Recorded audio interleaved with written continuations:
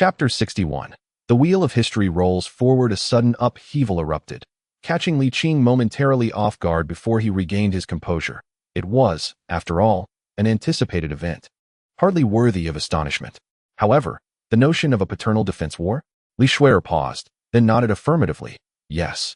What is the current situation? Li Qing inquired, his brow furrowing in concern. Had matters escalated to a critical point? It has only just begun, Xue'er replied. Both sides are exercising restraint for the moment. Yet they exhibit an unwavering stance. In truth, the situation in the capital remains manageable, but in Southern Zhili, tensions are indeed palpable, particularly with Zhang and Yang Shen at the forefront. These two have not only exchanged words, but have also resorted to physical confrontation. Suppressing a laugh, Xue'er continued. By the time I arrived, they had already engaged in more than 10 scuffles. Has Southern Zhili become a cauldron of unrest? Li Qing was momentarily taken aback, but then understood. It seemed the young emperor intended to gauge public sentiment first. His mood slightly eased. Li Qing reflected that, despite his deep-seated disapproval of Zhang, one must concede that the young emperor displayed a degree of restraint this time. Had it been Zhu Hozhao, it is likely that he would have overturned the table by now. Of course, Zhu Hozhuan's ability to endure stemmed from his inherent deficiencies. Had he possessed the same advantages as Zhu Hozhao, he would likely have behaved in a similarly reckless manner. Ultimately, one's background shapes one's character. Li Qing pondered. What is the current sentiment? Within the circles, Yang Shen's faction is prevailing, while outside, Zhang Cong's side enjoys considerable support. Xue'er added, naturally, the voices of the common people cannot sway the overall situation. At most, they are mere spectators, too fearful to openly judge right from wrong. The outcome ultimately rests with the capital. However, this at least frees the young emperor from concerns about public opinion. It is unlikely that the ministers will be able to sway the populace this time. The deeply ingrained belief in raising sons for old age resonates with the public. Being the sole heir, the young emperor inspires greater empathy. Like Zhu Hozhao, he is also a direct grandson of Emperor Xianzong, and under Zhang Cong's guidance, most commoners perceive the emperor as a pitiable figure who is being wronged. Li Qing remarked with surprise. It seems Zhang Cong possesses considerable skill. Achieving this level of influence without a solid foundation and in the face of unpopularity is indeed commendable. Xue'er shot him a glance and muttered, I perceive him as a mere courtier, resorting to unscrupulous means for the sake of promotion, who does not aspire for advancement. Li Qing chuckled. If everyone seeking promotion were to be labeled as courtiers, there would be no good officials left in the world. Those who solely engage in opportunism cannot be virtuous.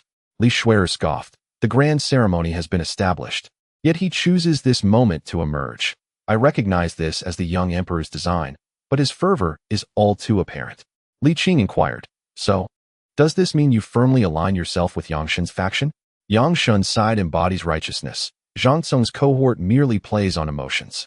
According to propriety, the young emperor should acknowledge Emperor Xiaozong as his father, even referring to his biological parents as uncles and aunts. He still retains the titles of father and mother. Is he not satisfied? Xue'er retorted. To want it all is indeed a fanciful notion. Pausing for a moment, she added, suppose my father inherited the title of Yongqing Marquis, and then reclaimed it. Well, I would have no objections. That may be true for you, but you are an exception. Xue'er spoke earnestly, stating that regardless of emotions, from a worldly perspective, if my father were truly to act in such a manner, he would be scorned by the noble class. Even Duke Chao would regard my father as lacking in character. Once recognition is given, it must be upheld, otherwise. What difference would it make from thievery? The same applies to the young emperor. Xue'er continued. Firstly, this is a matter of propriety. Secondly, the young emperor initially accepted this, but now with Yang Tingyi's departure, he feels empowered to reverse his stance. Would you not agree this is the behavior of a petty person? Li Qing nodded with a bitter smile, acknowledging, by your reasoning, it indeed reflects the nature of a petty individual. This is not merely my logic. I am not the only one who perceives it this way, Xue'er asserted. In truth, even Zhang Cong and others deep down are aware of who is right and who is wrong, yet they forsake their morals for the sake of advancement. Li Qing pondered and inquired. So, it appears the situation in the officialdom is overwhelmingly one-sided? One could certainly say so. During this exchange, Li Qing paused, asking, have Zhang Taiho's family members faced any further impeachments? It seems there have been some, Xue'er replied, somewhat uncertain. Li Qing nodded slightly and then asked, "In what manner did the Li family exit the scene, and whom did they align with?" My nephew boldly entered the capital and openly declared his steadfast allegiance to the ministers. Li Qing was taken aback. Whose idea was this? Did he act on his own accord? Why didn't your mother dissuade him? This was my mother's idea, Li Xue'er explained. She believes the young emperor has long awaited this day. If we do not present him with challenges, it is likely he will soon enter a state of heightened intensity. If that happens, you will miss your opportunity. My opportunity is one matter, but such recklessness is sheer folly, Li Qing exclaimed in anger. Yet it is not without merit. You previously mentioned the young emperor might have already deduced your secret. This could be viewed as a form of reverse probing. Li Qing retorted, the young emperor is still quite young. Such actions only serve to exacerbate the situation. What if he commits some reckless act? Then you will have no choice but to reveal yourself, Li Xue'er replied, somewhat disheartened. My mother suggested that if we do not proceed in this manner in the future, you will have to expose yourself to rectify the situation. By delaying and cooling things down, we might still have some room for maneuver. Li Qing sighed, feeling helpless, then asked, what other plans does your mother have? How do you know my mother has more? Less chatter, Li Xue'er retorted playfully, then continued. She has arranged for you to acquire an official position in the court. As soon as you return, you can go to the capital at any time. What? A physician? Was this a purchased recommendation? Li Xue'er nodded. A physician's profession suits you, Li Qing said with a wry smile. Well, it is already done. There is no use in being upset. When did the boy enter the capital? At the end of autumn, beginning of winter. Nothing unfortunate happened? No. Though there were no mishaps, your mother was still too reckless, Li Qing said, feeling a mix of relief and lingering anger. If she had done this in her childhood, I would have surely punished her severely. Calm down, Li Xue'er chuckled. We are adults now. Why still hold such a temper? Should I convert my anger into true energy for you? Li Qing glared. I would not hesitate to punish her. Why would I spare you? All right, do not be disheartened. With the year-end approaching, we can postpone matters until after the new year, when spring arrives.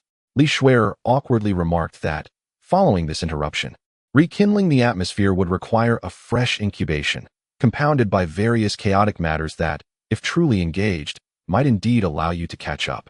The question, however, is what would it matter if I did catch up? Li Qing replied with a wry smile, recognizing that standing by would only escalate the existing conflicts. Even self-exposure would yield no different results. My mother intends for you to catch up and address the aftermath, Li Xue'er murmured, lowering her head further, indicating that it was not about choosing sides, but rather affording you the time and space to manage the mess. Leaning back against the chair, Li Qing found himself consumed by the implications of Li Xue'er's words, his thoughts spiraling aimlessly like a headless fly, leaving him in a state of confusion, unaware of his own contemplations. This is a stalemate. The young emperor seeks to seize power through it, while the ministers aim to compel the emperor into compromise, thereby restoring the springtime of the Hongzhi era. Logically, Li Qing found himself leaning towards the young emperor, though he harbored no fondness for him. The current state of imperial authority could not be allowed to falter. The predicament lies in the fact that the ministers are firmly entrenched in ritual and law, rendering schemes entirely ineffective. Should they forcefully pursue this grand ceremonial debate, it could very well become a turning point in the relationship between the Ming monarch and his ministers. Teetering on the edge of a precipice, Li Qing muttered to himself, exasperated, damn it, it seems truly unsolvable. Suddenly rising, he strode purposefully outside. Where are you going? Just feeling restless, need to clear my mind. Li Qing wandered aimlessly, his thoughts drifting as he replayed scenarios in his mind, hoping for a breakthrough. Yet, no matter how he simulated the circumstances, it was challenging to alter the trajectory towards a negative outcome. Yielding to futility, Li Qing abandoned that line of thought, instead contemplating how to manage the impending chaos. Ultimately arriving at a conclusion he was reluctant to implement, to attempt a gradual weakening of imperial authority. A portion of the vacated power could be entrusted to capital, while another portion could be handed over to the common people. However, pursuing this course would necessitate self-exposure. This realization filled Li Qing with sorrow and helplessness, while the Jiajing emperor had yet to embark on his own path of transcendence. He found himself on the verge of becoming the very person he despised. Truly, the wheels of history roll inexorably onward. Li Qing halted, gazing skyward, filled with a sense of lamentation. Have you come to a realization? Li Xue'er approached and inquired. It is not a realization, but rather an acceptance of my powerlessness. What do you intend to do then? What else can I do? I shall act according to the wishes of you and your mother, Li Qing scoffed, a hint of self-mockery in his tone.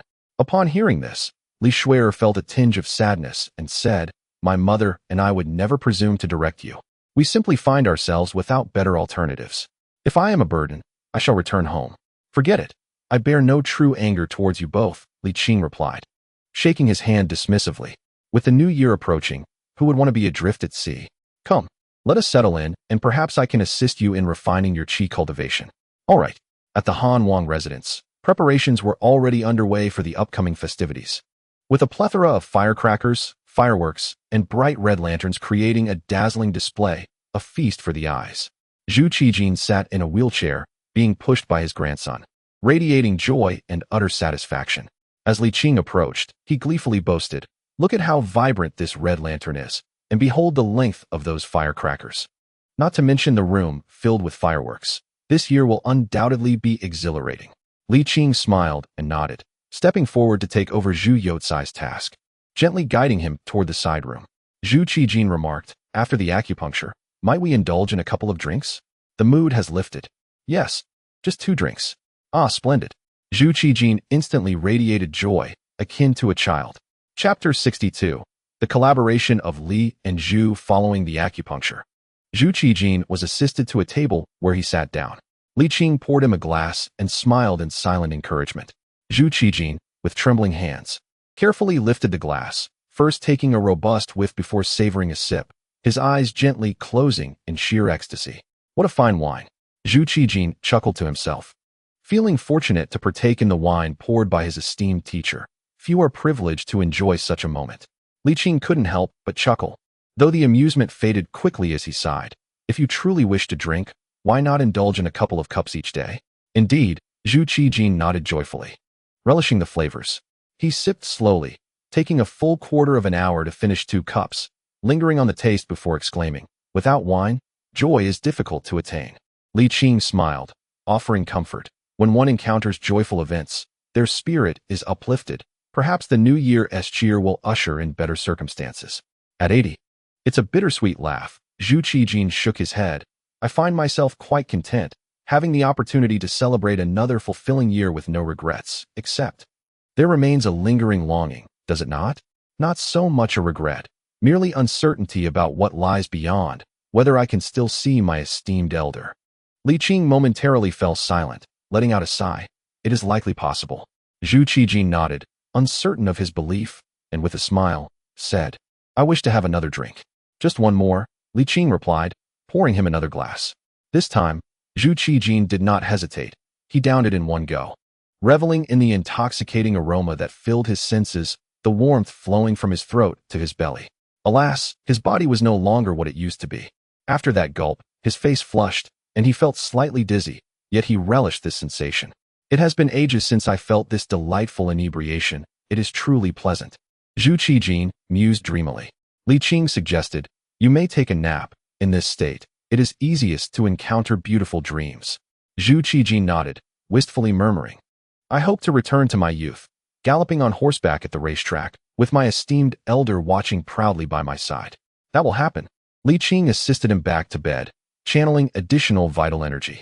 Before long, Zhu Qijin drifted into slumber. Time is most prone to cast one aside, turning cherries red and plantains green. When I first ventured to the Ming dynasty with Hanins, I was but a young lad. Li Qing stepped out of the Wang residence, aimlessly wandering. Influenced by the Ming capital, after establishing his hold over the Jiaoxi kingdom, Zhu Gaoxiu meticulously replicated the street layout from there. Though the scale and details could not compare, it bore a striking resemblance, evoking a sense of familiarity. Over the years, Mandarin has become the second most spoken language in Jiaoxi. This is due in part to Zhu Gaoxiu's vigorous promotion, but more so because of the Ming's prosperity. With everyone aspiring to the strength of the empire, considering the ability to speak Mandarin as a mark of sophistication, Li Qing gazed at the diverse array of people surrounding him, listening to their conversations in Mandarin, a subtle smile of contentment emerging on his otherwise placid face. As dusk settled, Li Qing arrived at the secluded courtyard. With the advent of the minor festival approaching, the atmosphere here felt rather desolate. Perhaps we should reside at the Han Wang mansion. It would facilitate your cultivation, he suggested. No problem, Li Xue'er replied cheerfully. I must admit, this is an excellent place to spend the winter. Once the steam engine is installed on the ship, it will be much easier to travel back and forth. We can come here every winter. Li Qing chuckled. Then you must put in the effort. I will certainly succeed, Li Xue'er declared with confidence. Nodding, Li Qing stepped outside, and she hurried to follow him. By the way, what were you plotting with Tang Bohu? Li Qing inquired nonchalantly, without turning his head. Allow me to keep you in suspense. You will know in due time. When will that be? When you find out, she replied mysteriously.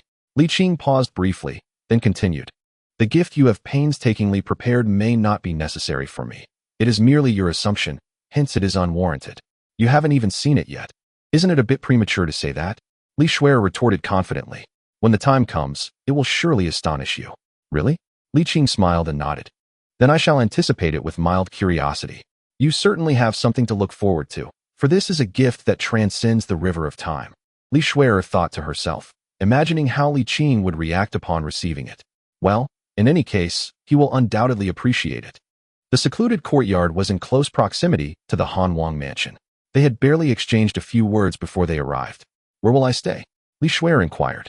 That's for you to ask your cousin, Li Qing replied casually before strolling away. It took Li Xue'er a moment to realize that cousin referred to Zhu Yukai.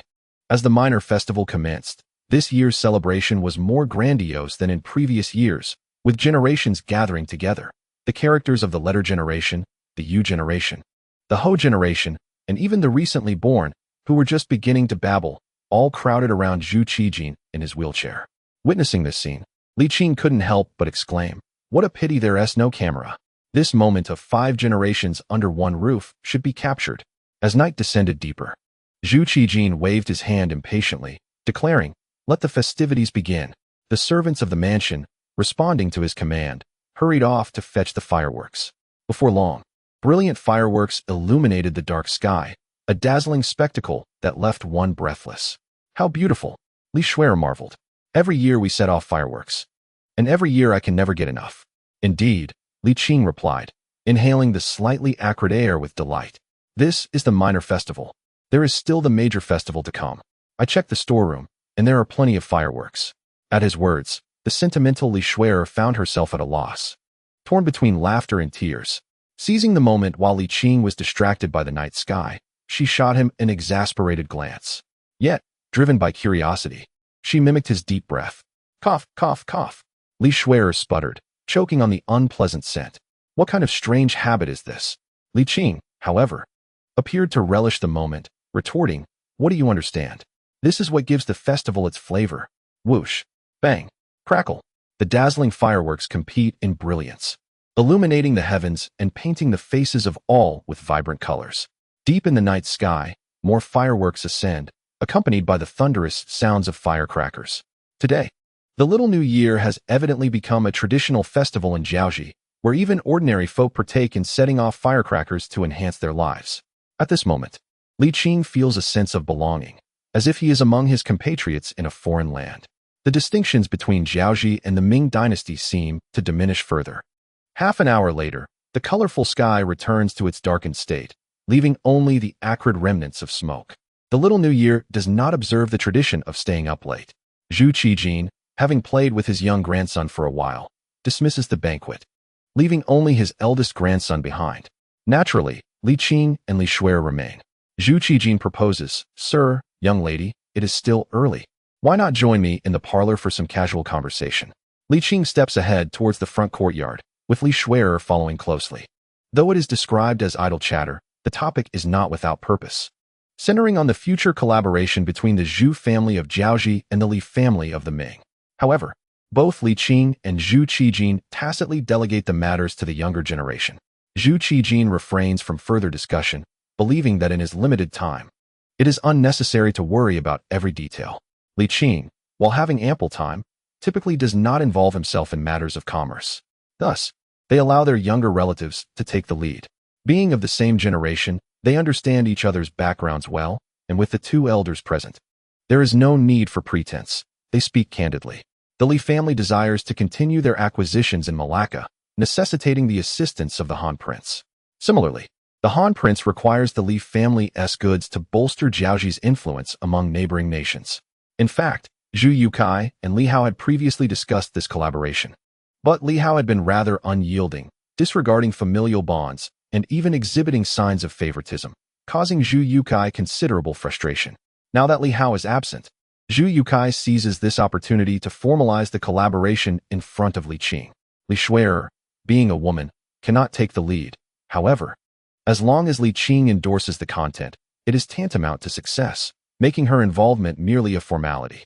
Of course, Zhu Yukai is not the principal negotiator either, as he frequently glances towards his grandfather during discussions with his cousin.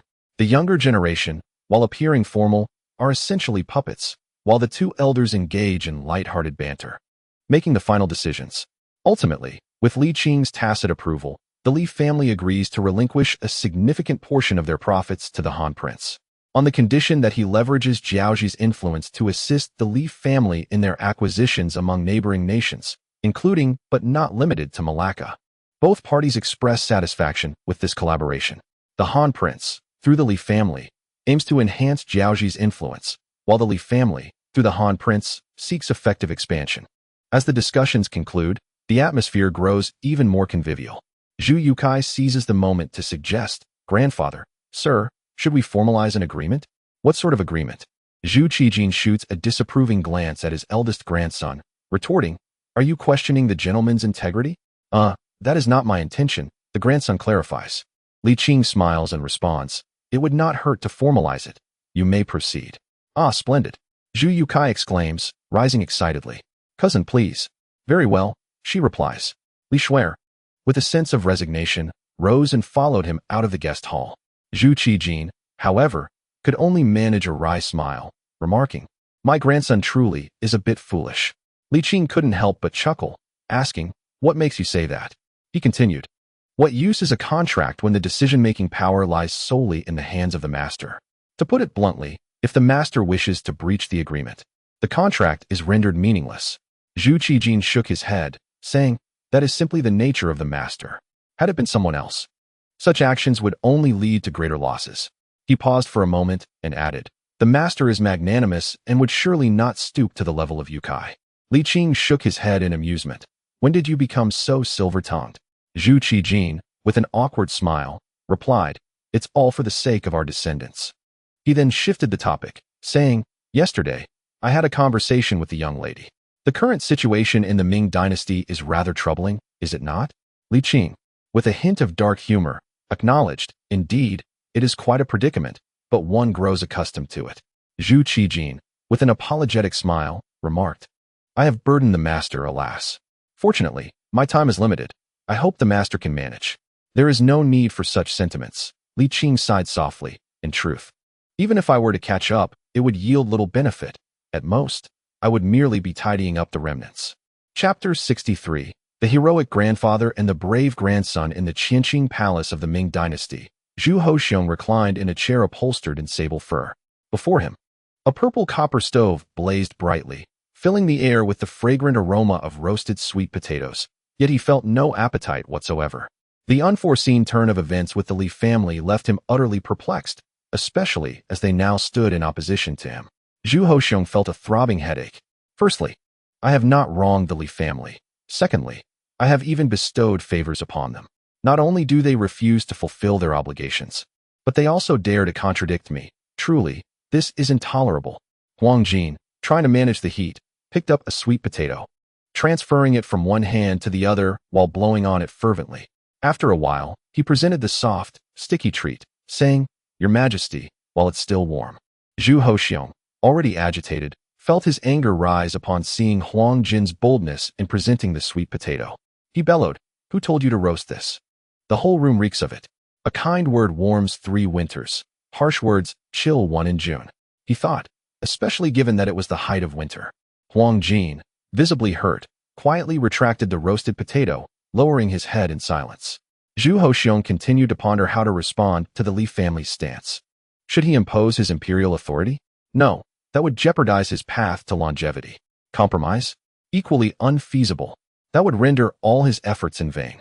To relinquish control would not only eliminate any chance of resurgence, but also leave him without loyal subjects. What dignity could a cowardly emperor possess? Ah, the Li family. Must you not simply conduct your business in peace? Li Qing, as the inspector of the Southern Zhili water forces, has traveled a great distance to wade into this murky water, has he not? Surely, he is not here merely to solicit a red envelope for the upcoming new year? Zhu Hoxiong mused angrily, feeling utterly helpless. They dare to challenge me too far. As his thoughts spiraled, his fury intensified, and he struck the armrest of the plush chair with his fist, only to wince in pain. Thankfully, the sable fur provided ample cushioning. Otherwise, either his hand or the chair would have suffered serious consequences from such a fit of emotion. After several deep breaths to ease the pain in his knuckles, he pondered for a while before calling out, "Come here." A small eunuch at the corner of the hall hurried forward, bowing as he said, "Your Majesty, how may I serve you? Summon Li Qing to the palace to see me." "Yes." Zhu Hoxiong exhaled deeply, finally noticing Huang Jin's unusual demeanor. "What troubles you?" he inquired. Huang Jin shook his head sullenly, his expression one of dejection. Zhu Hoxiong paused momentarily, then offered a resigned smile. "Very well, I am in a foul mood, and it is not directed at you. You may take your leave." "Yes, but what of the roasted sweet potato? Shall I leave a piece?" Huang Jin asked. Zhu Hoxiong rubbed his hands together, his expression tinged with helplessness. Even Huang Jin required comfort. What of himself? His mind was perpetually burdened with worries. It seemed that any attempt to alleviate his own distress would come at a great cost to those around him. "Alas, it is truly vexing," he lamented, resting his forehead in his palm. After a short while, Li Qing entered the grand hall accompanied by a eunuch. "I pay my respects to your Majesty. Long live the emperor." "Rise," Zhu Hoxiong commanded. "Thank you, your Majesty." Li Qing stood up, inquiring what the emperor wished to discuss. "There is indeed a matter at hand," Zhu Hoxiong replied slowly. "Regarding the coastal incursions by the Japanese pirates you previously mentioned, I have given it considerable thought.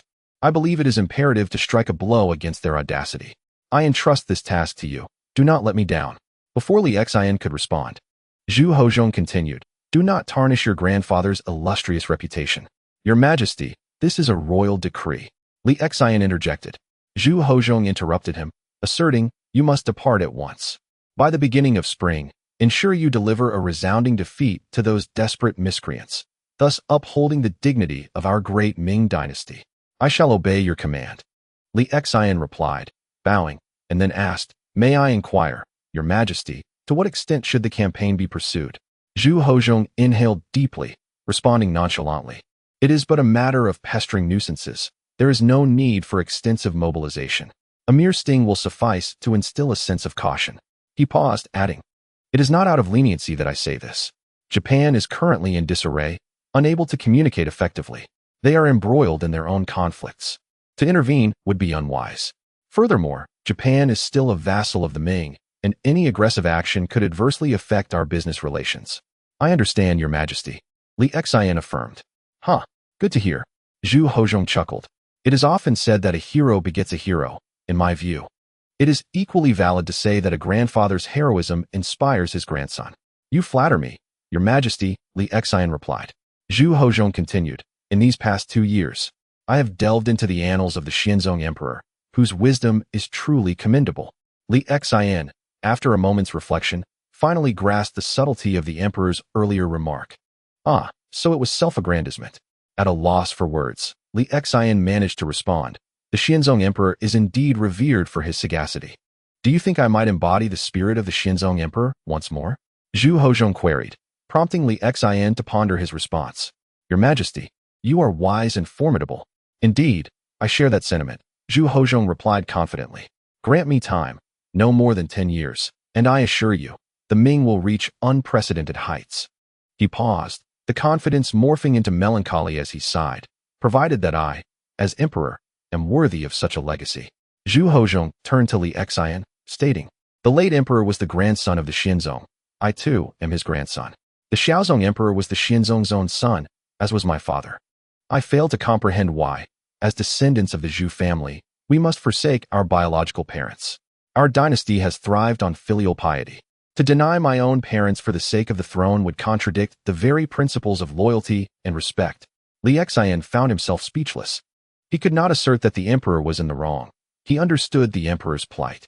Yet, The logic was not sound. Ultimately, the young emperor inherited the legacy of the Xiaozong, not that of his biological father. Besides, if he wished to disavow his lineage, why had he not acted sooner? If you continue to deny it, disregarding both etiquette and law, at the very least stand firm in filial piety.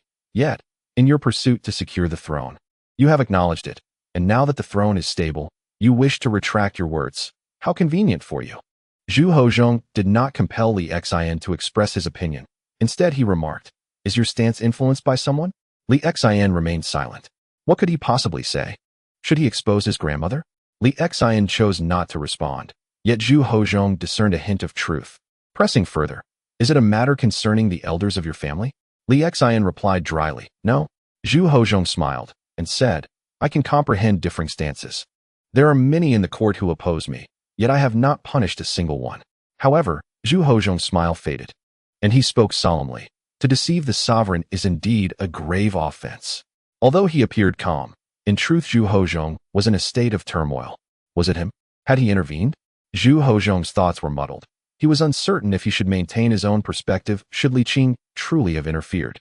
This battle to defend his father was significant to him, yet the allure of longevity was even greater. Zhu Hozhong felt anxious, and Li Xian was not faring any better. Ultimately, Zhu Hozhong took a step back. "There is no need for specifics. I shall not investigate. But is it a matter concerning the surname Li?" "No." Li Xian shook his head.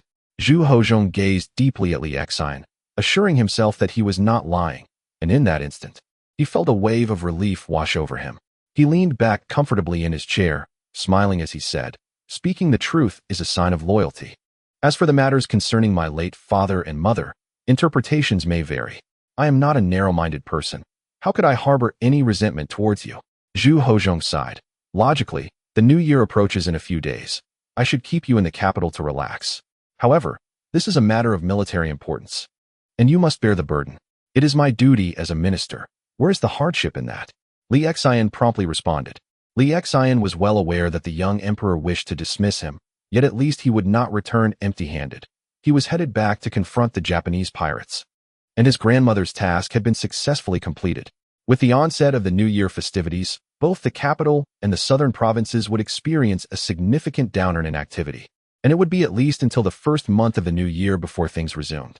Beyond that, his grandmother merely indicated that there was a young man to take on the mantle. Li Xian, somewhat perplexed, chose not to delve deeper. He found the young emperor's demands excessive, yet he was not inclined to escalate matters like the other ministers. In comparison, he was far more eager to confront the Japanese pirates and quell their audacity. As for who would emerge victorious, it was of little concern to him. "Your Majesty, what of the military supplies and provisions?" A flicker of pain crossed Zhu Hozhong's face as he lamented, "I shall write you a note. You can requisition from the southern provinces." The thought of distributing red envelopes and bribing certain influential ministers further dampened his spirits. Alas, it is all about money. Despite his discontent, Zhu Hozhong readily penned the note and urged, "Minister, please set off as soon as possible." "As you command." Li Xian accomplished his task and achieved his goals, leaving him in exceptionally high spirits as he bowed and exited the palace. Once again, the hall fell silent. Yet Zhu Hozhong felt no trace of his earlier agitation. The reason was simple. Li Qing had no intention of interfering in this matter, allowing him to proceed freely. While feeling relieved, Zhu Hozhong also harbored some concerns, muttering to himself, "Could it be that he is indifferent to everything? If one were truly devoid of desires and aspirations, how then could I bind him to me?" Two green plums rolled back and forth in his palm, already developing a patina, appearing increasingly lustrous and jade-like. In the blink of an eye, the new year had arrived. In the first month of the fourth year of the Jiajing era, the capital was enveloped in tranquility. The emperor neglected governance, and the ministers refrained from attending court. The previous friction between sovereign and subjects seemed to have found its perfect resolution, to the extent that no one even mentioned it. After all, it was the festive season. This peace was not confined to the capital.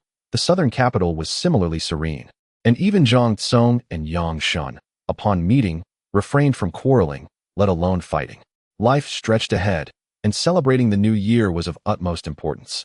However, this tranquility was short-lived. It lasted merely a month. As February commenced, Zhang Tsong and his peers eagerly resumed their discussions. Concurrently, The paternal defense battle in the capital quickly escalated. Within a mere fortnight, the fervor surpassed that of the previous year, officially heading toward a boiling point. In the dead of night, the Han Wang's palace was ablaze with light. The descendants of the Zhu family gathered here, surrounding Zhu Qijin's bed, creating a scene so crowded it felt suffocating. Anxiety and tension were etched on every face, except for Zhu Qijin, whose expression remained serene and composed. Once again awakened, Zhu Qijin's gaze swept across the gathered kin, his demeanor one of contentment and relief. Finally resting upon Li Qing, he asked with difficulty, "Sir, is there a chance for me to return to my former self?" Li Qing sighed softly. "I am afraid my abilities are insufficient." "What a pity," Zhu Qijin murmured. "I should have indulged in a hearty drink yesterday." Chapter 64. The mess. Li Qing had never anticipated that Zhu Qijin's yearning for revival was for such a purpose. Had the atmosphere not been so oppressive, he might have found it amusing. "Want a drink?" "Who wouldn't he?" "It had been pent up for years," Zhu Qijin said weakly. Li Qing intended to nod in agreement, but felt it necessary to respect the family's wishes. Thus he turned to Zhu Yukai. "If it pleases you, could you assist him?" Zhu Yukai did not hesitate. Li Qing exhaled, softly saying, "In that case, one may not see the sun rise again tomorrow." "Everyone, look, it's been a lifetime. What is there to see?" Zhu Qijin spoke haltingly, glancing at his eldest grandson. Zhu Yukai understood immediately, rushing out of the crowd to instruct others to prepare food and drink. The rest of the family, deep down, felt a mingling of sorrow and a touch of absurdity. Astonished that the one in charge would end up in this manner, Li Qing resolutely disregarded the cost, fully committed to allowing Zhu Qijin to momentarily regain the best possible state, regardless of whether that meant an hour, half an hour, or merely a quarter. This was beyond his control. Silver needles, half a foot long, pierced various acupoints, striving to extract the last remnants of vitality. This time was different. Once inserted, they could not be withdrawn. Simultaneously, Li Qing fervently expended his vital energy. Even if only a fraction remained, it ultimately yielded some effect. Coupled with the needles penetrating the acupoints, a morbid flush rose upon Zhu Qijin's wan, aged visage. Supported by Li Qing, Zhu Qijin, adorned with needles, sat at the table. Under the flickering candlelight, the silver needles glimmered, rendering Zhu Qijin akin to a porcupine. He glanced at his gathered descendants and said, "Everyone, please step outside. Come back only when I have completely passed, so you may mourn in your time. The father, grandfather, and great-grandfather have all departed. What is there to behold in the process of dying? It is inauspicious. Let us move on." Zhu Qijin scoffed, having arranged everything that needed arranging. "Standing around here will not yield a single coin more. Go prepare the mourning garments, for they shall be needed before dawn." After uttering these words, he gasped for breath. Zhu Yukai, witnessing this, hastily said, "Everyone, please step outside. I shall remain here to accompany grandfather." Though he was not the eldest, with several uncles present, as the heir of the Han throne, his words carried significant weight in this dire situation. The group, unable to insist further, made a deep bow and withdrew. "I have little time left. Quickly pour the wine," Zhu Qijin urged impatiently. Zhu Yukai, not daring to delay, promptly filled a cup and brought it to his grandfather's lips. Zhu Qijin supported his grandson's hand with one of his own, tilting his head back to drink. In less than a quarter of an hour, he had consumed nearly 10 cups. The flush on Zhu Qijin's face grew increasingly feverish. Yet a glimmer of clarity shone through his murky eyes. He murmured, "There are no regrets, but I still do not wish to depart." Zhu Yukai felt his eyes welling with tears. Li Qing remained silent. "Again, pour more." Zhu Yukai quickly filled another cup and offered it to him. At this juncture, what was there to worry about regarding the harm of drinking? One cup, then another. In just a quarter of an hour, Zhu Qijin reached his limit, retching violently. However, the alcohol he had consumed began to take effect. With blurry, clouded vision, he felt himself becoming increasingly lightheaded. "Refreshing, so refreshing." Zhu Qijin murmured repeatedly until he could no longer produce a sound, appearing utterly spent. Zhu Yukai gazed at Li Qing in horror, exclaiming, "So soon?" Li Qing said nothing. Lifting Zhu Qijin back onto the bed, futilely attempting to channel his vital energy while leaning close to his ear, asking if there was anything he wished to convey. Zhu Qijin's lips moved several times, yet no sound emerged. The intoxication and his nearing death rendered him unable to control himself, making it impossible for Li Qing, who could read some lip movements, to discern his words. However, Li Qing had a good idea of what he intended to express. Rest assured, I shall look after Jiaoji. And your descendants likewise. Do not worry. In his final moments, Zhu Qijin seemed to hear and comprehend, a faint smile gracing his lips.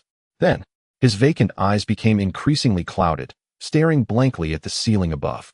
Moments later, his breathing quickened, resembling a bellows, but it lasted only a brief moment before falling silent. His expression forever frozen. Grandfather, grandfather. Zhu Yukai gently prodded, but aside from the trembling of the silver needle, there was no sign of life. Grandfather, he suddenly wailed, his voice echoing against the walls. Li Qing, with his eyelids drooping, abruptly shook his body, slightly lifting his face and closing his eyes. Has the old man passed? Yes, he has. Li Qing nodded silently, gathering his belongings. We must depart as well. So soon? Li Xue'er exclaimed in astonishment. Shouldn't we wait until the 7th day? It seems hasty to leave right after his passing. It may give the impression that we wish to escape, and that we are not earnest in our mourning. Enough of this nonsense. Li Qing retorted coldly. Time is of the essence. We cannot afford to linger.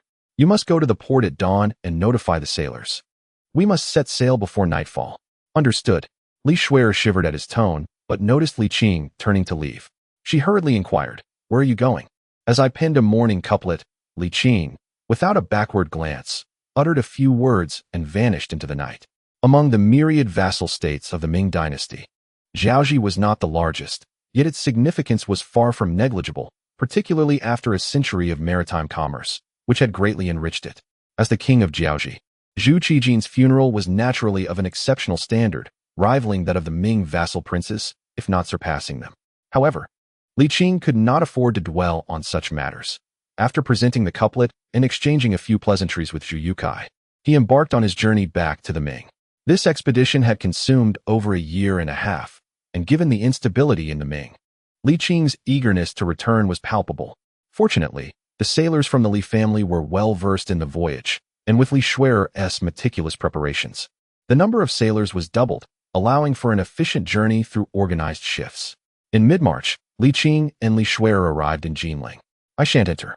Let your mother and your elder brother come find me in the courtyard, Li Qing remarked hastily before departing. In the courtyard, Tang Bohu was indulging in solitary libations. Upon seeing Li Qing enter, he was momentarily taken aback, followed by a surge of joy. He had finally returned. Li Qing replied. Lacking the leisure for drinking or idle chatter, I must swiftly transition to the capital. You'll have to manage alone for now. Very well, Tang Bohu said with a wry smile.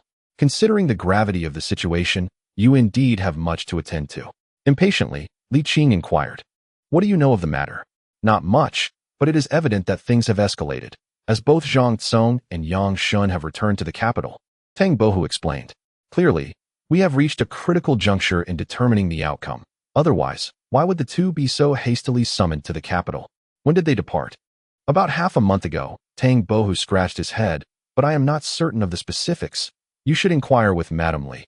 Nodding slowly, Li Qing settled at a stone table, taking advantage of the brief interlude to drink and eat. He did not wait long. Shortly after, Zhu Wanqing and her son arrived together. Zhu Wanqing instructed her son to close the door, then approached swiftly, stating, when Zhang Tsong departed from Southern Zhili, he took with him a cadre of officials, all seeking promotion through this grand gesture, each one a radical. In contrast, Yang Shun brought along only a handful of individuals. Zhu Wanqing succinctly articulated the complex situation, providing Li Qing with a clear understanding of the broader context. After outlining the circumstances, she continued her analysis. Yang Shun's return to the capital signifies the substantial strength of the opposing forces. Otherwise, the young emperor would never permit him to return and oppose him. Pausing momentarily, she added, as for Zhang and Yang, they likely just arrived in the capital. The situation remains uncertain, so Uncle Li, there is no need for excessive worry. Li Qing nodded slightly, contemplating. I hear from little Xue'er that you have secured me an official position as a medical officer? Yes, arrangements have been made at all levels, Zhu Wanqing affirmed. Uncle Li, you may head directly to the capital to assume your post. Tang Bohu interjected timidly. If I may, doesn't the appointment of officials require the emperor's approval? Wouldn't this expose the gentleman? Ah, old Tang, you misunderstand, Li Hao replied with a laugh. While it is true that official appointments require the emperor's endorsement, the emperor is preoccupied with numerous affairs. Moreover, such matters are often reported only when the requisite number of names is compiled, given the multitude of names across various positions. How could the emperor possibly verify each one individually?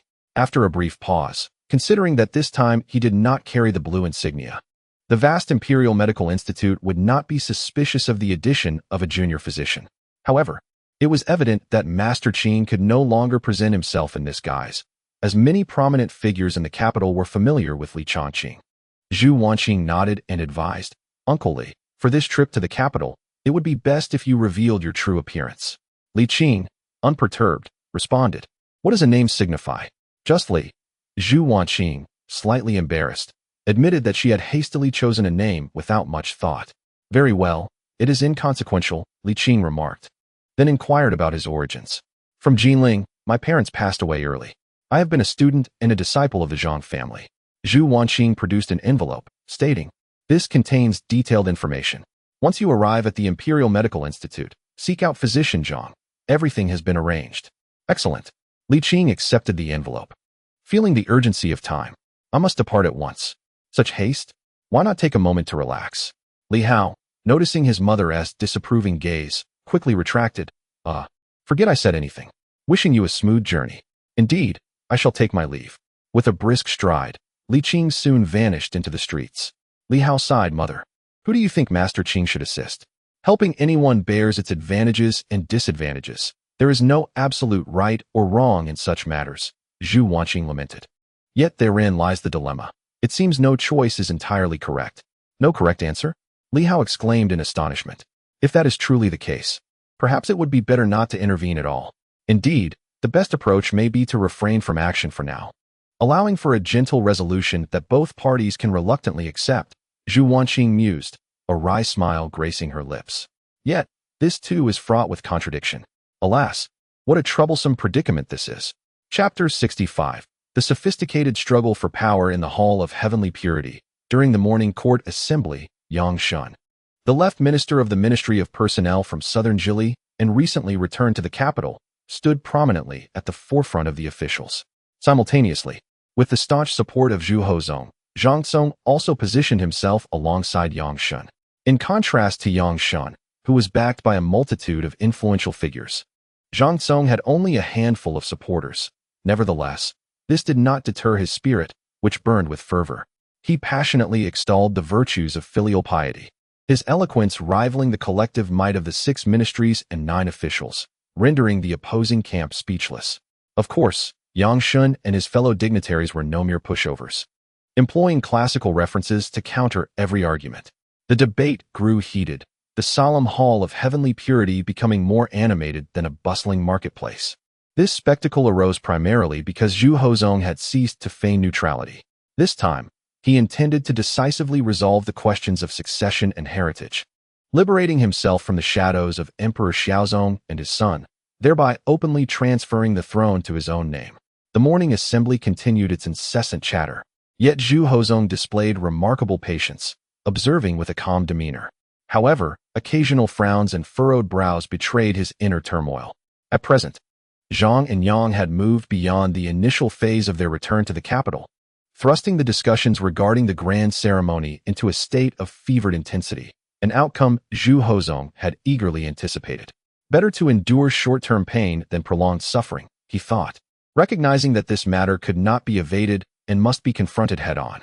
Huang Jin stood tall, surveying the assembly with wide eyes filled with admiration. "Behold, listen closely, for it is indeed a scholar reflecting on the marvels of knowledge. How do they manage to remember so many historical anecdotes? Aha, today has truly opened my eyes." He did not demand silence, merely observing as a bystander. The quality and substance of the discourse were remarkably profound. Huang Jin found himself at a loss for words. The spectacle was even more captivating than the operas he had witnessed at the Xingwang mansion. After a prolonged stalemate, Yang Shen opted for a different approach. Directly addressing Zhu Hozong, "The emperor's words are of utmost significance. Having acknowledged the late Emperor Xiaozong, what then is the reason for this?" Zhu Hozong felt a rush of heat to his face, diverting his gaze and offering no reply. There was no need, for a great Confucian was there to defend him. Zhang Cong seized the moment, skillfully sidestepping the issue. As a descendant of the Zhu family, how could your majesty neglect the legacy of your ancestors? The sudden demise of the late emperor has left the Ming dynasty on the brink of collapse. At such a critical juncture, your majesty must rise to stabilize the realm. Does Deputy Minister Zhang enjoy interjecting? Yang Shen scoffed. If so, I implore you to respond directly. Do not meander. Zhang Cong faltered, retorting, have I erred in my statements? I invite Deputy Minister Yang to answer straightforwardly. Yang Shen, having never encountered such obstinacy, felt an urge to strike him across the face. How infuriating that! At such a pivotal moment, he would dodge the substantial issues while implicating the emperor.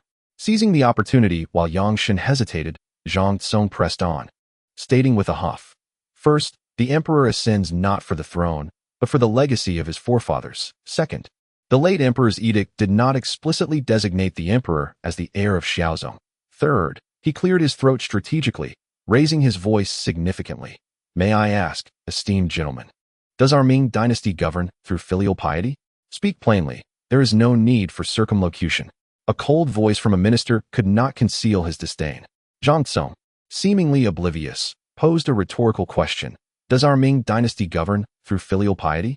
Do you truly believe the emperor would forsake his father for the sake of the throne?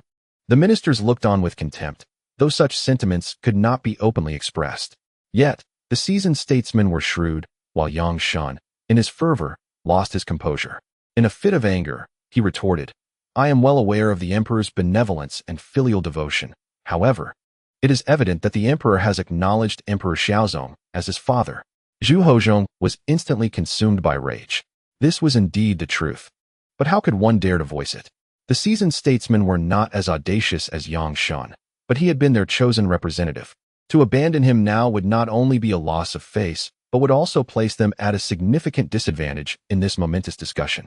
Thus, they unanimously echoed, the emperor's words are sacred. How can they be altered at a whim? Zhu Hozhong, embarrassed and enraged, could not descend into the fray himself. So he turned to the great Confucian for support. Zhang Cong pondered for a moment, then suddenly, a spark of inspiration ignited within him as he smiled triumphantly. What of the emperor's stance? While others may be unaware of the intricacies, how could you, Deputy Minister Yang, be oblivious? What do you mean? Yang Shen furrowed his brow. With power-hungry ministers at the helm, the empire teeters on the brink. Zhang Cong replied nonchalantly, in such circumstances, what else is to be done? For the sake of the Ming dynasty's stability and the heritage of our ancestors, a temporary concession can yield a more stable court. He paused, then continued, as the sage once said, to form an alliance without divine approval is futile. If this holds no weight, how can one speak of inconsistency or capricious changes in decree? Zhang Cong spoke with eloquence, his words flowing like a blossoming flower. Yang Shen was incensed. When a son berates his father, it is a profound humiliation. As a child, how can one endure such indignity? Yang Shen, with reddened eyes, strode forward and unleashed a resounding slap. The sharp crack echoed throughout the grand hall, reverberating like a lingering melody. Well done. Excellent strike. The dignitaries were invigorated, exclaiming their satisfaction. Zhang Cong was momentarily stunned by the unexpected blow, stammering, this is the Feng Tian Hall. At these words, the impulsive Yang Shen hesitated. Yet with his father insulted and so many witnesses present, he could not retract his hand. Thus, he transformed the slap into a punch, delivering a forceful blow. Witnessing such a scene, the ministers could not help but recall the heroic deeds of their ancestors. Their spirits ignited as they rolled up their sleeves and slowly approached Zhang Cong. Among the onlookers, Huang Jin was jolted into awareness. Realizing he could no longer remain a passive observer, he shouted urgently, silence, silence. After several attempts to restore order, he quickly changed his approach, calling out, where is General of the Hall? Come quickly. Ultimately, it was the imperial guards who intervened to maintain order, preventing the situation from escalating into a full-blown brawl. Zhu Hozhong, both astonished and furious, pounded the table repeatedly, unable to contain his rage. Disperse. The ministers, with blank expressions, chanted, long live our emperor. Zhu Hozhong clenched his fist, yet refrained from further outbursts, calmly stating, Zhang Qing, please come to the study later. I have matters to discuss with you. Given the circumstances, there was no need for pretense. Zhu Hozhong intended to make it clear to the ministers that aligning with him, the emperor, would yield ample rewards.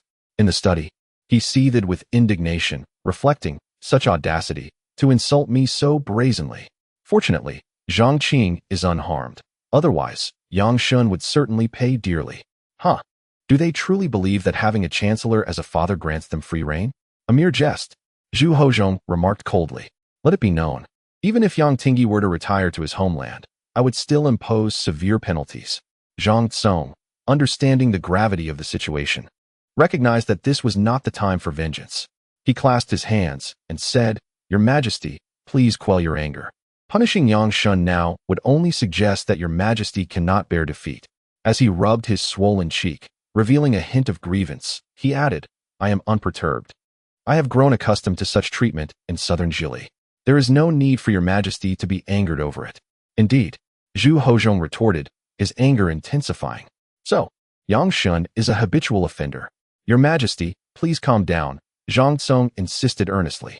To act violently in the court demonstrates our current desperation. At times like this, we must remain composed. The one who panics first grants their adversary leverage.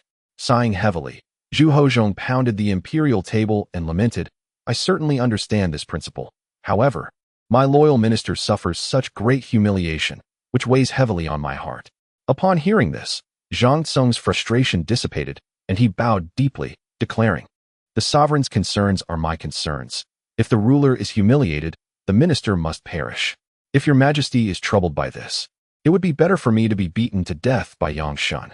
Raising his head, Zhang Tsong's eyes glistened with tears as he implored, Your Majesty, it is my inadequacy. How could you speak so of yourself, my loyal minister? Zhu Hozhong replied, his voice softening. Zhu Hozhong hurriedly rushed forward to assist him in rising, expressing with heartfelt emotion, I have witnessed your dedication, my dear minister. The minister gently sniffed, and Zhu Hozhong, adopting a serious demeanor, stated, You possess the talent of a chancellor, and I, too, have a heart that cherishes talent. It is worth it. What harm is there in enduring another beating? Zhang Tsong, filled with fervor, and the sovereign exchanged their innermost feelings for quite some time before reluctantly parting ways, agreeing to continue their efforts at the morning court the following day. Zhang Tsong exited the imperial palace with a smile. Cousin Yang, what is your perspective on this matter? Yang Tingyi was no longer present. Fortunately, he had a capable son who could shoulder responsibilities. In truth, the prominent figures harbored no malicious intent. They chose Yang Shun as their leader because they understood that he would never capitulate. The new emperor, as the successor to Emperor Xiaozong, represented Yang Tingyi's stance, at least publicly, and as his son, Yang Shun would never contradict his father. While the esteemed figures firmly opposed the young emperor, mutual trust among them was lacking, prompting them to select Yang Shun as their spokesperson. Yang Shun, his face brimming with determination, declared, when the nation is beset by treachery, one must eradicate the traitors for the sake of the country. The prominent figures exchanged glances, and one inquired, What method do you propose for this eradication? By means of execution, Yang Shun replied fiercely. The assembly was initially taken aback, but soon recognized the potential in this approach. Though seemingly crude and unrefined, it proved to be remarkably effective. The young emperor had managed to garner some support, yet apart from Zhang Tsong, none were capable warriors. With Zhang Tsong's demise, the young emperor would find himself bereft of options, at most descending into the fray himself. However, in doing so, he would lose the pretense of soliciting advice under the guise of benevolence. Let it be done. Zhang Tsong, oh Zhang Tsong, you are gone. The group's expressions turned menacing, vowing to accomplish the grand endeavor that had eluded them in the palace of Fengtian. Let us go? We shall block Zhang Tsong's route home. Li Qing gazed towards the distant palace, moistening his parched lips as he muttered to himself. There's no rush to visit the imperial hospital. I shall first stroll down the street of the 6 ministries, then later visit the palace to see what progress has been made. Stretching his limbs, Li Qing resumed his brisk pace. Chapter 66. The imperial envoy. Why are we not moving? Zhang Tsong thought himself in high spirits when he suddenly felt the palanquin come to a halt and remarked, Sir, someone is obstructing the way. The hesitant voices of several servants reached him, filled with trepidation. Zhang Tsong's elation faded as he reprimanded, Useless wretches. Cannot you announce my title? Hurry. Do not delay my enjoyment of wine. Yes, sir, we shall do so immediately. After a moment, sir, they claim they are blocking your passage. What? Zhang Cong exclaimed in astonishment, followed by a furious outburst. It was one thing to be slapped in the palace of Feng Tian, but to encounter such insolence outside the imperial palace? This was intolerable. Zhang Cong flung open the palanquin curtain, and without waiting to ascertain the situation, began to scold, "Rascals! Do you not know that a good dog does not obstruct the path?" His eyes widened in disbelief. How had this group arrived here? These were no good dogs, but rather wicked hounds. Oh, my cursed tongue! Zhang Cong observed the group of officials from the 6 ministries approaching with fierce expressions, his throat dry and hair standing on end. "Move! Hurry, let us depart. Sir, the road is blocked." The air was thick with tension as Zhang Cong shouted in desperation, urging his companions to turn back and flee. The intent to end his life had been palpable within the Forbidden City, and now, outside the palace walls, their audacity knew no bounds. A chill gripped Zhang Cong's heart. The assembly of officials, the ministers of personnel, revenue, rights, war, justice, and works, along with the Grand Secretary and the Chief Justice, had the power to orchestrate his demise, and the emperor would remain indifferent to their collective guilt. To perish in such a manner would be utterly futile. Catch him, kill him.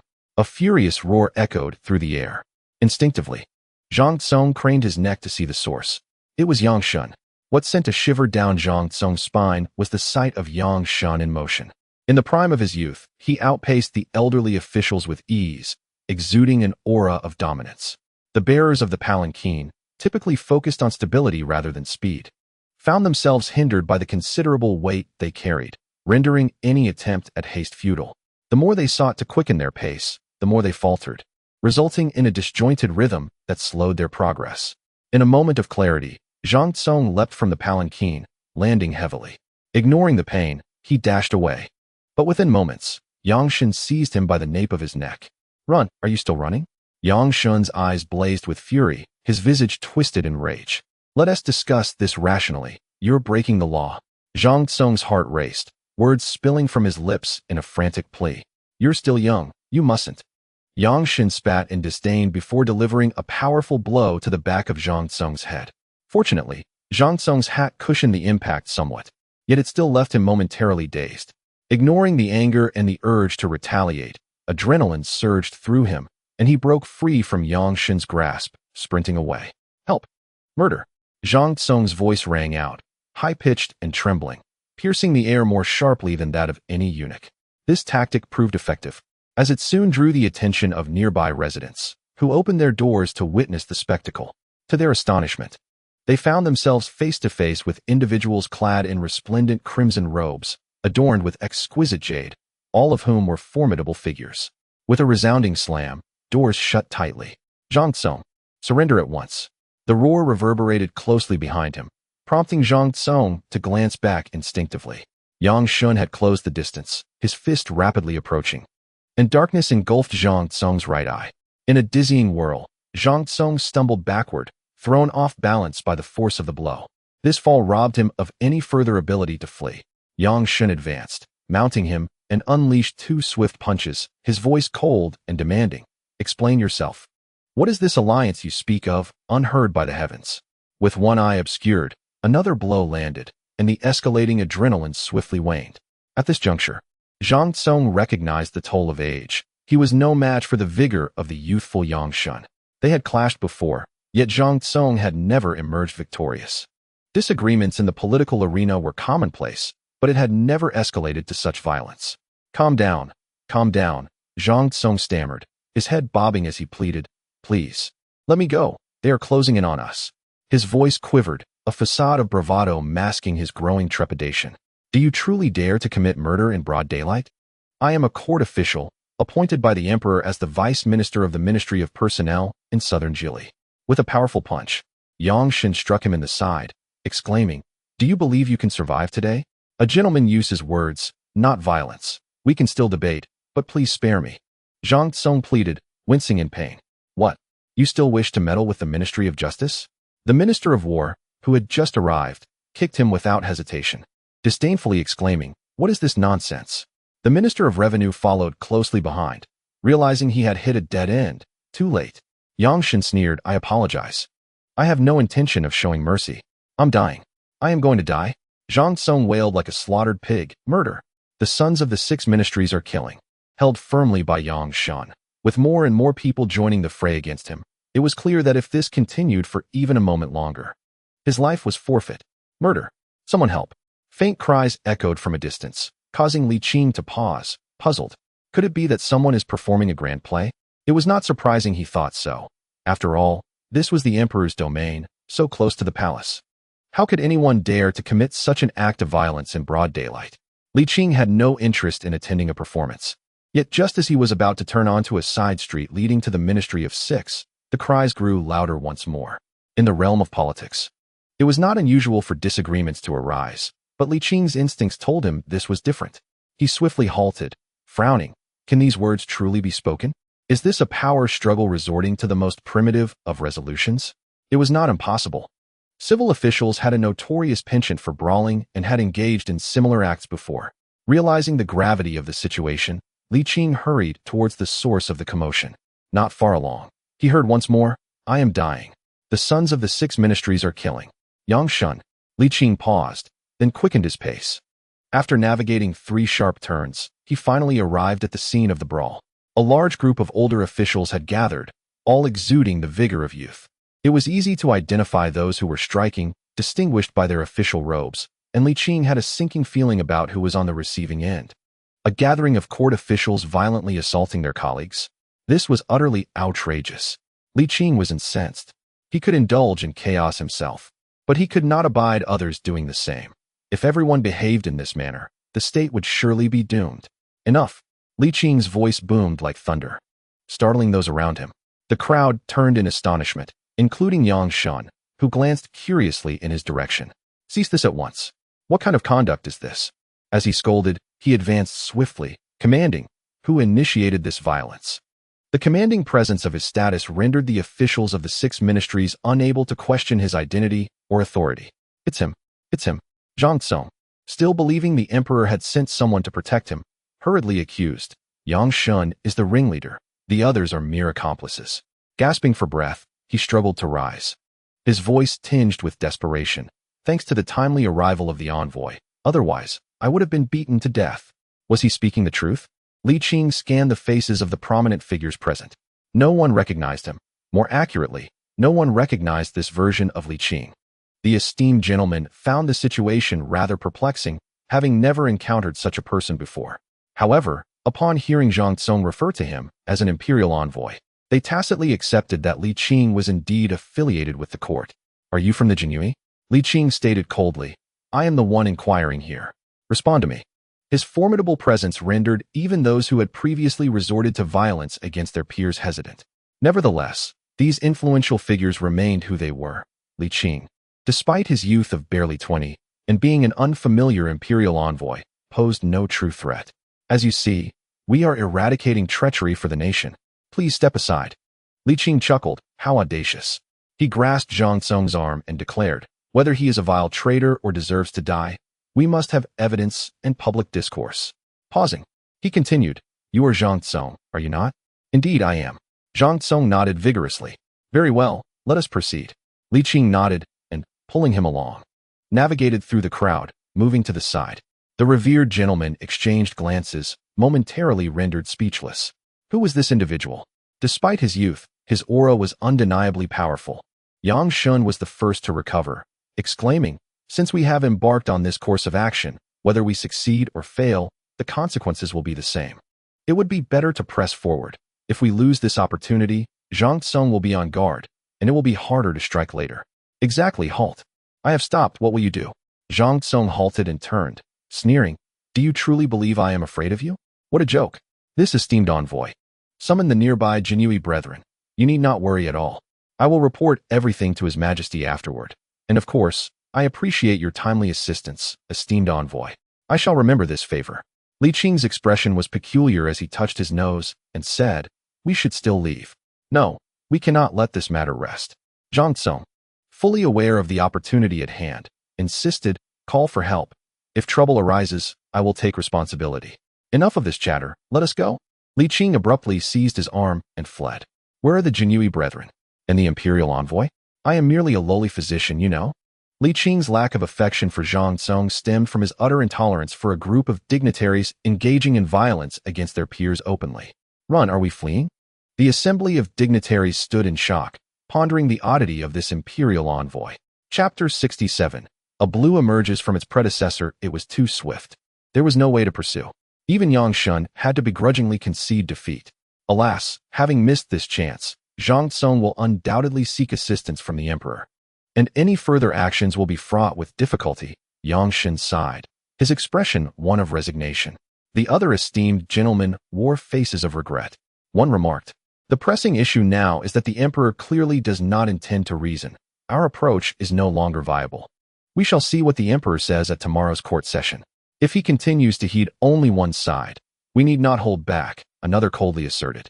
"In matters of gain and loss, one cannot have it all. Very well, from here on, may fortune favor you." Li Qing released Zhang Song, dusted off his robe, and turned to leave. "Imperial envoy, please wait." Zhang Song called out urgently, "Does the emperor have a decree?" "I do not know." Li Qing continued on his way. Zhang Song hurriedly pursued, only to find himself growing increasingly distant in his chase, ultimately stopping, breathless. "Ah, how delightful it is to be young." Zhang Song gasped for breath. Yet this group of people was utterly disgraceful. When they could not win an argument, they resorted to such despicable tactics. Today, it truly was a close call. However, they were out of options this time. It was highly likely that tomorrow would herald the final showdown. Zhang Song steadied his racing heart, his face alight with excitement. "After tomorrow, I, Zhang Song, shall rise to prominence." After meandering through the 6 government offices, Li Qing felt a sense of reassurance. Things were not yet at a point of utter despair. At the very least, the offices still operated normally and had not descended into chaos. What a relief. Li Qing felt a slight ease in his heart, and then proceeded to a tavern to satisfy his bodily needs. After indulging in food and drink, the hour approached noon. After some contemplation, Li Qing decided against reporting to the Imperial Medical Office and instead headed to Zhongwan Village, to Zhang Yang's grand residence. He was the only one in the capital who knew his secret. Regrettably, Zhang Yang was not at home. Li Qing had no choice but to part with some silver and, under the guise of being a distant relative of Zhang Yang, instructed the steward to inform him of the situation at the ritual office. At the end of noon, Zhang Yang hurriedly returned from the ritual office. Upon seeing Li Qing, he was both astonished and bewildered. "What brings you here?" "Ah, everyone else. Please leave. Your services are not required." Zhang Yang dismissed his subordinates, closed the door, and stepped forward quickly, whispering, "Sir, your return has nothing to do with the late emperor." Li Qing inquired, "What is the current situation? Which sir do you refer to? Is that even a question?" Zhang Yang replied, "This matter cannot be resolved smoothly. The emperor is resolute, and the ministers are fully committed. This is not only a contest of propriety, but also a struggle for power. In short, one side must suffer greatly." Li Qing asked, "Can you still communicate with the emperor?" "Under normal circumstances, yes, but this matter is non-negotiable," Zhang Yang replied with a bitter smile. "Do not overestimate my capabilities. If the emperor dares to defy the entire court, how would he heed the opinions of a mere chief eunuch of the ritual office?" Li Qing chuckled and said, "I do not expect you to persuade him to reconsider. Given the current trajectory, it may escalate to the ministers besieging the palace, with the emperor receiving the court's punishment, at most, within 2 or 3 days. The punishment will revert to the Jinui, who are under the jurisdiction of the Eastern Depot. And you, being the chief eunuch of the ritual office, oversee the Eastern Depot." Pausing for a moment, Li Qing added, "Regardless, we must avoid bloodshed." Zhang Yang was troubled by this. But if the situation becomes too severe, what if the emperor insists on bloodshed? If that were the case, Li Qing pondered for a moment before saying, "If it can be delayed, then delay it. If it can be slowed down, then do so. If all else fails, inform me at the earliest opportunity." "That sounds reasonable." Zhang Yang nodded. "Then, sir, you should stay here. It will facilitate timely communication." "No, I must report to the Imperial Medical Office immediately." Li Qing responded, "For communication, you may write a confidential letter and send someone to the Imperial Medical Office for a person named Li Zi." "Is Li Zi the sir?" "Indeed," Li Qing affirmed, then added, "If possible, strive to steer the situation toward a less severe outcome." "We understand," Zhang Yang agreed. "Does the sir have any other instructions?" After a moment of thought, Li Qing replied, "By the way, before Yang Ting and retired to his hometown, did he recommend Yang Yiqing to the emperor?" "He did." But the emperor did not appoint Yang Yiqing. Zhang Yong analyzed. Our family believes that the emperor's actions are likely a response to this recent conflict. Yang Yiqing is, after all, a seasoned heavyweight in the court, and while it may be an exaggeration to say he stands shoulder to shoulder with Yang Tingyi, he certainly cannot be underestimated. This analysis was quite insightful. Li Qing nodded slightly and said, "Let us discuss the current state of affairs in the court." A quarter of an hour later, Yang Shen, in the presence of the emperor, struck Zhang Cong. Indeed, had it not been for the timely intervention of the general on duty, the consequences could have been dire. It is said that the 6 ministries and 9 ministers nearly joined the fray. Well, in fact, they had already engaged in a scuffle. Zhang Yong exclaimed in shock. When did this happen? Li Qing did not elaborate further and inquired, "What do you wish to attain?" "Me?" Zhang Yong hesitated. "I would not want you to assist me in vain." Li Qing replied. Zhang Yong scratched his head and sighed. "The matters entrusted to me by you, sir, are beyond my capacity. Besides, as a mere eunuch, what aspirations can I hold? I have already attained the pinnacle of my position as the chief eunuch of the ceremonial office." "Then let us not rush. We shall discuss it later." Li Qing responded earnestly. "If this matter is handled well, I can grant you a request, provided it is within my power, lawful, and aligns with my conscience." "Very well." Zhang Yong jested. "Then I shall ponder it thoroughly." After a pause, he asked, "How is he faring?" "Quite well." Li Qing sighed softly. "You might as well consider him gone. The bond between you has reached its conclusion." Zhang Yong's hopeful expression faltered momentarily, but he soon nodded dejectedly. "I understand. Well, as long as he is well. That's good." "Indeed." Li Qing rose. "I must attend to the imperial hospital. You shall bear the burden for the next couple of days." "Understood." The following day, in the Feng Tian Hall, after the ceremonial exchanges between ruler and subjects, Zhang Tsong, sporting dark circles under his eyes and a swollen face, immediately leaped forward to deliver a lengthy discourse. "Having been struck twice yesterday, the second time nearly cost me my life. How could I be magnanimous in light of such deep-seated enmity?" However, in stark contrast to his fervent rhetoric, Yang Shun and the others remained relatively composed, even refraining from interrupting him as he cited various texts. This left Zhang Tsong feeling both triumphant and somewhat bored. "Your silence is quite unfamiliar to me," Zhang Tsong remarked, noticing that he had become the sole performer in this monologue, with no one engaging him. He then shifted his approach, asking, "What does Deputy Yang think of my words?" Yang Shun, without even glancing at him, replied, "Your Majesty, I have a memorial to present." Zhang Tsong was taken aback. "What?" Zhu Hozong, equally astonished, nodded and said, "Speak." "The emperor is most benevolent and filial, as we all have witnessed. Our Ming dynasty is governed by filial piety, and thus the emperor's actions are entirely understandable. Had Yangshan surrendered? Had everyone capitulated?" Zhu Hozong felt a surge of confusion, quickly followed by elation. "At last, shall we be free from the reign of Emperor Xiaozong?" He struggled to suppress his excitement, maintaining a facade of composure. "What does Yang Qing imply?" Zhang Tsong could hardly remain seated. "Am I to become the fool in this scenario?" Zhu Hozong, however, smiled and said, "Zhang Qing, please remain calm, and allow Yang Qing to finish his thoughts." He added, when Zhang Qing spoke, "Did not Yang Qing also refrain from interruption?" Zhang Tsong responded, "Yang Qing, please continue." Zhu Hozong raised his chin, revealing a look of deep admiration. Yang Shun bowed deeply and said, "I humbly request that your Majesty confer a posthumous title upon my father, as a token of gratitude for his nurturing. I earnestly beseech your Majesty to bestow a posthumous title upon my late father, in gratitude for the nurturing he provided." The 6 ministries and 9 ministers stood in unison. The expression of Zhu Hozong hardened, and after a prolonged pause, he grasped the true intent of these individuals. "You wish to express filial piety? Very well. Grant your father a title, and that shall suffice as a repayment for his upbringing. Cease this uproar." Enraged, Zhu Hozong exclaimed, "Are you offering me charity?" Yang Shun, seemingly oblivious, continued, "In my humble opinion, it would be most fitting to honor the late Emperor Gongmu Xian as a posthumous title." "I second this." We all concur. A chorus of esteemed officials echoed their agreement. Zhu Hozhong's face turned an indignant shade of purple as he bellowed, "What is this? To exchange a title for the life of a son? How can your Majesty utter such words?" Yang Shun responded, astonished, "But the late emperor is indeed an emperor." "Yes, your Majesty, by referring to Emperor Xiaozong as the late emperor and honoring Emperor Gongmu Xian as the late emperor, We uphold filial piety while maintaining decorum. Thus, it is a harmonious resolution. This was a compromise from Yang Shun and his peers, their ultimate boundary. However, Zhu Hozhong was seething with rage. After all this commotion, they merely awarded his father the title of Emperor Gongmu Xian? You, how can you dismiss my years of patience and planning so easily? Am I a beggar? Indeed. I acknowledge Xiaozong as the late emperor, yet I have not altered my address for my biological father. Zhu Hozhong turned to Zhang Cong. Your Majesty, do not heed Yang Shun's slander. Zhang Cong immediately responded, gruffly asserting that this is a matter of great propriety.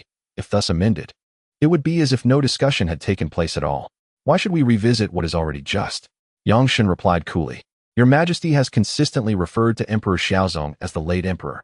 If you were to change this, would it not be an act of inhumanity and injustice?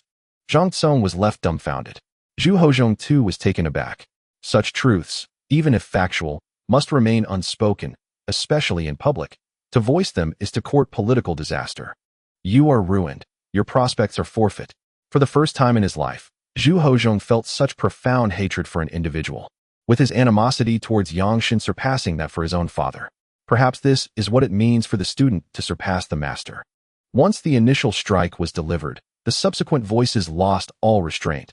The 6 ministries and 9 ministers unified their rhetoric, solemnly declaring, Your Majesty, Zhang Cong seeks to ensnare you in accusations of inhumanity and injustice. His intentions are treacherous, and we implore you to punish him severely as a warning to others. Zhang Cong's heart is indeed treacherous. May your Majesty render a just verdict. The chorus of voices surged, drowning out Zhang Cong and his allies' protests, leaving no trace of resistance. The carefully constructed edifice of Zhu Hozhong's aspirations crumbled silently. Chapter 68. Upholding Integrity and Loyalty. Zhang Cong ceased to speak. In this situation, it was now solely up to the emperor to decide. At this moment, all eyes were fixed upon him, awaiting his choice. Zhu Hozhong found himself in a predicament. No matter which path he chose, he would incur great losses. To have both was an impossibility. He must choose between reputation and gain. As it was no longer feasible to accommodate both, Zhu Hozhong seethed with anger, wavering in uncertainty. After a long silence, he declared, the matter of great propriety must be revisited. This was not merely a gesture of respect towards his father, but also a steadfast insistence on not yielding power.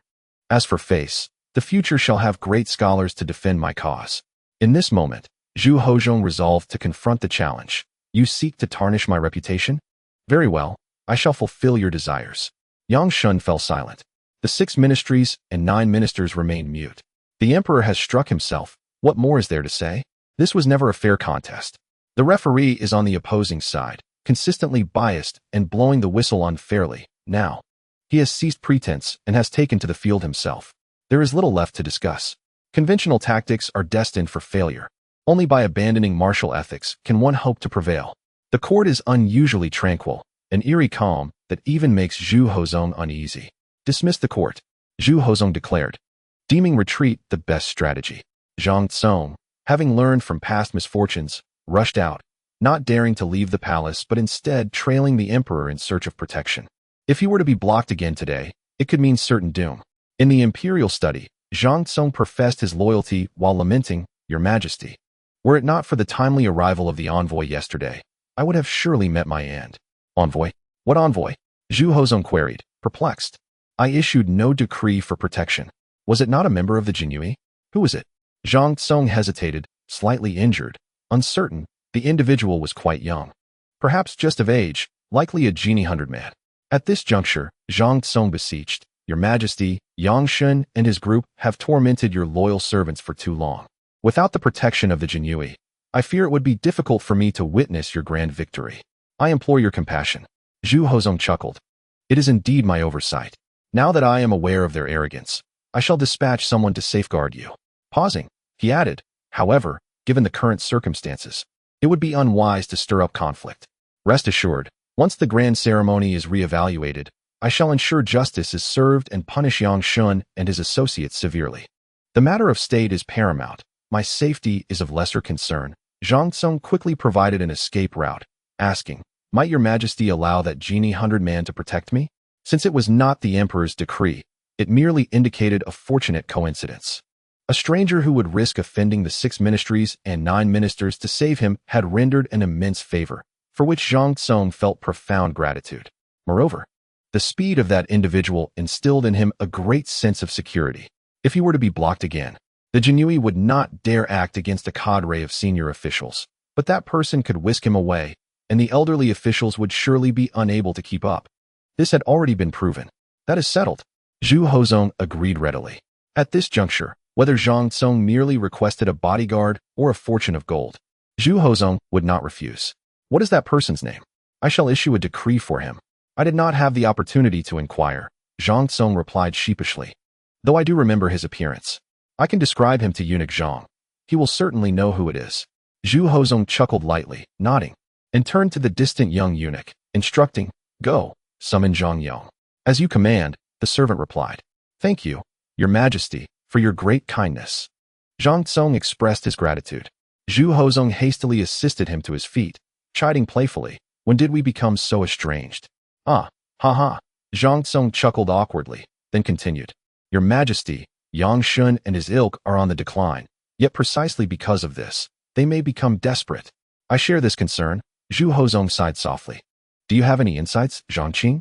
How could I possess any insights? Zhang Tsong replied, Your Majesty is wise, having already grasped the situation.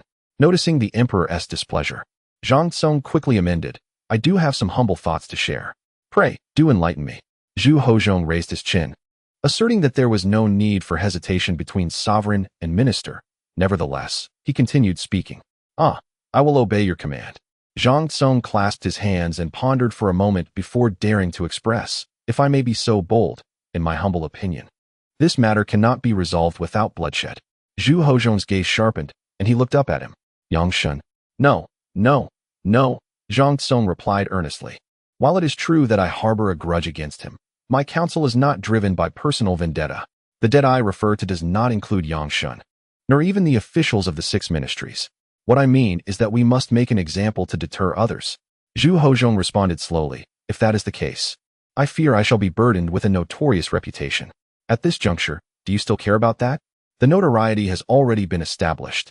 Zhang Tsong inhaled deeply and continued, Your Majesty, as matters stand, only a firm hand can bring resolution.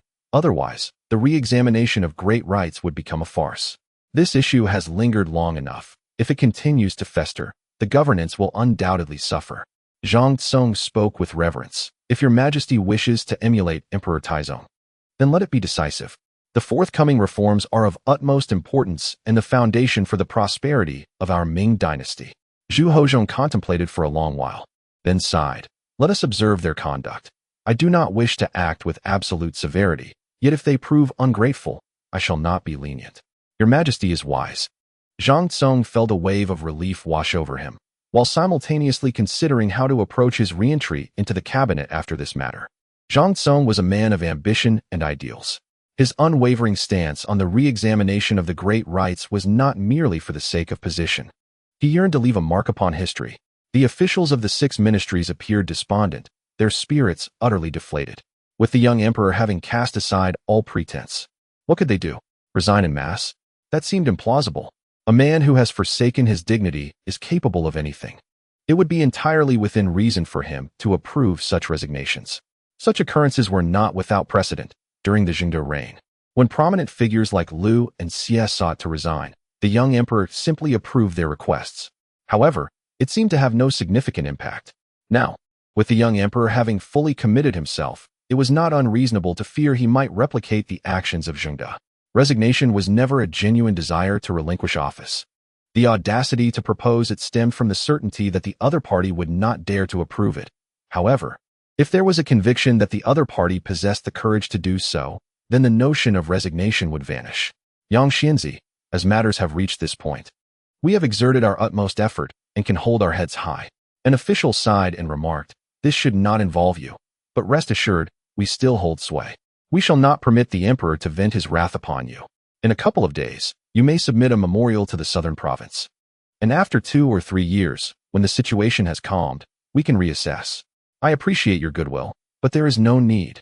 Yang Shen interjected, surveying the assembly of dignitaries. Are you all truly prepared to surrender?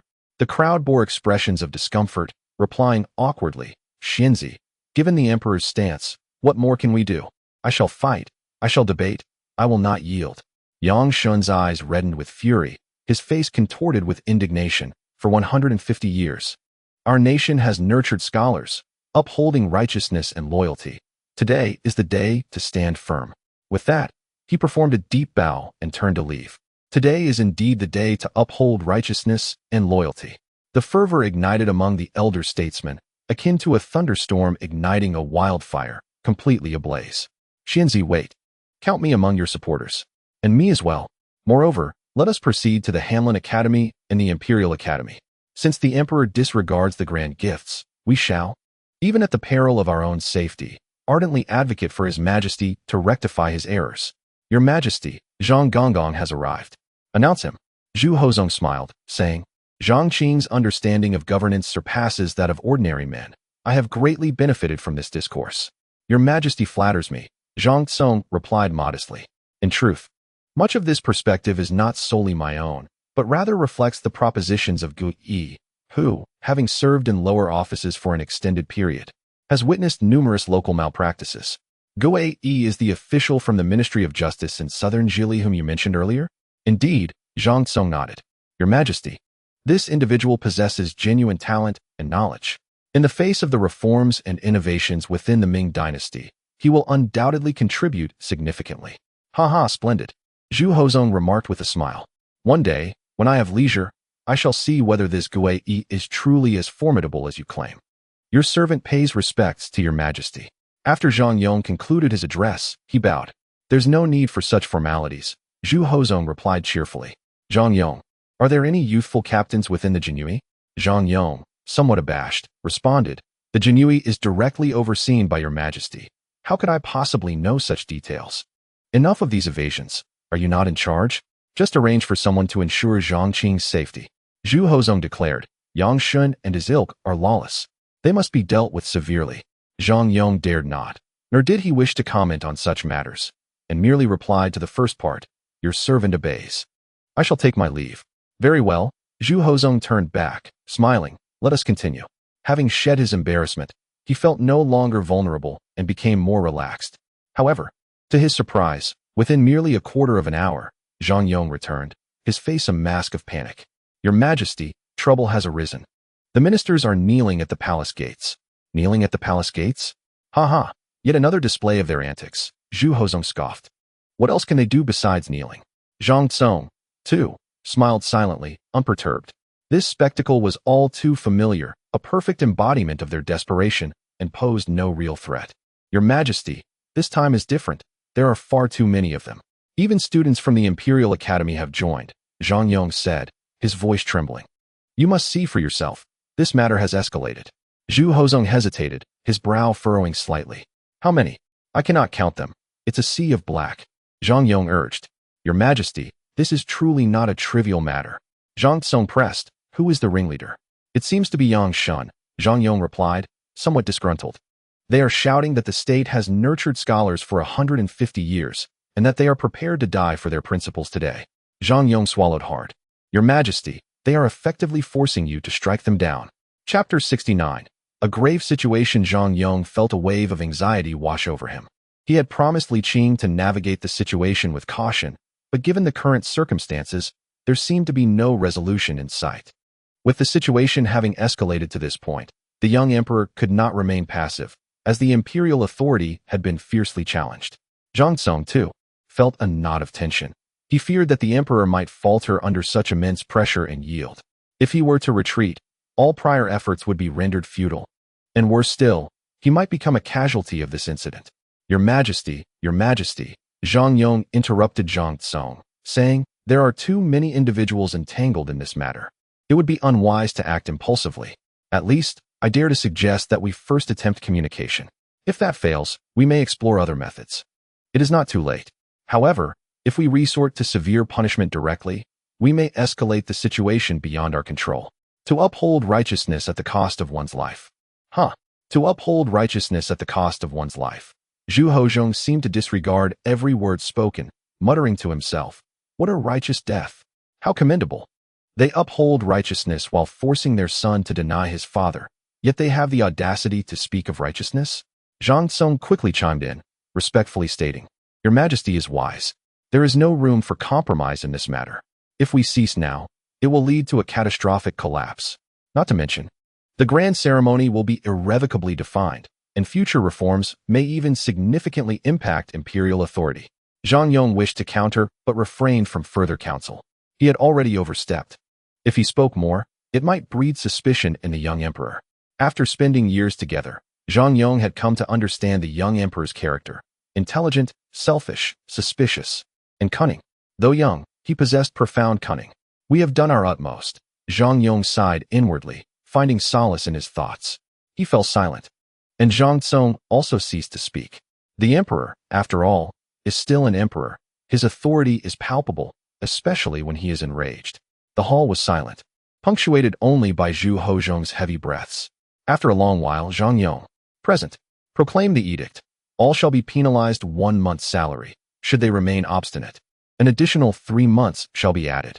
Zhu Hozhong gritted his teeth, yet the decree he issued felt weightless, devoid of any real threat. Your servant will obey. Zhang Yong responded, feeling somewhat relieved. The emperor had not lost his reason. This was indeed good news. However, Zhang Song felt a twinge of anxiety. He was uncertain if the emperor's response signaled a compromise. One thing he was certain of was that the group kneeling at the palace gates would not be deterred by a mere salary penalty.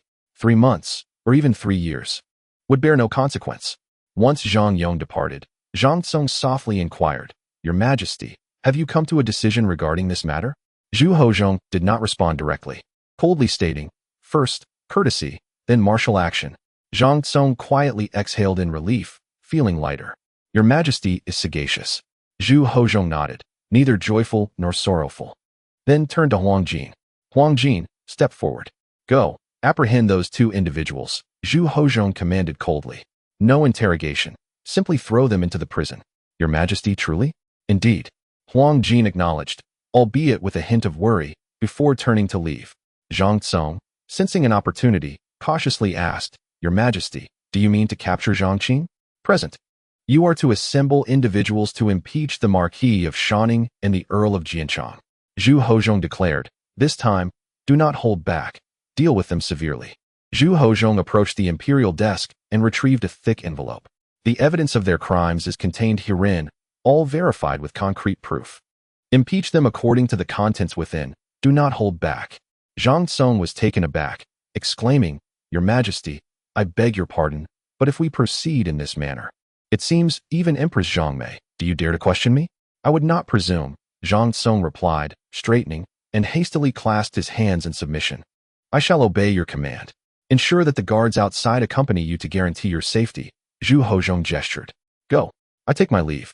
Zhu Hozhong reclined in his chair, gazing upwards in soliloquy. She is but an old woman. What can she possibly do? Yet, his indifference soon morphed into fury as he proclaimed with an icy demeanor, The penalty for your salaries is akin to a toast. If you refuse to partake, you shall be subjected to the bitter cup of punishment. Upholding integrity and loyalty, is it not? It is not unfeasible. Gentlemen, you ought to retreat swiftly. If you continue to kneel, the emperor may very well penalize your salaries. Zhang Yong, with a forced smile, added, We must reason with decorum. Remaining here in supplication will solve nothing. Silence, you eunuch, came a rebuke from the crowd. Zhang Yong stiffened, his smile vanishing as he straightened his back and spoke calmly. The emperor has decreed that you, who stir up trouble, shall face a salary deduction for 1 month. If you do not retreat promptly, the penalty shall extend to 3 months. What of 3 years? Bellowed an elderly official, his voice rising in anguish. Oh, Taizu, open your eyes and behold the empire you established. Look at this successor. His lament triggered a chain reaction, and soon the cries of despair melded into a cacophony, resonating painfully in the ears of all present. If the emperor does not relent, we shall perish here in this very spot. In matters of the sovereign and his ministers, of fathers and sons, the emperor disregards propriety and the law. For the sake of righteous governance, I would not hesitate to sacrifice my life. The wailing reached a thunderous crescendo at the palace gates, with many glaring in outrage. The scene was truly harrowing. Zhang Yong felt numb. In such circumstances, not even the emperor himself could remedy the situation. Realizing the gravity of the situation, He hurried back to report to the emperor. Zhu Hozhong was not surprised, yet his anger remained unquenched as he coldly commanded, 40 strokes of the court's cane. Your Majesty? Yes, your servant will comply and arrange for it immediately, Zhang Yong replied. Though hesitantly, but Your Majesty, there are too many people to administer the punishment all at once. Then divide them into groups, spare not a single one. Zhu Hozhong roared. Go now at once. Yes, yes, Zhang Yong nodded fervently, turning to leave in haste. Stop. Wait. He stumbled as he reached the palace entrance, turning back to inquire. Does Your Majesty have further instructions? Isolate Yang Shun and administer 80 strokes. The emperor added, still unsatisfied. Strike him fiercely, truly strike him. Zhang Yong felt a chill. Strike fiercely? 80? One could easily kill a man with such a punishment. Nevertheless, he dared not provoke the wrath of the infuriated emperor further, bowed slightly, and hurried off.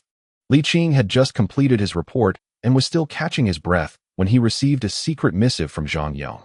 Upon breaking the wax seal, he felt a surge of apprehension.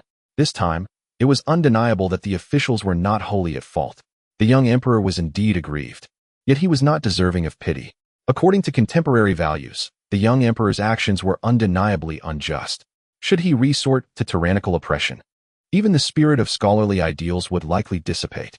Over the course of a century, conflicts between sovereign and subjects had persisted, varying in intensity. Yet this dynamic bore its merits. If ministers dare not speak, dare not advise, and dare not voice dissent, such a climate would be fraught with calamity. To bow and scrape before the ruler would only exacerbate tyranny over the common folk. However, should one conspire against the young emperor, the imperial authority would undeniably suffer a significant diminishment. As for the present Ming dynasty, Li Qing could reluctantly accept a reduction in imperial power. However, he could not abide by the notion of that diminished authority being entirely appropriated by the officials and gentry. This might indeed present an opportunity, Li Qing mused to himself. Before turning to leave, where are you off to, dear nephew? Called out physician Zhang, chuckling. As you have just entered the realm of governance, your immediate priority should be to familiarize yourself with your colleagues. Personal matters can wait. I shall escort you to meet your peers.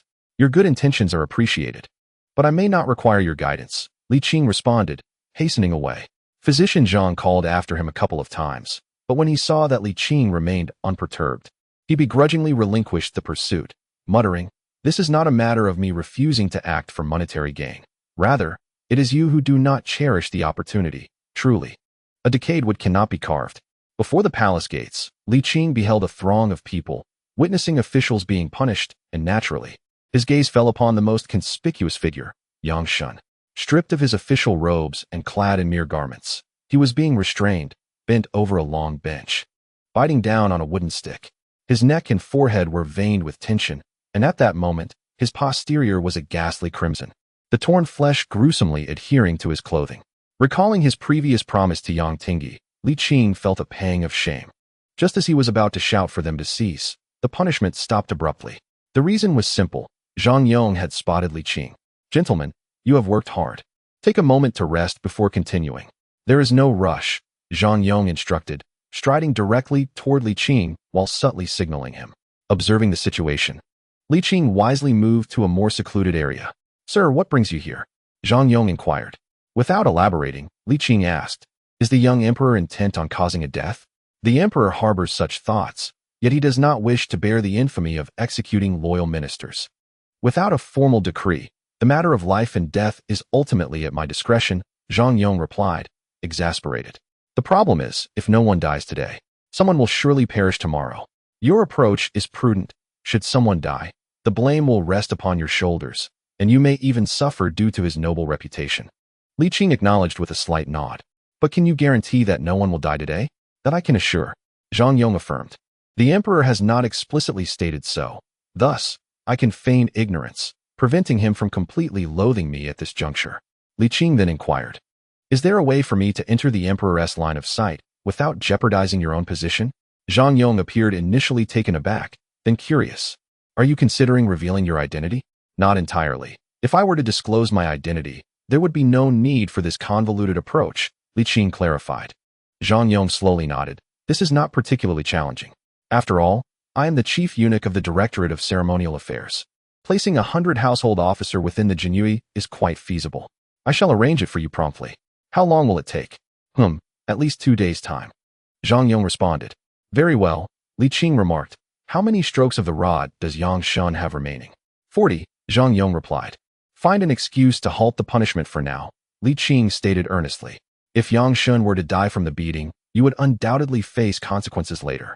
Once I gain entry into the Emperor's sight, I shall not let you bear the brunt of it. Agreed. Zhang Yong gritted his teeth in acquiescence. Sir, this is the utmost I can do. Li Qing nodded. I accept your sentiments. Chapter 70. The Agreement at Qianqing Palace. Zhang Yong, with great caution, remarked, Your Majesty. Although the ministers speak fiercely, they are, in fact, quite feeble. Take Yang Shen, for instance. After a round of beatings, you can guess what happened? He immediately wilted, unable to utter a coherent word. Zhu Hozong felt a sense of satisfaction within, yet maintained an expression of indifference. But did anyone suffer from the punishment? Well, not exactly. Zhang Yong explained. Your Majesty, you may not be aware, but those individuals are quite skilled at verbal duels, yet they falter under physical duress, with just a few strokes. They are reduced to cries for mercy, and some even faint after a couple of blows. While their demise may not be regrettable, it would tarnish your Majesty's reputation for benevolence. Zhu Hozong regarded him coldly and scoffed. Do you believe you have grasped the Emperor's intent? I dare not. Zhang Yong hurriedly bowed, trembling as he said, Your Majesty, I merely fear that the situation may escalate further and cause you distress. I harbor no ulterior motives. You know your own heart. Zhu Hozong replied indifferently. I ask you, how many strokes did Yang Shen endure? 40. At least you spoke a truth. Zhu Hozong huffed. I meant how many? 80. Zhang Yong bowed repeatedly. Your Majesty, Yang Shen is a frail scholar and cannot withstand 80 strokes. I thought if he were to perish, public sentiment would undoubtedly surge, hence I held back. I truly did not follow the Emperor's intent. I beseech your pardon. Zhu Hozong sighed and said, Rise. Yes. Zhang Yong got up and continued to plead for forgiveness. I did not intend to misinterpret the Emperor's will. I merely sought to understand it. Enough. I recognize that you acted out of good intentions. I am not one to punish without reason. Zhu Hozong remarked softly. I empathize with you in them. But who empathizes with me? Zhang Yong bowed his head, afraid to speak. Zhu Hozong continued. If they cease their disturbances, I shall not pursue the matter. However, if they remain obstinate, I do not shy away from employing severe measures. Your Majesty is benevolent, Zhang Yong complimented. Zhu Hozong waved his hand, dismissed. I take my leave. Zhang Yong performed a bow, retreated a few steps, and turned, only to collide with Huang Jin. Oh, my apologies, Zhang Gonggong, are you unhurt? Huang Jin hastily apologized. For I too was in a hurry. Nothing serious. Zhang Yong waved his hands repeatedly. It's nothing. Huang Jin, feeling a bit embarrassed, scratched his head and watched Zhang Yong exit the main hall before recalling the matter at hand, rushing forward to pay his respects. Your Majesty. The Zhang brothers are acting arrogantly and refuse to comply. You. Zhu Hozong erupted with fury, jabbing his finger into Huang Jin's forehead, his face filled with disappointment. Do you think they can simply refuse? You are a royal envoy. Do you understand what that means? Even a marquis, a duke, or a prince. Oh, you infuriate me. Huang Jin felt both wronged and fearful, meekly saying, I was in error. Zhu Hozong smacked his forehead. Go. Capture them and throw them into Zhaoyi prison. Yes. Your Majesty, please do not let your anger harm your health.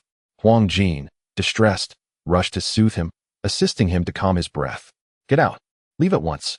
Huang Jin said with a forced smile, bowing and retreating. Zhu Hozong, feeling both anger and helplessness, cursed, if you had a shred of dignity, you would have long since occupied the head seat of the Court of Rights.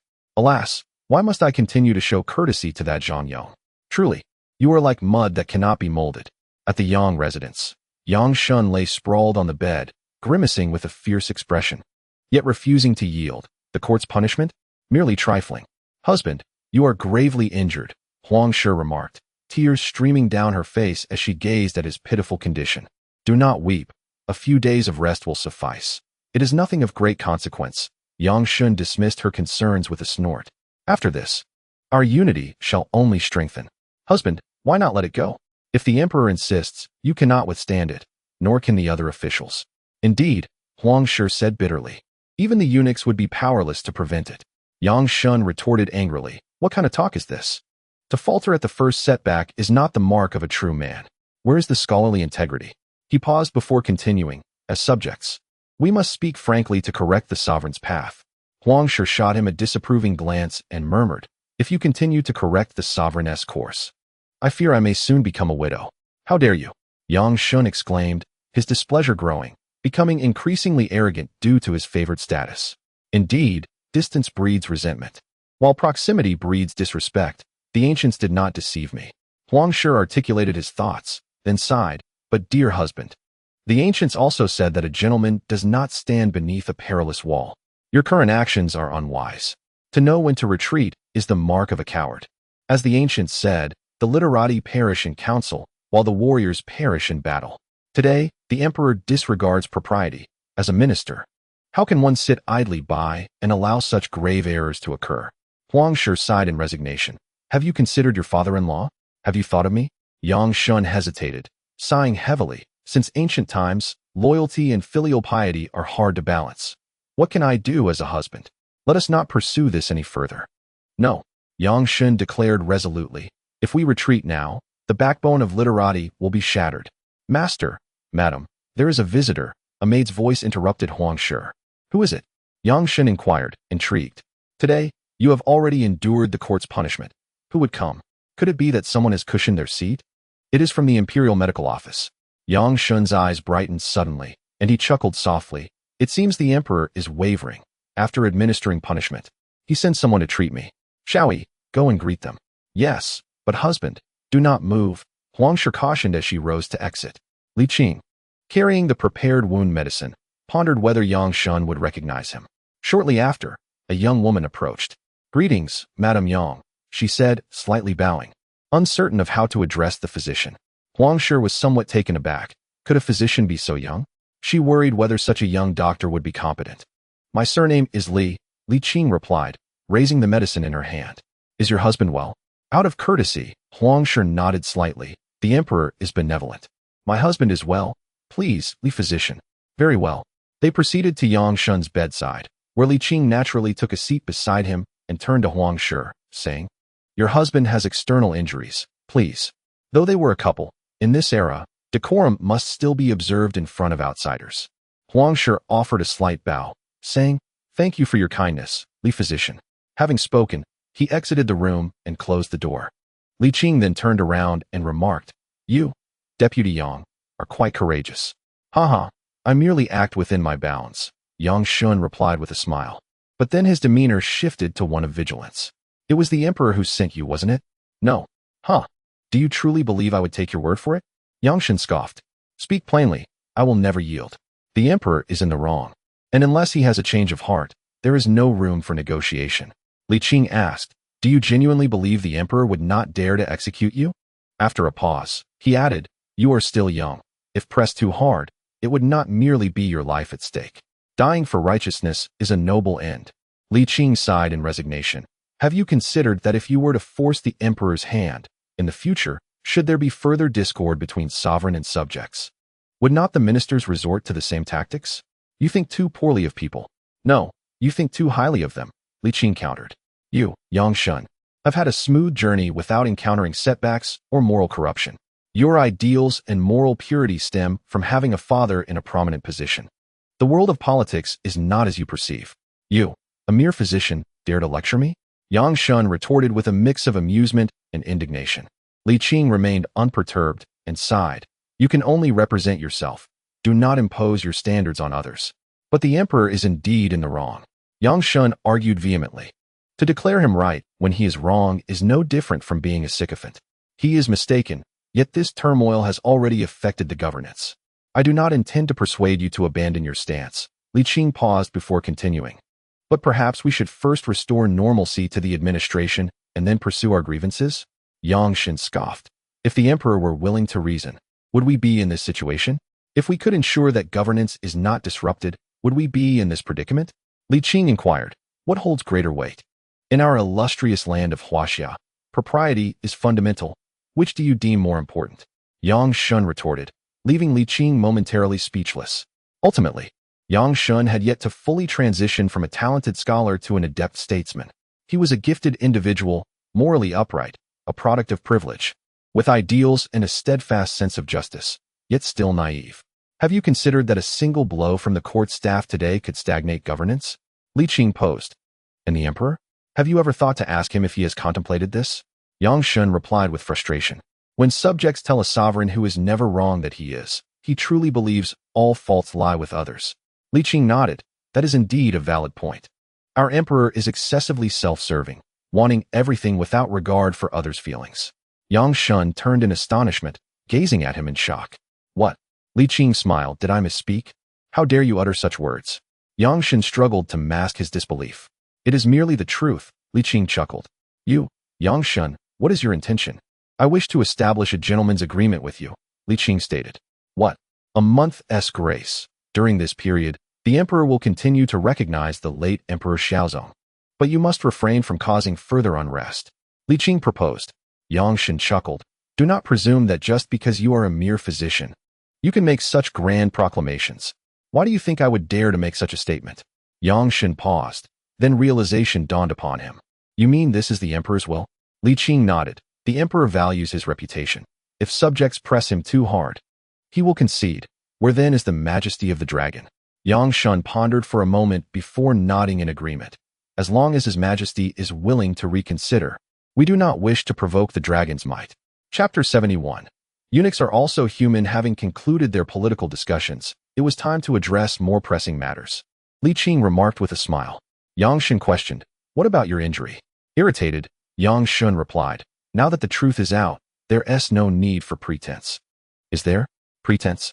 Do you truly believe yourself to be a physician? Yang Shen chuckled. Will the emperor allow a physician to protect a trusted minister? You hold me in low regard. Actually, I am indeed a physician, Li Qing asserted with seriousness, a genuine one, with verifiable credentials. Truly a physician? Yang Shen was taken aback. What else could I be? Li Qing laughed. What do you take me for? Are you not from the Jinyue? I can also be a member of the Jinyue. Can you? Li Qing silently added that it would just take a couple of days, then continued. That is of little consequence. Your injury is the priority. You are still young, and we must ensure that you do not develop lingering ailments. Yang Shen remained somewhat astonished. At your age, how could you possibly juggle being a physician and a member of the Jinyue? Where have you emerged from? I have never heard of such a person. Li Qing chuckled. You, Sir Yang, are at a high station. Your circle consists of officials and grand scholars, so it is not surprising that you have not noticed me. Is that so? Yang Shen responded, half convinced. What other explanation could there be? Li Qing said while applying medicine to his palm. The capital is the center of power. With the 6 ministries, the censorate, the Hamlin Academy, and the Supreme Court, while internally, there are the Palace Attendant's Office, the Imperial Horse Office, among 24 other offices. Although 2 of the 3 factories and 1 guard are absent, the circle remains vast and complex, thus naturally unfamiliar. As he spoke, Li Qing tugged at Yang Shen's trousers. Bear with it. You.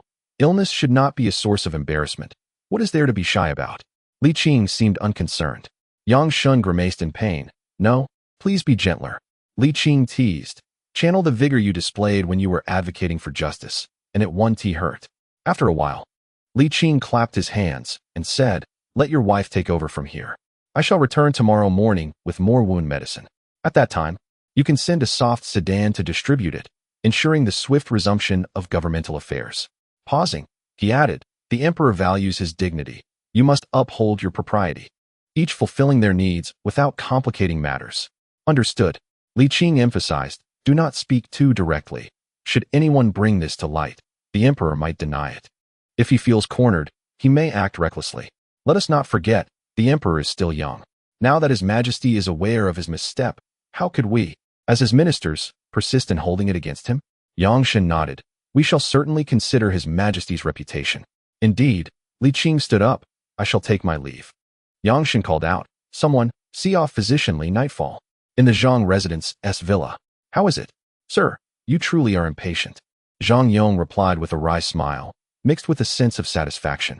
The 1,000 household of the Jinyue is too conspicuous, while 100 household is manageable. Yes, arrangements have been made, but for now, you cannot serve in the palace. Give us a couple more days. Li Qing inquired, does the young emperor still trust you? Trust is a lavish word for the current emperor, Zhang Yong replied bitterly. It seems that only his companion, Huang Jin, who came to the capital with him, can earn his trust. Huang Jin and Li Qing found the name familiar. Upon reflection, Li Qing recalled having encountered this individual at Wudong Mountain long ago.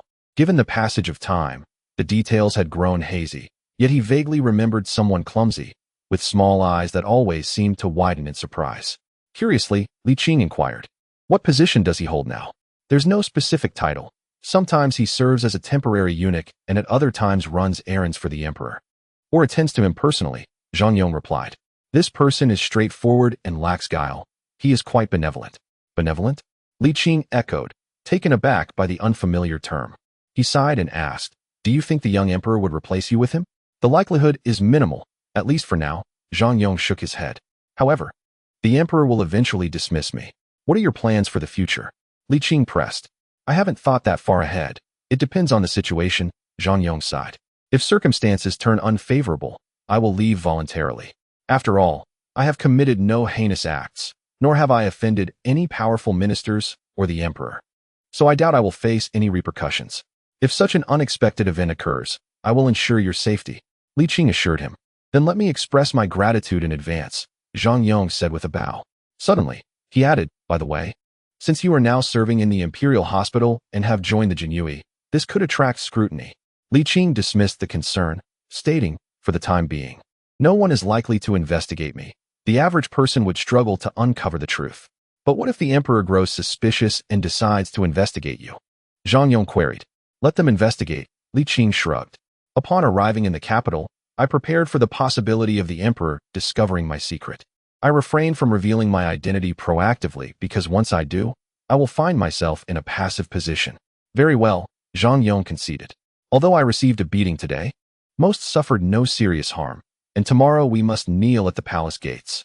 Zhang Yong said with a mix of laughter and despair, "These scholars are undeniably intelligent. Yet their actions can sometimes resemble childish tantrums. But what can be done?" Li Qing replied with resignation. "Crying for mercy, pleading for resignation. These tactics are old traditions, not unique to the Ming dynasty. This is a custom shaped by the dynastic system and the extreme evolution of Confucian thought under imperial influence.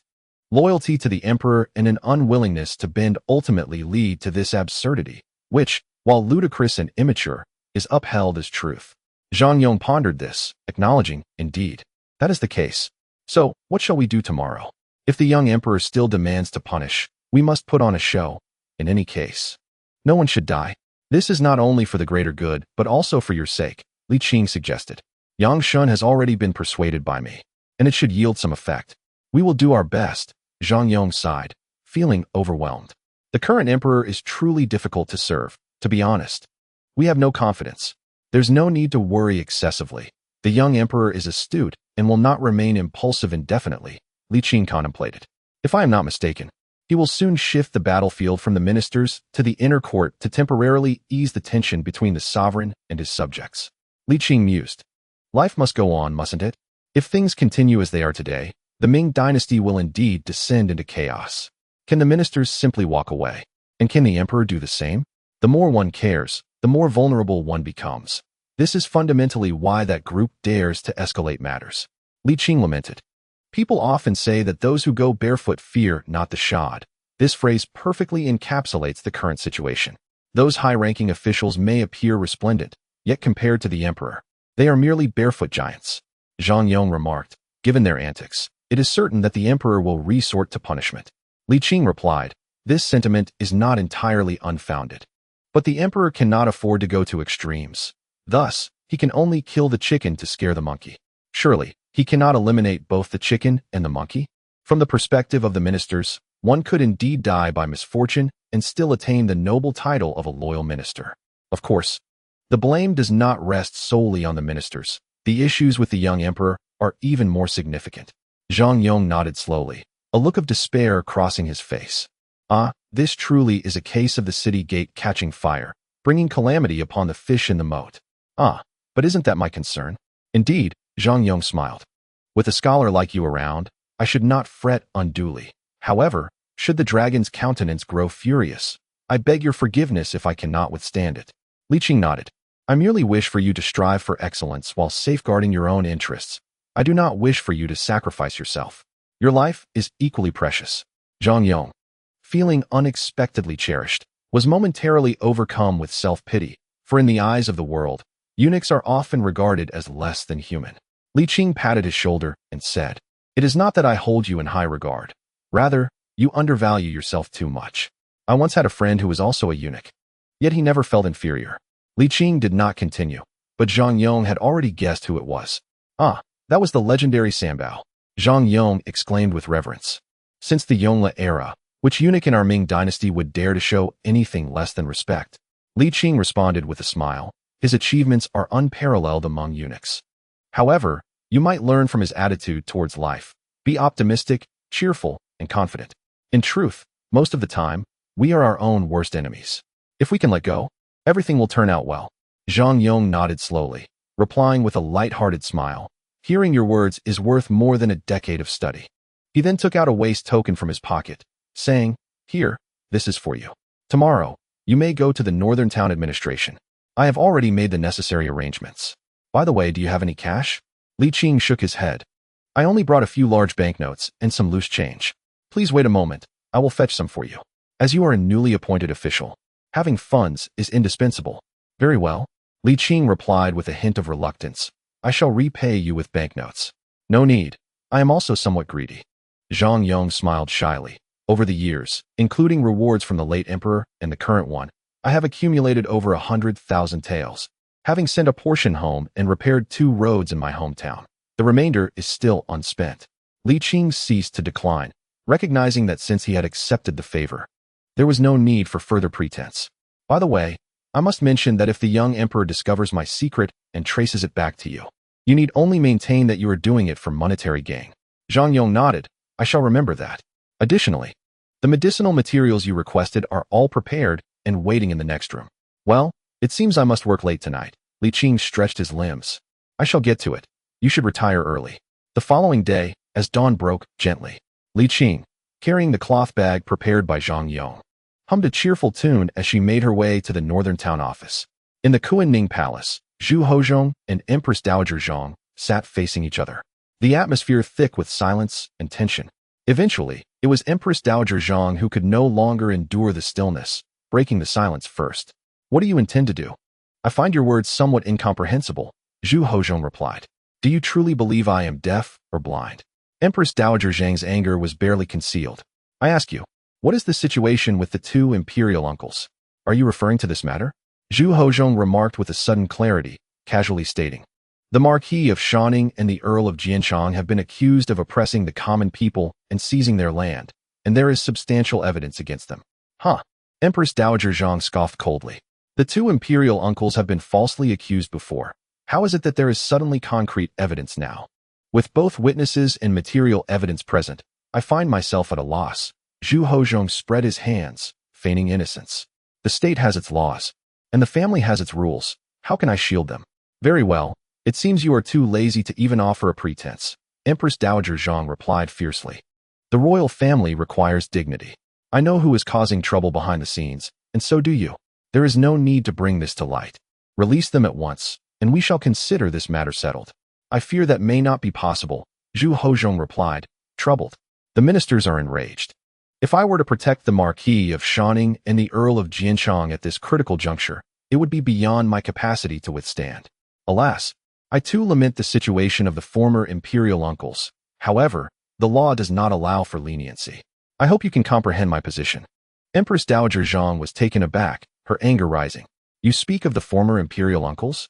"Indeed," Zhu Hozhong responded with a calm demeanor. "How dare you?" Empress Dowager Zhang exclaimed, laughter tinged with rage. "Do you truly believe that with Yang Tingyi gone, you can act without restraint?" "I never claimed such," Zhu Hozhong replied with a smile. "Rest assured, I shall continue to treat you with the utmost respect, as a son would his mother." "Honor me?" Empress Dowager Zhang trembled with fury. "You have imprisoned my brothers. How can you still speak of filial piety? Furthermore, how dare you suggest treating me as a mother? I am your mother." Zhu Hozhong maintained his smile, albeit with a hint of helplessness. "It is merely a title. Do you truly care so much for it?" "Do you not care?" she retorted, her tone sharp. "If you do not care, why then do you deliberate over the grand ceremonies?" "I have been exceedingly courteous to you," Zhu Hozhong replied. "Throughout this affair, I have said little, And this is how you choose to repay my restraint? It is an ancient saying. Princes and commoners alike are subject to the law. The fault does not lie with me. Had the former imperial uncles adhered to the law, would we have reached such a dire situation? Zhu Hozhong sighed softly. I do not wish for this to be so. But they have truly caused great distress to the people. Empress Dowager Zhang, filled with rage, clenched her teeth. I ask you, are you truly resolute in this? Zhu Hozhong replied. You too bear some responsibility. The actions of the former imperial uncles are a reflection of your influence. Zhu Hozhong. Empress Dowager Zhang's emotions flared. Her voice sharp. Her furious outbursts startled Zhu Hozhong, and even the palace maids and eunuchs at the door instinctively recoiled and retreated quietly.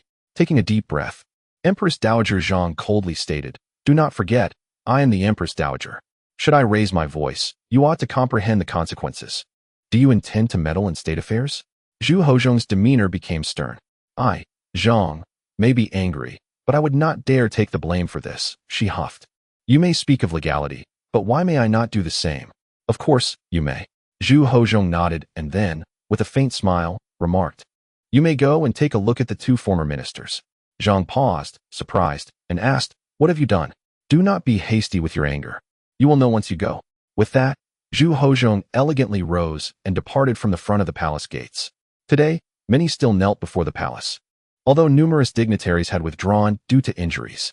Nonetheless, the numbers remained formidable, their presence imposing.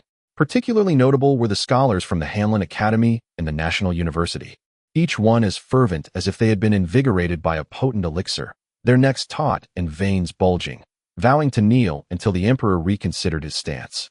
Of course, they were not merely kneeling in silence. They cursed in veiled allusions, citing classical texts as they did so. Zhang Yong, with a furrowed brow yet finding humor in his predicament, quietly lamented, It is indeed the learned who can articulate so eloquently. There are many things we simply do not comprehend. Alas, one must pursue knowledge, for without it, how can one even discern when insulted?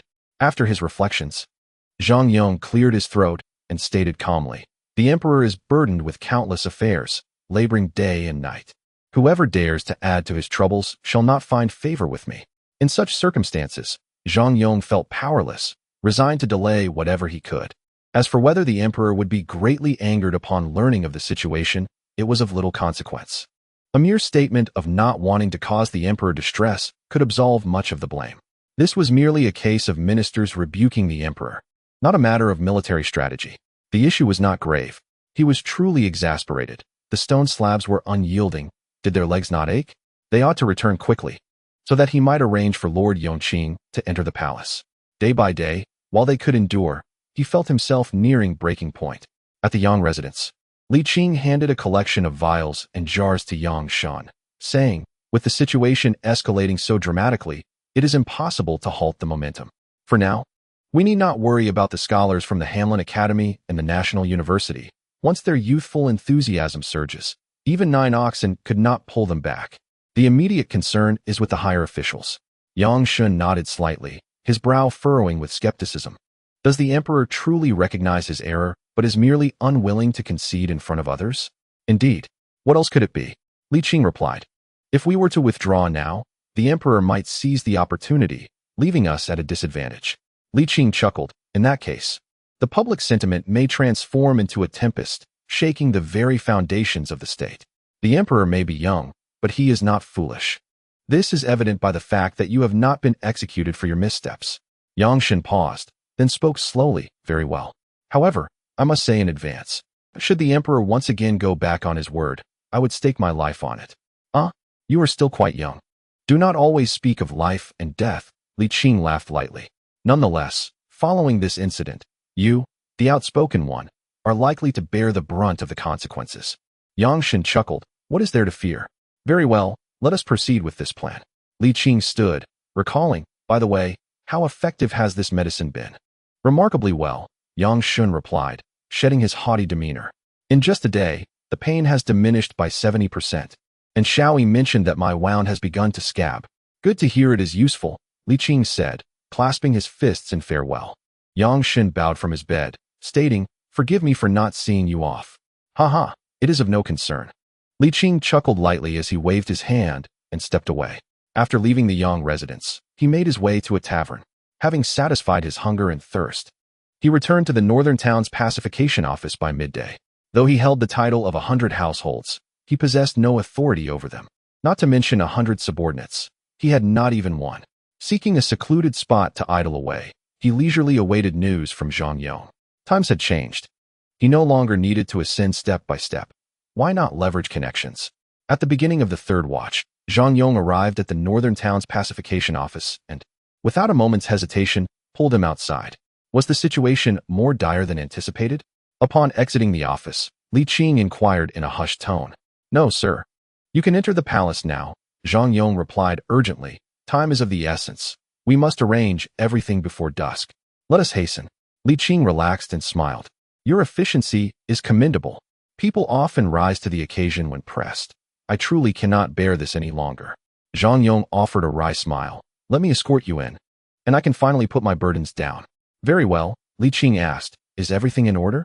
"Nearly. Once you're inside, we shall finalize the details." "You will be on duty tonight," Zhang Yong assured him. Li Qing nodded, recognizing Zhang Yong's palpable strain. "Rest assured, from tomorrow onward, you shall no longer bear this weight," Li Qing remarked with a smile. Zhang Yong, astonished, queried, "Without revealing ourselves, can you truly turn the tide?" "Yes," Li Qing affirmed. "The situation will not spiral out of control any further. For now, you need only focus on your duties." With a long sigh of relief, Zhang Yong felt an immense burden lift, exclaiming, "Finally, no more torment." Li Qing chuckled. "In truth, you need not have been overly anxious. It was merely that you had never handled such significant matters before, and your psychological endurance was lacking. This, however, is not without its merits as a form of training." "If this is the kind of training, I wish to experience it no more," Zhang Yong lamented. "I would prefer to simply perform my duties as a eunuch. Such grand affairs are beyond my station." Li Qing smiled, choosing not to engage further in conversation. The two hastened their pace towards the palace gates. Presenting his waist token, and with Zhang Yong's endorsement, Li Qing entered the palace with ease. Subsequently, under Zhang Yong's introduction, he met with the commander of the Imperial Guards.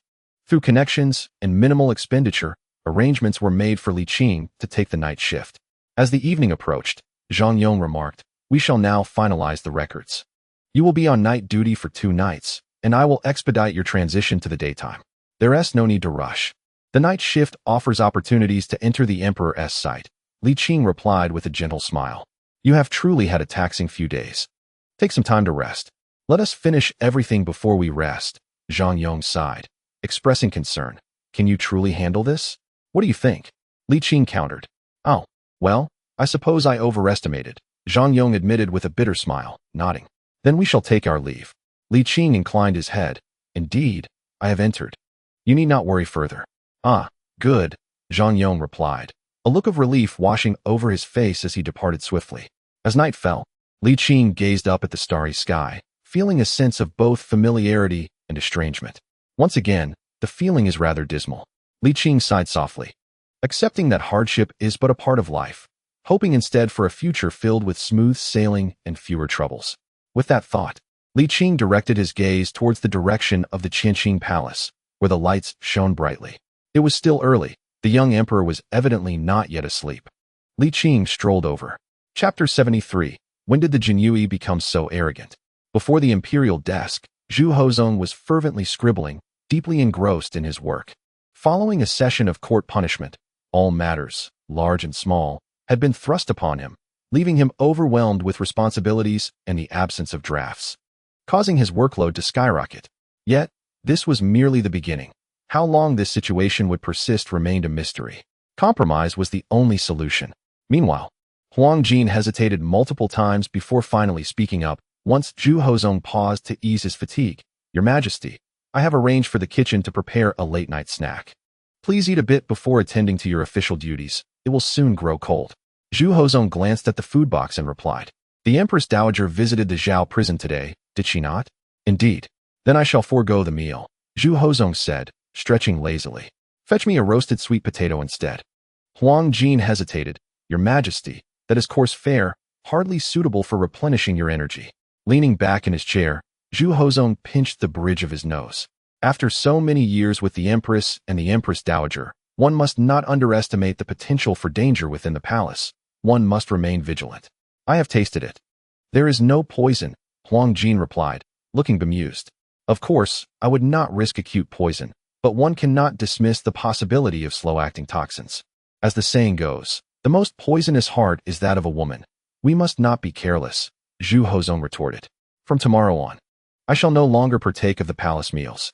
You will procure provisions from outside the palace. As you command, Huang Jin acquiesced. Though Huang Jin felt the emperor was being overly cautious, he considered that caution is always prudent. A woman who has lost her husband, son, and whose family members have been imprisoned might indeed become deranged enough to act recklessly. Still, one might argue that this fear is excessive. With a bow, Huang Jin said, "Please wait, Your Majesty. I shall attend to this matter at once." Upon exiting the grand hall, Huang Jin immediately spotted Li Qing, who stood alone beneath the eaves, appearing quite conspicuous. "Who goes there?" "It is I," Li Qing displayed his badge. Influenced by the young emperor, Huang Jin approached cautiously, confirming Li Qing's identity before saying, "You seem unfamiliar." "I have just been assigned to the night shift," Li Qing explained with a smile. "But you, sir, do not seem unfamiliar. I feel as though I have seen you before." "Focus on your duties and refrain from being overly familiar," Huang Jin admonished, narrowing his eyes. After scrutinizing Li Qing for a moment, he muttered to himself, "Indeed, it feels as if I have encountered him somewhere." "Are you going to relieve yourself, sir?" Li Qing interrupted his inquiry. "What nonsense! I am Huang Jin," he snapped, suddenly recalling his responsibilities and glaring at Li Qing. "You nearly caused me to overlook an important matter." With that, Huang Jin hurried off to procure the roasted sweet potato, leaving Li Qing to chuckle at his retreating figure. Glancing at the night sky, Li Qing hesitated for a moment before stepping into the grand hall. At the entrance, two bored young eunuchs perked up upon seeing him enter. "Your Excellency, the air is dry. One must be cautious with fire," Li Qing declared, displaying his badge. "As it is my first night shift, I shall be vigilant." He was not entirely mistaken in his observation. As early summer has now arrived, the recent dry heat without rain seems quite reasonable to the young official, who did not dwell on it and stepped aside to allow Li Qing to stroll leisurely onward. Before long, Li Qing paused beside a crimson wooden pillar, observing the diligent young emperor seated at the imperial desk. After many years of absence, Zhu Hozong had grown significantly taller, and fine, dark stubble adorned his lips. In that moment, he bore a calm expression, though his brow was slightly furrowed, revealing a hint of maturity not typically found in youth. From a distance, and in a relatively dim position, Li Qing remained unnoticed as Zhu Hozong immersed himself in a multitude of state affairs. While reviewing documents, he muttered in frustration, "Always asking for money, always asking for money. It would be one thing if the taxes were paid in full, but to shamelessly seek aid from the court amidst such calamities, where do these disasters come from?" Li Qing felt a chuckle rise within him, as the preconceived negative impression of the young emperor softened, albeit slightly. Zhu Hozong's character was not endearing, yet at least his work ethic seemed commendable. After a while, appearing somewhat fatigued, Zhu Hozong set aside the recently reviewed memorial and leaned back, glancing up only to suddenly notice a figure standing by the distant crimson pillar. Startled, he exclaimed, "Who allowed you to enter?" After a brief pause, his anger flared. "When did you come in?" "It's my first night on duty. I lack experience," Li Qing replied lightly before turning to exit. In the moment Zhu Hozong was taken aback, Li Qing had already left the grand hall. A moment of confusion washed over him, quickly followed by indignation. How could the imperial guards act so brazenly? The palace was troublesome enough. Now even the guards were so audacious. In the midst of his rage, doubts crept in. Did he truly lack the imposing presence of an emperor? Zhu Hozong gritted his teeth at the thought of Zhang Yong, yet realized he could not entirely blame him. The imperial guards were directly under the emperor's command, at least in theory. In the years since his ascension, he had been preoccupied with political struggles and the daily theatrics with the Empress Dowager, leaving him little time to consolidate control over the guards. This night served as a wake-up call. It was indeed time to address the restructuring of the guards. The court's enforcers were an extension of imperial authority, their significance profound. However, as a newcomer, with court officials not entirely united behind him, Zhu Hozong feared that excessive force might drive the guards into the ranks of the civil officials. Should that occur, his position as emperor would be perilously threatened. Zhu Hozong's gaze flickered as he mused aloud. "I have not seen the imperial guards act thus before. Tonight they present a new face and display such arrogance. Their lack of proper decorum is one thing, but their attitude is downright insolent. Could it be that the guards are testing my resolve? The more he contemplated, the more plausible it seemed. His already fragile sense of security now felt precarious. Indeed, with the recent turmoil, it was likely that the guards perceived his chances of success as slim, perhaps even considering an alliance with the civil officials. In an instant, cold sweat trickled down Zhu Hozong's back. Such a scenario was not unimaginable. In past years, Emperor Taizong established the Eastern Depot precisely because the imperial guards were unreliable. If even a formidable emperor like Taizong faced disloyalty from the guards, how could he, an outsider, expect any different? As the evening descended, Zhu Hozong hesitated to summon Li Qing back.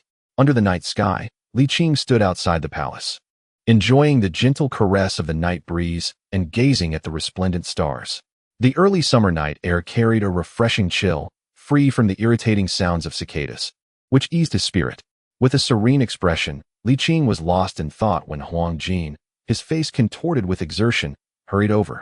His brow glistening with beads of sweat and his chest dampened.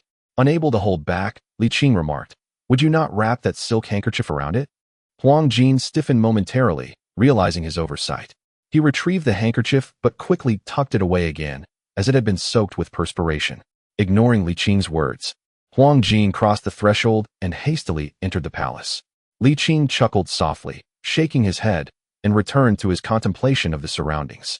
"Your Majesty, the roasted sweet potatoes are ready," Huang Jin announced breathlessly as he approached, placing the dish upon the imperial table. After catching his breath, he suddenly recalled something and quickly stepped back a distance. "Why stand so far from me?" Zhu Hozong frowned.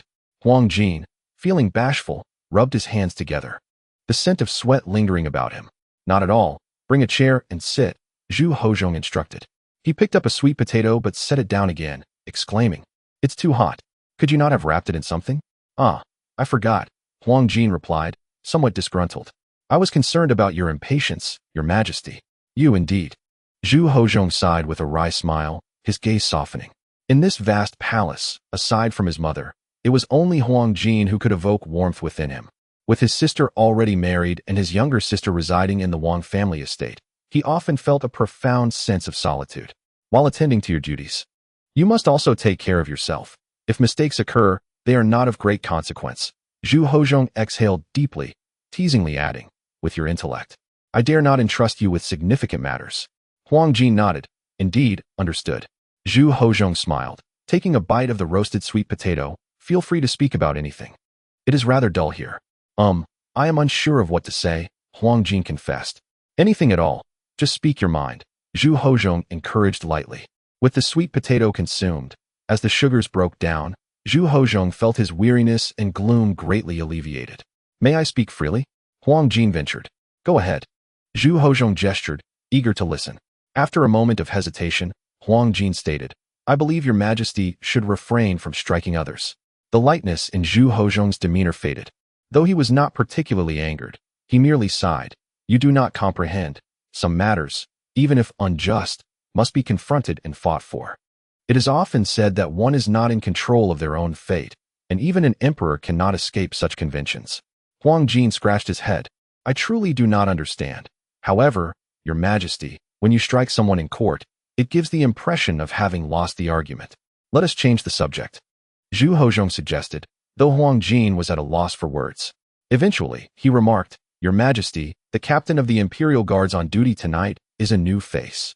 So you have run out of things to say?"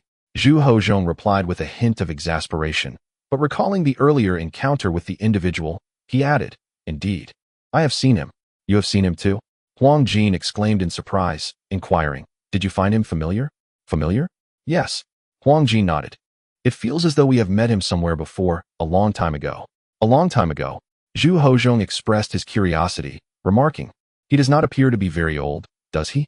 "Indeed, he seems to be merely in his 20s, yet I feel as if I have encountered him before." Huang Jin, somewhat perplexed, countered, "Does Your Majesty not share this sentiment? Having grown up in the Xing Wangfu, I have never been apart from my master for so many years. If I find him familiar, surely the master should as well." "Not at all," Zhu Hozong replied with a slight shake of his head. "It's late at night, and with the distance between us, I cannot discern his features clearly. The hall was illuminated by numerous candles, most of which were concentrated on his side, thus impairing his view of the shadows. Huang Jin suggested, "He is just outside the hall. Shall I summon him?" Upon gazing at Huang Jin's round visage, Zhu Hozhong felt a sense of reassurance and gently nodded. "Then go ahead." Chapter 74. The Wudong Mountain of Yesteryears. The Emperor wishes to see me? Indeed. Huang Jin straightened his posture and declared, "You ought to express your gratitude to our family." "Thank you," Li Qing replied, satisfied. "Now, let us not keep the Emperor waiting for too long. You should refer to him as Your Majesty." Huang Jin insisted, glaring with reproach. "Do you not understand the decorum? Is it not the same?" Li Qing inquired. "I feel it lacks the necessary respect," Huang Jin retorted, displeased. However, given Huang Jin's physique, Li Qing typically found it challenging to hold a grudge. Teasingly, he remarked, "If you dawdle any longer, the Emperor may become impatient. You should be cautious. If you provoke His Majesty, you shall not fare well," Huang Jin replied, exasperated. "Very well, let us proceed." Upon re-entering the Qianqing Palace and encountering the young emperor once more, Li Qing maintained his composure. "This humble minister pays his respects to Your Majesty." "Kneel, kneel," Huang Jin softly urged, tugging at Li Qing's sleeve. Yet, Li Qing remained unfazed. It was not arrogance. Rather, he sought to resolve the recent incident swiftly. Gaining the upper hand in conversation, allowing the emperor to uncover the truth himself, was the most effective strategy. To reveal his identity as the Yongqing Marquis immediately would forfeit his advantage. Thus, providing clues for the emperor to deduce the truth was preferable. This situation resembled the dynamics of romance. The proactive party often finds themselves in a position of vulnerability. The more assertive one is, the easier it is for the other to gain control. Zhu Hozhong inhaled deeply, noting, "You may step forward, my minister." Li Qing nodded and approached, stopping approximately a yard away from the emperor. In the brightest candlelight, Zhu Hozhong could clearly observe him, and he was momentarily taken aback by the striking handsomeness before him. Having lived for so long, this was the first time he had encountered such a captivating man, casting doubts upon his own self-proclaimed attractiveness. After a brief moment of astonishment, Zhu Hozhong too began to feel a sense of familiarity, as though he had seen Li Qing before, yet he could not place it. Gradually regaining his composure, Zhu Hozhong returned to his usual demeanor, stating, "I find your face rather unfamiliar. I have just begun my night watch." Interrupted, Zhu Hozhong's irritation grew, amplifying his urgency to reform the Jinui. "What is your surname, my minister?" he inquired with a cold huff. Li Qing, feigning ignorance of the emperor's displeasure, clasped his hands and replied, "I am of the humble Li family." "Li?" Zhu Hozhong echoed, glancing once more at Li Qing, the sense of familiarity intensifying. "Where do you reside?" "In Jinling." In the heart of Jinling, Zhu Hozhong felt a stirring, followed by a sudden shock. He hastily inquired, "What is your name?" "My dear minister?" "Li Zi," came the reply. "A fine name indeed."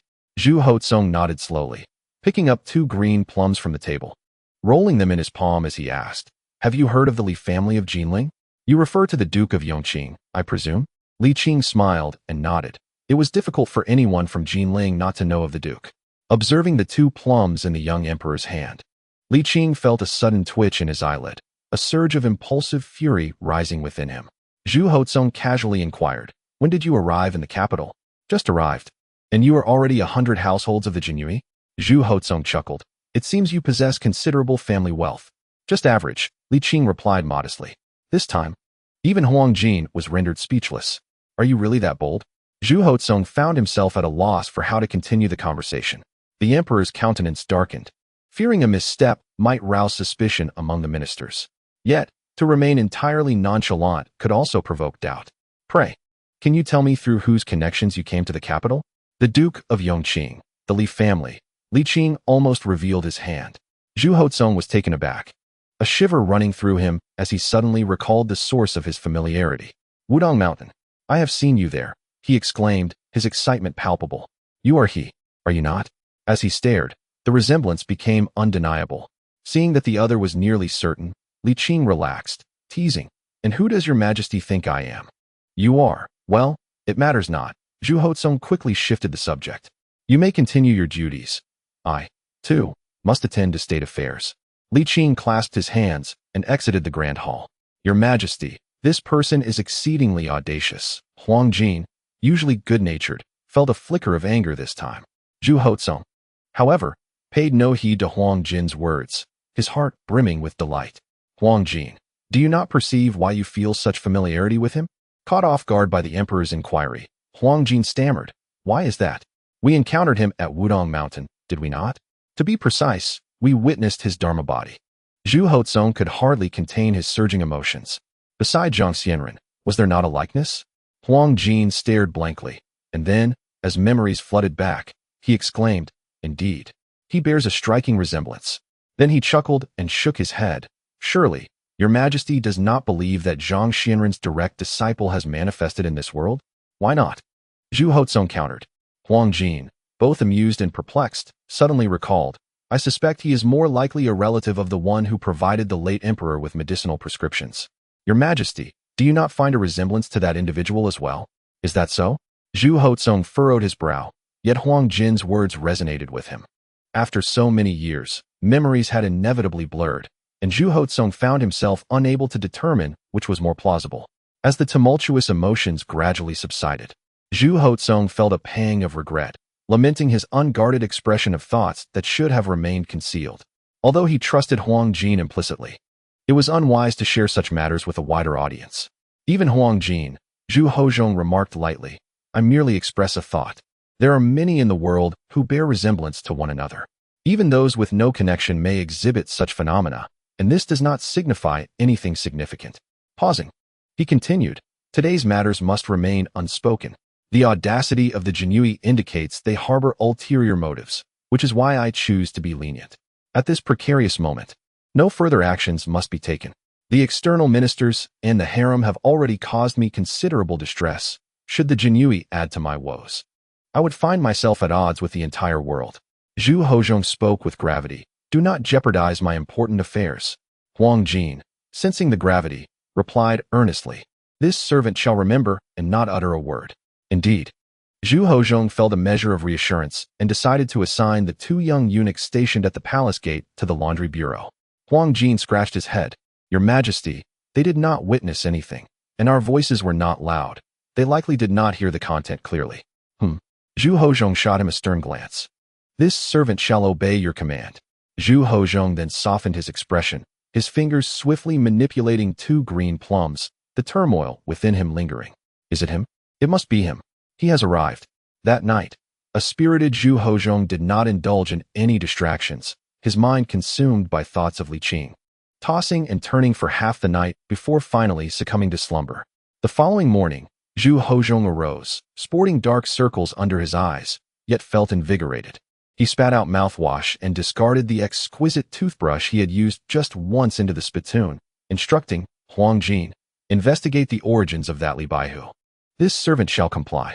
Huang Jin acknowledged, taking a few steps before turning back to inquire, which task should I prioritize? First, have the little Huang men on duty last night removed. Understood. With a clear sense of priority, Huang Jin smiled with ease. This servant shall attend to it at once. Indeed. Zhu Hozong took a deep breath, suddenly feeling uplifted.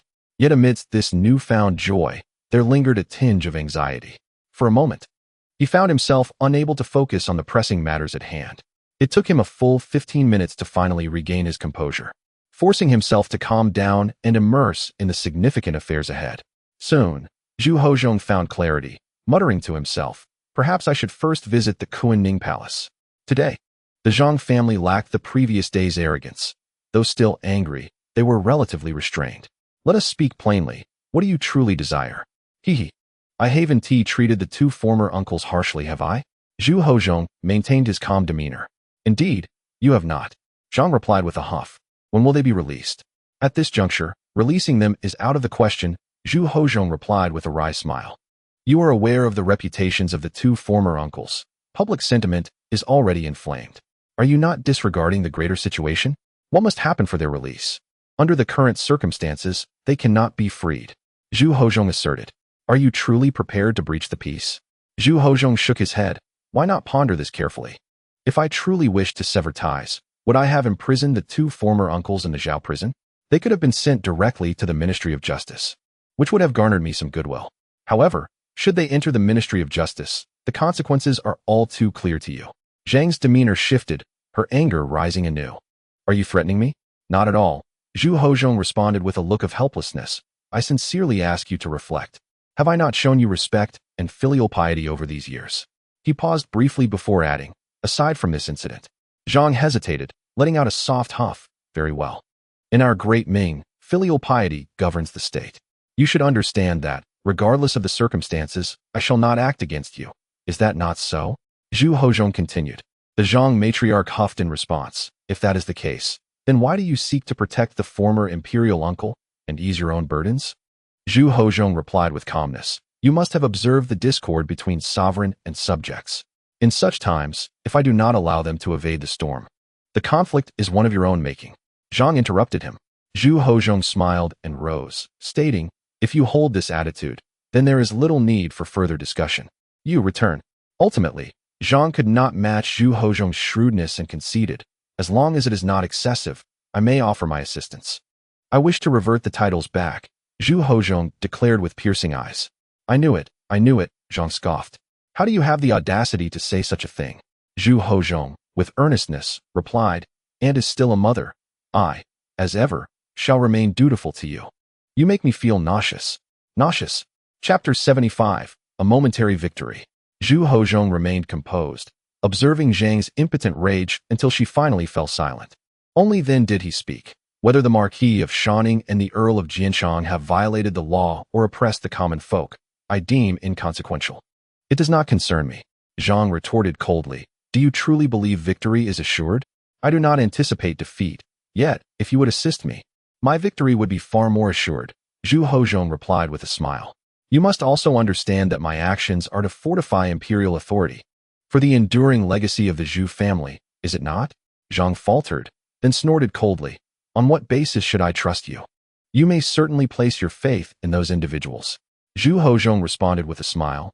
You possess the power of choice. However, I implore you to deliberate wisely before making that choice. You may feel I lack loyalty, but do not forget your own status, nor that of the Zhang brothers. You may still opt for external ministers, yet, Zhu Hozhong's tone turned frigid. Should that be the case, I shall no longer extend favor to the two former imperial uncles. Zhang fell silent. On what grounds should I believe you will not go back on your word? The dignity of the royal family, Zhu Hozhong asserted. In my years upon the throne, have I been harsh towards you or the Zhang family?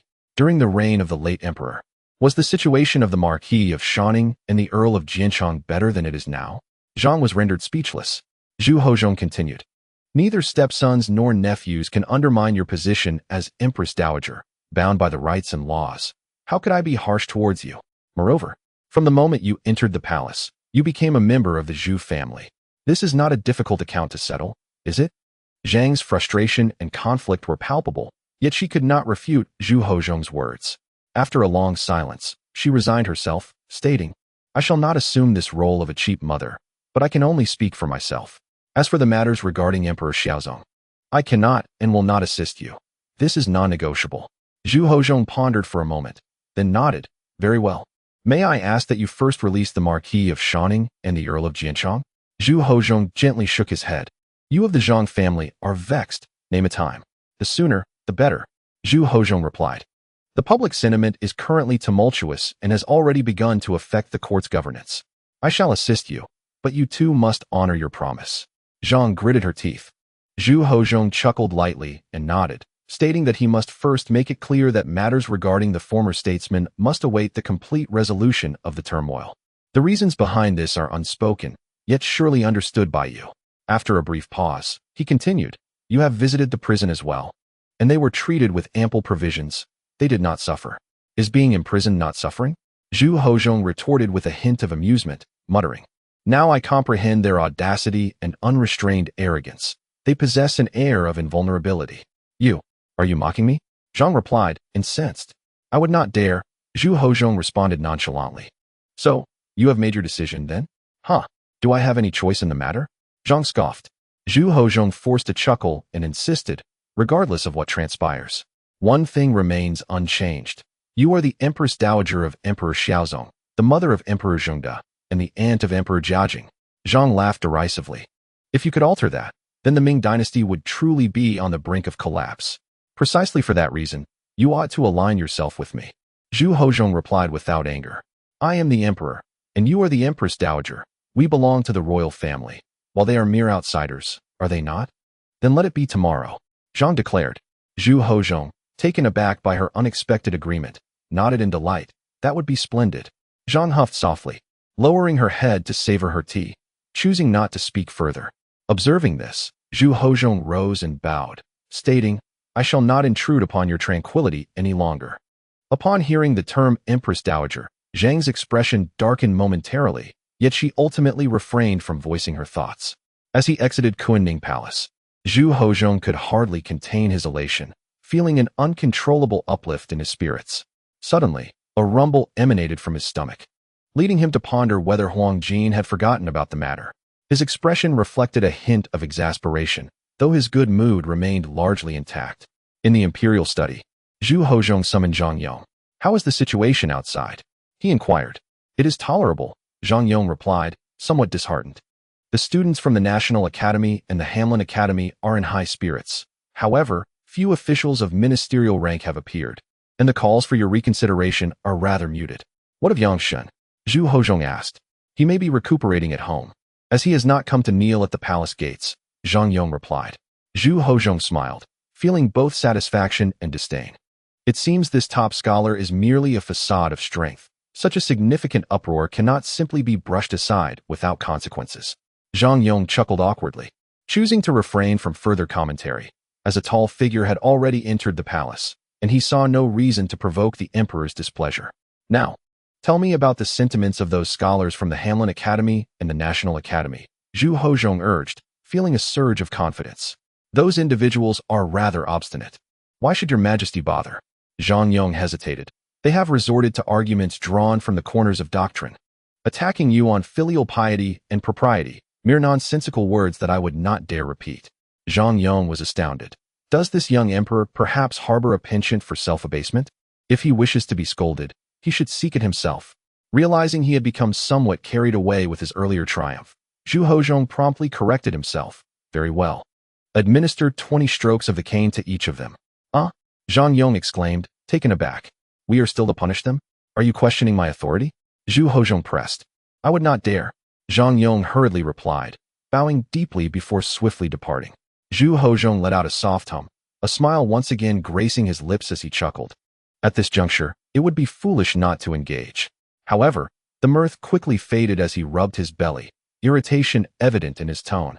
That Huang Jin has completely forgotten about me. Very well, I shall endure for now. The Empress Dowager was undoubtedly offended, and he had yet to assert his authority through this grand ceremony. Such moments were fraught with instability among various factions, and Zhu Hozhong dared not take any chances. With the immortal already in the world, to falter at this critical point would indeed mean closing his eyes for eternity without peace.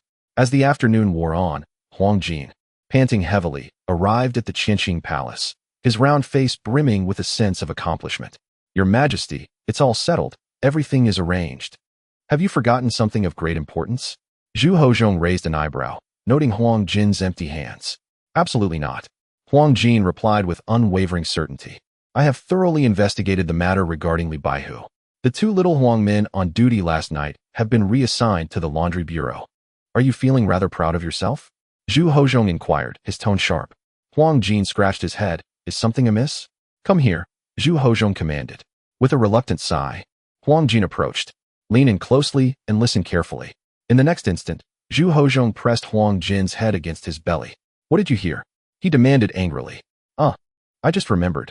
Huang Jin, grasped by the collar, dared not move, replying, Your Majesty, please release me. I shall go at once.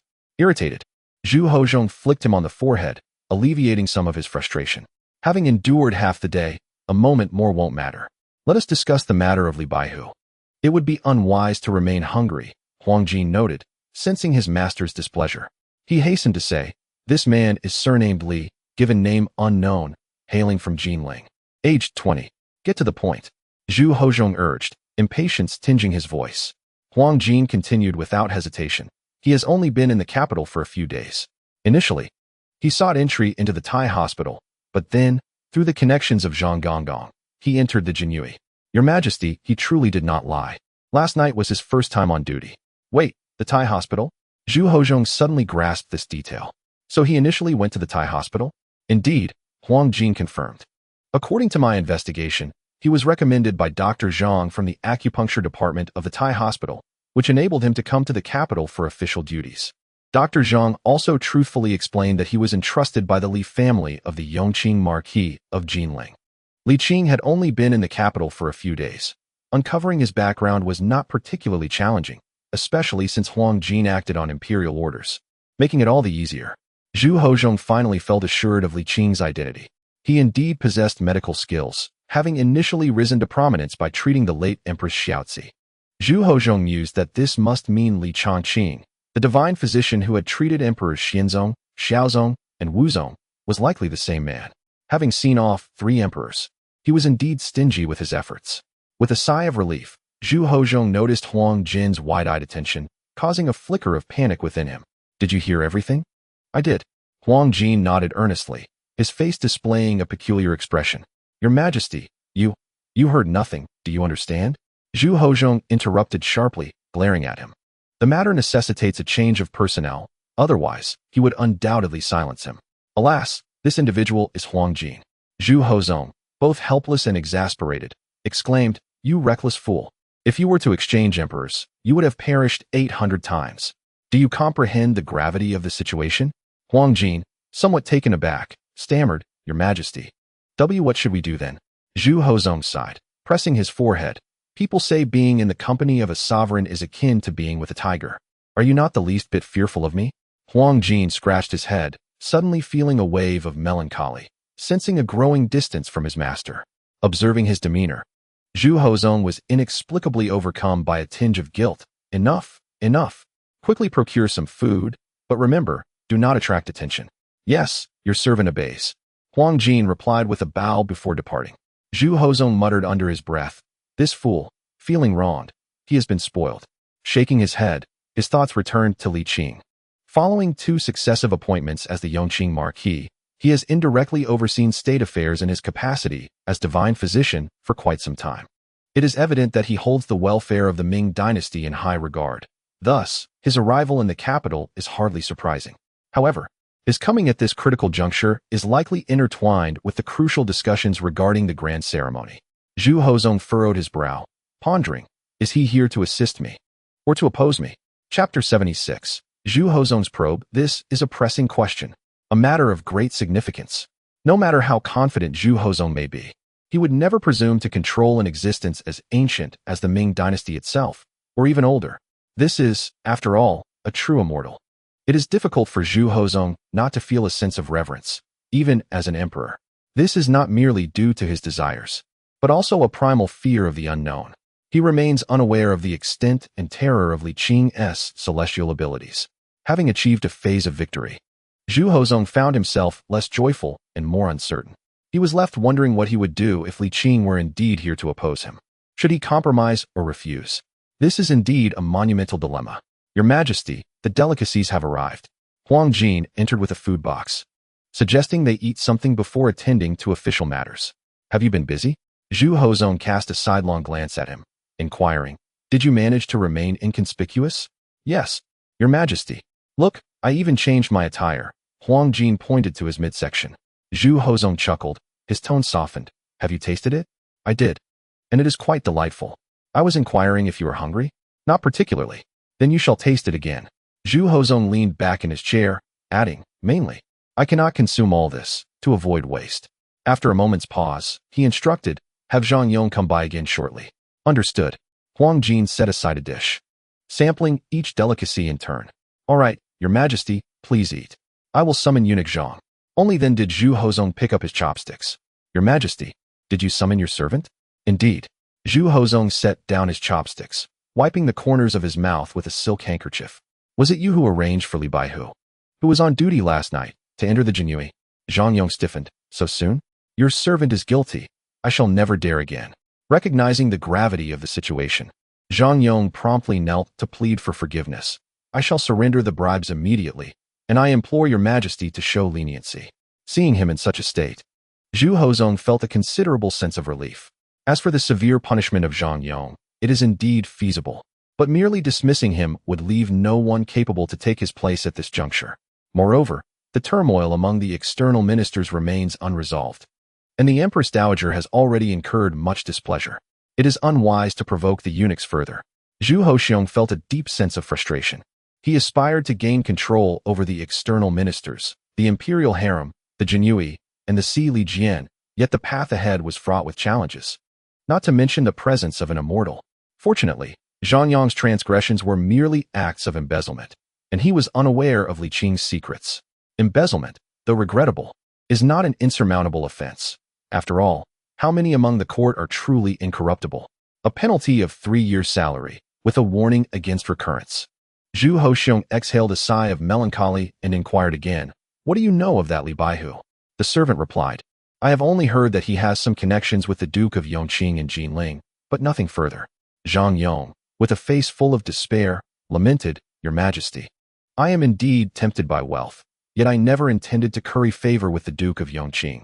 Such a connection is beyond my reach." "Enough, enough." Zhu Hoxiong observed that he did not seem to possess any knowledge of the truth, and scoffed, "Should there be a next time, I shall have you expelled from the Si Li Jian. Yes, yes, I shall never dare again." Zhang Yong's face was one of relief and gratitude. "Thank you for your grace, Your Majesty. I shall return home immediately to surrender the embezzled funds to the imperial treasury." Zhu Hoxiong acknowledged with a grunt and asked, "Have the kneeling petitioners dispersed from the palace gate?" Replying to Your Majesty, "They have indeed dispersed." Zhang Yong quietly released a breath of relief, explaining, after the caning, "They could no longer maintain their kneeling position, so I had them removed." "What was their reaction?" Zhang Yong replied sheepishly, "They remain defiant, and their dissatisfaction has only intensified." Zhu Hoxiong chuckled lightly, seemingly unconcerned, and remarked, "They are dissatisfied? I am even more so. If they kneel at the palace gate again tomorrow, we shall deal with them directly." "Understood." Zhang Yong, resigned to the command, asked, "Does Your Majesty have any further instructions?" Zhu Hoxiong replied with a cold laugh, "Since you enjoy meddling in the Jinyui, I shall grant you another opportunity. After tonight, have that Li Baihu assigned to daytime duty. I shall carry out your command." Zhang Yong acquiesced with careful deference, perceiving the lingering ire of the emperor, and respectfully took his leave. Zhu Hoxiong expressed his frustration towards Zhang Yong. "Huang Jin, why do you retreat so far?" Huang Jin waved his chubby hand and replied, "Your Majesty, did you not say that accompanying the sovereign is akin to accompanying a tiger? I fear provoking your wrath. Now you choose to be obedient." Zhu Hoxiong exclaimed in exasperation, "Come here." Huang Jin complied reluctantly, murmuring, "Please, Your Majesty, give your orders." "I ask you, do you wish to become the chief eunuch of the Si Li Jian?" "I do not." Huang Jin replied almost without hesitation. "Think again." "I truly do not wish to." Huang Jin chuckled awkwardly. "I am but a simpleton. How could I possibly serve as the chief eunuch? Furthermore, if I were to join the Si Li Jian, I would no longer be able to accompany you daily." "Oh, you." Zhu Hoxiong felt a mixture of frustration and tenderness, responding softly, "Who says that becoming the chief eunuch means you cannot remain by my side? Yet I fear that I might falter and cause you worry." Huang Jin hesitated. "Your Majesty, you know me well. I truly lack the ability. I shall teach you." Zhu Hoxiong spoke gently. "Zhang Yong was nurtured by the former emperor, and I do not entirely trust him. In this palace, the only individuals I can fully rely upon, aside from my mother, are you. Will you not assist me?" The servant, Huang Jin, felt her plump face wrinkle with worry. Yet she was willing to endure any hardship for the sake of the emperor. However, she lamented her own inadequacies. Zhu Hoxiong smiled and replied, "When I received the late emperor's edict, I too feared I would not fulfill the role of emperor well. Yet now, do I not perform adequately?" He encouraged her, "Believe in yourself. With me supporting you, what is there to fear?" Huang Jin expressed her distress. "Must I truly take on the role in the Directorate of Ceremonial?" Zhu Hoxiong sighed. "Indeed, I have no one else I can rely on." "That is not entirely true," Huang Jin countered. "Your Majesty, have you forgotten about Liu Bing?" Zhu Hoxiong responded, "Liu Bing is different. He has an inherited position. His grandfather served in the Imperial Guard, and now his father has succeeded him. It is expected for Liu Bing to follow this path." Zhu Hoxiong held higher expectations for Liu Bing than for Huang Jin, making it impossible to appoint him to the Directorate of Ceremonial. Moreover, Liu Bing was a childhood friend. It would be unthinkable to demote him to a eunuch. Additionally, Zhu Hoxiong had been nurtured by Liu Bing's mother during his childhood. To have been fed from another's breast, and then to castrate their son would be an act devoid of humanity. Zhu Hozhong was not a person to forsake his morals. He reflected that such an act was beyond him. Do you wish to wield the knife yourself? Zhu Hozhong teased. Huang Jin, feeling slightly embarrassed, replied. That would indeed be quite inappropriate. You are aware of this? Zhu Hozhong exclaimed, then chuckled. If Lu Bing were to find out, he would surely retaliate. Huang Jin laughed. How old is he? If he were to strike me, I could easily overpower him. Zhu Hozhong shook his head, amused. No more jesting. I am exhausted from these past days. I shall take a nap. Rouse me when the second watch concludes. Very well, Huang Jin replied cheerfully. Your Majesty should indeed cultivate the habit of an afternoon rest. Only with ample rest can one better handle state affairs. I shall keep track of the time, so you may sleep soundly. Zhu Hozhong nodded, contemplating. The reason I take a nap is to be invigorated for the night. After some thought, he felt it prudent to subtly probe Li Qing's stance. As the second watch approached, Huang Jin timely awakened Zhu Hozhong and presented the dishes she had procured from outside the palace. Your Majesty, I have even brought a late-night meal. So you need not eat roasted sweet potatoes tonight, she said while arranging the food, her face beaming with pride. Quite clever, Zhu Hozhong praised. Remember, do not frequent just one tavern. Vary your choices. Understood. Once Li Baihu arrives at the palace for duty, bring him to me. Huang Jin replied, Your Majesty. Do you truly believe? Just do as I say. Why do you always have objections? Zhu Hozhong replied, displeased. This habit must change. Yes, that is more like it. Zhu Hozhong smiled again and began to eat. After dining, Zhu Hozhong commenced reviewing memorials, quickly entering a state of work. Unbeknownst to him, nightfall descended. Li Qing, punctual for his shift, was soon spotted by Huang Jin near the Qianqing Palace. Oh, we thought you would not come, Li Baihu, Huang Jin said as she approached him, lowering her voice. The emperor wishes to see you. Li Qing was not surprised. He had anticipated that the young emperor was aware of his existence, and his encounter with Qing Li the previous night further confirmed his suspicions. He had also provided numerous clues. With the astuteness of the young emperor, it is difficult not to perceive his suspicions. Li Qing strode towards the palace door. Wait a moment. Huang Jin tugged at him and whispered, The emperor has mistaken you for someone else. You should clarify when the time comes. Li Qing replied, Fear not. Who would dare commit treason against the emperor? Huang Jin nodded and solemnly added, Moreover, you must not be as disrespectful tonight as you were last night. Remember, accompanying the emperor is akin to courting danger. Li Qing could not help but chuckle. Your wisdom is commendable, my lord. Be serious. Huang Jin glared with his small eyes. I am looking out for your well-being. If you truly incite the emperor's wrath, your fate will be dire. Thank you. Well then, let us proceed. Upon entering the inner hall and reaching the imperial desk, Huang Jin quietly reminded, Your Majesty, Li Baihu has arrived. Very well, Zhu Hozhong, without lifting his gaze, replied. You may leave for now. I wish to converse with Li Qing. As you command, Huang Jin bowed respectfully, seizing the moment to discreetly signal Li Qing not to provoke the emperor before withdrawing. Zhu Hozhong adeptly reviewed the memorials before finally raising his head and smiling at the relaxed Li Qing. There is no need for you to be so formal. My dear minister. Li Qing nodded in acknowledgement. The young emperor did not appear vexed by Li Qing's audacity. Rather, he seemed to find it quite natural. You must be aware of the significance of the grand ceremony, am I correct? Indeed. And what is your perspective? Zhu Hozhong's tone was calm, yet his heart was in turmoil. Chapter 77. A flickering mind. Li Qing was momentarily taken aback. Zhu Hozhong promptly elaborated. As you have just entered the court and do not hail from a traditional scholarly background, your insights are particularly valuable. After a pause, he added with a smile. There are no outsiders present, so you need not hold back. What reservations could Li Qing possibly have? He was merely astonished by the emperor's forthrightness. However, since the opportunity had been presented, he felt no need for pretense. Your Majesty, it would be prudent to withdraw. Zhu Hozhong was momentarily stunned, his expression suddenly darkening. Do you believe I am mistaken? Not exactly erroneous. Li Qing gently shook his head. On the surface, the grand ceremony concerns etiquette, but its essence lies in the power struggle. Upon hearing this, Zhu Hozhong relaxed slightly and inquired, If that is the case, why do you suggest I withdraw? You must understand that should the power-hungry ministers gain dominance, the imperial authority will wane, leading to dire consequences. Li Qing smiled lightly. If we withdraw at this moment, victory is not guaranteed for them, nor is defeat assured for you, Your Majesty. Oh, what do you mean by that? Zhu Hozhong asked curiously. The Empress Dowager. Zhu Hozhong froze, then stiffened, his expression becoming unnatural. What do you imply, or do you possess knowledge of something? Li Qing calmly countered. Does your majesty believe I am privy to any secrets? Zhu Hozhong found himself at a loss for words. The visit to Kunning Palace was a matter of today, as was the victory over the Empress Dowager, known only to Huang Jin, let alone the newly arrived Li Qing. Realizing he had overthought, Zhu Hozhong chuckled awkwardly and shifted the topic. You mentioned they may not win, and I may not lose. What is the meaning behind that? Li Qing sighed softly. It would be most fitting to conclude with an open-ended outcome.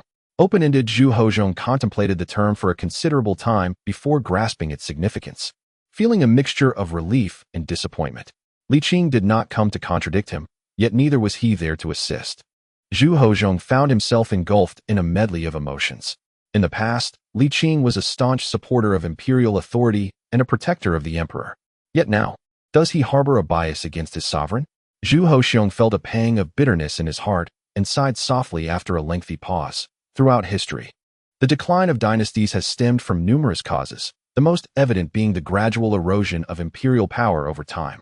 I do not deny that my current stance is tainted by personal motives. However, my primary concern is for the legacy and stability of my ancestors' realm.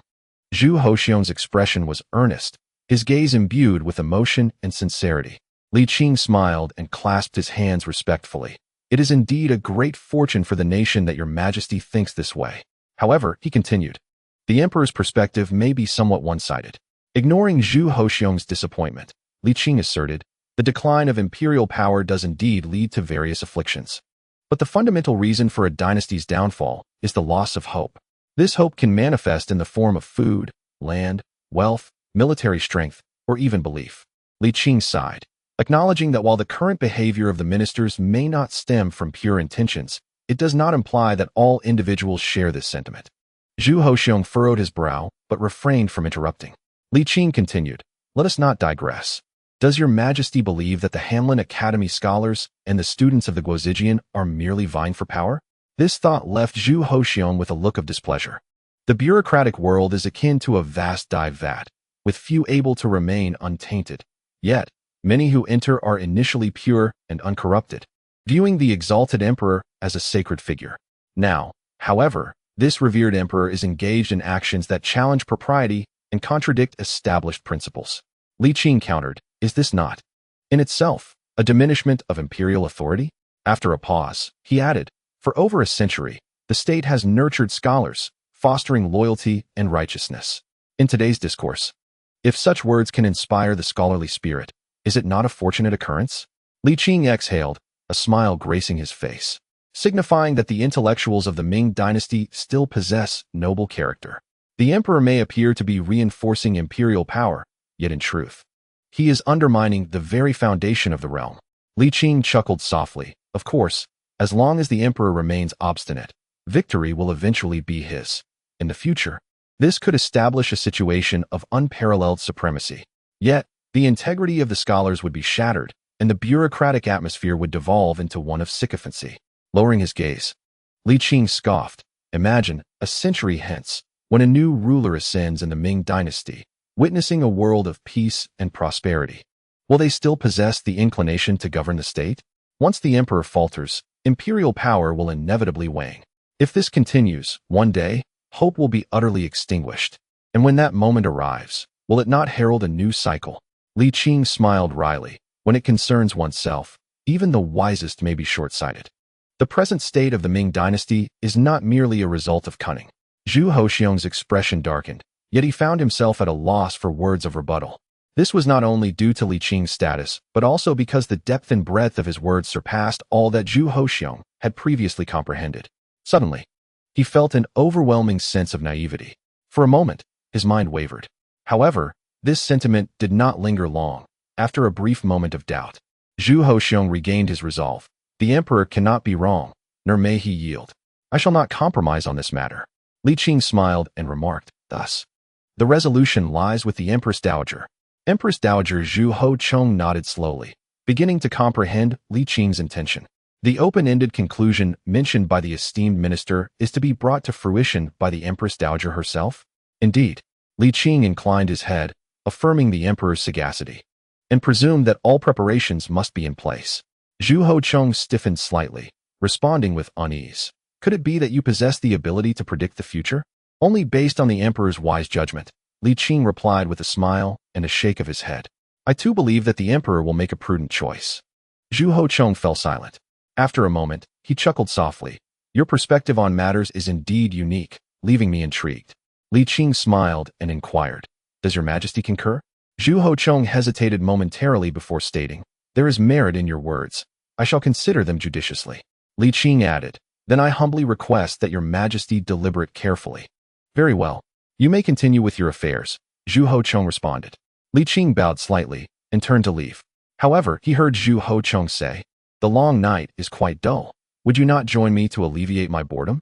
Li Qing paused, surprised. Has your majesty completed the official business? Zhu Hocheng replied. What of it? Has anything displeased the emperor? Li Qing shook his head, smiling. I understand the adage that to accompany the emperor is akin to walking with a tiger. That is good to know. Huang Jin relaxed. The emperor has had enough troubles these days. Let us not add to his burdens. By the way, have you explained it? The emperor did not inquire. I see. We thought it best to let it go. You continue your duties, and I shall attend to mine. The eunuch departed leisurely.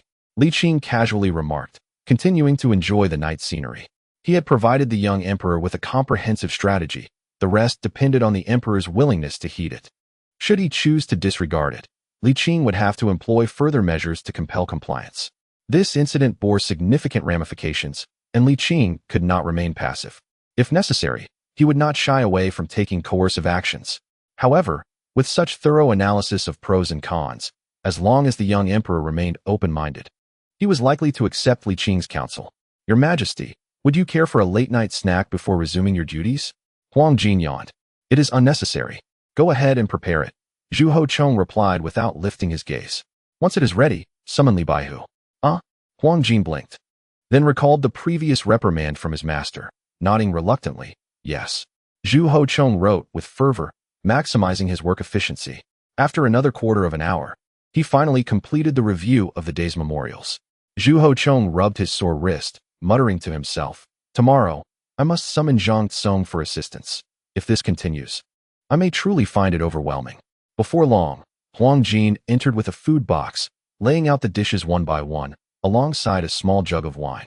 It is getting late, Your Majesty. You should dine and retire early. Zhu Hocheng massaged his temples, asking, Where's Li Baihu? He mentioned he was not hungry and departed. Huang Jin replied, his chubby face contorting in an odd expression. Shall I fetch him? Forget it, Zhu Hocheng sighed. Call Consort Gong here instead. As you command, Huang Jin responded, while arranging the dishes and pouring wine. Zhu Hocheng ate a bit and drank a few cups. His fatigue diminished significantly. He said, Huang Jin, tomorrow you shall visit the Liu family and bring Liu Bing to see me.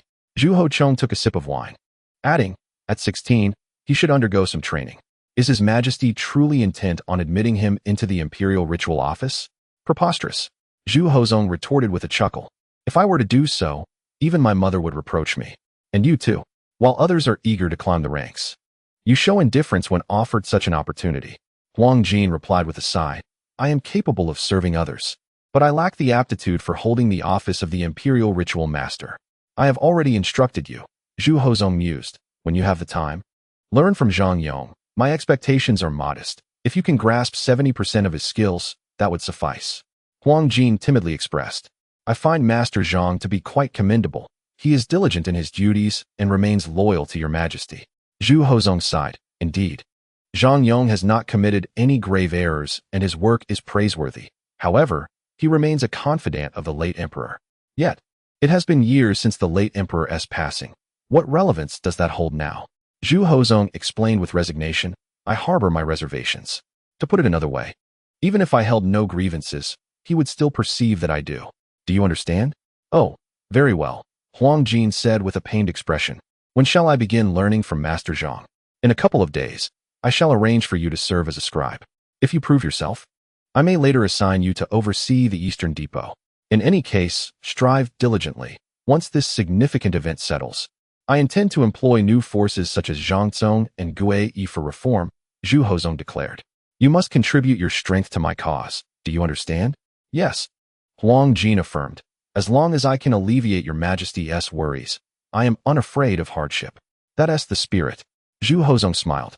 But soon his gaze shifted toward the palace doors, and the previously relaxed expression on his face grew slightly furrowed. Chapter 78. The choice of Jiajing to be candid. He felt discontented. After years of restraint and scheming, he had finally orchestrated the current situation. If he could just endure a little longer, victory would inevitably fall in his favor. Surrendering at such a critical juncture was unacceptable to Zhu Hozong. Li Qing's words struck with piercing clarity, outlining the implications with precision, which Zhu Hozong understood well. However, he found himself somewhat indifferent. The reason was simple: confidence. Zhu Hozong believed he could rectify the course of events. Moreover, if he were to attain immortality, those issues would cease to exist. He could outlast generation after generation, trading time for space. Yet, the dilemma lay in the fact that such actions would likely offend Li Qing, potentially jeopardizing his chances of achieving immortality. Zhu Hozong was torn within. Concluding with an open-ended outcome did not align with his political interests and would fail to fortify his imperial authority. Yet, the allure of immortality was overwhelmingly enticing. Should he resort to coercion? The thought arose, only to be swiftly dismissed. To challenge an immortal at least as old as the Ming dynasty was far too perilous. A misstep could mean losing the chance for immortality altogether, or worse, jeopardizing his very life. Could he leverage the Li family? That, too, seemed implausible. What weight could familial ties hold for a person who had lived for at least a century and a half? Zhu Hozong sighed inwardly. Such an outcome is truly disheartening. Yet, when he contemplated immortality, the despair lessened. Who would not be tempted by the prospect of an immortal emperor? Furthermore, Li Qing was not only immortal but also ageless. Eternally youthful, wielding supreme power and the ability to shape the world at will. In the face of such temptation, it seemed there was little that could not be sacrificed. So be it. The following morning, at dawn, Li Qing finished his shift and indulged in a delightful meal at a restaurant, followed by a leisurely afternoon at a tea house. Estimating that it was about time, he made his way to the palace gates to observe how the emperor would make his choices. To his surprise, the atmosphere was still tumultuous, and the situation had escalated, with not only Yang Shen reappearing, but also the 6 ministries and 9 ministers appearing battle-worn. Li Qing felt taken aback but did not rush to anger. Instead, he cast a glance at Zhang Yong, who was maintaining order. As everyone else knelt, Li Qing's standing figure naturally drew attention, and Zhang Yong quickly approached him. "Sir, may I have a word?" "Certainly," Li Qing replied as he followed Zhang Yong to a secluded spot. "What is the situation?" he inquired. "The arrangements for daytime duties are settled. Starting tomorrow, you can serve during the day," Zhang Yong explained before elaborating. "The Empress Dowager has issued a decree." "What did she say?" The Empress Dowager stated that the Ming dynasty governs through filial piety, and since the current emperor has a biological mother, there is no need to force him to recognize another as such. Zhang Yong sighed. This announcement ignited a firestorm among the courtiers. Li Qing relaxed, thinking to himself, "It seems the young emperor is still obedient." Did the emperor offer any explanation? "None, and just recently he also administered a symbolic punishment," Zhang Yong replied. However, this time the emperor clearly stated that it was merely a symbolic act, yet it completely ignited the fury of the ministers. Indeed, Li Qing nodded, acknowledging the situation. Zhang Yong, puzzled, asked, "Aren't you worried?" Li Qing smiled. The emperor's actions merely served to divert the blame onto the Empress Dowager, causing a complete rift between the two parties. It's nothing to concern ourselves with. But from my perspective, that aim has yet to be achieved. It is close at hand. Li Qing said with a smile. "Just watch. The emperor will make a new move soon." "What makes you so certain?" "If the emperor truly wishes to change the title completely, there would not be just one Empress Dowager," Li Qing explained. Zhang Yong countered. "But what if this is merely the first step? Perhaps it was so before, but after a deep conversation with him last night, I believe that as long as he remains rational, he will adjust his strategy in due time." Li Qing's tone was light. "Of course, if he remains obstinate. I have other methods." "Other methods? Are you revealing them?" "I have made him aware that the situation he fears is unlikely to occur, so there is no need for concern." Zhang Yong smiled wryly, nodding. "With you here, there is no need for us to worry." After a pause, he added, "However, on that note, I do have a matter to request of you." "Go on." "The emperor has begun to entertain thoughts about our family," Zhang Yong stated. "Early this morning, the emperor appointed Huang Jin to serve in the grand court as a supervising eunuch. Naturally, he did not replace anyone but merely added an additional position, which has not affected anyone. Still, it is evident to all. Zhang Yong sighed lightly. I knew this day would come, but I did not expect it to arrive so swiftly. Nevertheless, it is for the best. Taking a deep breath, Zhang Yong bowed deeply, saying, I kindly ask you to assist us in extricating ourselves soon. Li Qing replied slowly, you cannot leave just yet. Huang Jin is not yet capable of bearing the standard. While the emperor does indeed harbor thoughts of sidelining you, he will not allow you to depart at this moment. Zhang Yong lamented, but I am truly weary of this. What's the rush? I see your health is still robust. Why the urgency for retirement? Zhang Yong, with a hint of displeasure, stated, let us speak frankly, sir. Did you not promise to accommodate our family's requests in the future? We have been contemplating a journey to Jinling. Li Qing's gaze sharpened, the air of ease dissipating. I apologize, but this is far too perilous. Sir, this is our sole request, Zhang Yong pleaded. As a eunuch, devoid of offspring or family. While the village of Zhongguan appears pleasant, it is unbearably lonely. I implore you. Li Qing sighed in resignation. The risks are simply too great. Zhang Yong ventured. One could replicate the method. The troubling truth is, you are not a normal individual. You must understand that apart from the imperial family, even dukes cannot retain eunuchs without overstepping boundaries, Li Qing replied. If discovered, the consequences would be dire. Our family is a latecomer to this path. Our voices are not particularly distinct, Zhang Yong argued. With the addition of fragrant pouches, the scent could be perfectly concealed. Please wait a while. I am currently unable to assist, Li Qing replied with a melancholic sigh. However, this ultimately depends on whether he desires you. Zhang Yong's heart soared with joy, cheerfully asserting. He is not like others. He possesses empathy and will surely want me. Li Qing scratched his face, retorting, your request is rather presumptuous. Zhang Yong, slightly embarrassed, felt a wave of relief. I do not claim to be a saint, yet I have not committed heinous acts. I deserve some measure of recompense. Li Qing paused, nodding slightly. Simply aiding Xiao Yun in quelling the rebellion of King Ming elevates you far above the ordinary eunuchs in power. Very well, I shall assist with this. Zhang Yong rejoiced. If it were not for the inconvenience here, I would undoubtedly express my gratitude in the most profound manner. Enough of this superfluous discourse, Li Qing chuckled, shaking his head. Are you aware that I am to be on duty for the emperor tomorrow? That is his request, Zhang Yong replied. Indeed, the messenger has arrived. Li Qing suddenly remarked. Huang Jin has come to convey the emperor's edict.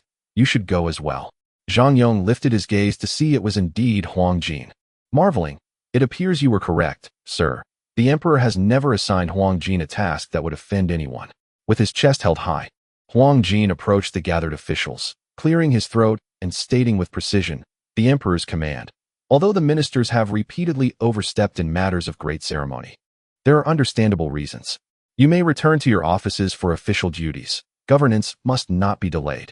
Tomorrow, I shall offer sacrifices to the ancestral temple, and all officials of the 5th rank and above are required to attend.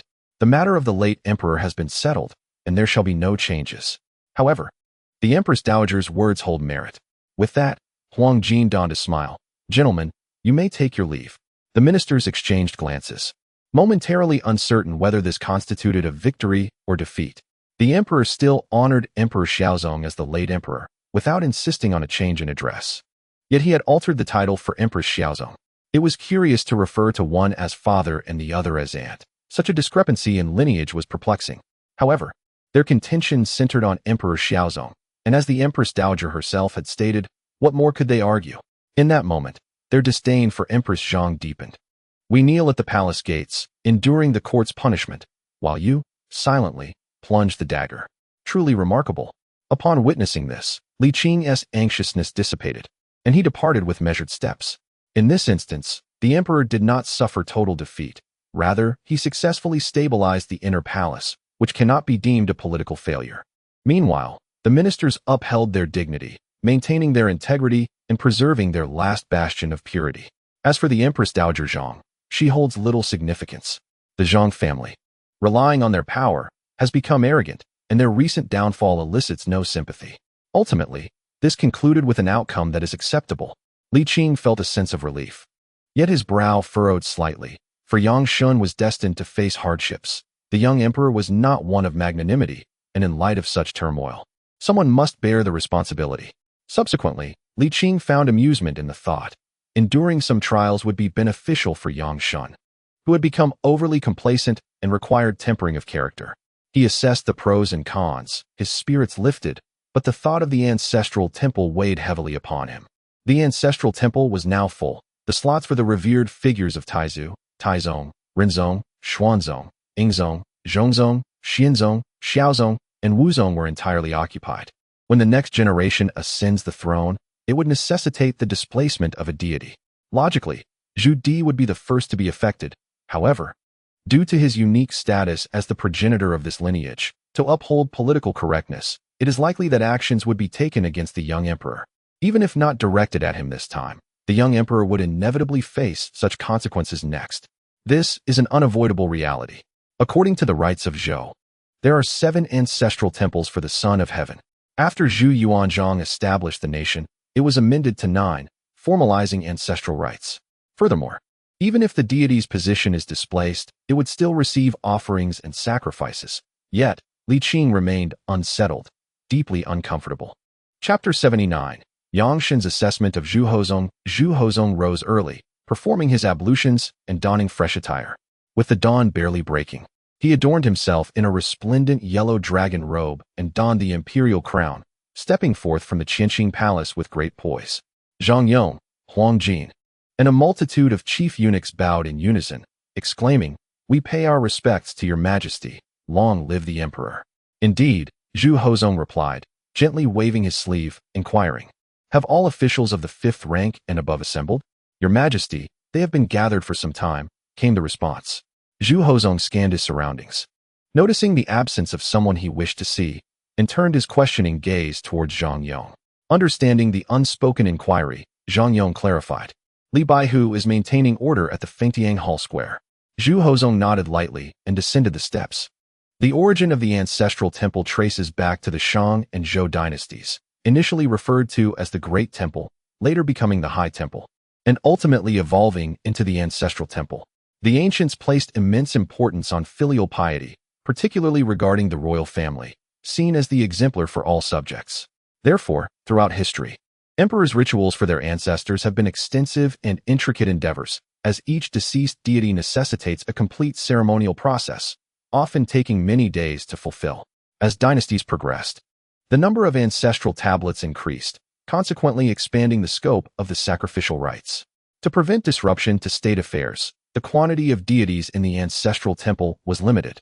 Otherwise, emperors would squander precious time merely on sacrifices. Nevertheless, honoring one's ancestors remains a formidable task, typically requiring several days to complete. In the era of the Ming dynasty, circumstances began to improve, largely thanks to Zhu Yuanzhang. After establishing the nation, the venerable Zhu adhered to the ancestral temple system of previous dynasties, constructing individual temples for his forebears and conducting rituals for each.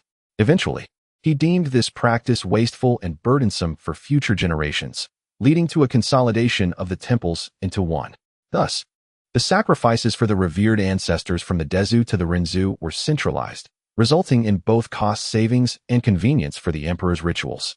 Nevertheless, Zhu Yuanzhang imposed a restriction on the number of divine spirits worshipped at the ancestral temple, limiting it to 9 for the emperor, with additional spirits being relegated to the secondary temples.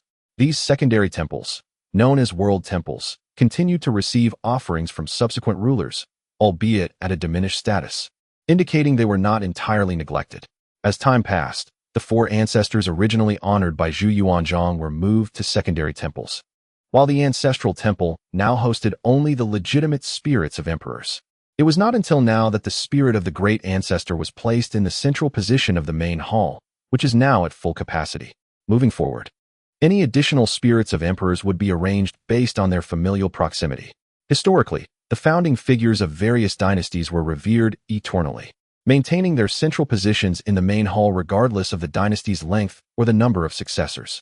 In the early afternoon, after completing the preliminary rites, Zhu Hozong ascended the jade steps into the ancestral temple, commencing his solemn rituals for his ancestors.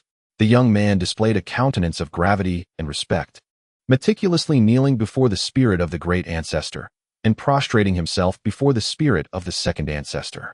It was not until the reign of the middle ancestor that he exhibited a slight reduction in reverence, replaced by an oddity. This was not the emperor who ascended the throne through traditional protocols. He lacked the prince's background and the late emperor's edict and was not a direct descendant.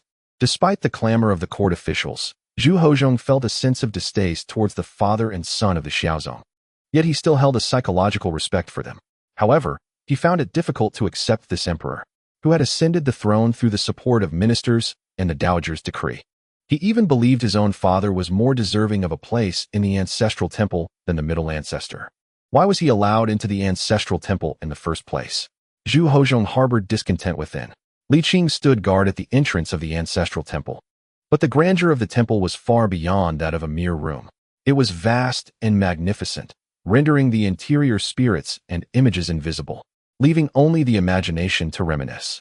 During the sacrificial rites, aside from the emperor and in special circumstances, no one was permitted to enter the main hall of the ancestral temple. While it was conceivable to do so, it would have to be done clandestinely. Contemplating the generations to come, where the young chubby one would eventually be moved to a secondary temple, Li Qing felt a sense of unease. The world temples lacked the majesty of the ancestral temple, and the rituals performed there were of a different caliber. Yet, this was the established protocol. Altering the ancestral temple system was no small feat, with repercussions that could surpass even the significant discussions during the Jiajing era. Unless there were extraordinary circumstances or a fitting opportunity, conventional methods were wholly ineffective. Ultimately, it was merely a change of location, still enjoying the offerings from descendants. Was he being overly concerned? Perhaps the young chubby one did not perceive any issue. Li Qing sighed inwardly. It was better to go with the flow and adopt a more magnanimous attitude. Though one may harbor such thoughts in their heart, emotions inevitably stir within. The recent sacrificial rites were remarkably grand, surpassing even the ceremonial proceedings during Zhu Hozhong's ascension to the throne. While the previous rites were conducted in homage to the ancestral temple for the purpose of coronation, this occasion was solely dedicated to the act of worship itself. The rituals spanned an entire 3 days, during which Zhu Hozhong displayed an intense desire for approval, attending to every detail with meticulous care, primarily emphasizing filial piety. This was largely an effort to atone for his prior actions and to restore the governance of the court to its rightful path. A direct admission of wrongdoing was out of the question. He could only seek to compensate in this manner, bearing the consequences of his earlier conduct. However, the burden of accountability could not rest solely on his shoulders. The collective uprising demanded that others too would have to face repercussions, lest the dignity of the emperor be compromised. On the day following the conclusion of the rites, Zhu Hozhong commenced a reckoning. Yet, considering the still simmering anger among the court officials, he refrained from drastic measures, merely requesting Zhang Cong and Xue'er to jointly impeach several highly unpopular officials, including Yang Shun and others, while sparing any significant figures. This time, the grounds for impeachment did not rest upon the grand ceremonies, but rather on the principles of loyalty between ruler and subjects. Li Qing did not impede Zhu Hozhong's actions. Although he disapproved of the young emperor's demeanor, such measures were deemed necessary. The situation had escalated significantly had the emperor remained silent. The reverence held by the ministers for the imperial authority would have greatly diminished, leading to detrimental consequences. The power of the emperor may be weakened, but it cannot be diminished drastically in one fell swoop. Otherwise, it risks spiraling out of control. That night, at the Yang residence, the confined Yang Shun was abruptly awakened. "Who goes there?" "It is I," replied Li Qing, igniting a fire stick to light the candles on the table, revealing his true identity. Yang Shun, though startled, was not entirely taken aback, and with a slight huff, he said, "Just speak plainly. Is it poison or silk?" Li Qing responded with a puzzled expression. Yang Shun slowly sat up, slipping on his shoes. "Since that day at the palace gates when I heard the emperor's edict, I knew this day would come. Fortunately, I had sent Xue'er back to her family in advance." Once dressed, he gestured, "Bring it forth." Li Qing chuckled wryly. "Do you believe the emperor intends to have you killed?" Yang Shun replied coolly. If Yang Shun were to take his own life out of guilt, the emperor would lament, thus preserving his own reputation while sparing many hardships, an outcome that serves both parties. Li Qing expressed his astonishment. "After this incident, you have matured considerably." "Spare me your sage-like demeanor," Yang Shun retorted, tossing his long hair over his shoulder and taking a deep breath, declaring, "Announce the edict." "There is no edict." Li Qing smiled. I am here of my own volition, not under anyone's directive. Shen raised an eyebrow. Please sit. Li Qing took a seat first and inquired.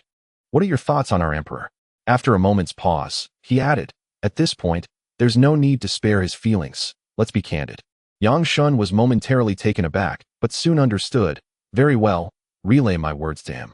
Gathering his thoughts, Shen articulated, he prides himself on his cleverness, believing he can control everything and test boundaries indefinitely.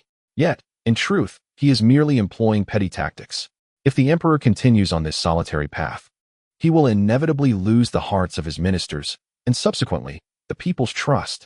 Perhaps the esteemed deputy Minister Yang would care to elaborate further. The proposal for a grand ceremony was, in essence, a misguided strategy.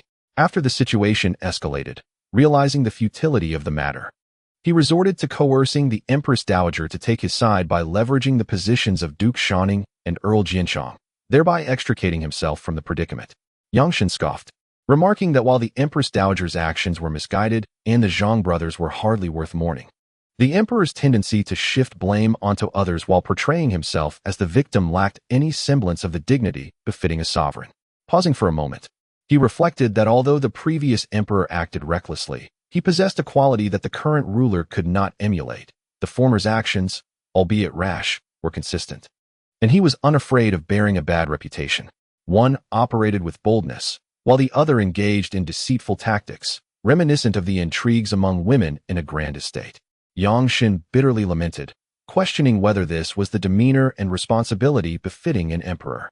With a deep sigh, he conceded that it was at least fortunate that the emperor had chosen to temper his actions, for the time being.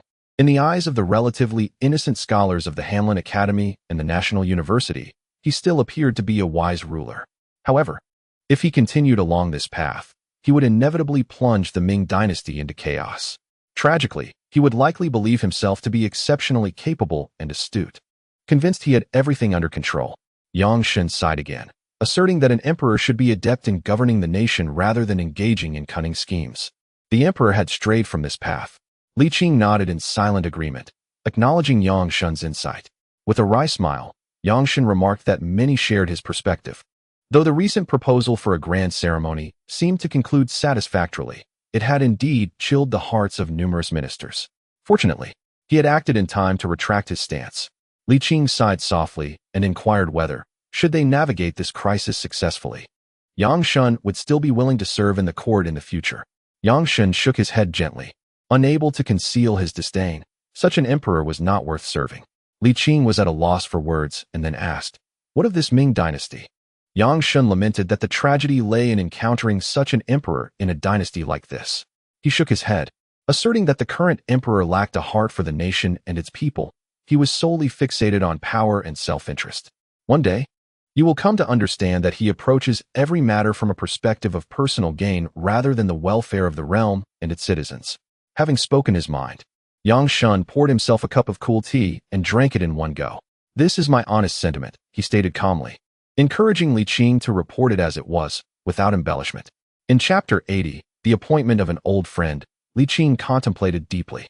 Shen, however, appeared relaxed and untroubled as he remarked, when I initially voiced that statement, I was prepared to uphold the principles of loyalty and righteousness, whether for the emperor's dignity or the inviolability of imperial authority. The outcome of the grand ceremony was predetermined for me. Today, I accept this with equanimity. Li Qing sighed sadly and advised, you are exceptionally talented and still young. How can you succumb to pessimism at the first sign of adversity? Indeed, the emperor is a scoundrel, but you must not abandon your ideals because of one such ruler. He continued, a man ought to live a life of fervor. Must my actions not reflect that fervor? Shen retorted proudly, then sighed once more, recalling how his call to arms had rallied the public, demonstrating that the backbone of the Ming literati remained unbroken. This incident would serve as motivation for scholars for a considerable time to come, and that was sufficient. After a moment's pause, Shen pondered, even if the emperor spares my life, what prospects await me in the future? What if I am utilized? Li Qing inquired. With a bitter sigh, Shen replied, my current predicament was foreseen by my father long ago. He once remarked that my temperament was ill-suited for an official career, and now it seems he was indeed correct. Let us not dwell on this any longer. Yang Shun took a deep breath and said solemnly, I have expressed all that needs to be said, both what should and should not be spoken. Now it is your turn. What should I say? Li Qing replied with a wry smile. I did not come at the emperor's behest, but rather out of a deep concern for talent, fearing that you might lose your conviction. Do you now see? Li Qing added, rest assured, the emperor will not take your life. Your words that day may indeed lead to your ruin, yet they also ensure that the emperor cannot execute you, for, as you mentioned, he is reluctant to bear the burden of infamy. As the ancients said, while the green mountains stand, there is no fear of firewood running out. The future may yet hold opportunities for you to realize your ambitions, so why despair? Yang Shun chuckled lightly, asking, you are now a favored courtier, are you not? Surely. The emperor has anticipated how to deal with me, right? Do you think exile or border duty awaits me? Both are possible, though exile seems more likely, Li Qing sighed. This incident has caused quite a stir, leaving the emperor no choice but to take it seriously. I understand, Yang Shun nodded. My earlier assessment of him was not due to his intent to punish me.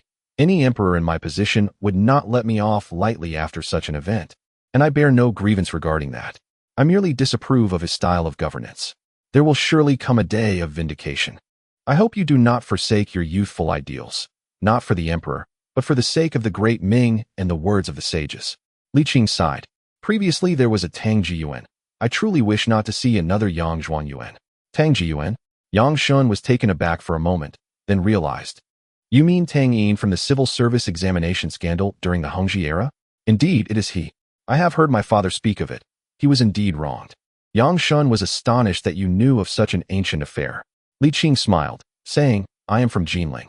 Yang Shun felt reassured, and then said, if you harbor no divine intent, I kindly ask you to leave. Li Qing understood that in Yang Shun's current state, no matter how eloquent his words or fervent his speech, they would bear little fruit, and thus he chose to temporarily withdraw. Farewell. The next day, the long-anticipated court meeting resumed, maintaining the facade of harmony between a wise ruler and capable ministers, as if the previous unpleasantness had never occurred. The ministers appeared righteous, and the emperor seemed enlightened. However, the mutual distance in their hearts had only widened. Zhu Hozong felt that the ministers were oppressing him with their power, while the ministers believed the emperor was doing the same to them, and so the standoff continued. Yet, neither side perceived themselves as the loser, and thus they tacitly agreed not to revisit past grievances. Nevertheless, consensus regarding Yang Shun's punishment was still elusive. The ministers believed that a mere suspension of his salary for a year would suffice, whereas Zhu Hozong insisted on executing Yang Shun for his disloyalty. This was clearly a bold initial demand, allowing room for negotiation, but the ministers were unwilling to comply. Any concession would imply an acknowledgement of the emperor's judgment. Yet, given their recent reconciliation, both parties remained restrained. However, the ministers were no pushovers. They could overlook the past grievances regarding the grand ceremony, but could not simply dismiss the matter of the Zhang brothers. Empress Dowager Zhang has unequivocally expressed her stance, leaving no room for politeness. The civil officials have long harbored disdain for the imperial relatives, and with such a prime opportunity at hand, how could they possibly let it slip away? Moreover, this time it was the emperor who instigated the matter. The malevolent acts of the emperor, Duke of Shaning, and Earl of Jinchang, who have exploited the common folk and encroached upon their lands, have long been an open secret. The Minister of Justice stepped forward and stated, I have received multiple petitions against these two individuals. I implore your majesty to refer the case to the Ministry of Justice for a thorough investigation. Should the facts prove otherwise, their innocence can be restored, and public sentiment quelled. What harm could come from such an action? It is improbable that the facts would be misrepresented. The Zhang brothers have engaged in unlawful activities since the Hongzhi era, only to intermittently feign compliance, resuming their arrogant demeanor upon gaining power. It can be said that they have spent a significant portion of their time amassing wealth. Undoubtedly, the Zhang brothers' audacity is bolstered by the fact that one of them is a brother to the Empress, the sister of the Empress Dowager, who indulges them without restraint. With such backing, they naturally act without fear. Particularly in recent years of the Jiajing reign, I concur with the Emperor's astute judgment and beseech for a just resolution. Others echoed this sentiment. When a prince commits a crime, he is as culpable as a commoner. Some cited historical precedents, recalling the Hongwu era and the case of the imperial son-in-law Ouyang Luan. The offensive against the Zhang brothers quickly united the officials, And even Zhang Cong and Xue'er no longer opposed the mainstream opinion. There exists a hierarchy within the realm of power: the noble families, civil officials, military commanders, eunuchs, and imperial relatives. Were it not for their noble birth, many of these imperial relatives would be deemed inferior to eunuchs, who at least engage in meaningful work. While the imperial relatives merely exploit the court for their own gain, having ascended to power through the women of their families. This is a source of deep resentment. The fact that they rise to prominence on the backs of women and then look down upon others is intolerable. In addition to disdain, there is also the reason that the imperial relatives blindly support the emperor, as they are easily granted substantial power, allowing them to vie for their influence. Now that there is an opportunity to confront the imperial relatives, they are eager to seize it. The downfall of the imperial relatives is a sight all officials are keen to witness, and Zhang Cong and his peers are no exception. Zhu Hozong did not impede the minister's accusations, nor did he acquiesce hastily. After much contemplation, he clarified his position. It is often said that where there is smoke, there is fire. I have heard whispers of the misdeeds of the two former national uncles. Otherwise, I would not have ordered their arrest for investigation. Now that the court has returned to order, I must ascertain the truth of the matter. After a pause, he added, however, the Zhang brothers are the brothers of the late emperor's empress and the maternal uncles of the current emperor. I cannot allow the empress dowager to be placed in a difficult position. With a righteous countenance, Zhu Hozong continued. That said, every family has its rules, and every nation has its laws. I cannot turn a blind eye simply because they are imperial relatives. Therefore, I believe it prudent to have the Jinhui conduct a thorough investigation. Regardless of their culpability, it should not tarnish the dignity of the royal family. What do you all think? Having allowed him to speak uninterrupted, the ministers were left speechless. Yet, it was clear from the emperor's demeanor that he was prepared to take action against the Zhang brothers, and there was no need for excessive scrutiny. Your Majesty is wise, the ministers murmured. After the morning court session concluded, Zhu Hozong promptly summoned his childhood friend, Liu Bing. At merely 16 years of age, Liu Bing had already developed a robust physique, standing tall and formidable, far surpassing his peers. Zhu Hozong held deep affection for this childhood companion, not only due to their shared upbringing, but also because they had been nurtured by the same woman. Zhu playfully struck Liu Bing on the chest, chuckling, You are now capable of standing on your own. Liu Bing humbly smiled and clasped his hands, responding, Your Majesty, you flatter me. Would you like to join the Jinhui? Zhu Hozong inquired with a grin. Wherever I may serve to alleviate your burdens, I shall gladly go, Liu Bing replied respectfully. In the grand hall, only 3 were present, and Huang Jin, feeling unrestrained, jested, Will the Grand Secretariat be involved? Liu Bing retorted, That little chubby fellow, he couldn't best you before, but now he might. With a fierce glare directed at Huang Jin, Zhu Hozong laughed heartily. Do not heed him. I cannot bear to part with you for the Grand Secretariat. You shall start as a 100 household captain, and further promotions shall come with merit. I humbly thank your Majesty for your grace, Liu Bing replied solemnly, performing a formal bow, maintaining decorum despite the emperor's warmth. Rise, do not be so formal, Zhu Hozong said, his eyes sparkling with satisfaction. Unlike Huang Jin, Liu Bing was a minister, not a servant. While servants may act casually, ministers must uphold a certain dignity. Zhu Hozong continued. The Marquis of Shaning and the Earl of Jianchang have committed numerous transgressions and are now imprisoned in the Zhao prison. I wish for you to investigate their crimes. Liu Bing exclaimed, astonished and incredulous, Your Majesty, but they are relatives of the previous dynasty. And what of it? Zhu Hozong sneered. You have acknowledged they belong to the former dynasty, not this one. Yet Liu Bing dared not question further, confirming, Is this your decision, Your Majesty? Zhu Hozong nodded. I shall obey your command, Liu Bing declared without hesitation, resolutely committed to acting on the emperor's orders. Zhu Hozong, increasingly pleased with him, gently encouraged, Proceed with your task. But do so discreetly. Report to me at the earliest sign of progress. Yes, Liu Bing responded with a bow. When shall I commence? Mobilize personnel immediately, Zhu Hozong instructed. Retrieving a letter from his drawer, first, confiscate the assets of the Zhang brothers for the royal treasury. Understood. Liu Bing accepted the letter with both hands, tentatively inquiring. What about the other members of the Zhang family? They shall not be detained for now. I shall comply, Liu Bing confirmed with another bow. If your Majesty has no further instructions, I shall attend to this matter. Go ahead, Zhu Hozong smiled. With me backing you, you need not worry. Lu Bing respectfully acknowledged, stepping back before turning to leave. Zhu Hozong, his face radiant with joy, then glanced at Huang Jin. Take a lesson from him. What am I to learn? Huang Jin queried. Chapter 81, Anger Unleashed. You should go to the Grand Secretariat, Zhu Hozong replied. Your Majesty, I still need to procure your meals shortly. Perhaps I should wait until after lunch? Huang Jin tentatively suggested.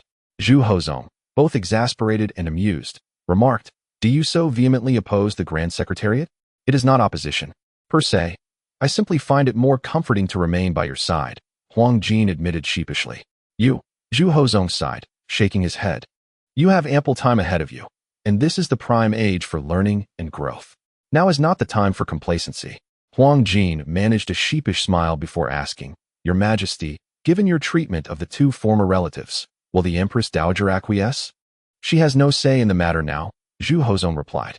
Zhu Hozong lightly hummed, declaring that since she publicly supported him, she had completely severed ties with the external ministers. With the possibility of collusion with them extinguished, why should he remain apprehensive? Yet, Your Majesty, relying on external meals is not a sustainable strategy, Huang Jin lamented. Over time, it would surely draw attention, and moreover, it is detrimental to your health. Not to worry, Zhu Hozong replied with a self-satisfied smile. Before long, the influence of the Empress Dowager in the palace will dwindle, ultimately rendering her a mere figurehead. Thus, I shall have no reason for concern. Alas, the palace servants are merely sycophants. As my power grows, the palace maids and eunuchs will gravitate toward me. By then, even if she wishes to scheme, she will be unable and dare not do so, Zhu Hozong asserted confidently. For no one would heed her, and they would even report her to him. Zhu Hozong remarked nonchalantly, Power begets power. The greater the authority, the more it nurtures influence. And the two are mutually reinforcing. He held an unwavering trust in Huang Jin, leaving nothing concealed. You must learn more, Zhu Hozong advised. Living here without cunning is unwise. Huang Jin's expression twisted in hesitation. After a lengthy pause, she finally spoke. Your Majesty, I have something to say, but I am uncertain if I should. What is there that you cannot say to me? Zhu Hozong replied with displeasure. Then I shall speak, Huang Jin timidly continued. I feel that Your Majesty's actions are not quite right. Oh, what is wrong? Zhu Hozong's displeasure deepened, curiosity piqued. Is Your Majesty angry? Not at all. Zhu Hozong shook his head. Speak freely. Huang Jin hesitated, saying, It seems somewhat unjust. Zhu Hozong chuckled in exasperation. Have you not heard that the benevolent are often taken advantage of? Do you not know how I was bullied when I first arrived in the capital? What of Yang Tingyi and the Empress Dowager? Were they not equally unscrupulous? But now Yang Tingyi is gone, and the Empress Dowager no longer presses so aggressively. Why must it continue? What do you understand? Zhu Hozong retorted sharply. If I yield an inch today, they will expect a mile tomorrow. In the eye of this power vortex, if one cannot advance, they must retreat. Only by firmly grasping power can one avoid being subjugated. Power cannot be entrusted to others, nor can one relinquish the initiative. Zhu Hozong sighed. To secure the throne, it must be this way. Huang Jin replied with reluctance. I do not comprehend these matters, Your Majesty. Zhu Hozong scratched his head, and Huang Jin earnestly stated, If someone must be wronged, I do not wish for it to be Your Majesty. You possess some conscience, Zhu Hozong remarked, tapping her head lightly twice. Now, go summon Zhang Tsong to see me. Huang Jin bowed, and then inquired, Should I still go to the Bureau of Rights afterward? Go after lunch, Zhu Hozong instructed. Understood. Zhang Tsong arrived at Qinqing Palace alongside a young eunuch and immediately spotted Li Qing, who was relaxing under the shade nearby. For a moment, he felt both surprise and astonishment. At last, he had encountered this esteemed individual again. However, is the Imperial Guard so complacent now? During his watch, how could they be so lax? Zhang Tsong intended to greet him, but, hindered by the urgent summons, pretended not to notice him. Within the palace, even in broad daylight, what danger could there be? It was already commendable that Li Qing was not derelict in his duties, let alone expecting him to be diligent. The tumultuous situation has yet to fully settle. Otherwise, he would inevitably revert to his previous erratic routine of fishing for 3 days and sunbathing for 2. Yangshan's punishment. The measures to weaken the power of the imperial relatives and the ensuing reforms left Li Qing contemplating. He sensed that everything was still in a state of uncertainty, and this year would likely be fraught with challenges. The first 2 issues were manageable, but the primary concern lay with the reforms. Reform is never a facile endeavor. as alterations to the system invariably encroach upon the interests of its traditional supporters. The difficulty of reform often correlates directly with its intensity. It ultimately depends on how vigorously the young emperor chooses to act. Of course, Li Qing also wished to seize this opportunity to introduce the strategies he had previously devised. Alas, he had promised Xiao Yun years ago to pay him a visit, and now many years had passed. Li Qing sighed, realizing that once he completed his current tasks, he truly needed to make that trip. He had learned early on of Xiao Yun's ennoblement and subsequent seclusion, yet he considered this a positive turn of events, at least for Xiao Yun's sake. The relentless duty of celestial patrols over the past decade had been exceedingly arduous. A respite to study the Heart School might not be unwelcome. Li Qing took matters into his own hands, deeming it unnecessary to involve Wang Xue'er further. Furthermore, Wang Xue'er was no longer in his youth. Li Baihu, I extend my greetings to you, Li Qing said, lifting his gaze to Zhang Cong Zhang Shirlang. One appears particularly spirited during joyous occasions. Ah, not at all, Zhang Tsong replied modestly, yet his countenance betrayed his buoyancy. The emperor is wise, and the court is stable. Is that not worthy of celebration? After a brief pause, he expressed his gratitude for Li Baihu's timely assistance, inquiring when Li Qing would be available for a proper acknowledgement.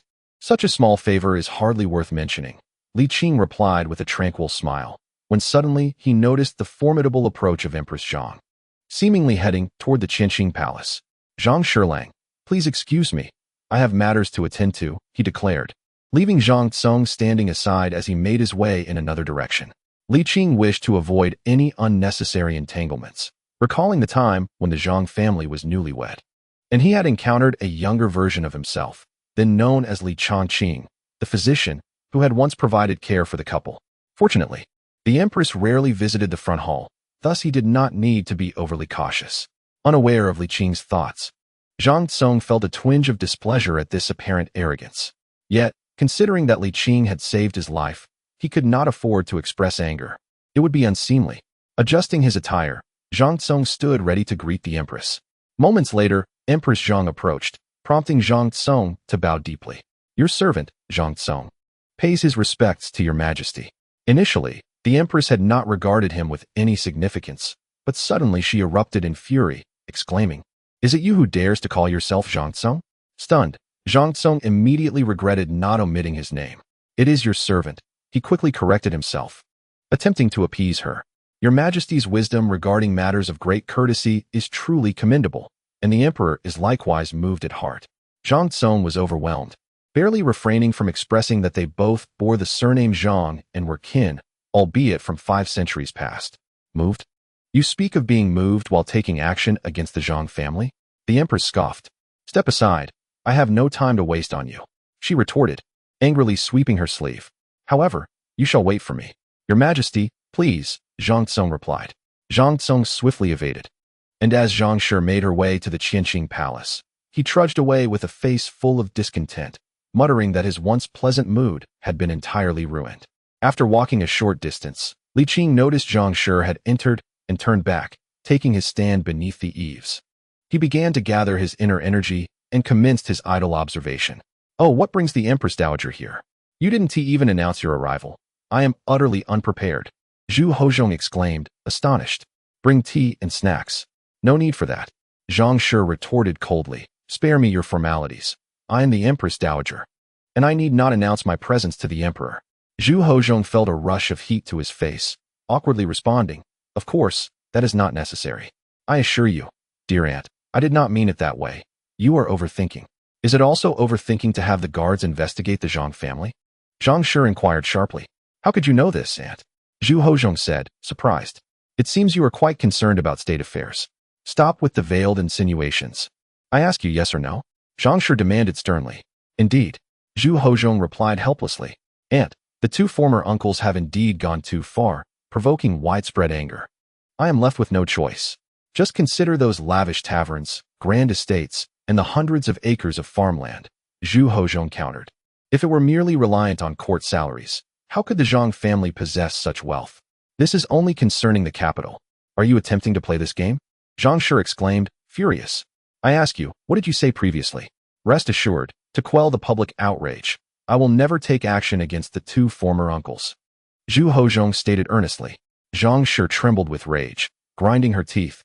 You truly are my dear nephew. Huh, my son must have been blind to choose such an ungrateful, disloyal person to inherit the throne. As a woman, I understand the significance of maternal relatives. And you, an emperor. Zhu Hozhong chuckled lightly. Aunt, I see you only value the importance of your own family. You continue with this nonsense. It drives me to the brink. Zhang Shi nearly lost her sanity. In ancient times, Sima Yi swore by the Luo River, and now we have you, Emperor Jiajing, speaking with such insincerity. If you persist in this manner, future generations will surely suffer the repercussions. Zhu Hozhong, infuriated, could hardly contain himself. This near curse-laden tirade, even for someone as patient as he, broke his composure. His facial muscles twitched as he struggled to suppress his urge to retort, coldly stating, I implore you, Aunt, to watch your words. Am I allowed to act as I please yet forbidden to speak? Zhang Shi scoffed. You, Zhu Hozhong seethed.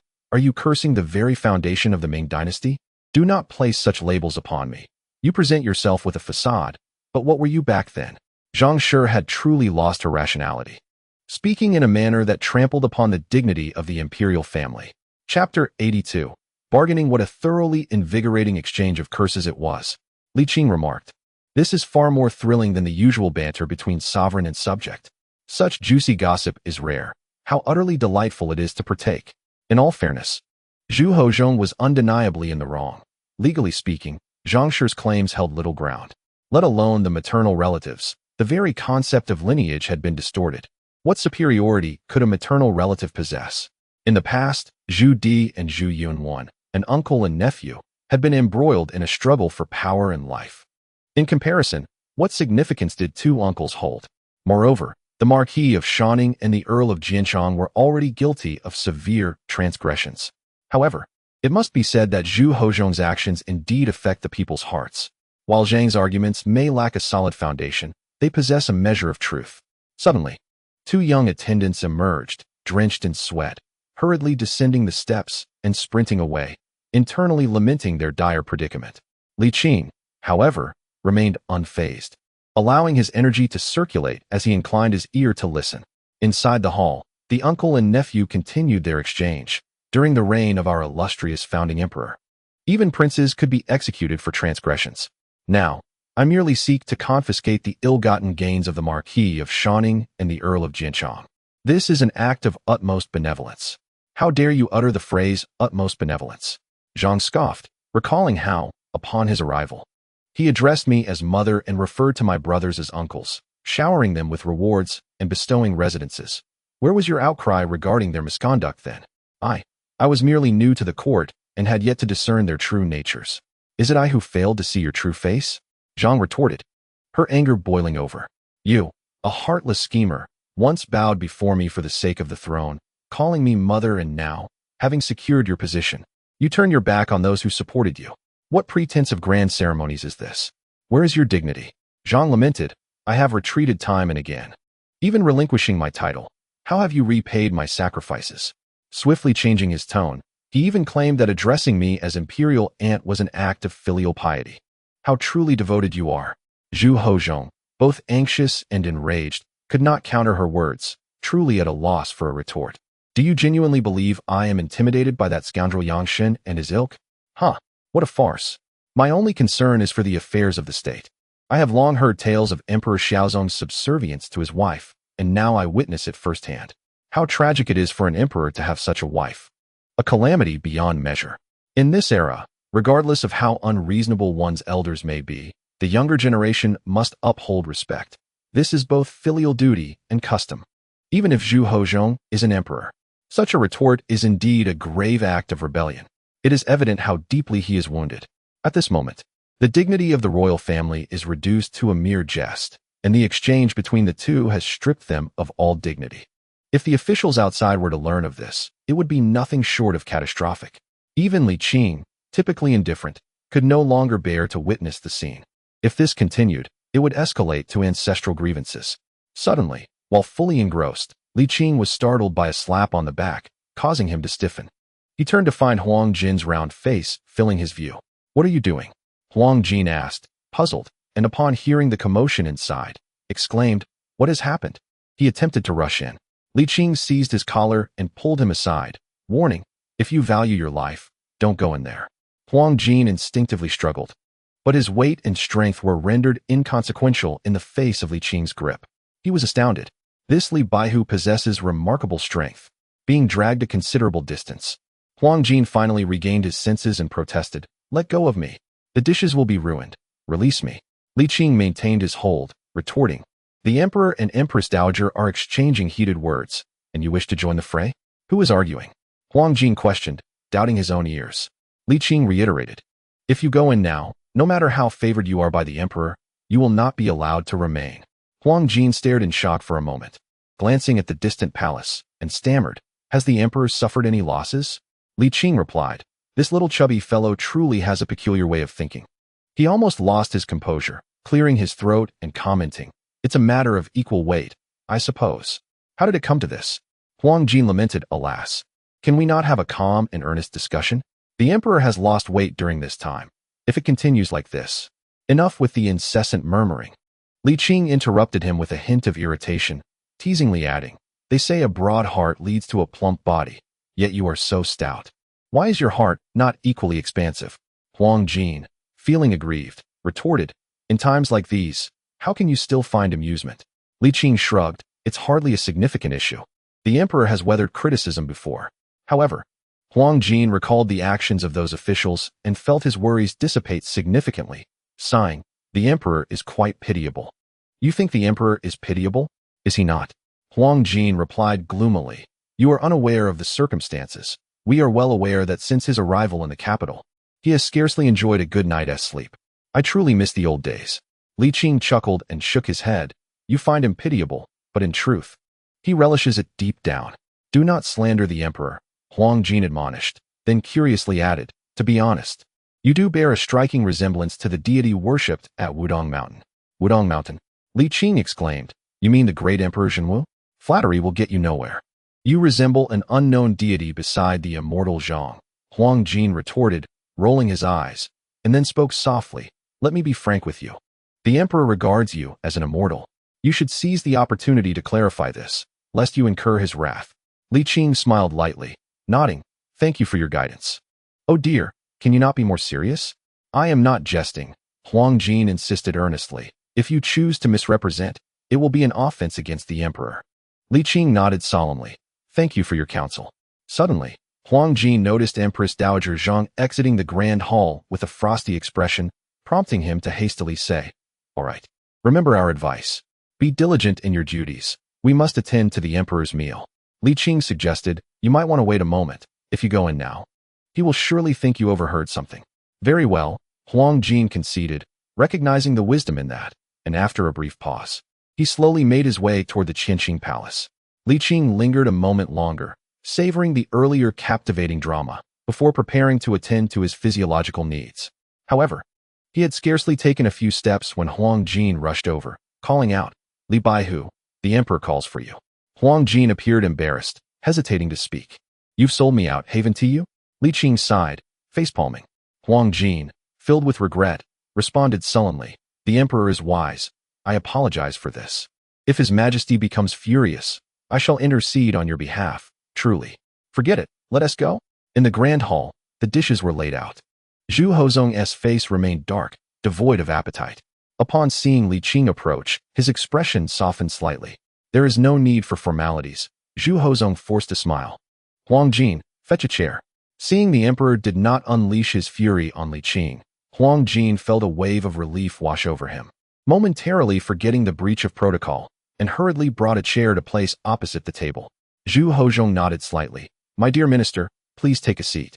"Thank you, Your Majesty," Li Qing replied with a courteous remark as he settled into the chair opposite him. Zhu Hozong inhaled deeply, intending to voice his thoughts. Yet his gaze shifted to Huang Jin. Huang Jin, somewhat puzzled, responded, "What is it, Your Majesty?" "Pour the wine." "Yes, Your Majesty." Huang Jin ducked his head and hastily bent down to serve the wine, hesitating momentarily before also pouring a cup for Li Qing. Zhu Hozong took a hearty gulp and gradually articulated, "Do you believe, dear minister, that I have erred in my severity towards the imperial relatives?" "None at all," Li Qing asserted, lifting his cup to take a sip. not to mention the two unlawful relatives. Even if a princely vassal were to cause turmoil, they too must be held accountable. Zhu Hozhong's expression softened slightly, and he replied with pleasure, "You understand me well, dear minister." However, considering the actions of the Zhang family, Li Qing felt a sense of distaste and chose not to pursue that topic further. Instead, he inquired, "The discussions regarding the grand ceremony have reached a resolution. What are your intentions regarding the subsequent matters? The principal offender, Yang Shen, must be severely punished." Zhu Hozhong's face once again showed signs of anger.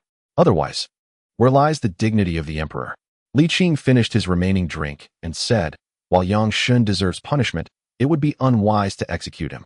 Firstly, he possesses considerable talent, and to discard him would be a loss to the Ming dynasty. Secondly, the rift between sovereign and subjects widens. Should we be too harsh? It will undoubtedly chill the hearts of the people. After all, his actions are not deemed wrongful by mainstream ideology, as evidenced by the attitudes of the Hamlin Academy and the students of the Guozijian." Zhu Hozhong furrowed his brow, countering, "If so, where is the emperor's dignity?" Li Qing replied expressionlessly, "By first suppressing and then elevating, you not only preserve the emperor's face, but also demonstrate his magnanimity." Zhu Hozhong took a deep breath and said, "Then let it be a border assignment. Or perhaps exile him instead." Li Qing responded, "He is but a frail scholar. A border assignment might cost him his life. Exile to Yunnan, coupled with a few strokes of the cane," Zhu Hozhong stated matter-of-factly, "that is my bottom line." Beside them, Huang Jin wore an expression of bewilderment. To his ears, it sounded as though the emperor was bargaining with Li Baihu. Did the emperor truly need to resort to such measures? Huang Jin's small eyes were filled with confusion. Li Qing remained silent, pouring wine for himself and drinking alone. After a while, Zhu Hozhong took a step back and said, "The strokes of the cane are merely for show. I never intended to kill him." Li Qing set down his cup and remarked, "Your Majesty's intentions do not guarantee his safety. The journey is long. May I have the honor of escorting him?" Zhu Hozhong was taken aback, then filled with jealousy. "Do you hold him in such high regard?" Li Qing smiled and replied, "In our Ming dynasty, a top scholar emerges only once every 3 years, and this one happens to be the son of the prime minister. There is a saying, a hero's son is also a hero. Such talent ought to be cherished." Zhu Hozhong fell silent. After a moment, he suspiciously inquired, "Do you perhaps find your duties burdensome and wish to resign for a more leisurely life?" Li Qing did indeed contemplate it, but circumstances did not allow. The discussions regarding the grand ceremony had calmed, yet Zhu Hozhong's demeanor was far from appealing. If permitted to progress unchecked, he would inevitably stray further down a path of obstinacy. Moreover, reforms lay ahead. Li Qing sought to seize the opportunity to advance his prior plans, knowing he must remain in the court for the time being. "Once I escort Yang Shen to his destination, I shall return. Is that so?" "Indeed." Li Qing nodded and then spoke, "Since the emperor has agreed to the method of first suppressing and then uplifting, may I inquire when you intend to reinstate Yang Shen?" Upon hearing this, Zhu Hozhong felt a pang of bitterness in his heart. The charges have yet to be determined, and he is still in the capital. Why is my loyal minister so impatient? Do you presume that I am a man of empty words? Li Qing remained silent, merely gazing at him calmly, as if to ask, "What do you think?"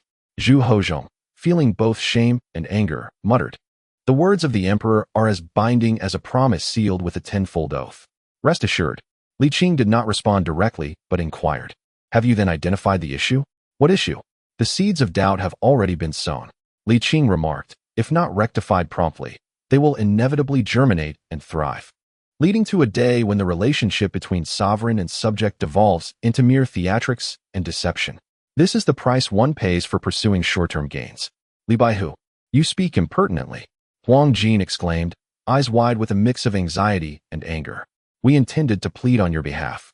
Yet the emperor has not stooped to your level. Do not seek trouble where none exists." Ignoring him, Li Qing continued, "This is akin to conducting business. If you deceive someone once, it is unlikely they will engage with you again. Even if they do, trust will never be restored to its former state. If you wish to continue in commerce, you must bear the additional cost of trust. This is what is commonly referred to as penny wise, pound foolish. Though it is said that merchants are cunning, few truly successful traders have built their fortunes on deceit. In fact, the larger the enterprise, the more they cherish their reputation."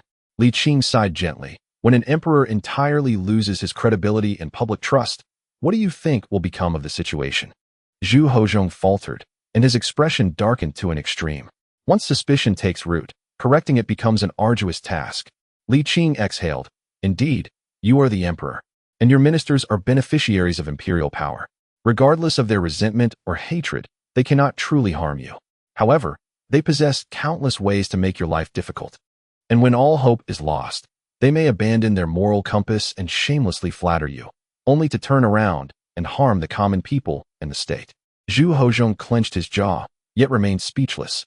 Li Qing continued, you nurture power with authority, yet what have you cultivated it into? Zhu Hozhong's face flushed crimson. Zhu Hozhong only desire to achieve great things, with no intention of endangering the ancestral heritage. I do not doubt your sincerity. Li Qing nodded slightly. Loyal advice is often unwelcome. I hope the emperor does not take offense. No, how could I? Zhu Hozhong forced a smile, his voice off-key, and feigned magnanimity. It is of no consequence. Li Qing beamed and clasped his hands together. Your Majesty is truly magnanimous. This is nothing.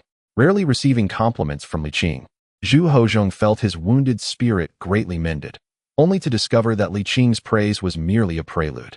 Li Qing smiled and said, if that is the case, allow me to express a few more thoughts. Zhu Hozhong interjected, Huang Jin, again? Huang Jin genuinely felt the urge to cover Li Qing's mouth. Very well, you truly hold us in high regard. At this rate, not even a servant of ours or Liu Bing would suffice. If you continue like this, we will no longer be concerned. Coughing, Huang Jin shot Li Qing a knowing look, but his performance was so clumsy that even Zhu Hozhong noticed it clearly. Cough elsewhere, sighed Zhu Hozhong. Alas, Huang Jin recoiled slightly, bowing his head and stepping aside. Zhu Hozhong exhaled, saying, my dear minister, please speak candidly. His current threshold for endurance had been raised to an absurd height by the Empress Dowager, and he felt confident that he could withstand whatever Li Qing might say. Does your Majesty realize what you are most lacking at present? He continued. Though I am young, I have never dared to be negligent. I believe I am quite diligent in governance, Zhu Hozhong asserted. I can vouch for that, Huang Jin echoed from a distance. Li Qing merely smiled and replied. What I refer to is the path of a sovereign, the art of statecraft. Do you believe I am not performing adequately? Indeed, it is rather inadequate. Li Qing spoke bluntly. Huang Jin silently turned away, for the consequences were too great for a mere servant to bear, even one who was the emperor's most trusted confidant. It is not that I lack loyalty. Rather, you are too prone to self-destruction, Huang Jin lamented with a sense of helplessness and concern. First, there is the Empress Dowager. Then there is Li Baihu. Your Majesty must not let your temper lead to dire consequences. Li Qing remarked, conflicts between sovereign and subjects have existed throughout history. This can almost be considered a norm. Our Ming dynasty is no exception. However, your Majesty might reflect upon how previous emperors of the Ming handled such matters. Speak plainly. Then, Zhu Hozhong replied with a dismissive snort. Though I cannot claim to be thoroughly familiar with the records of my ancestors, I do have a basic understanding. Yet I have found no notable differences. Even knowing Li Qing's identity and having heightened my threshold for endurance, Zhu Hozhong still found it somewhat difficult to bear. During the transition of imperial power, it has always been somewhat weak, particularly evident after Emperor Shen. Did not Emperor Yingzong and Emperor Xianzong prioritize the consolidation of imperial authority upon their ascension? What fault is there in my actions now? Zhu Hozhong contended. Is it not true that Emperor Xianzong was wise? Indeed, he was wise. Li Qing nodded. Thus, I am not mistaken. Zhu Hozhong insisted. Consolidating imperial authority is not erroneous. But the approach to do so is flawed. Gravely so, Li Qing remarked calmly. To cite a distant example, take the late emperor of the Zhang era. The relationship between sovereign and subjects plummeted to an all-time low, yet even then, the fundamental structure of power remained unshaken, as solid as rock. You claim I have faltered? Signs of such have already emerged. Li Qing stated. Previously, emperors tended to confront challenges directly, often through grand gestures, either by suppressing the literati with military might or by placing eunuchs above the civil officials. Zhu Hozhong scoffed. These are merely conventional historical tactics. The literati have long devised countermeasures. As times evolve, so too must governance adapt. Then please, enlighten me, Li Qing said, picking up his chopsticks to eat and drink. You speak first, and then I shall respond. Zhu Hozhong, unreserved, immediately stated, the prominence of civil officials is inevitable. Firstly, there are not many wars to be fought. Secondly, As the nation remains stable, the focus must shift toward fiscal matters, an area where military leaders are often lacking. It is ineffective to suppress the literati with military force, nor is it wise to use eunuchs to balance the civil officials. Zhu Hozong huffed. For the present, the best strategy is to have civil officials govern civil officials. What constitutes effective governance? It lies in managing the ministers. If one manages the ministers well, then the nation will be well governed. Zhu Hozong spoke eloquently, and after a while, he inquired, "Have I erred?" Li Qing set down his chopsticks and asked, "Are you finished?" Zhu Hozong hesitated for a moment, muttering, "Yes, I am finished." "Well then, it is my turn," Li Qing sighed, and said, "Firstly, much of what you have stated is fundamentally accurate, especially regarding the governance of the state and its ministers." Zhu Hochong instinctively curled the corners of his mouth upward for a brief moment, only to quickly suppress it, stating with a hint of indifference, "Let us just say." However, Li Qing interjected, "The greatest distinction between you and the emperors of your lies solely in your detachment. You have extricated yourself completely, dedicating yourself to a life of ease, aloof from worldly affairs. This demeanor is unbefitting of an emperor, devoid of the requisite grace and responsibility." Li Qing did not conceal his disappointment, sighing, "In truth, you exhibit little diligence. On the contrary, you are quite indolent, for you have never contemplated taking personal action." "Why? Let me finish." Li Qing forcefully interrupted, "I comprehend your thoughts. First, you intend to weaken the imperial guard, striking down the eunuchs. And then you will turn against the imperial relatives with another blow. Subsequently, you plan to decentralize power among the ministers. In doing so, the inherent conflicts between the sovereign and his subjects will be significantly mitigated, thereby rendering your reign effortless." He paused before continuing, "Next, you would engage in elaborate checks and balances, fracturing the civil officials into competing factions, thus ensuring your invulnerability. Their enemies will no longer be the emperor, but rather the opposing factions. In such circumstances, you could support the second in command to contend with the first, allowing the latter to become preoccupied. Once the second ascends to the first position, you would then cultivate a new second in command." Li Qing scoffed, "If this internal strife persists, the political arena will only become murkier, descending from muddied waters into a quagmire of chaos from which there is no return. At that point, reinstating the imperial guard and eunuchs will be futile, merely escalating the party conflicts." He continued, "Suppressing the literati with military force and using eunuchs to balance the officials. These tactics have been in practice since the Han Dynasty. How is it that after over a millennium, we still resort to such measures? Are you the sole possessor of wisdom?" Zhu Hochong's visage turned a deep shade of purple, as if stripped bare. His privacy laid bare to the harsh light of scrutiny. A profound sense of shame filled his chest. Nevertheless, Li Qing showed no signs of relent, wielding his metaphorical whip with fervor, relentlessly chastising him. "You consider yourself astute, yet you are merely self-satisfied, exhibiting short-sightedness devoid of foresight. Your inconsistency further tarnishes your character. Of course, one cannot place the blame entirely upon you, for you are merely a prince, lacking the formal education befitting a crown prince. Your pursuit of self-serving refinement is, to some extent, understandable." Li Qing assailed him from every conceivable angle, addressing his role as emperor, as an individual, and his origins, delivering a comprehensive condemnation. If Zhang was akin to physical damage, then Li Qing's words were like a magical assault, striking directly at the soul. Zhu Hochong's cheeks flushed an intense purple. His nose took on a grayish hue, and his lips quivered, breath trembling. Suddenly, Zhu Hochong swayed, causing the dishes beside him to crash to the ground, soup and food splattering upon him.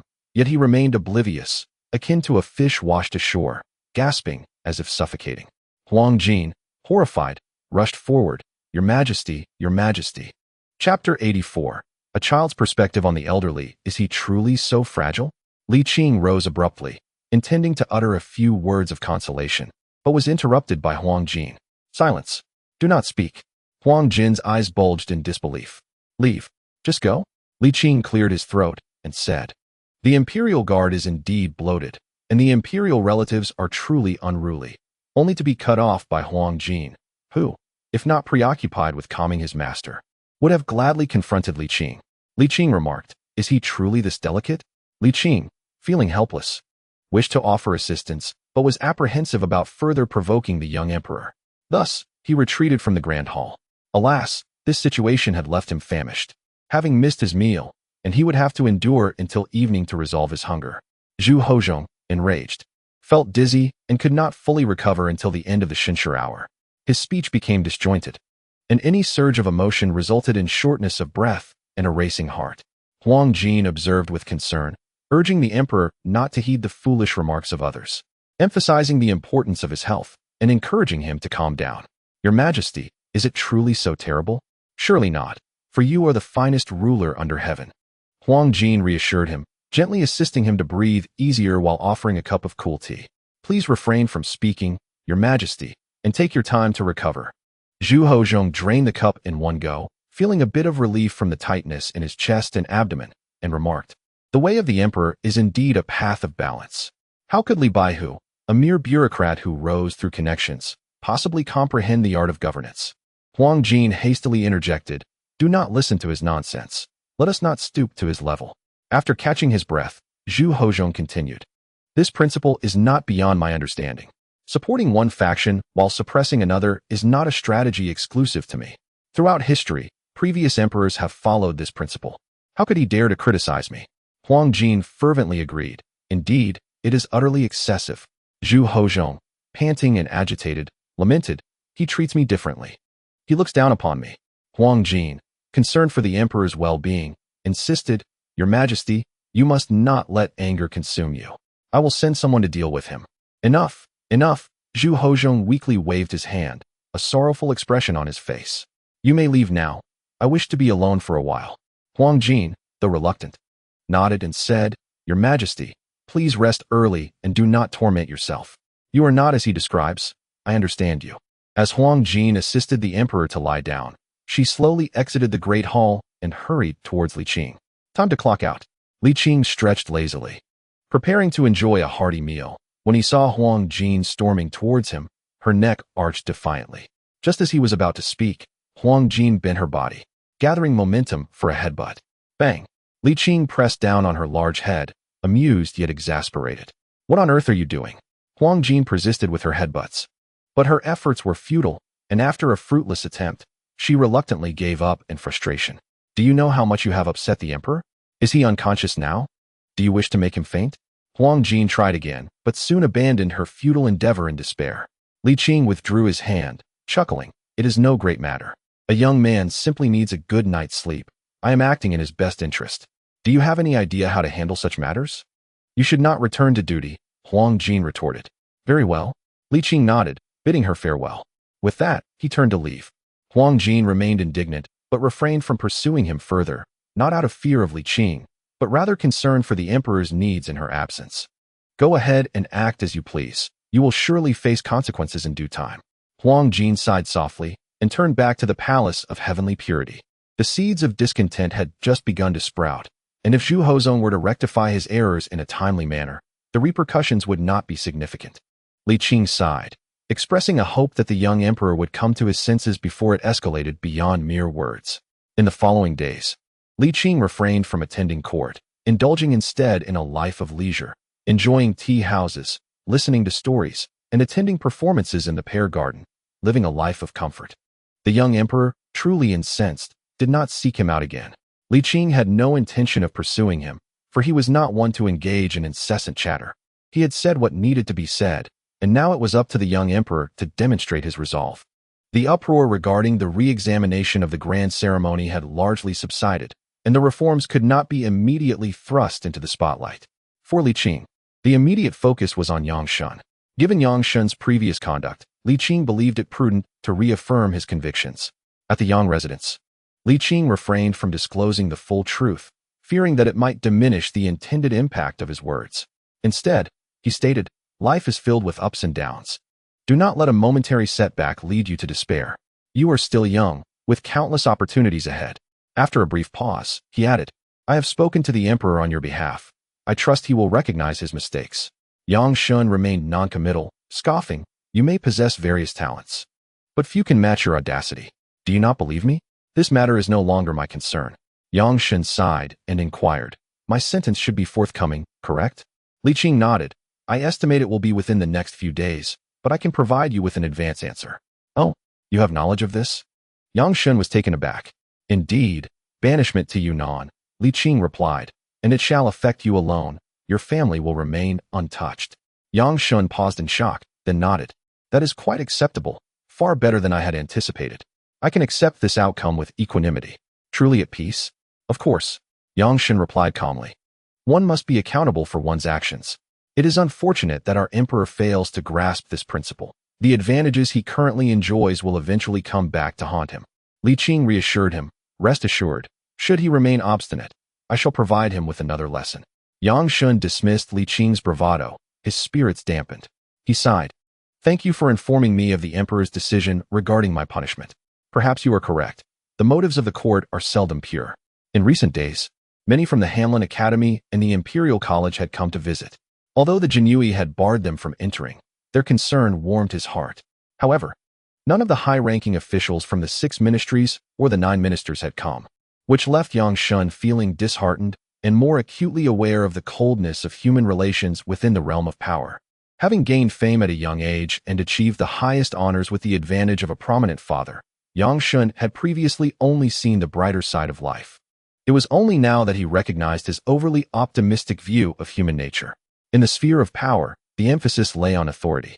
In the presence of power, all else must yield. The difference lies in the degree of concession. Some yield more, while others yield less. Yet fundamentally, all are inclined to prioritize power. Yang Shen exhaled deeply, stating, nonetheless, I still wish to believe that the Ming dynasty is not devoid of officials who harbor lofty aspirations for the nation and its people. Indeed, I too wish to believe, Li Qing replied with a smile, though there remains an uncomfortable feeling in my heart, does it not? Somewhat, yet I bear no ill will. Yang Shen sighed lightly, recalling how his father often said that to realize one's ambitions, one must rise to a considerable height, a sentiment they could certainly comprehend. After a pause, he added, though confined within these walls, I am aware that had it not been for others interceding on my behalf, I would have faced punishment long ago, following the sacrificial rites at the Imperial Ancestral Temple. They are not merely passive observers. Li Qing responded with a smile. Through this experience, you have indeed matured significantly. Yang Shen's smile faded, and he remarked coolly, your air of premature wisdom is quite irksome. Li Qing chuckled and shook his head. You truly are a bit ungrateful. At this, Yang Shen felt even more displeased. Yet considering that Li Qing had previously brought him medicine and was now sharing pertinent details, he refrained from showing anger. He rose and bowed, saying, Thank you. Yes. Li Qing replied, accepting the thanks with calmness. I shall accompany you to Yunnan this time. Yang Shen exclaimed in surprise. You have also been exiled? The journey is long, and the emperor fears for your safety. Thus, he has permitted me to accompany you, Li Qing explained, offering this gesture of goodwill to console Yang Shen's wounded spirit. In truth, the emperor has come to realize his missteps and has been quite distressed these past few days. Yang Shen paused, then smiled wryly and shook his head. Even if what you say is true, and the emperor has recognized his errors, correcting them is another matter entirely. Once a notion takes root, how easily can it be uprooted? Alas, it ultimately boils down to the differences in upbringing. Had he been raised as a prince, he would not have behaved this way. Such a statement seemed rather absolute. They say that one can gauge a person's future at the age of 3, but that applies mainly to the children of the impoverished. Li Qing interjected, the parents of the poor lack the awareness, energy, and resources to prioritize their children's education, which is why such sayings exist. However, the emperor has been exposed to the finest influences, and he can certainly compensate for any deficiencies. Moreover, he is still quite young. Yang Shen nodded slowly. May everything unfold as you say. Li Qing smiled and nodded affirmatively. In this world, there are few who genuinely care for their country and its people. I hope you, Yang Shen, count yourself among them. Do not dwell in the shadows of temporary setbacks. Look at Zhang, who is so much older than you yet possesses even greater ambition and zeal. After a moment, he added, set aside your prejudices. He is indeed worthy of your admiration. In truth, he has not committed any heinous acts. Perhaps he is genuinely a capable official. I'm afraid I still find it hard to endorse someone like him, Yang Shen replied, shaking his head slightly. A true man knows what to pursue and what to shun. Very well, Li Qing conceded without pressing further, rising to his feet. There are only a few days left. Spend some time with your family and bid them a proper farewell. Indeed, Yang Shen said, a hint of guilt crossing his serene expression as he murmured, though I bear no shame in my actions, I cannot help but feel I have let my family down. Li Qing reassured him, do not be too disheartened. This may not be the end. Thank you for your kind words, Yang Shen said, bowing once more. I appreciate your support. Not at all. It is my duty, Li Qing replied. Chapter 85.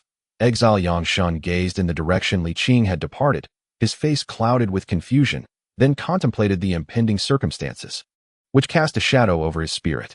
Zhu Hozong had been unable to eat or sleep for several consecutive days, visibly more haggard. The absence of Li Qing at the palace only intensified his already heightened sense of grief and anger. Where have I faltered? Zhu Hozong questioned defiantly. Even if I have erred, this should not be my fate. No matter the reasoning, I am still the sovereign. Even if this minister is extraordinary, such behavior is undeniably audacious. Zhu Hozong, feeling perturbed, inquired, Huang Jin, has Li Baihu still not arrived today? No. Huang Jin shook her head and added, Your Majesty. Why bother with him? He is unworthy of your attention. Besides, Your Majesty, I have a thought that has lingered in my mind. Where are the immortals in this world? What do you understand? Zhu Hozong rebuked, Get out at once. If you dare to play tricks again, I shall make you regret it. It is only because I am worried about Your Majesty, Huang Jin replied, her demeanor turning glum.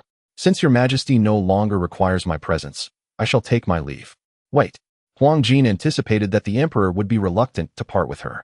I recall there is a courtyard funded by the court in Lianjiatan, which the Ministry of Works has left in disrepair.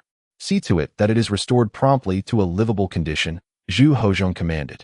Huang Jin's fleeting joy dissipated, and with a hint of confusion, she asked, Your Majesty, what is the reason for this? Why so many questions? Just do as I say. Zhu Hozong huffed. Also, inform Li Baihu to come to the palace at once, or I shall withhold his salary. Huang Jin was taken aback. Is that all? What is that expression? Zhu Hozong fumed. Do you think me weak? Not at all. I have said nothing, Huang Jin protested. Though you speak not, your thoughts betray you, Zhu Hozong retorted. Huang Jin, not daring to linger, hastily bowed and departed. Zhu Hozong slumped back into his chair, troubled by the arrogance displayed by those who enjoyed his favor. Even Huang Jin, his servant, took liberties. When he arrives, I shall certainly make him regret it. Your Majesty, did you summon me? Li Qing entered alongside Huang Jin, clasping his hands in greeting. You do not even wish to feign interest, Zhu Hozong seethed, yet the harsh words he had prepared seemed to elude him. The cost of offending Li Qing was simply too great.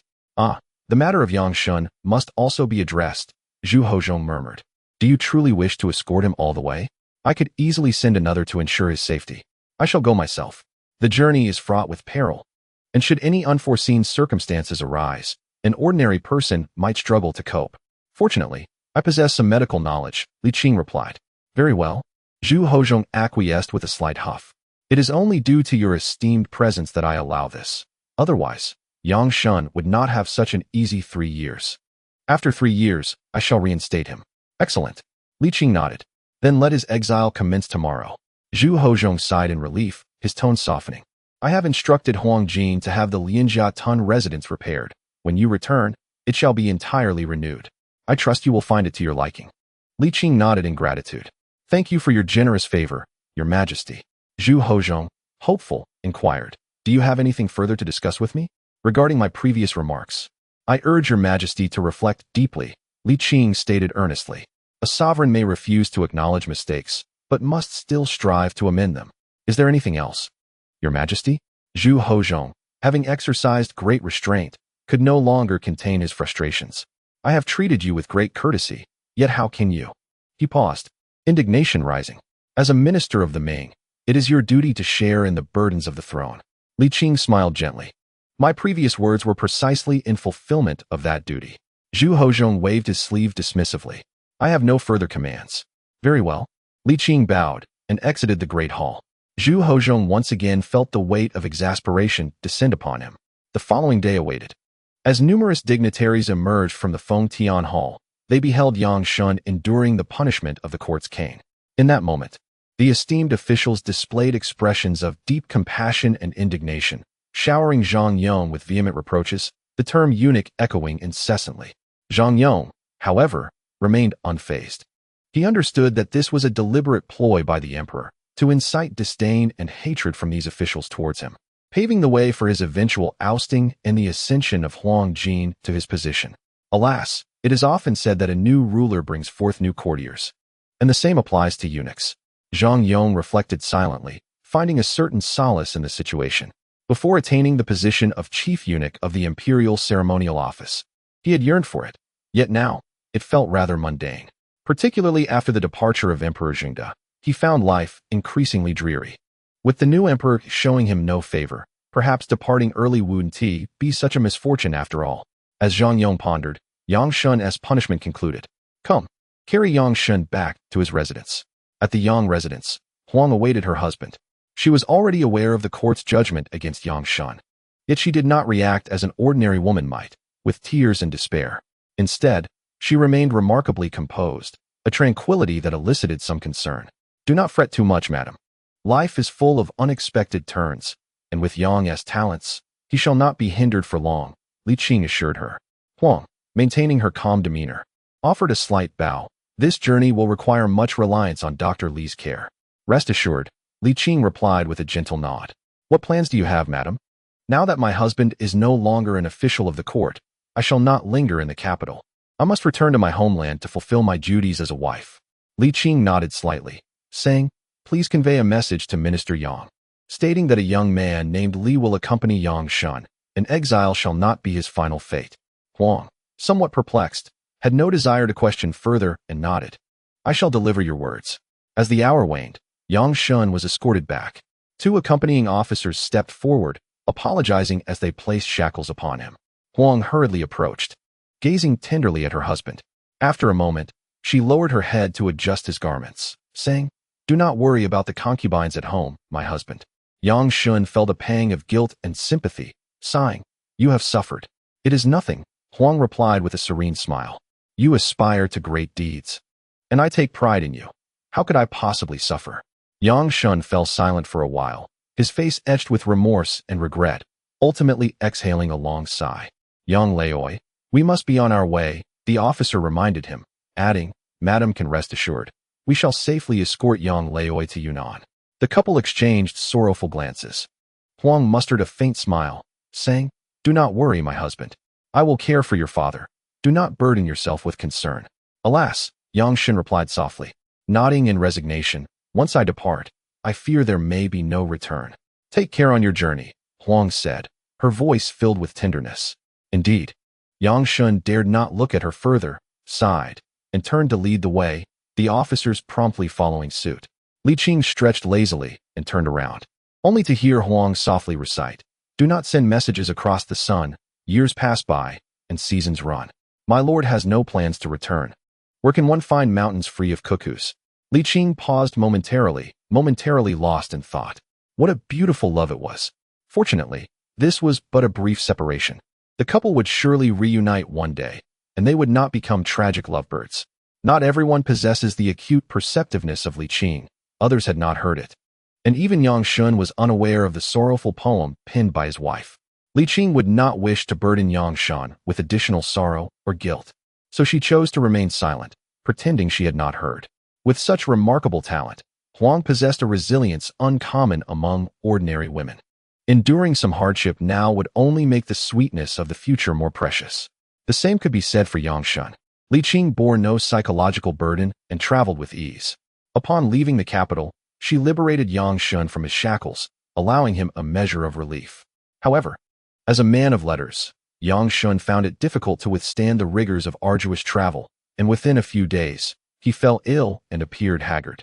Observing this, Li Qing took advantage of his slumber to quietly impart some of her vital energy to him. Gradually, Yang Shun began to acclimatize to the journey, and his spirit gradually revived. He found the strength to engage in conversation with Li Qing, alleviating the tedium and discomfort of their travels. In the past, he had read countless volumes. Now, he traversed vast distances. Li Qing could distinctly perceive the changes within Yang Shun. Her heart grew increasingly optimistic about the heights he might reach after enduring trials and tribulations. Day after day, Yang Shun transitioned from a state of profound suffering to gradual adaptation, ultimately achieving tranquility and composure. Both his physical condition and mental state saw significant improvement. By the time they reached Hubei, he had become calm and unflustered, as if he were not on a path of exile, but rather exploring the splendid landscapes. The sky today remained overcast. Li Qing looked up and remarked, "It seems it will rain soon. Let us rest until the rain passes and the sky clears." "My lord," another interjected, "it is currently the flood season. If we rest now, we may be delayed for an indeterminate time. Our journey has already been slow." Another advised, "My lord, let us first cross the river and then take a break. No one knows how severe this year's flood season will be in this region. Perhaps you might consider our plight. The sun may very well reappear shortly." Shen chuckled and replied, "Their concerns are not without merit. Let us cross the river first." "Very well." Li Qing shrugged, "But mark my words, it will certainly rain today." As if to validate her statement, drops of rain began to fall before they even reached the riverbank, soon followed by a steady, drenching downpour. Unfortunately, they had already missed their intended resting point, and the group had no choice but to continue forward through the rain. Thankfully, the rain was not too heavy. The fine mist intertwined like threads, and from a distance, it resembled a thick fog. A gentle breeze accompanied the rain, refreshing against their faces. Taking advantage of the light rain and the relatively dry road, Li Qing and her companions quickened their pace, finally arriving at the river crossing just before the hour of Shen. Chapter 86. The mighty Yangtze flows eastward. The sky was a murky blue-gray, and the rain fell in a fine curtain. At the river mouth, scattered fishing boats were moored. Clearly, there was no business for crossing the river today. The rain rendered fishing impossible, and fishermen gathered in small groups, exchanging tales while enjoying drinks and fish. It is often said that one who lives by the mountains eats from the mountains, and one who lives by the water eats from the water. From a distance, Li Qing caught a whiff of the delicious aroma of fish, and her mouth watered in anticipation. "Let us go and have something to eat." Li Qing rubbed his hands together, exclaiming, after being drenched in rain, what could be more delightful than savoring a bowl of hot fish soup? Upon his utterance, the two constables were stirred, dismissing the notion of crossing the river, and remarked, "What does it matter to delay a moment? A hearty meal will provide the strength needed for the journey." Shen concurred. His heart suddenly lightened as he gazed at the jovial figures in the distance. Reflecting on their current predicament, he felt an increasing sense of ease. The boatman, uninterested in their conversation, interrupted, "We cannot cross while it is still raining." With a small silver ingot in hand, Li Qing chuckled, "At this moment, we have no intention of crossing the river. We merely wish to enjoy some fresh fish and a few cups of rough wine. Would that be agreeable?" The boatman, wearing a straw hat, initially did not look up until the glimmering silver was presented, at which point he was taken aback and hastily stood up, bowing deeply, "Greetings, my lord." The other two quickly followed suit, bowing in deference. Li Qing reassured them, "There is no need to be anxious. We are simply passing through." Freed from his shackles, Shen was unaware that the group comprised exiled convicts. Seeing the two constables nodding without arrogance, the boatman gradually relaxed. "This is all well and good, but I cannot accept this silver," the boatman insisted, shaking his head repeatedly. Li Qing pressed the silver into his hands, smiling, "We are in receipt of the emperor's salary. How could we take advantage of the common folk? Please accept it and procure us some food." "Ah, thank you, my lord, for your generosity," the boatman replied. "This is not a gift, but a payment," Li Qing corrected him. Yes, the boatman nodded vigorously. "Please, my lords, take shelter from the rain while I prepare." With a smile, Li Qing turned to his companions. "Let us retreat to the cabin to ease their tension." The four of them entered the cabin, where they gazed through the window at the rain-soaked scenery and the scattered fishermen in the distance, indulging in drink and merriment, exuding a relaxed and pleasant demeanor. The gentle rain fell softly, refreshing their spirits and creating a delightful ambience. Before long, the rain began to subside, and the distant sounds of laughter became more pronounced. As the mist cleared, the sun reappeared, casting a rosy hue across the sky. Li Qing remarked, "In this moment, one ought to compose a poem. Alas, my talents are lacking. Yang, my dear brother, would you grace us with a verse?" As a true literary genius, Li Qing believed that Shen could effortlessly conjure words of beauty. Shen, undeterred by Li Qing's presumptuousness, merely stared at the distant fishermen, basking in the sunset. After a long pause, he softly intoned, "The mighty Yangtze flows eastward, its waves washing away heroes. Right and wrong, success and failure, all turn to emptiness in a moment. The verdant hills remain, as the sunset paints the sky red. An old fisherman on the riverbank, accustomed to the autumn moon and spring breeze. A jug of rough wine brings joy in reunion. Countless events, ancient and modern, are all reduced to mere laughter and conversation. Once he finished reciting, a serene smile graced his face, and he leaned back, feeling utterly at ease while continuing to admire the scenery. Li Qing, however, was left in astonishment, struggling to regain his composure. After a prolonged silence, Shen noticed Li Qing's unusual demeanor and inquired, "What is the matter with you? Was that poem truly your own creation? Is there an issue?" Shen countered, followed by a light laugh and a sigh. It was merely a spontaneous expression. Li Qing hesitated, then sighed deeply. What a splendid poem. Such profound themes emerge from it. Who would have thought? The mighty Yangtze flows eastward, its waves washing away heroes. Right and wrong, success and failure, all turn to emptiness in a moment. The verdant mountains remain, while the sun sets repeatedly in hues of red. On the banks of the river, an elderly fisherman and woodcutter are accustomed to observing the autumn moon and the spring breeze. A jug of turbid wine brings joy in reunion. Countless events of antiquity and modernity are all cast into the realm of laughter and discourse. Li Qing recited the lines, filled with surprise and relief, murmuring, "Could this be another witness to history?" As the fish and wine were served, Li Qing, for the first time, found himself detached from indulgence, his thoughts ensnared by the verses, unable to extricate himself. After a prolonged silence, with the wine consumed and the river breeze stilling, Shen glanced at the increasingly crimson sunset and remarked with a light chuckle, "We must continue our journey." Indeed, Li Qing slowly exhaled, inquiring, "What is the title of this poem?"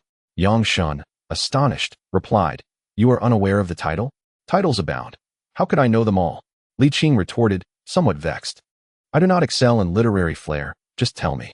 Until now, he had regarded it merely as lyrics, unaware that the theme of the romance of the Three Kingdoms was not mere words, but an ancient verse. And he never anticipated that the poet was a figure from the Ming dynasty, composing it before him. It turned out that Shen was not merely a singer, not a namesake, but the very same person. Shen found this amusing, remarking, "Lingjiang Xian, the rolling Yangtze flows eastward." Truly, he was worthy of the title of top scholar, exhibiting remarkable talent. Li Qing remained immersed in awe, realizing that no great reputation is unfounded. "The ancients do not deceive me. Too much flattery," Shen chuckled, then softly mused, "Yet I am quite satisfied with this poem." Following this, their journey was marked by simplicity yet devoid of tedium. Li Qing, invigorated, frequently urged Shen to compose poetry, much to Shen's exasperation, as his tranquil demeanor was disrupted. At long last, after days of travel, they arrived at Yongchang Wei in Yunnan, granting Shen a reprieve. Li Qing advised, "Live well. You are still in your 30s, with many opportunities ahead. In life, those who sail smoothly are few. Great rises and falls are not uncommon.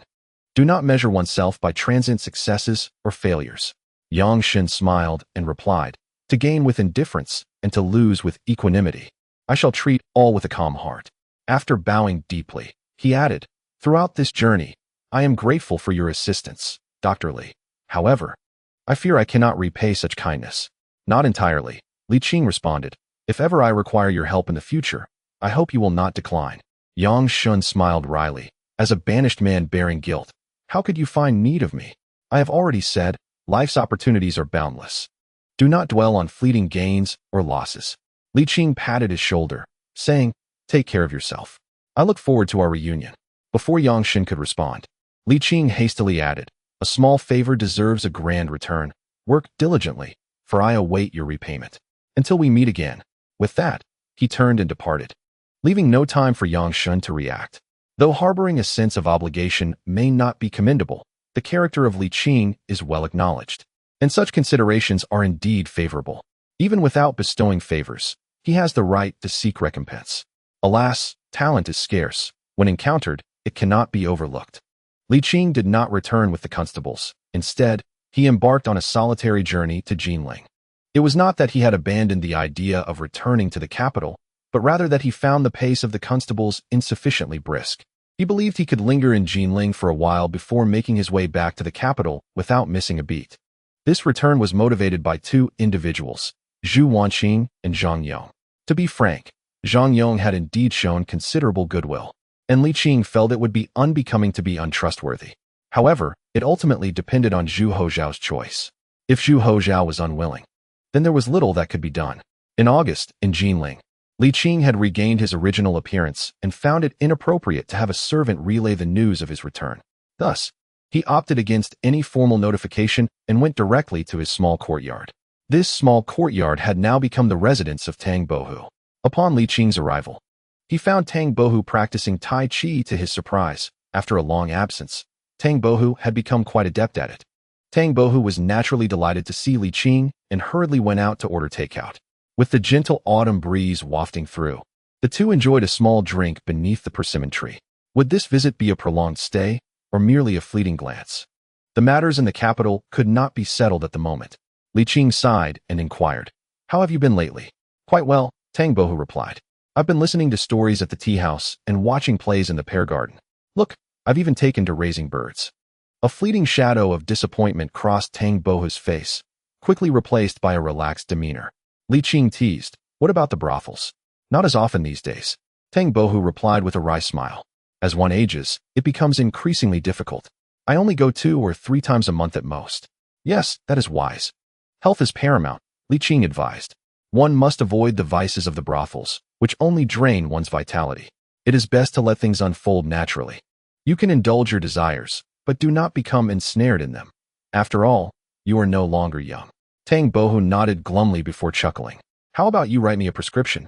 "Sure, but it would require 6 months of abstinence." "Then forget it." Tang Bohu promptly dismissed the idea, grumbling, "I cannot forfeit those 2 or 3 opportunities each month." Li Qing could not help but chuckle. "In my absence, did that little rascal cause any trouble?" "None at all," Tang Bohu replied. "He is currently preoccupied with making money. By the way, his wife is about to give birth again. Why not attend the celebration before heading back to the capital?" "When exactly?" "That you will have to ask him," Tang Bohu laughed. "But rest assured, he has calmed down considerably. He hardly visits the brothels anymore. Instead, he spends his free time at Miss Li's place." According to her, a new steam excavator has become his prized possession. Li Qing mused, "It is quite understandable. How many men can resist the allure of an excavator? As long as he stirs no trouble, what harm is there in letting him play with one?" With a smile and a nod, Li Qing declared, "In my current state, I shall refrain from visiting the Ho residence. Please go inform them of my return." "Very well."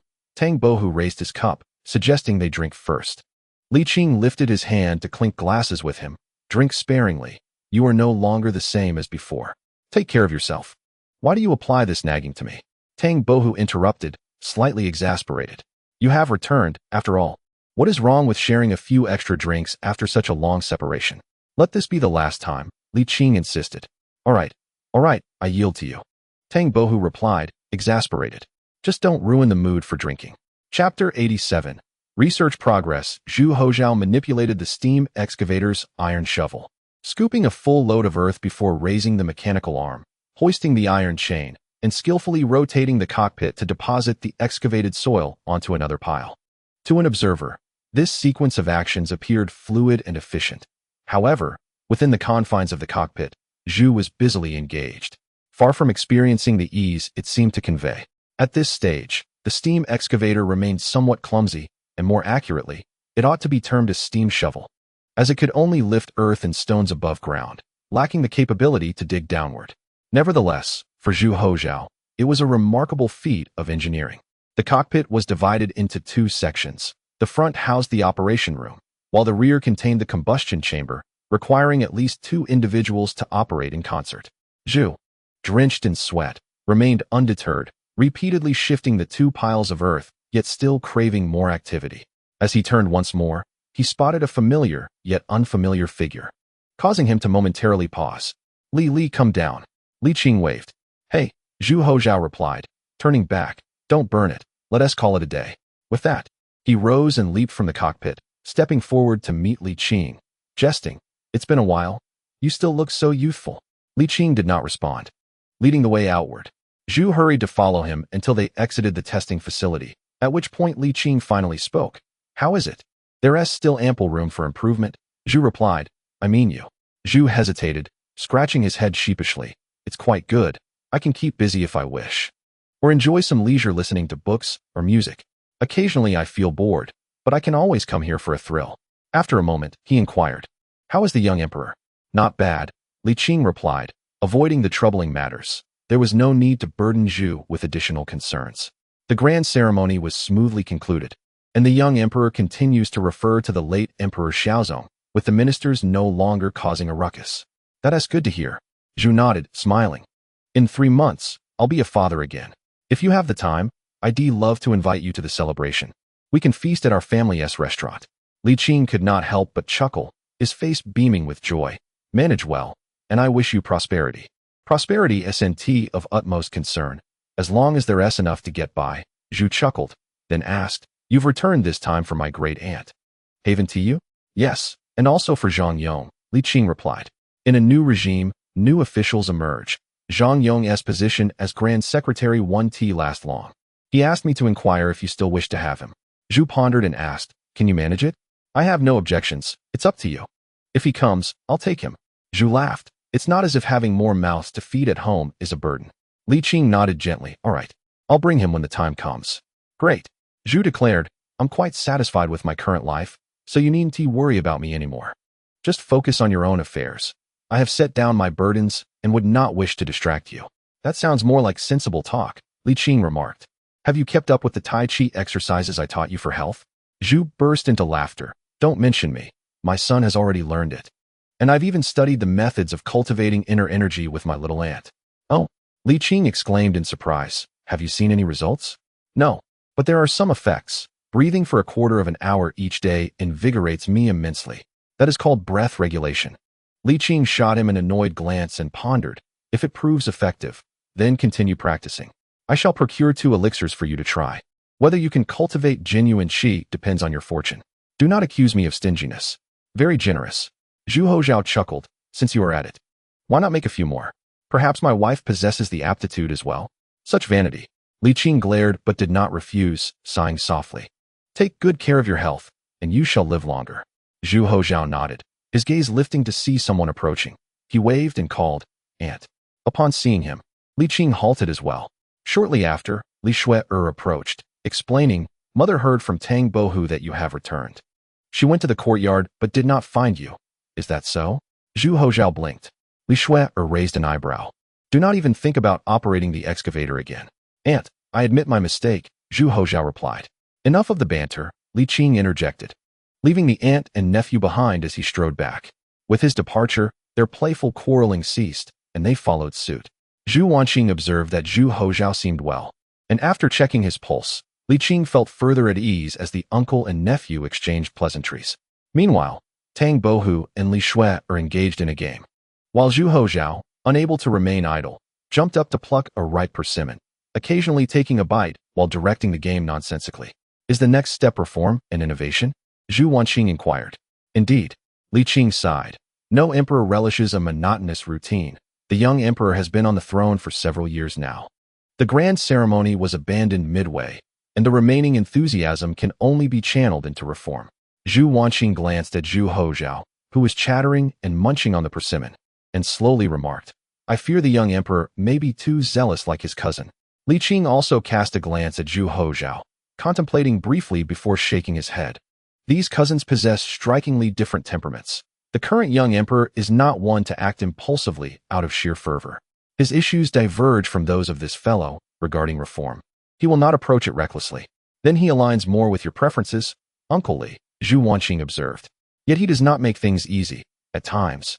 He is even less agreeable than this one, Li Qing lamented. He has his own challenges, and objectively speaking, they are far more significant than Zhu Hozhao's. Zhu Wanqing pondered. "Uncle Li, he must be aware of your secret now?" "Indeed." Li Qing nodded. "However, I did not acknowledge it directly. It is preferable not to be overt. Keeping him in suspense facilitates matters." Zhu Wanqing relaxed and smiled. "I trust for you, Uncle Li. This is not particularly arduous." Li Qing responded, "Who wouldn't wish for ease? Do you think I genuinely enjoy being busy? Some tasks are quite fulfilling, yet if one were to remain idle, one would find it rather dull." Zhu Wanqing chuckled lightly, murmuring, "Your niece is doing well. You need not worry. Be busy when necessary. Return to gather when you can. And let us share joy during our time together." minimizing sorrow during our separations. Years have passed, and even the coldest bed should be warmed.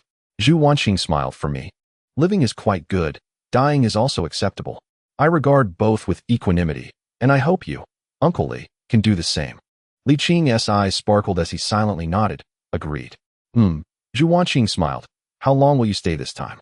The Mid-Autumn Festival is approaching. Let us enjoy mooncakes together.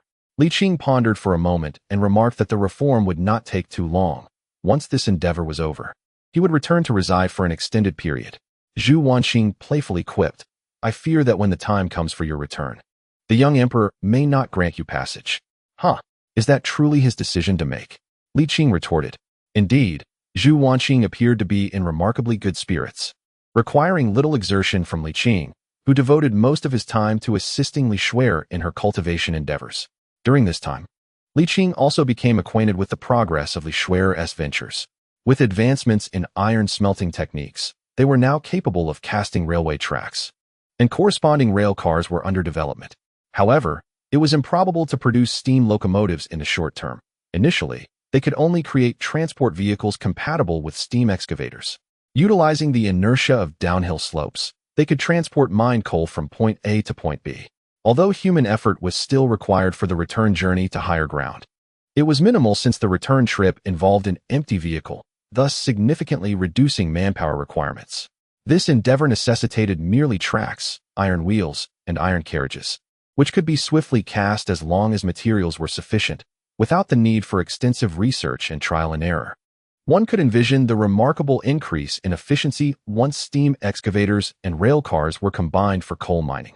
Just the thought of steam locomotives invigorated Li Qing's spirit. The design of the rail cars was straightforward, allowing for easy disassembly and assembly of individual components.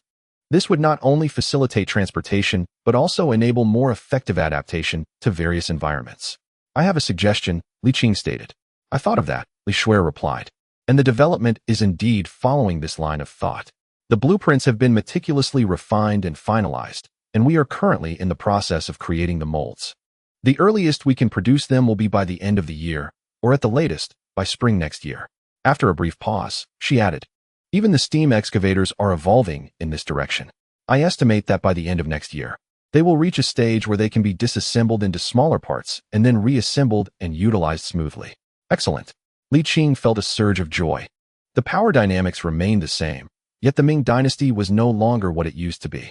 With the advancement of technology, even if the power structure remained unchanged, the outcomes would differ significantly. Li Xue'er sighed. The key issue is that the steamship conundrum has yet to be solved. Rome was not built in a day. Let us take it slow. Things are already looking quite promising, Li Qing replied with a smile. Can we currently power a small boat? Indeed.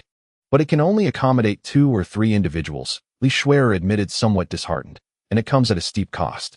Step by step, as coal mining becomes more efficient, the price of coal will continue to decline. It has already dropped significantly, hasn't it? Li Xue'er nodded, smiling. In fact, the large-scale cultivation of Yongla rice straw has played a significant role in alleviating the burden on the populace for cooking. Li Qing was taken aback for a moment, then replied with slight annoyance, I must admit, I had not considered that. It seems we have an unexpected boon. Li Xue'er teased. What else could possibly capture your attention aside from matters of state? Li Qing shot her a stern look. Uffed. Li Xue'er smirked, unperturbed, and retorted. Don't you think you owe me a reward? Isn't my assistance in your cultivation reward enough? Li Qing replied. Besides, we are family. Why must we be so formal? You are the one benefiting from this. Naturally, you would be magnanimous, she countered. This is a great boon for the nation and the people. How does it become my personal gain? Li Qing responded, amused. Li Xue'er was left speechless. Seeing her in such a gloomy mood, Li Qing felt it was time to show some consideration and asked, what reward do you desire? As long as it is not excessive, I shall grant it. Chapter 88. Those who associate with the ink will turn dark. Li Xue'er did not anticipate that he would truly agree. After contemplating seriously, she replied, when the steamship is finally launched, if you have the time, would you take me out for a stroll? You have ventured outside before. Further, even further, Li Xue'er insisted. To the places you have visited with Tang Bohu. That is acceptable as well. Li Qing nodded, though he added, but this may take quite some time. No problem. Li Xue'er exclaimed joyfully, after all, I am still alive. At that moment, Zhu Hozhao entered with wine and meat, grinning. I initially intended to invite you to celebrate my child's joyous occasion, but since you cannot wait, let us celebrate in advance. Sister-in-law, would you care to join us? Li Xue'er, in good spirits, stood up and replied, No, you all enjoy yourselves. Zhu Hozhao watched her leave the courtyard and chuckled. Have you prepared the elixirs you promised me? Here they are, Li Qing said, retrieving a vial from his pocket and tossing it to him, advising. The child is still young. Dissolve 1 pill in water for the 2 children to share. There are 10 in total. How you divide them is up to you. Got it. Zhu Hozhao tucked it away, bending down to place the food box on the table, taking out the dishes one by one while asking. Will you return for the new year this year? I will not. Li Qing gently shook his head. I will be involved in the upcoming reforms. Well, I appreciate your hard work, Zhu Hozhao said with a shy smile. I cannot assist you much now, so let me treat you. Pausing for a moment, he continued. I personally cooked these dishes, what do you think? Quite generous, isn't it? You can cook? Having multiple skills never hurts. Li Qing remarked, the taste is average, but certainly not unpleasant. Considering it was prepared by Zhu Hozhao, I refrained from picking faults. Tomorrow is the Mid-Autumn Festival. Shall I bring my wife and son over to liven things up? No need, just enjoy your little life. Li Qing waved his hand. Your absence of trouble is the best reward. Zhu Hozhao nodded, raising his glass, to you. Indeed, Li Qing clinked his cup with his. Halfway through their drinking, Tang Bohu returned and joined the revelry. As the merriment continued, Tang Bohu, inspired, recited several impromptu verses, prompting Zhu Hozhao to join in with his own. Typically, during such moments, Li Qing found it difficult to interject and had no desire to do so. However, having just escorted Yang Shen, he had gathered material and decided to make his presence known. The mighty Yangtze flows eastward, its waves wash away heroes. The verdant mountains remain, as sunsets paint the sky. Countless matters of ancient and modern times are relegated to mere laughter. Both were profoundly moved. What a splendid piece of poetry, Tang Bohu exclaimed, slapping his thigh in admiration. This verse shall undoubtedly be passed down through the ages. It is exquisite, marvelous. Zhu Hozhao wholeheartedly agreed, sighing. Since the inception of Ling Jiangxian, no literary giant has refrained from composing verses for it. This rendition holds the stature of a leader among them. Well, it is just passable. Li Qing replied with a light smile, his expression inscrutable. One must admit, for a literary copier to reach such heights, it is indeed shameless. Yet, there are still those more skilled. Zhu Hozhao candidly stated, Please allow me to take this piece, Ling Jiangxian. The mighty Yangtze flows eastward. Tang Bohu shook his head and said, Why not let me take it? After all, I am the foremost among the 4 talents of Jiangnan. If it is said to be my work, others will surely believe it. What do you mean? Are you implying that if it is attributed to me, Zhu Shou, it will not gain credibility? Zhu Hozhao responded, visibly displeased. Over time, Tang Bohu had lost his sense of reverence and teased, Be honest with yourself. Who is more famous, Zhu Shou or Tang Bohu? I care not for your glaring, Zhu Hozhao. I want it. Tang Bohu was unyielding. Let me have it. Give it to me. Li Qing sighed. Fine, I admit. This is not my work. This poem, Lin Jiangxian, was composed by Yang Shen during his exile to Yunnan. The two were taken aback and then expressed their regrets. Zhu Hozhao mockingly remarked, I told you. When did you become so talented? It turns out you copied someone else's work. Sir, that is rather excessive, Tang Bohu retorted. How can you behave in such a manner? Enough of this. Li Qing chuckled in irritation. You claim I lack talent. Yet why don't you both compose a poem of equal caliber? In unison, they replied, We are merely influenced by those around us. Do you believe I would strike you? Zhu Hozhao suddenly interjected. Wait, is this Yang Shen the son of Yang Tingi? Why was he exiled? Was it due to the great rights controversy? Indeed, Li Qing confirmed. Zhu Hozhao is quite petty. Zhu Hozhao remarked, slightly disgruntled. Did you not attempt to intervene? Li Qing explained. Yang Shen is indeed immensely talented. Though his career has been rather smooth, a little hardship may not be a bad thing. Prior to his exile, I reached an agreement with the young emperor to reinstate him after 3 years. That is good to hear. Zhu Hozhao nodded slowly and then asked, by the way, how is the Empress Dowager? She is well? Personally, with filial piety weighing on her, the young emperor would not dare to act against her. Though there was a confrontation between her and her nephew, the Zhang family did not suffer. In fact, it nearly made the young emperor roll his eyes in frustration. He would not dare to retaliate against her personally, Li Qing elaborated. However, Your two uncles are not faring well. They have now been detained in Zhao prison. Though they have yet to face charges, their fate is all too evident. Zhu Hozhao seemed unconcerned and scoffed. Had it not been for their connection to my mother, I would have had them executed during my reign. Let them be imprisoned. Even if they die, it is no great loss. Let us drink. Zhu Hozhao raised his cup, and after several rounds, he inquired, you mentioned wanting to participate in the reform and innovation, perhaps to take this opportunity to promote education? Indeed, Li Qing affirmed. Have you truly considered this? Zhu Hozhao's typically carefree demeanor turned serious. Surely you do not underestimate the potential negative repercussions of such actions? The benefits outweigh the drawbacks. Li Qing replied. In the past, Emperor Taizu compiled the Great Edict and mandated that every household possess a copy. Those who committed offenses with the Great Edict would receive reduced punishment, while those without it would face harsher consequences. What was the purpose of this? To empower the common people to resist unlawful officials, to ensure that officials would not dare to oppress the populace recklessly. However, due to the lack of widespread education, this effect was significantly diminished. Now, with the ongoing development and prosperity of the Ming dynasty, the people have largely escaped hunger and can begin to enlighten themselves. I concur, Tang Bohu declared. What use is your agreement?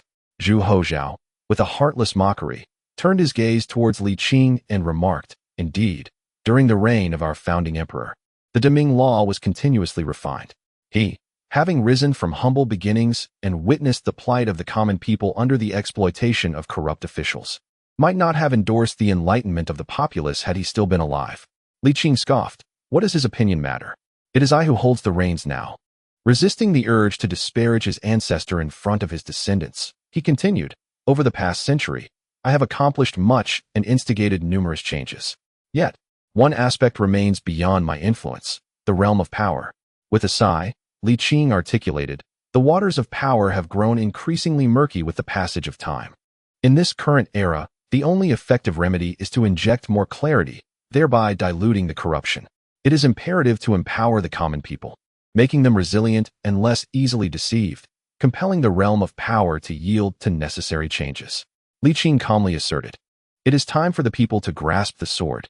Yet, Zhu Hozhao queried, but what if the people truly wield the sword? Li Qing chuckled. When it comes to understanding the populace, no emperor of the Ming dynasty surpasses the founding emperor. Why did he encourage the common folk to take their grievances to court? Zhu Hozhao paused. Li Qing continued with a knowing smile. The founding emperor understood profoundly the magnitude and terror of grassroots power. It is paramount to provide the common people with space to express themselves. Zhu Hozhao, with a bitter smile, lamented, perhaps you are right. My concern lies in the possibility that once the lower strata wield power, the upper echelons may resist reform, leading to calamity. Li Qing exhaled softly, stating, only with assurance can one be fearless. Should the lower strata truly wield power, both the emperor and high officials will have to weigh their actions carefully. He smiled. It is through the struggle between classes that a relatively harmonious nation is forged. When there is no longer a one-sided balance, compromise becomes the sole choice.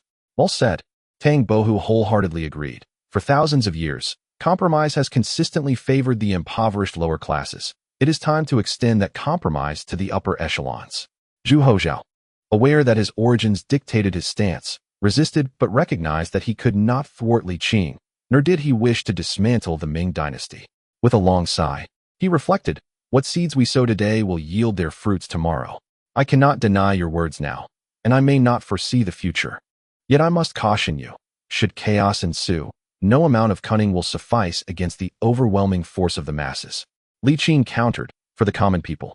As long as they have a stable home, clothing on their backs, food in their bellies, and are not excessively oppressed, why would they rebel? Zhu Hozhao shook his head with a wry smile. In reasoned debate, I cannot match you. In conflict, I cannot best you, and I have no means to prevent you. Alas, you have been right for so many years. I can only hope you are right this time as well. This time will be no exception. Li Qing stated earnestly. Whether right or wrong, you will bear the consequences deeply, will you not? Li Qing nodded, naturally. Then let us proceed. Zhu Hozhao reclined in his chair, toying with his wine cup, murmuring, what sort of situation shall that be? Li Qing, with a cheerful smile, raised his cup, proclaiming, everything rests with me. Zhu Hozhao, no longer troubled, clinked his cup with Li Qing's and drank deeply. The The following day marked the Mid-Autumn Festival. As in previous years, Li Qing once again prioritized the reunion during the daylight hours. After enjoying mooncakes and engaging in light-hearted conversation, she sent the mother and daughter home to accompany the younger generation. Subsequently, she lingered with Tang Bohu for a while before making her way to the capital city. Arriving at Lijia village, the courtyard appeared rejuvenated, surpassing its past glory. Li Qing climbed over the courtyard wall and strolled leisurely around, before heading to the guest room to retrieve crisp, warm bedding, which she laid out before reclining upon it, alleviating her fatigue while allowing her thoughts to wander. The matter of universal education holds profound implications. From the emperor to the ministers, few seem inclined to embrace it. After all, it threatens to fragment the power held by the elite. The young emperor likely faces minimal obstacles. Given his character and demeanor, his profound yearning for longevity is unmistakable. Li Qing murmured to herself, recalling the historical figure of Emperor Jiajing, and found herself imbued with a measure of confidence. By enticing him with the promise of longevity, she believed it would be effortless to guide the young emperor onto the right path. As for the ministers, she resolved to make earnest efforts to persuade them. If they could remain calm and collected, it would be ideal, but if not, Li Qing sighed, hoping they would recognize the current circumstances. In the palace, Zhu Hoxiong, having reviewed the memorials, leaned back in his chair, sipping tea to alleviate his weariness while contemplating the forthcoming reforms. Having ascended the throne for several years, he had yet to implement his dynasty's policies, which, objectively speaking, was quite disadvantageous for him. The current Ming dynasty does not yet reflect his vision. Without diminishing the influence of the late Emperor Xiaozong and his son, his authority as emperor could not be established, let alone completely supplanting them to make his every word and action embody the new imperial will. Zhu Hoxiong initially intended to consolidate his power through grand ceremonies, but unexpectedly, the emergence of Yang Shun and, more significantly, Li Qing disrupted his plans. His only recourse now lay in placing his bets on reform. Zhu Hoxiong furrowed his brows, musing that the crimes of the Shanning Marquis and his brother were undeniably evident.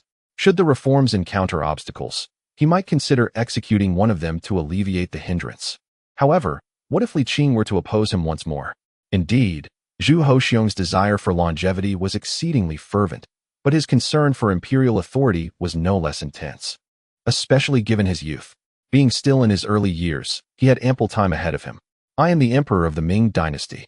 Zhu Hoxiong's gaze was resolute, and after a moment, he added, should I offend someone, I can always make amends later, but I cannot afford to delay in consolidating imperial power any longer. With a sigh of relief, Zhu Hoxiong called out, come in. Your Majesty's command. Zhang Yong responded as he entered. Why are you here? Zhu Hoxiong inquired. Zhang Yong smiled and replied, Master Huang possesses exceptional capabilities and can now manage independently. As for me, I am no longer young and often feel fatigued. Though I assure you, I am not simply seeking to be idle. Zhu Hoxiong nodded slowly, his expression unusually gentle, and replied warmly, I have witnessed and remembered your contributions over the years. If you are weary, you may certainly take a break and prioritize your well-being. I wish for you to serve for many more years. After a pause, Zhu Hoxiong offered reassurance, stating, those who have rendered service must not be let down. You may rest assured for the future. Zhang Yong, recognizing the situation, appreciated Zhu Hoxiong's unexpected generosity. Indeed, it is primarily due to Zhang Yong's unwavering support that he has not sought any grievances. In essence, he has consistently aligned himself with Zhu Hoxiong's broader ambitions, and now, with his voluntary concession, there is no need for Zhu Hoxiong to be excessively stringent. Your Majesty, I am deeply grateful for your benevolence, Zhang Yong expressed with alacrity. Zhu Hoxiong smiled gently and instructed, summon Zhang Tsong to present himself before me, and thereafter, I shall visit the recently renovated residence in Lianjiaten to see if Li Baihu has returned. As he spoke, he retrieved a key from his drawer, cautioning, you must verify his presence. He lacks a key and may very well attempt to scale the walls to enter the courtyard. Zhang Yong feigned surprise, stepping forward to accept the key with both hands, inquiring, what if Li Baihu has indeed returned? Let him enter the palace to meet me, Zhu Hoxiong replied. As you command, Your Majesty. Zhang Yong bowed respectfully before exiting the grand hall. A faint smile graced Zhu Hoxiong's lips as he mused to himself. With Huang Jin overseeing the palace ceremony office and Liu Bing commanding the Jinyue, I shall remain invincible in Lianjiaten. Zhang Yong unlocked the door, hoping for the best, and called out twice. To his astonishment, he received a response. Shortly thereafter, he beheld Li Qing emerging from the door, still bleary-eyed. Zhang Yong's heart leaped with joy. He quickly bowed and, disregarding Zhu Hozong's orders, eagerly asked, "Sir, what did the late emperor convey?" Li Qing yawned and replied, "He consented. I shall bring you back when the time comes." "Ah, how wonderful!" Zhang Yong exclaimed, his earlier anticipation now realized. "I thank you in advance, sir. Is there anything else?" Li Qing asked, eager to resume his slumber. "Ah, the emperor seeks your presence." Zhang Yong suddenly recalled the matter of importance. Li Qing expressed astonishment. "How does he know I have returned?" "I cannot say. He merely sent me to test the waters," Zhang Yong said, his spirits buoyant. "It seems fortune smiles upon his majesty." After a moment, he added, "By the way, sir, before I came here, I visited the cabinet to convey the emperor's edict to Zhang Tsong. You might still be able to participate in the proceedings." "Is it regarding the reforms?" Li Qing inquired. "Most likely," Zhang Yong nodded. Li Qing pondered. When did Zhang Tsong enter the cabinet? Did the ministers not express vehement opposition? "You departed not long before he was inducted," Zhang Yong explained. Zhang Tsong's esteemed reentry was met with discontent among the ministers. However, the emperor has made significant alterations to the cabinet. "What kind of alterations?" "An increase in personnel," Zhang Yong replied. "Yang Yiqing, Xie Qian, and Lu Jian have all returned." "Ah?" Li Qing was taken aback. It would have been one thing if it were merely Yang Yiqing, but Lu and Xie are still alive?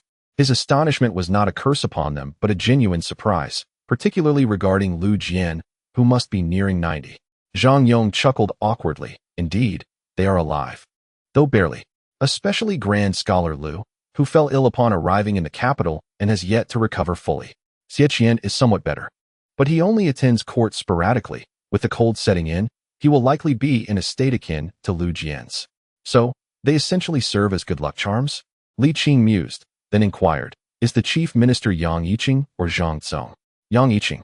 Zhang Yong remarked that, in terms of attitude, the emperor leaned more towards Zhang Tsong, though he also treated Grand Scholar Yang Yiqing with great courtesy. After a while, Li Qing grasped the current situation and chuckled. What a gathering of talents. Even Lu Jian, who entered the service during the Zheng Tong era, is here.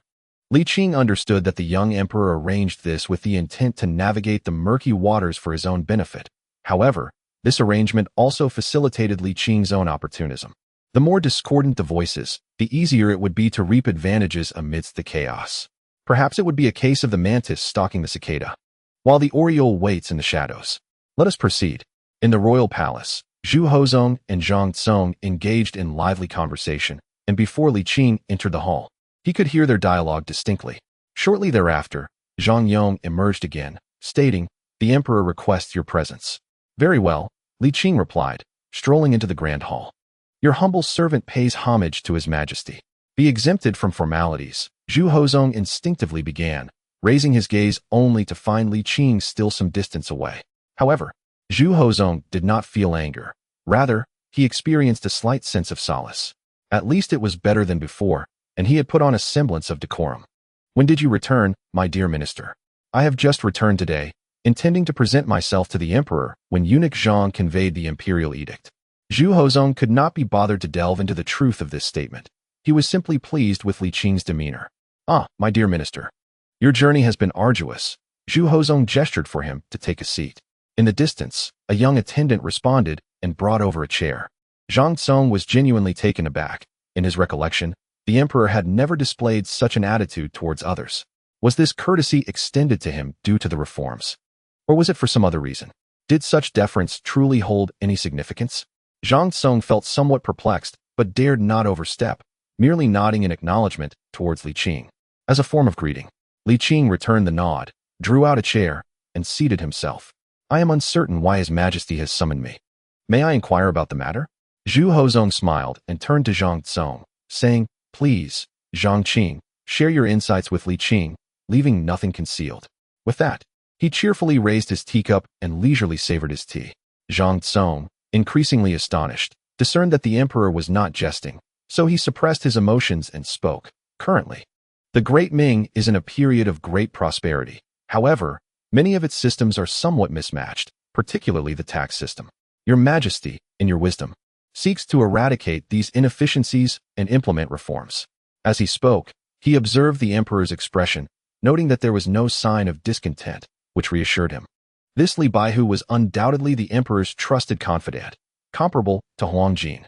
Yet, while Huang Jin was a close aide to the emperor, what was Li Baihu's specific role? What specifically do you propose? Li Qing inquired. Zhang Song suppressed his curiosity and replied, we should simplify the tax structure: land tax, commercial tax, and salt tax, eliminating the myriad of tax categories and unifying the collection of silver. This way, not only can we increase tax revenue, but we can also prevent officials from extorting the common people under various pretenses, while simultaneously minimizing losses during the tax collection process. Throughout Zhang Song's speech, Zhu Hozong observed Li Qing's reactions. He noted the initial surprise followed by intrigue, with no trace of dissatisfaction, which eased the emperor's mind. Once Zhang Song concluded, Zhu Hozong leisurely set down his teacup and remarked, what does Li Qing think? Excellent. Li Qing did not hide his satisfaction. Indeed, simplification is always a prudent choice. However, I believe it can be further refined. Zhu Hozong smiled slightly, eager to hear more details. Apart from silver, the common people may also pay taxes with the Great Ming banknotes. Li Qing remarked that if only silver is utilized, the influence of the Great Ming banknotes will gradually diminish, and one day they may be entirely discarded. He paused and added that if solely silver is employed, the wealthy elite will inevitably hoard vast amounts of silver, leading to a shortage over time. At that point, the affluent can capitalize on their silver reserves. After elucidating the pros and cons, Li Qing asserted that this approach could also solidify the credibility of the Great Ming banknotes. If the banknotes issued by the court are not accepted by the court itself, how can one expect the populace to recognize their value? The trust in the Great Ming banknotes must be preserved. This has been Li Qing's unwavering conviction, unaltered by any events. Chapter 90. The Single Whip Law and the Credibility of the Great Ming Banknotes. Whenever Zhu Hozong contemplated the prospect of collecting taxes predominantly in banknotes, a sense of discontent welled within him. In comparison, he preferred the gleaming allure of silver. Li Qing, well aware of his sentiments, was not surprised by such thoughts, as the emperors of the Great Ming were generally uninformed about economic matters. Your Majesty, you may perceive the Great Ming banknotes as a form of insurance, Li Qing remarked. Throughout history, nearly all dynasties have declined due to consolidation. Indeed, with the opening of maritime trade, immense quantities of silver have flooded into our Great Ming. However, as time progresses, wealth will inevitably concentrate within a select few, an unavoidable reality. The advantages of having an additional currency in circulation are profound. Li Qing's words were earnest and straightforward, devoid of any convolutions. Why not consider why emperors Yingzong, Zhongzong, and Xianzong exerted themselves to restore the credibility of the banknotes? Zhu Hozong pondered for a moment and turned to Zhang Song, asking, what is your perspective? Given that he had invoked the names of Yingzong, Zhongzong, and Xianzong, Zhang Song found himself at a loss for words. After feigning contemplation, he nodded and replied, Li Baihu's words do possess merit. Zhu Hozong sighed inwardly and nodded. Let us include this as well. Your Majesty is wise. Both Li Qing and Zhang Song bowed in acknowledgement. Zhu Hozong smiled and said, Zhang Qing, please continue. Yes. Zhang Song bowed and resumed outlining the key points of reform. After a considerable duration, Zhang Song finally paused, parched and exhausted. Li Qing summarized. This reform can be categorized into three main points.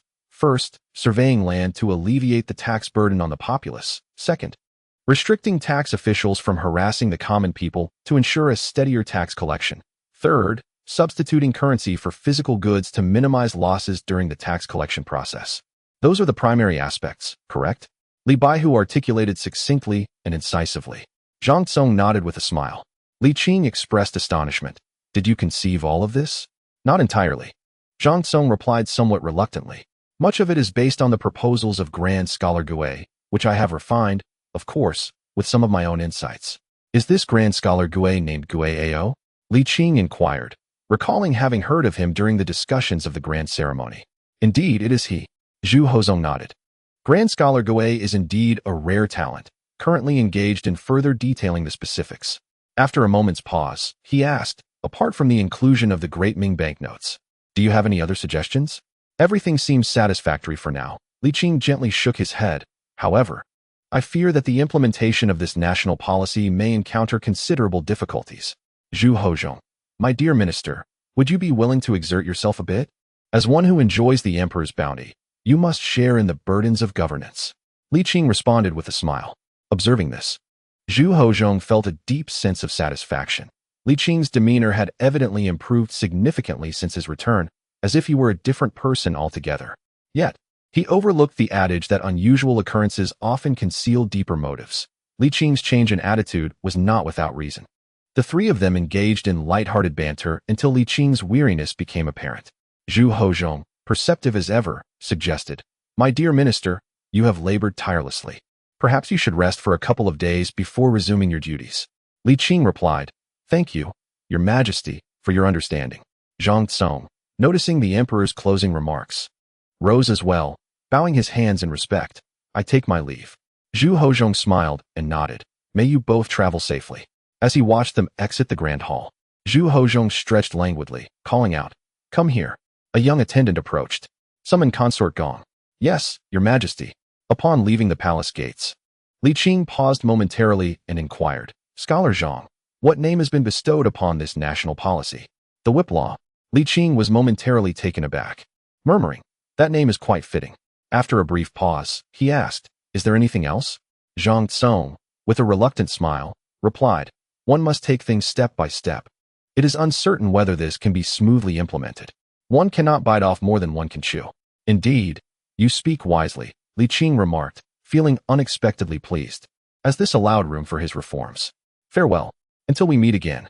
Zhang Tsong bowed slightly, watching Li Qing depart, muttering to himself, "Strange, indeed." As evening fell, Li Qing, having rested well, lingered a moment longer before preparing to explore the vibrant nightlife of the capital. However, upon opening the door, he was met by Zhang Yong, who was holding a food box, awaiting his arrival. Li Qing was momentarily taken aback and said, "Come in." "Oh." Zhang Yong nodded eagerly, a wide grin spreading across his face as he entered, closing the door behind him. In the parlor, they took their respective seats. As Zhang Yong unpacked the food and drink, he remarked, "Huang Jin has made remarkable progress. He is now capable of managing affairs independently. What is the rush?" Li Qing replied tersely, "I will fulfill my promises to you, but every matter has its priorities. The current situation is pressing. You must not hastily abandon Huang Jin. That fellow is rather clumsy. How could he possibly manage independently so soon?" Zhang Yong awkwardly chuckled. "Huang Gonggong is not as foolish as you think. The emperor trusts him, and our time here may soon come to an end." Li Qing sighed. "Fear not. When the time comes for you to depart, I shall ensure your wishes are fulfilled. But now is not the time. The issue lies in the emperor's lack of trust in us." Li Qing interrupted. "The young emperor is not foolish. He will not replace you at this critical juncture. Rest assured, I will not allow you to endure this hardship indefinitely." Zhang Yong struggled to conceal his disappointment, but was wary of further negotiations that might irritate Li Qing. He then shifted the topic to Zhu Hozhao's current state. Li Qing, having no intention of withholding information, disclosed everything he knew about Zhu Hozhao, which brought a smile to Zhang Yong's face. As the evening wore on, with wine flowing and dishes savored, Li Qing inquired, "What is the relationship between Yang Yiqing and Zhang Tsong?" "Not good at all. It is particularly strained, to the point of being irreconcilable." Zhang Yong elucidated that the current circumstances do not permit a harmonious relationship between the two. At present, Yang Yiqing assumes the role of Yang Tingyi, representing the mainstream officials, a prospect that the emperor is undoubtedly pleased with, as it serves to balance the court's dynamics. Li Qing pondered for a moment and inquired whether the mainstream ministers were already aware of the reforms. Zhang Yong confirmed this, stating that, as one might expect, there are few secrets within the court. Everyone is astute and well-informed. "Is there a strong sentiment of resistance?" Li Qing asked. "Not overtly at this moment," Zhang Yong replied, "as it has yet to be brought to the forefront." After a brief pause, he added, "If you require anything from me, feel free to express it. I assure you I will not refuse as long as it is within my capabilities." His sincerity was palpable. After all, with no intention of remaining in his position, he had little to fear. Li Qing suggested discreetly gathering incriminating evidence against the 6 ministries and the 9 ministers, stressing the need for thoroughness. Zhang Yong hesitated, concerned about the potential chaos this could incite, noting that even the emperor would not dare to take such drastic measures. It is inevitable, Li Qing sighed, that such national policies cannot be implemented peacefully.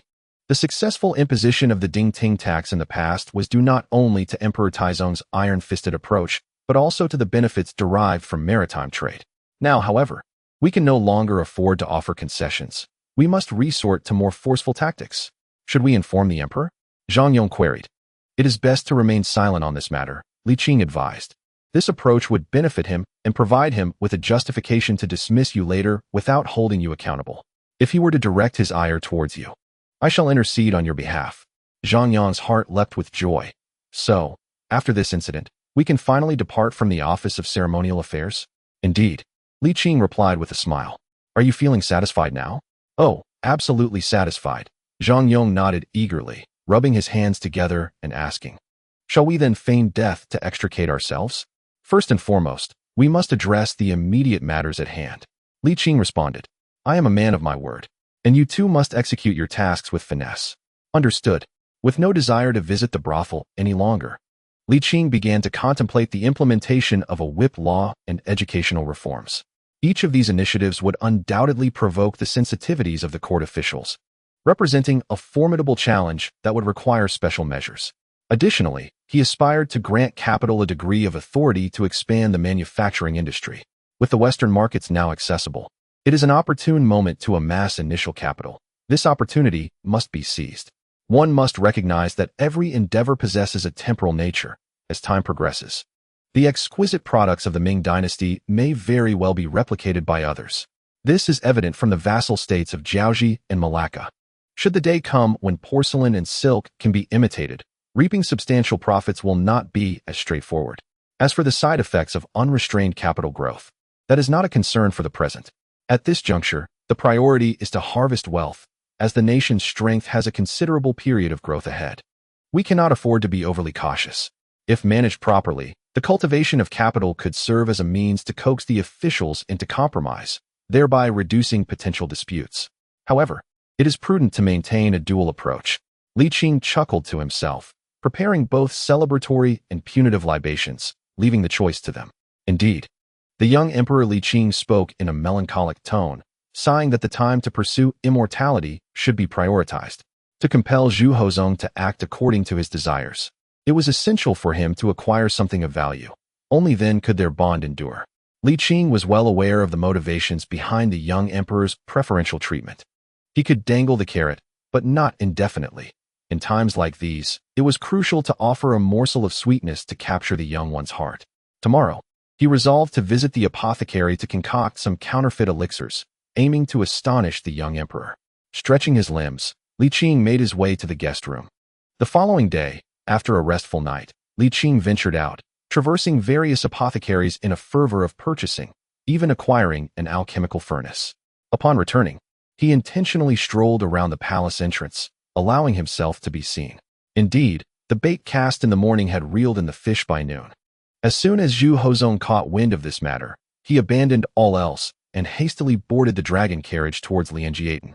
In Lianjiaten, at the entrance of a modest courtyard, Huang Jin stepped forward to assist his master from the dragon carriage, inhaling deeply. Goodness, the fragrance of medicinal herbs is quite potent. What medicinal fragrance? This is the aroma of elixirs. Zhu Hozong retorted, his eyes widening. The aroma of elixirs?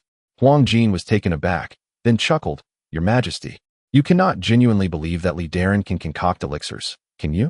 This is preposterous. Your Majesty, you are not losing your senses, are you? Audacious. Insolent. Zhu Hozong erupted in fury. How dare you undermine my resolve? Poor Huang Jin, unaware of the nuances of such fervor, found himself at a loss for words. The weight of his unexpressed thoughts pressing heavily upon him. Knock. Sighing, Huang Jin moved forward to rap on the door. This is Huang Jin. Li Daren, please open the door. Zhu Hozong, vexed, interjected, What of me? Have you consumed me? Hurry and open the door, for the emperor is present. Huang Jin hastily added, stifling a laugh at the absurdity of it all.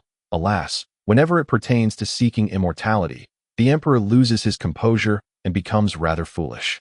Fortunately, Huang Jin only dared to express such thoughts internally. Otherwise, the self-proclaimed clever Zhu Hozong might have been quite offended.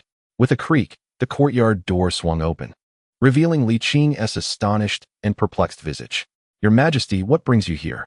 As he spoke, a hint of guilt crossed his face as he glanced back, awkwardly saying, "My humble abode is quite untidy. It would be best if you did not enter, lest you be disheartened. I shall return to the palace once I am finished." "Oh, so you wish to keep secrets from me, do you? Just wait until I catch you red-handed." Zhu Hozong thought, feigning a gentle smile as he replied, "No matter. Since this courtyard has been repaired, I have yet to visit personally. The underlying message was clear. I had it renovated, and I am entitled to enter." Li Qing appeared troubled, responding begrudgingly, "Of course, that is permissible, but might I have a moment to tidy up?" Zhu Hozong was unwilling to relent, presuming that Li Qing was attempting to conceal something illicit, and stubbornly pressed forward. Yet, Li Qing remained steadfast, showing no inclination to yield.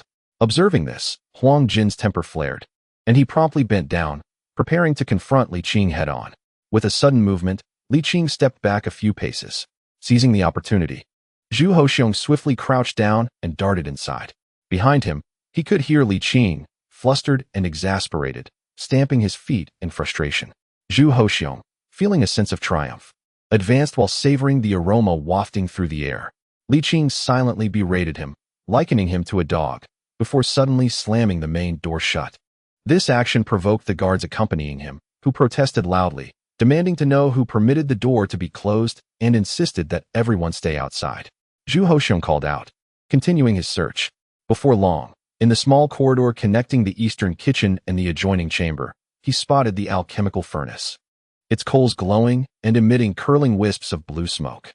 Zhu Hoxiong inhaled deeply, his face lighting up with delight, his very soul vibrating with exhilaration. "At last, I have caught up. How fragrant! Your Majesty." Li Qing hurriedly caught up, offering an explanation. "This journey to escort Yangshan to Yunnan has been arduous, filled with mountain climbs and river crossings. Now that I can finally relax, I feel aches all over. Hence, I procured some medicinal herbs." He chuckled nervously. "You know I possess some medical knowledge, don't you?" Zhu Hoxiong raised an eyebrow, unable to conceal his mockery. Li Qing, however, responded earnestly, "Medicine can be harmful in excess. Inhaling too much is not advisable." Upon hearing this, Huang Jin attempted to pull Zhu Hoxiong away. "Let go of me," Zhu Hoxiong exclaimed, shaking off his arm and adjusting his robe. "What a coincidence. I too have been overwhelmed with duties lately, and I am in need of remedy. This is just the cure for my ailments. Your Majesty, one must not take medicine indiscriminately," Huang Jin anxiously implored, tugging at his sleeve. Zhu Hoxiong, ever prepared, poked Huang Jin on the forehead, pushing him aside. He turned to Li Qing and inquired, "My dear minister, how much longer until the medicine is ready?" "It will take another quarter of an hour." "Very well, I shall wait."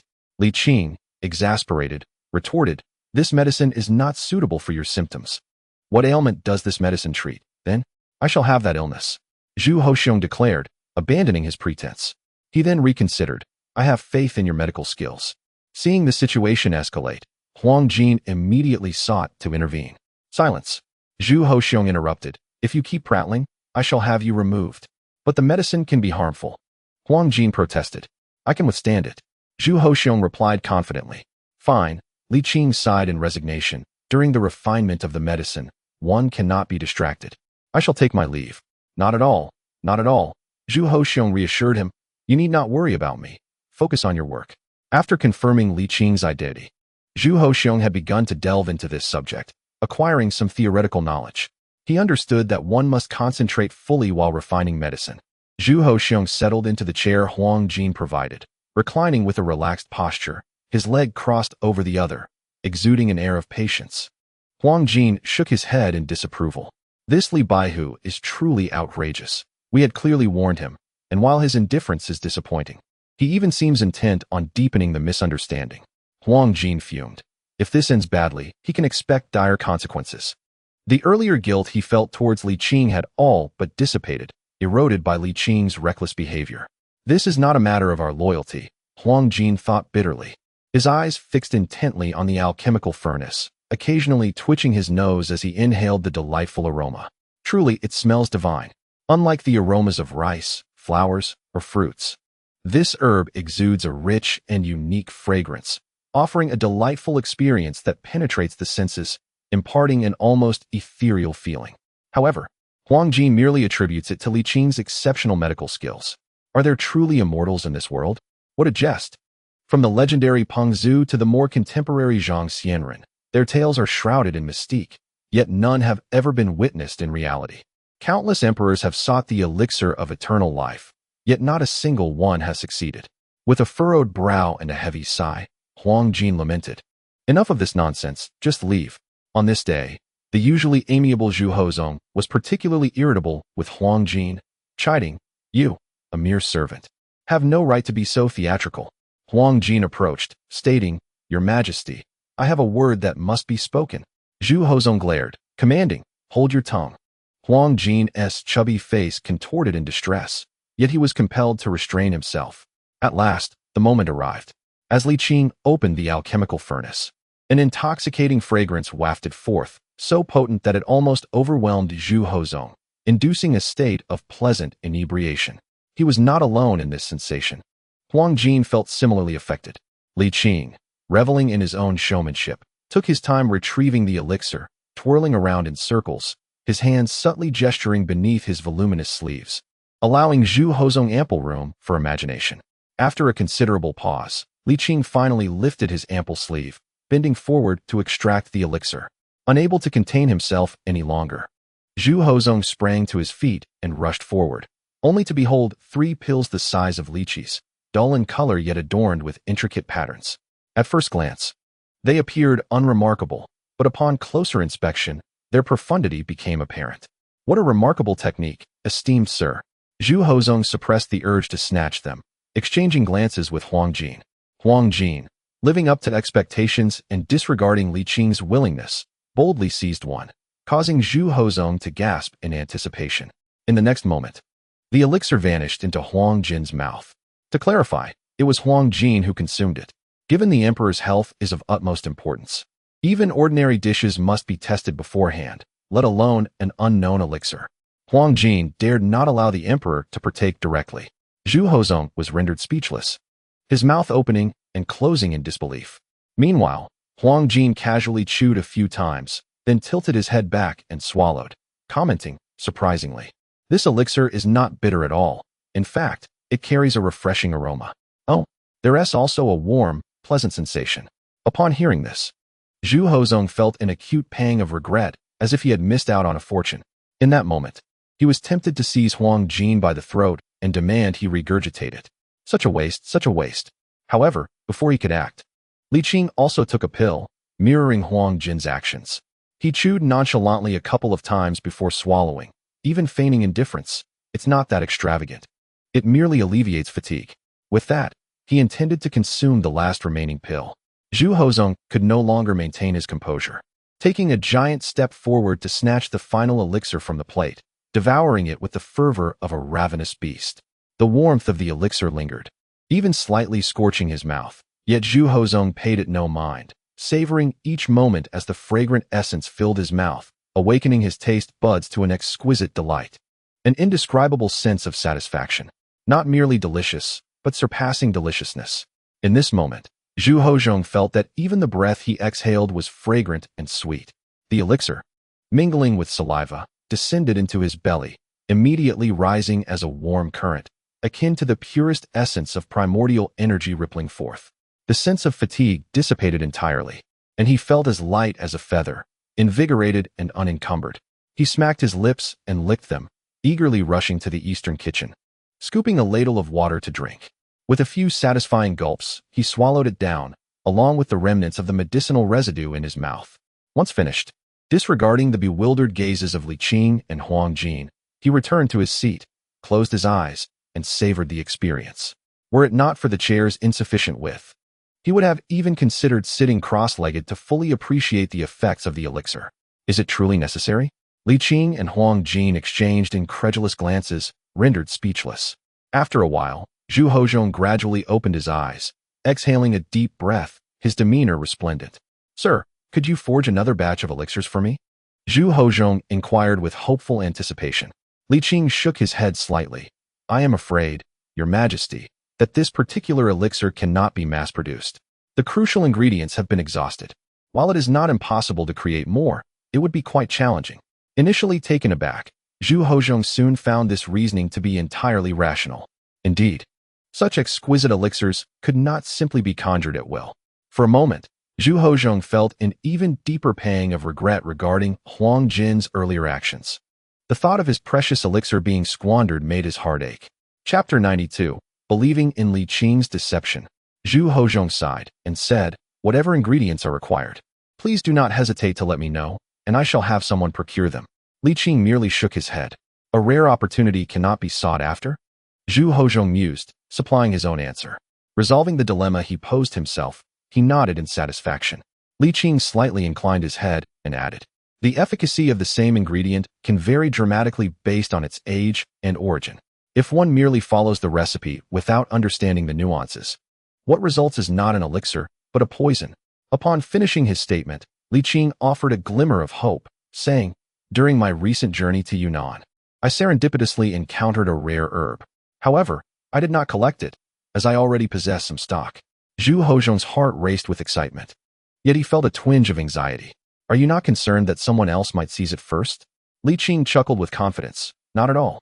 The herb grows on steep cliffs, and most people would not even recognize it. There is nothing to worry about."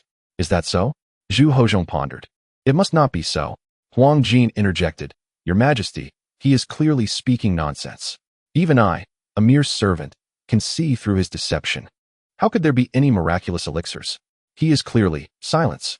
Zhu Hozhong retorted angrily. "Do you think I cannot discern the authenticity of these elixirs? You are aware of your own foolishness. How dare you speak so boldly?" Huang Jin, at a loss for words and flushed with embarrassment, directed his frustration towards Li Qing. Observing this, Li Qing quickly assumed a stance reminiscent of Wing Chun, ready to restrain Huang Jin's round head. "Huang Jin, do not be insolent.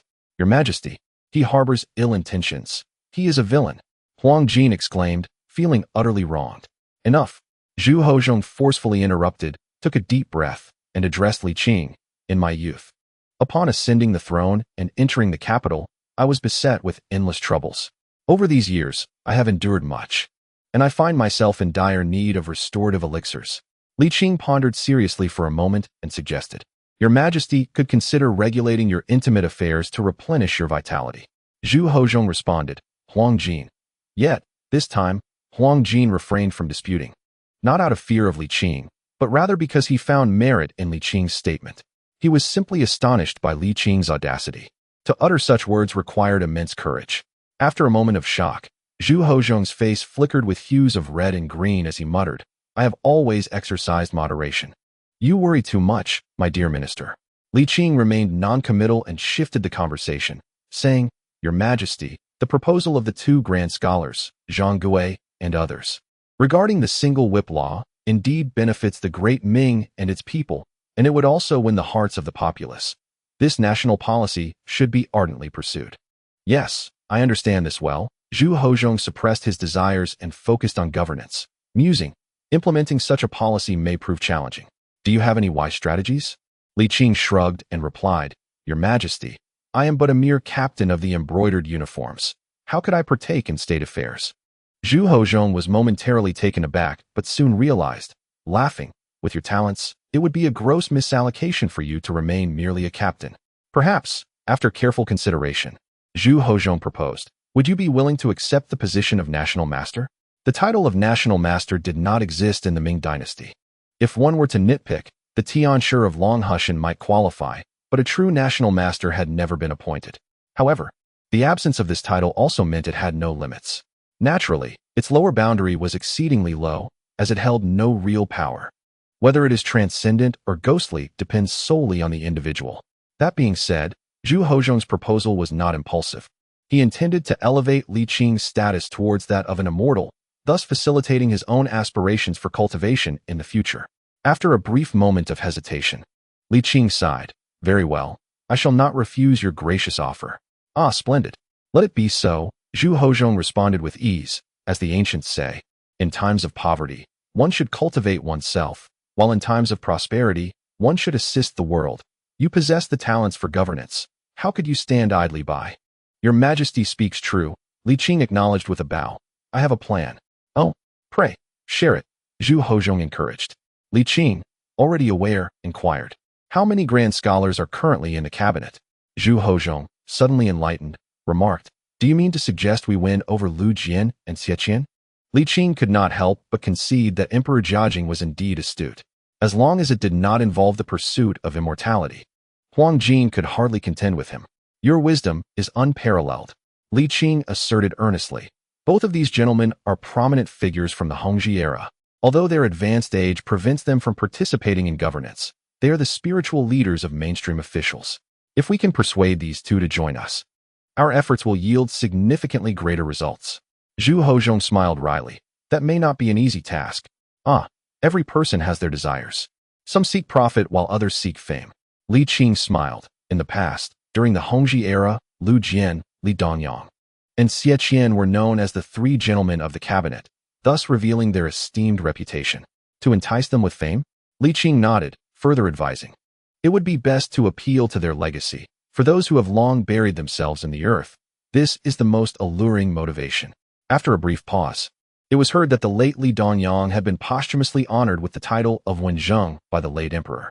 Given this precedent, and considering that both individuals were also among the esteemed three gentlemen of the Hongzhi era, the emperor's decision seemed both reasonable and justified, indirectly elevating the reputation of Emperor Xiaozong. Even the mainstream literati, who might seek to criticize, would have to tread carefully. How splendid! Zhu Hozhong, struck by inspiration, clapped his thigh and nodded repeatedly, declaring this strategy exceptionally clever. They incessantly extolled Emperor Xiaozong. What could they possibly say now? After all, he was the illustrious Duke of Yongqing, a figure of remarkable distinction. Zhu Hozhong's gaze toward Li Qing grew increasingly fervent. The Duke of Yongqing truly was a treasure in every regard, a master of governance and longevity, a rarity unmatched across the realm. Simultaneously, Zhu Hozhong's sensitive heart experienced profound healing. This affirmed that Li Qing still held affection for him and had not dismissed him due to his humble origins. The feeling of validation and recognition was no less satisfying than the effects of consuming a miraculous elixir. Zhu Hozhong's endeavors regarding grand ceremonies and reforms were fundamentally driven by a desire for acknowledgement.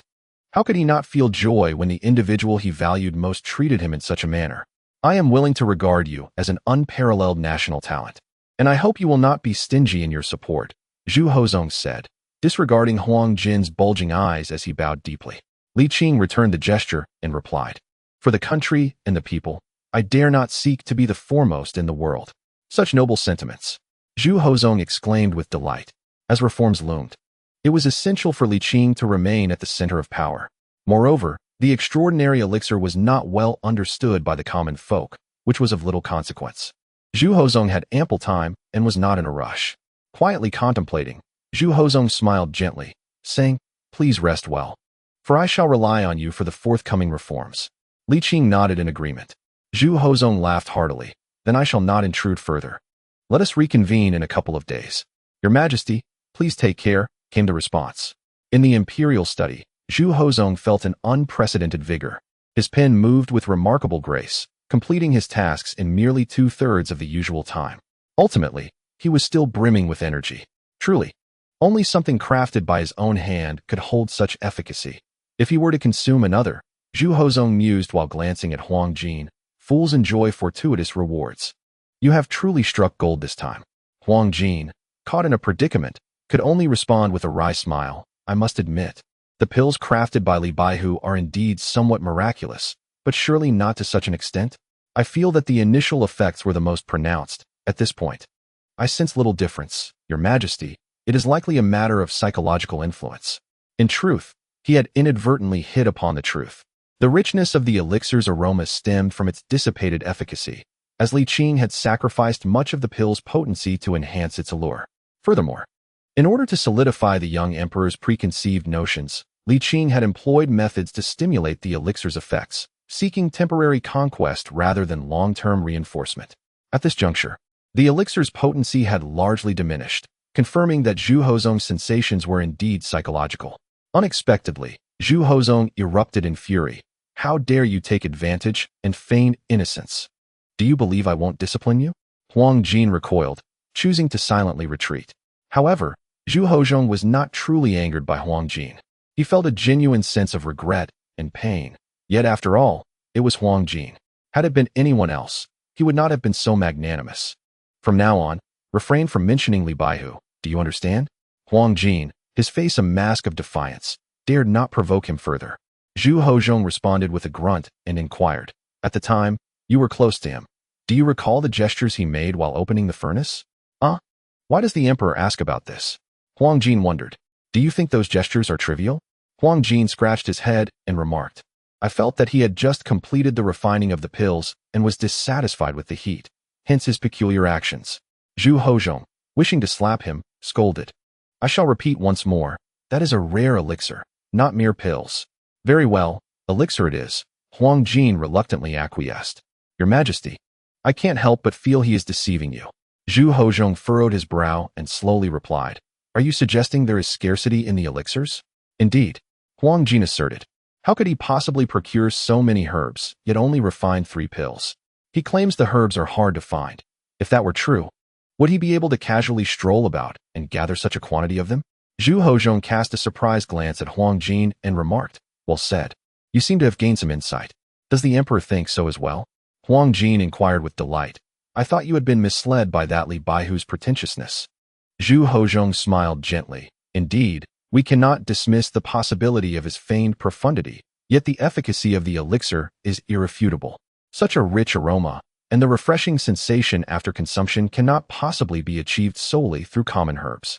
Chapter 93. A terminal illness. Zhu Hozhong closed his eyes, savoring the delightful memory, when he suddenly heard a soft sob.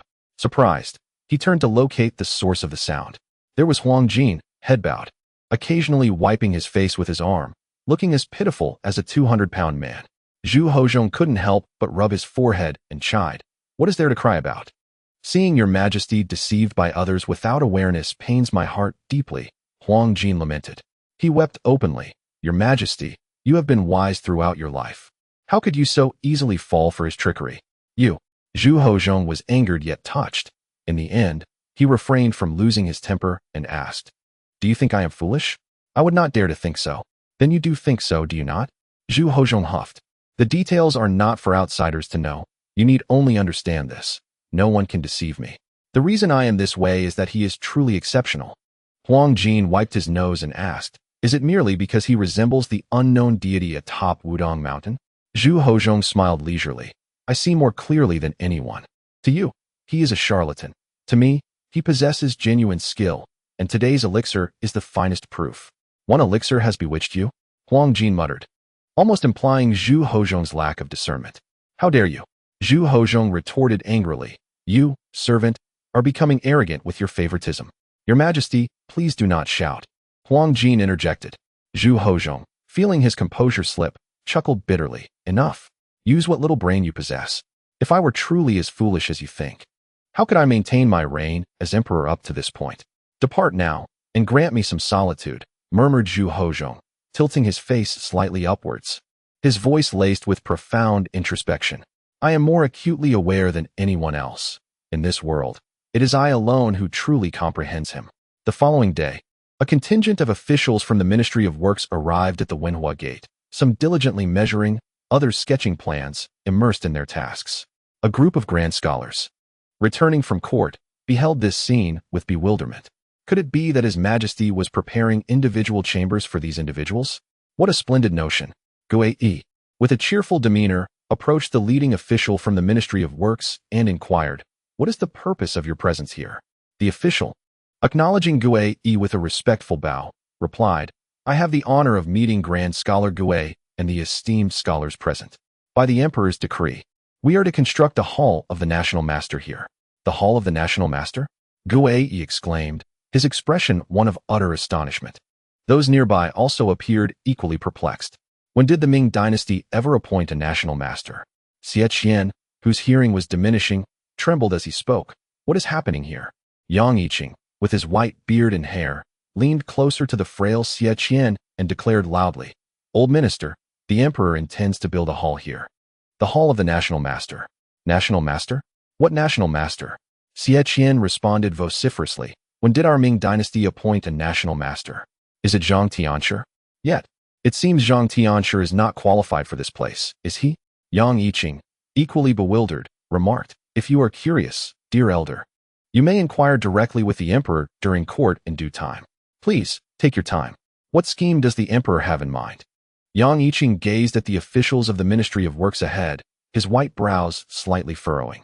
Due to the presence of Zhang Tsong, Xue'er had already moved ahead.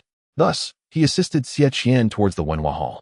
The news of Zhu Hozhong's plan to construct the Hall of the National Master spread like wildfire within a day, inciting fury among the ministers. The current cabinet had become the supreme sanctum of civil officials. How could it be that any random individual could gain entry? When did a leader of Taoism earn the right to stride into the political heart of the nation? Was this not a sign of impending chaos? Even the venerable Li Qing, in his 90s, was taken aback. In response, Zhu Hozhong explained that the Hall of the National Master would serve as a venue for discussing state affairs with the cabinet scholars. Upon hearing this, the dignitaries speculated that the emperor sought to preserve his dignity. After all, some matters were not suitable for public discourse in the court. Upon reflection, they deemed this arrangement quite beneficial, as it unwittingly elevated the status of the cabinet significantly. However, the ministers of the 6 departments felt a tinge of discomfort. For the rivalry between the cabinet and the departments had been established since the Hongzhi era, and after 2 reigns, the 6 departments had seemingly lost their standing. Fortunately, the current cabinet scholars were predominantly selected from the ranks of the 6 department officials, making the situation somewhat easier to accept. This matter did not stir up much turmoil. After a brief moment of astonishment, everyone redirected their focus to reform and innovation. The realm of power has always been a complex web of interdependence, devoid of absolute secrets. The mainstream conservative officials had long prepared, awaiting the young emperor's next move. Zhu Hozhong did not keep them waiting for long. Before late autumn had fully arrived, he officially introduced the single whip law to the court. The outcome was predictable. Some voiced their support, while others vehemently opposed it. Supporters barely exceeded 30%, predominantly comprising the staunch advocates led by Zhang Tsong and Xue'er. However, there emerged heavyweight figures whose support surpassed the expectations of conservative officials, such as Xue'er, Li Gongmo, Lu Gongduan, and Xie Gongyu, whose once celebrated remarks during the Hongzhi era remain pertinent even today. Despite his impaired hearing and vision, Xue'er's ability to articulate his thoughts remains undiminished. In fact, his deafness has become an unexpected asset. His defection struck the mainstream conservative faction like a thunderclap, leaving them feeling as if the sky had collapsed. After much effort to implore the emperor to summon him back, they were met with his unexpected stance. Yet, Xue'er's venerable status and esteemed reputation rendered them, the younger generation, rather impotent in his presence. Fortunately, another influential figure emerged. Thus, the languid Li Qing was drawn to the court, facing off against an old friend. The duel between Lu Duan and Xie Cancan was so riveting that even Li Qing became more industrious, attending daily to witness the spectacle. The ministers expressed their delight. However, they overlooked the profound camaraderie between the 2 elder statesmen. Having collaborated for many years, and with the Zhengde era concluding in a similar fashion, would they genuinely wish for each other's ruin? It was merely a performance. While the court erupted in fervent debate, behind the scenes, harmony prevailed. Under the guidance of Li Qing and the machinations of Zhu Hozhong, the original 3-to-7 ratio shifted to a dynamic exchange between Lu Duan and Xie Cancan. Inadvertently, what was once a clear disadvantage transformed into a balanced contest. Each had their valid points, preventing public opinion from tilting overwhelmingly in one direction. The scholars from the Hanlin Academy and the Guozijian divided into 2 camps, expressing diverse opinions and engaging in spirited discourse. In an instant, the previously stable political landscape surged with turmoil once more, and the arena of power boiled anew. This fervent enthusiasm was such that even the chill of early winter seemed to retreat. In the Qinqing Palace, Huang Jin, while roasting sweet potatoes, cast a resentful glance at Li Qing, who sat opposite the emperor, his face etched with discontent. The emperor's malady had deepened alarmingly. Even matters of state required consultation with him. Huang Jin lamented that it was as if the emperor were beyond recovery. He mused that he should find time to learn a trick or 2 from eunuch Zhang, not to the extent of causing fatal harm, but certainly to incapacitate him. For it was astonishing that the emperor was so lost. Huang Jin's countenance reflected his frustration. Nearby, the 2 were not at ease either. Zhu Hozhong pondered aloud. Sir, while the situation is considerably better than we anticipated, it remains quite precarious. Li Qing furrowed his brow, contemplating before responding. The real challenge lies not in the implementation of national policies, but in the potential for hypocrisy following their enactment, which could render them ineffective. Achieving the intended outcomes is paramount. Zhu Hozong grasped the implication, stating, "So, you suggest making concessions?"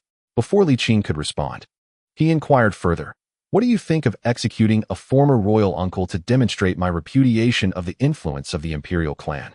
Li Qing paused, chuckling softly. While such an act would undoubtedly yield some effect, it would not resolve the underlying issues.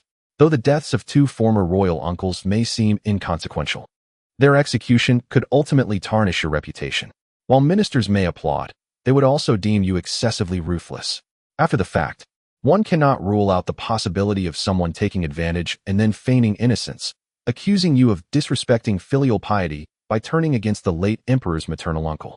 Moreover, Empress Zhang, after all, is the nominal head of the palace.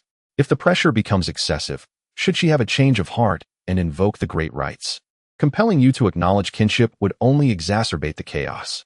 Zhu Hozong felt a flush rise to his face and retorted, "You speak with reason, sir.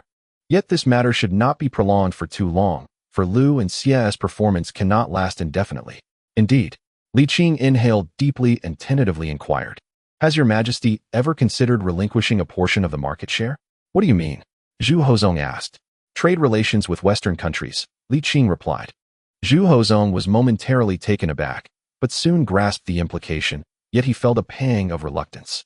Indeed, both the national treasury and the internal vault were currently overflowing, having undergone multiple expansions to accommodate the wealth. However, who would ever find an excess of wealth burdensome? Moreover, he was in pursuit of immortality. The remaining years stretched interminably. No amount of money could ever be deemed excessive. Zhu Hozong pondered aloud. The Li family of Jinling has contributed significantly to the court, and the two holders of the Yongqing Marquis title have also made great contributions to the Ming. "You misunderstand." Li Qing chuckled lightly, shaking his head. "I am not seeking to benefit the Li family, but rather to promote the flourishing of commerce and industry. Is it not already flourishing enough?" Zhu Hozong expressed his astonishment. Li Qing nodded affirmatively. Its potential has yet to be fully unearthed. Zhu Hozong furrowed his brow, contemplating for a long moment before stating, "Historically, officials and merchants have been intertwined. How many of those so-called merchants are purely merchants? Even the most genuine merchants will exploit various means to ensure their offspring succeed in the imperial examinations through generations of effort, some even directly investing in students." Zhu Hozong sighed, expressing his helplessness. "Have you considered, sir, how to cope once they grow into colossal entities?" Li Qing chuckled softly. "Your Majesty is being overly concerned. The meat is already stewing in the pot, and the emperor is merely the one wielding the chopsticks."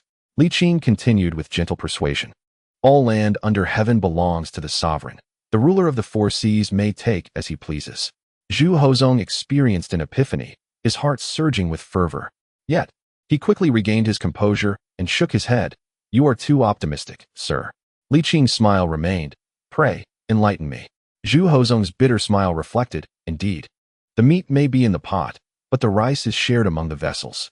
Just as now, why do they oppose?" Li Qing sighed inwardly, filled with disappointment. Zhu Hozong's words undoubtedly revealed that he had never genuinely contemplated whether the Ming could consume the meat, but rather whether he could partake in it. His declaration of taking and demanding was merely about enlarging the cake, with subjects drawing from him. "I serve the public." Zhu Hozong interpreted as a demand for unbridled appropriation. "I serve myself." This indicated that Jiajing was a clear-headed, selfish emperor. Perhaps, as Yang Shen suggested, the influences of one's family of origin leave indelible marks upon the soul, persisting throughout one's life, difficult to alter. A tinge of bitterness rippled through Li Qing's heart. Sir. Ah, cough, cough." Li Qing raised his teacup and took a sip, clearing his throat. Following Zhu Hozong's line of thought, he remarked, "Your Majesty's concerns are somewhat unwarranted." "Why is that?" Li Qing gestured to himself, stating, "I am still young." "You are still young." Zhu Hozong paused, then suddenly comprehended the meaning behind Li Qing's words. "I will always assist you. However, such concessions are somewhat difficult to part with. The profits are simply too substantial. The exquisite goods destined for the West are exchanged for an equivalent weight in silver." Just the thought of it makes Zhu Hozong wince, rendering him momentarily indecisive.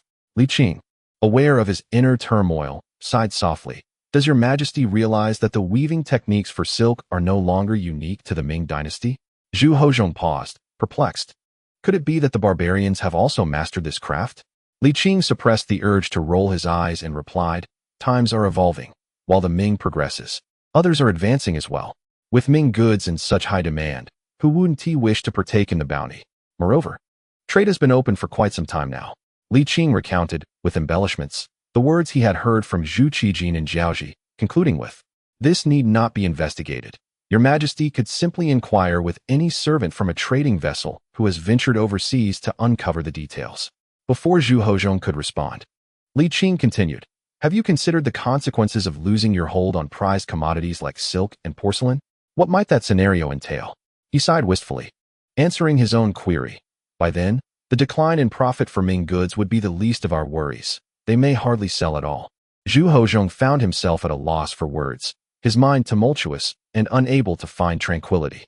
Li Qing spoke earnestly, time is of the essence. We must swiftly amass wealth while the opportunity persists. As for future profit distribution, we can address that once the funds are in the Ming treasury. What do you think? Zhu Hozhong remained conflicted, yet was clearly swayed. Upon reflection, he realized that acquiring wealth within the Ming was far more feasible than seeking it abroad, where the sole method of violent acquisition was war. War itself is exceedingly costly, especially when waged overseas, and it also risks becoming unwieldy. Once the inertia of warfare begins to seize wealth, the likelihood of establishing independent factions upon naval ventures significantly increases. Thus, through trade, a gentle accumulation of wealth is the prudent course, yet the window of time available to the Ming is rapidly closing. After a long pause, Zhu Hozhong exhaled slowly and nodded. Your words hold merit. I shall give them serious consideration. Your Majesty is wise. Li Qing bowed slightly, refraining from further persuasion. The young emperor was cautious and suspicious. Such a level of concession was indeed painful to contemplate and would certainly require verification. After considerable contemplation, Zhu Hozhong finally calmed the turmoil within and inquired, even following your strategy, how shall we win over the northern officials? Li Qing chuckled lightly. Value is derived from scarcity. As southern goods head overseas, northern products will naturally rise in value. The south focuses on exports while the north emphasizes domestic sales. What is there to lament? But domestic sales cannot compare to the profits of overseas trade. Zhu Hozhong countered. You are mistaken. Li Qing replied with a smile. Firstly, market conditions are dictated by the market itself. Secondly, Jiangnan has prospered for over a millennium. A slight dip in northern profits would hardly be felt. Zhu Hozhong did not grasp the first point, yet the second resonated clearly, and upon reflection, he recognized its truth. Indeed, he lamented, it is regrettable that this approach will lead to a significant loss of wealth for the court. Scarcity begets value, and an oversupply will inevitably cause profits to decline. In the short term, this may be true, yet in the long run, the profits are substantial. Li Qing remarked with composure, Your Majesty might consider broadening your perspective. The realm of the Ming dynasty is yours, and if the world thrives, how could it possibly impoverish you, the emperor? These words caused Zhu Hozhong's cheeks to flush. He was not oblivious to the underlying irony.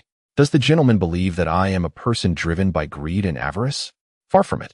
Li Qing, feigning sincerity, continued. Your Majesty's love for wealth is for the sake of the people. A prosperous nation can sustain its populace.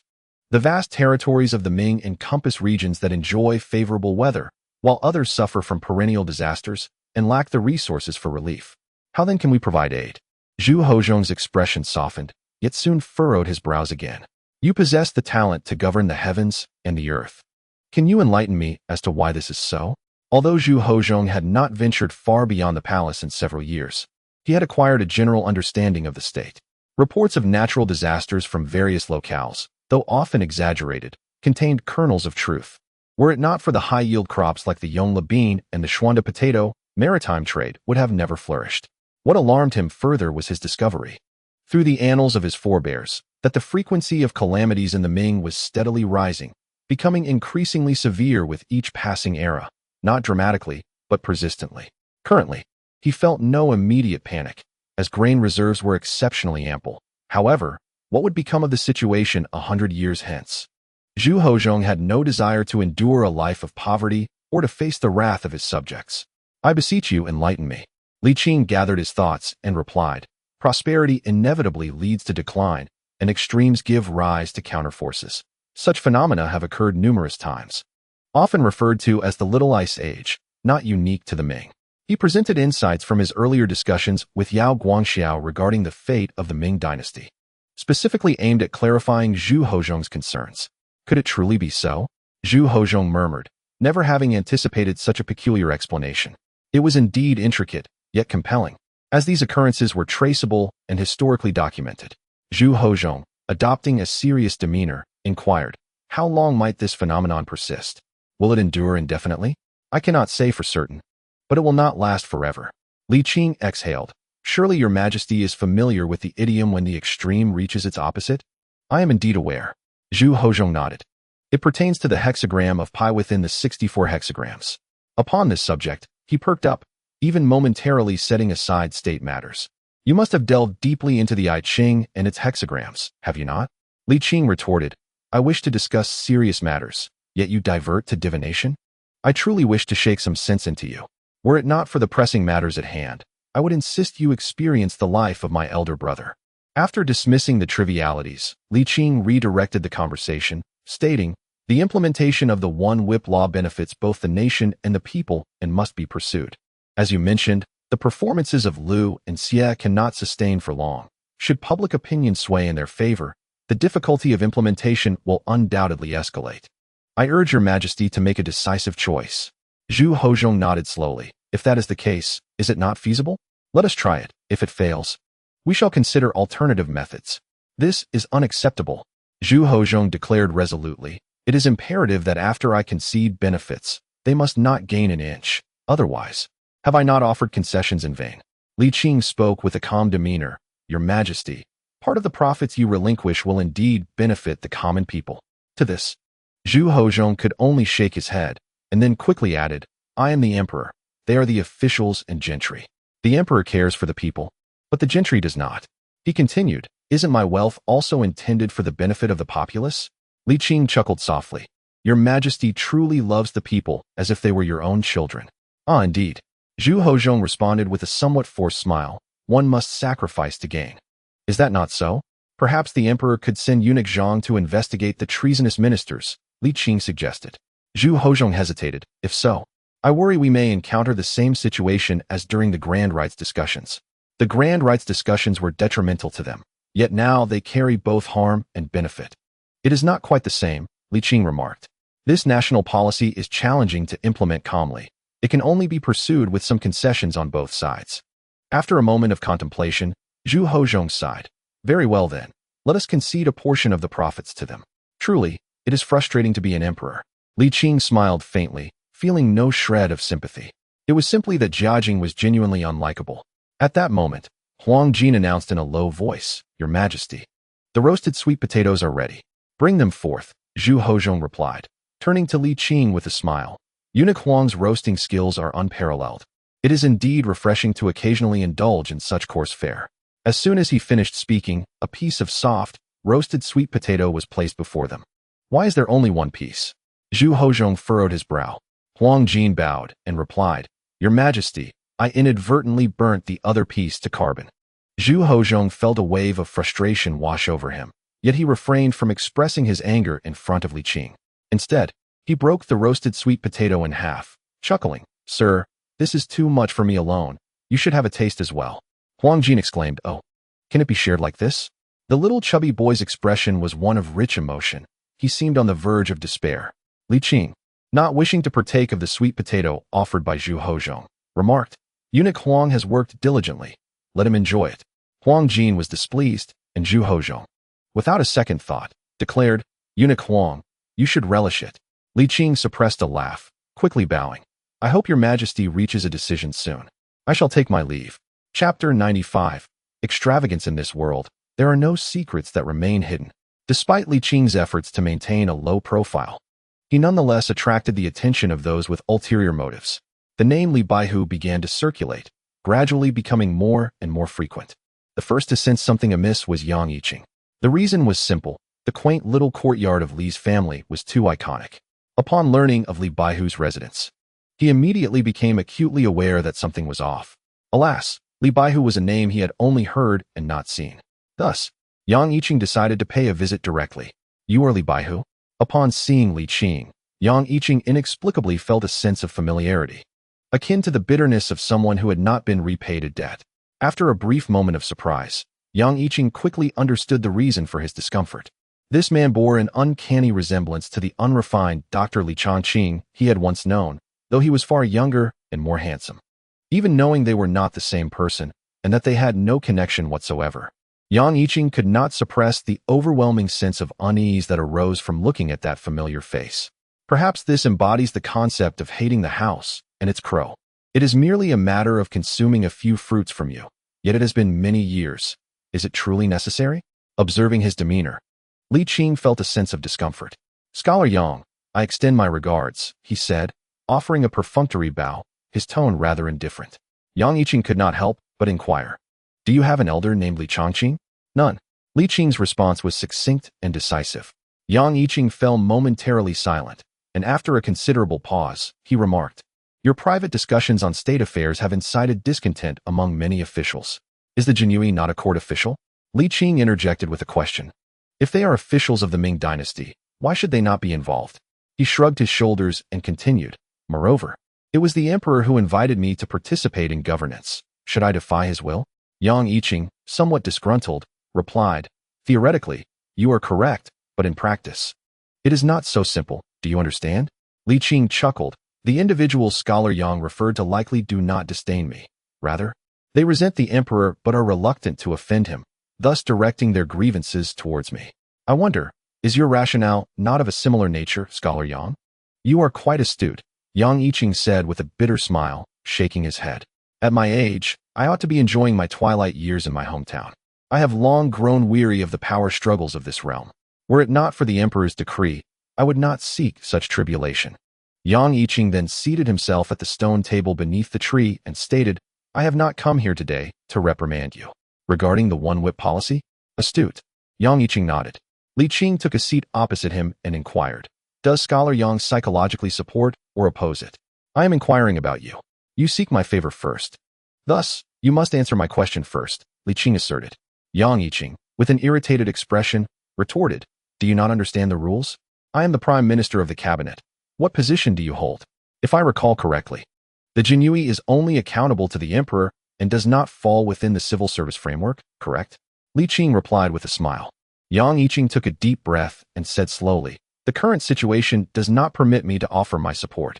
Indeed, this aligned closely with Li Qing's thoughts, and he felt considerably relieved, responding, "If circumstances allowed, would Scholar Yang be willing to actively engage in the promotion of the one-whip policy?" Yang Yiqing shook his head once more. "I cannot undertake this matter. I can only let Zhang Cong and Xue'er handle it." After a pause, he candidly stated, "Let me be straightforward. The day this one-whip policy is enacted will coincide with my return to my hometown. Based on this, I am willing to facilitate this matter, and you may relay this to His Majesty." Li Qing nodded, patiently awaiting further discourse. Yang Yiqing sighed softly and remarked, "This is indeed a beneficial national policy for the state and its people. However, it sacrifices the interests of the gentry class. My existence is fundamentally to stabilize the entrenched interests of the conservative faction. I cannot overtly support this. Do you comprehend?" "I understand," Li Qing replied. "Otherwise, why would you come to me, stating that it is indeed the emperor's will?"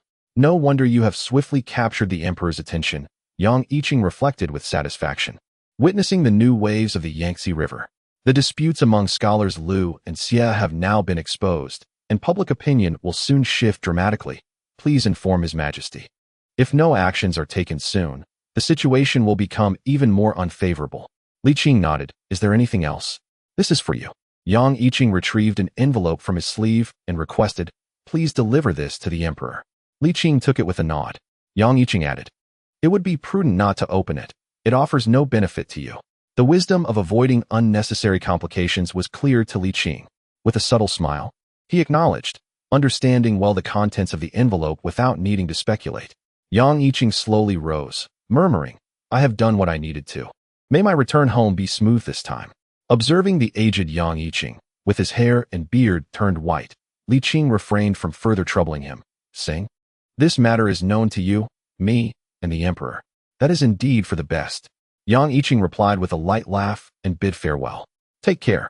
Indeed. As Yang Yiqing took a few steps, he suddenly halted, turning back to impart. The realm of power is not as simple as you might perceive. It is natural for the young to aspire for advancement, yet one must also understand the limits. Otherwise, a single misstep could lead to irretrievable ruin. Do not be hasty. Thank you, esteemed scholar, for your wise counsel. Li Qing responded with a smile. Yang Yiqing wished to say more, but upon seeing Li Qing's countenance, he felt a sense of discomfort. He turned away, stating, in any case, I hope you take good care of yourself and do not envy the rapid rise of others. Being overly ambitious is not advisable. Indeed. Yang Yiqing sighed deeply, not looking back, and slowly departed from the Qianqing palace. Li Qing opened the envelope to discuss the details. Inquiring, has the emperor made a decision? A policy of strict enforcement must be implemented. I can concede a portion of the benefits, Zhu Hozong replied decisively. He had already consulted the servants accompanying the royal vessels and confirmed that Li Qing's earlier assertions were indeed accurate. Time was of the essence for the Ming dynasty to amass wealth, and Li Qing's strategy of swiftly securing funds was undeniably the most advantageous approach. Indeed, the emperor is wise, Li Qing remarked. If so, shall we commence the implementation immediately? Zhu Hozong nodded slowly, stating, if they continue to cling obstinately, then I shall not hesitate to take a firmer stance. Li Qing's gaze sharpened as he subtly nodded in agreement. The underlying message from the young emperor was clear. Having already made concessions, any further demands would warrant a stern response. Unlike the previous discussions on grand ceremonies, should it come to punitive measures, the repercussions would be manageable. Seeing Li Qing's concurrence, Zhu Hozong felt pleased and further convinced that Li Qing was indeed an ally. I have ordered the Ministry of Works to expedite the renovations of the Grand Master's Hall. By next spring at the latest, you shall be able to work there. Li Qing inquired, in the capacity of Grand Master? Naturally. And what shall your responsibilities entail? Oversight, Zhu Hozong declared. Assist me in supervising those esteemed scholars. Indeed. Li Qing replied nonchalantly. Zhu Hozong continued, after the new year, I intend to embark on a border inspection. What do you think? A hint of impatience was evident. Li Qing gently shook his head, emphasizing that matters must be approached one step at a time, and that implementing the policy of strict enforcement was not a task to be rushed. Once this was accomplished, there would be time to consider other endeavors. Oh, the burdens of being an emperor, Zhu Hozong lamented. Li Qing, disliking his grievances, interjected, currently, you have already secured financial authority, and the allocation of personnel is balanced. You are essentially assured of victory. Under the present institutional framework of the Ming, civilian officials cannot excessively infiltrate the military. Moreover, even if one were to seize military power, it should begin with the capital garrison. Border inspections are laborious and thankless. Indeed, that is sound reasoning. Zhu Hozong's yearning for power was not inferior to the desire for immortality often sought in the realm of cultivation. Seizing the opportunity, he inquired of his companion, might you possess a clever strategy? Indeed, I have some ideas, though I would appreciate your esteemed guidance, came the response from Li Qing, tinged with resignation. At present, the urgent matter is the implementation of a singular military law. To contemplate future endeavors before this is accomplished is akin to biting off more than one can chew. Zhu Hozong chuckled lightly. Let us discuss it further. Discuss what? Li Qing suddenly experienced a flash of inspiration and amended his earlier reticence. Since your majesty has broached the topic, let us indeed converse. After a moment's reflection, he continued, your majesty could commence with the establishment of martial academies in the capital. In our esteemed Ming dynasty, whether through civil or military examinations, all are disciples of the Son of Heaven. Although Emperor Chenghua revived the military examinations, their impact has been rather lackluster over the years. It would be prudent for your majesty to bolster the military examinations to demonstrate a resolute stance. This should not be confined to the capital. Localities should likewise establish martial academies to attract talent. Initially, Zhu Hozong nodded in agreement, yet as he listened, he sensed something amiss and interjected, esteemed scholar, would this not be excessively extravagant? Li Qing countered, as the saying goes, it is not the number of soldiers that matters, but their prowess. While the border forces are currently adequate, the combat effectiveness of the garrison troops, particularly in Jiangnan, is lamentably subpar. To put it bluntly, it is quite dismal. After all, One must nurture an army for 1,000 days to utilize them for a single moment. The Ming dynasty, now overflowing with wealth, should fervently develop its military capabilities. Our maritime trade has indirectly facilitated global interactions, and it is not inconceivable that one day foreign powers may set their sights on the Ming. To Zhu Hozhong, this notion sounded almost ludicrous. In his worldview, no one would dare to provoke the true dragon. Surely, you do not believe that one day barbarians would invade the heart of the Ming? He queried. If the Ming is both affluent and powerful, they would certainly think twice. However, if we are merely rich without strength, the situation would be different, Li Qing asserted. A strong military need not always engage in warfare. It can also serve as a deterrent across the seas. Zhu Hozhong shook his head. Our Ming dynasty boasts 1,000,000-strong troops. Implementing your plan would impose an overwhelming financial strain. Li Qing smiled. Merely expanding a few martial academies would not incur exorbitant costs. Moreover, with so many literary academies established, adding a few martial ones is only fitting. Zhu Hozhong pondered. Yet, this might incite unrest among the civil officials. Let them stir. Their agitation will align with their desires. Providing an opportunity to expand the literary academies, thus laying the groundwork for universal education, Li Qing said, clearing his throat. Your Majesty, allow me to present my analysis. Chapter 96. Naivete. Li Qing's analysis was sound and stood up to scrutiny, yet Zhu Hozhong could not shake a sense of unease he could not articulate. After a prolonged silence, he remarked, Esteemed scholar, let us return to the topic of the military law. Since we have arrived at this juncture, why not delve deeper? Li Qing persisted, continuing his discourse. Eventually, Zhu Hozhong posed a challenging question. At present, our nation's strength is robust, which allows us to endure such measures. But what if one day we find ourselves in decline? Should that day come, with elite soldiers and capable generals, what is there to fear? Li Qing retorted. Zhu Hozhong fell silent, his thoughts swirling. Upon calm reflection, he recognized that the establishment of a few martial academies would indeed not require exorbitant funds, and once built, an academy could serve for many years. Yet, Zhu Hozhong remained convinced that there was something more at play. After much contemplation, he finally discerned the crux of the matter. By doing so, every soldier would be literate. It was not merely the soldiers. His aim was to enlighten the entire populace. Li Qing did not shy away from this issue and inquired, Does your Majesty believe this to be unwise? Indeed, it is unwise. Zhu Hozhong replied emphatically. The more one knows, the less content one becomes with the status quo. This undermines the very foundation of the state. Li Qing was not taken aback by Zhu Hozhong's reaction, considering that even Zhu Hozhao's initial response had been similar. The emperor had previously intended to use civil officials to counterbalance each other. How could he not comprehend this reasoning? With his vigilance aroused, Zhu Hozhong was reluctant to express his stance lightly, and cautiously replied, I implore you, sir, to speak plainly.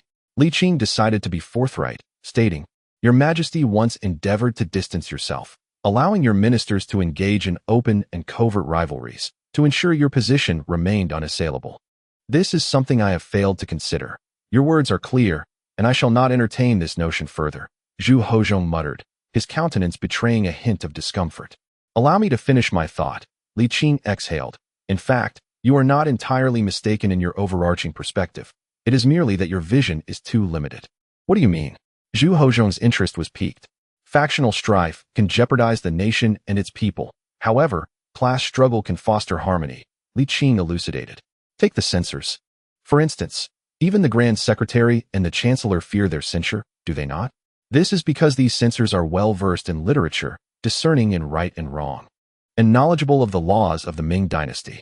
Yet, as the dynamics of power evolve, censors have gradually become mere mouthpieces for high-ranking officials, diminishing their intrinsic value, thus exacerbating the corruption within the bureaucracy, Li Qing continued. But what if every citizen became a censor? Li Qing posited, in such a scenario, would corrupt officials dare to act with impunity? Take the current punitive laws as an example. Who would dare to openly oppose them? Zhu Hozhong pondered for a moment and shook his head slightly. But what if all the censors turned against me, opposing the imperial authority? How should I respond? Those who possess virtue receive support, while those who lack it find themselves isolated. Why should your Majesty belittle yourself? Li Qing countered. Does your Majesty truly believe himself to be a ruler devoid of virtue? At that moment, Zhu Hozhong became enlightened and swiftly countered with astute reasoning.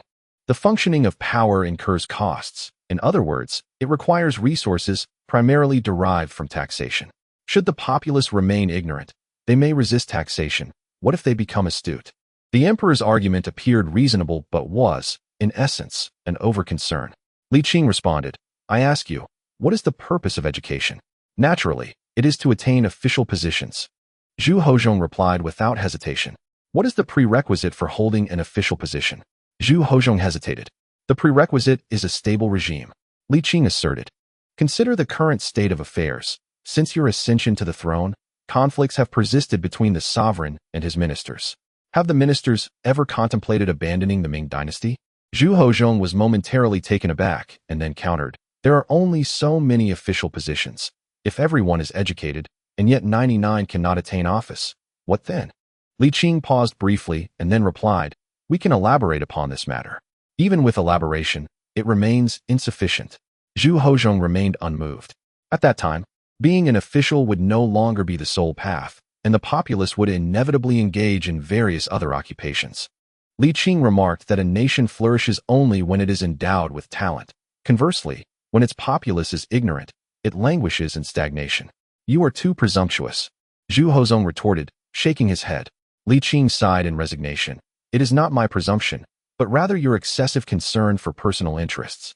You fear the encroachment on imperial authority and the potential uprising of the common people, and that is all there is to it. Zhu Hozhong, feeling a mix of shame and anger, countered. Even if I entertain such thoughts, is it wrong? The legacy of my ancestors and the stability of the realm cannot be taken lightly. This left Li Qing momentarily speechless. Objectively speaking, he found it difficult to refute Zhu Hozhong's stance, as they existed in an era characterized by a feudal monarchy. Thus, Li Qing sought to approach the matter from a different angle, inquiring, do you understand the fundamental reasons behind the downfall of past dynasties? It is the result of the people rising in rebellion when they can no longer endure their plight. He continued, if the emperor of the Yuan dynasty had been benevolent, how could the Taizu have instigated a rebellion? For the common people, as long as they have food to eat and clothes to wear, who would risk their lives in revolt? Li Qing implored earnestly. Yet, no matter how stable a regime or how sound its systems, they will inevitably descend into chaos over time. This necessity arises to restore order. Regrettably, no matter how Li Qing analyzed the pros and cons, Zhu Hozhong remained impervious to his arguments. The reason was simple. Li Qing had encroached upon the most sensitive of interests, imperial authority. I am willing to believe that you mean well, but you are rather naive, Zhu Hozhong said softly. I can agree to a multitude of requests, but this particular matter is non-negotiable. Reflecting on this, Li Qing self-deprecatingly thought himself rather naive and sighed. Then let us first implement a single whip law. Following the original plan, we shall offer concessions before resorting to intimidation. If necessary, we can employ the court staff. With that, he stood up to depart. Zhu Hozhong hurriedly rose and grasped Li Qing's sleeve, sincerely stating, I harbor no grievances against you, but I cannot allow the slightest risk to the Ming dynasty. Please do not take offense. Very well, Li Qing replied coolly, brushing aside his hand and turning to leave. In truth, he did not harbor hatred towards Zhu Hozhong. Even if it were Zhu Jianxin or another emperor, it would be challenging to gain their agreement, as it fundamentally undermined imperial authority.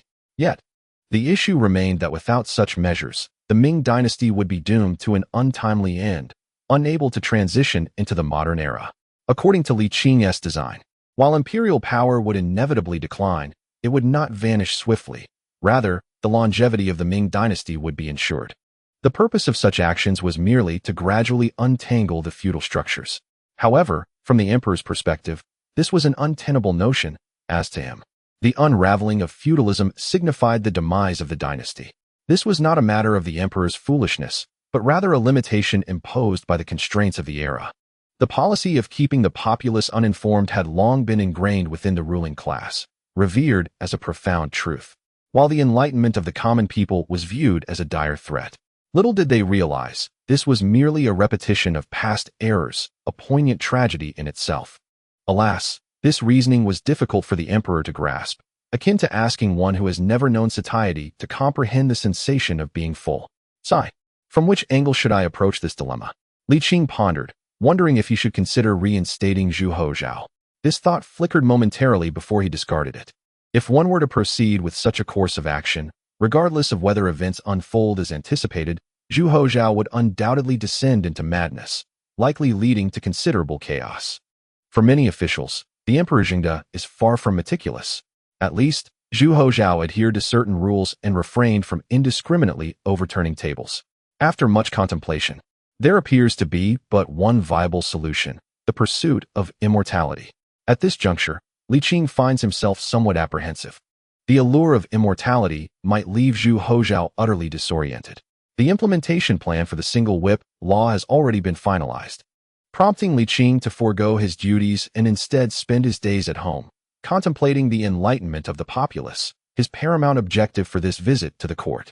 Achieving this goal could fundamentally address the persistent ailments of the feudal dynasty, alleviating concerns over systemic risks, and the widespread education could further bolster rapid industrial development. However, the monumental challenge of popularizing education weighs heavily on Li Qing's mind. This is not a matter that can be resolved by merely reprimanding a young emperor. One might fear that even the resurrected old Zhu would wield his sword against him. Alas, who would have thought that he had already devised a way out for the Zhu family? Why cling to the old paths? With a resigned sigh, Li Qing reflects that he seems destined to tread the path of the treacherous minister. The initiative for public enlightenment has been shelved, yet progress has been made with the single whip law. After Zhu Hozhao relinquished control over trade with the West, Southern officials promptly altered their rhetoric. Northern officials, despite their protests, were silenced following the dismissal of several influential figures under the dual threat of punitive measures. Nonetheless, the single whip law has yet to be fully enforced. After a protracted tug-of-war, it was ultimately agreed to pilot the initiative in Jinling. If all goes well, it will gradually be expanded. Li Qing harbors no objections to this approach. Even the most commendable national policies require careful timing, and caution is never unwarranted. He believes that once the trade market with Western nations is thoroughly opened, individuals will taste the benefits and will no longer resist fervently. Should dissatisfaction arise, greed may compel Li Qing to apprehend some typical offenders for extrajudicial enforcement. In early winter, two venerable officials, Lu Jian and Xie Qian, returned to their hometowns, followed by Yang Yiqing in the 12th lunar month. Concurrently, Zhang Cong was officially appointed as the first assistant of the cabinet, with Gui Yi serving as the second assistant. Both men, brimming with enthusiasm, have already devised beneficial policies for the nation and its citizens even before the new year. However, Zhu Hozhao did not acquiesce to their radical ideas, pondering to himself, "I have just weathered the pressure to elevate you too. Must you not first temper your ambitions? The new year is approaching, and while you may not wish to celebrate, I certainly desire a joyous occasion." Nevertheless, Li Qing found himself devoid of the spirit to celebrate. Chapter 97, Stalemate. The winter winds lamented as Li Qing rested his arms behind his head, listening to the rustle of the window paper and the occasional clank of the courtyard gate. Spending the new year alone seemed utterly devoid of joy. He suddenly realized that he did not relish solitude. He preferred the bustle of life. Once more, it was the first day of the new year, and it felt dreadfully tedious. Li Qing turned over, reached for the book on his bedside, opened it momentarily, then set it aside. Thinking it would be better to forego the celebrations altogether, it was filled with vexing matters. Perhaps he should try to sleep a little longer. However, despite tossing and turning, slumber eluded him. Donning his cotton boots and robe, Li Qing ambled into the courtyard, gazing at the vastness of the world. A heavy snowfall blanketed the ground to a depth of half a foot, the tree branches and courtyard walls shimmering white, causing a slight discomfort to the eyes. The snowfall had ceased, yet the wind persisted, whipping up particles of snow that stung the face with an icy ferocity. The warm breath exhaled by Li Qing instantly transformed into white frost, vanishing into the vastness of the world. Is it because I spent the new year in Jiaoji? Li Qing mused to himself, as his vital energy subtly circulated within him. Stepping out of the small courtyard, he found the streets calm and orderly.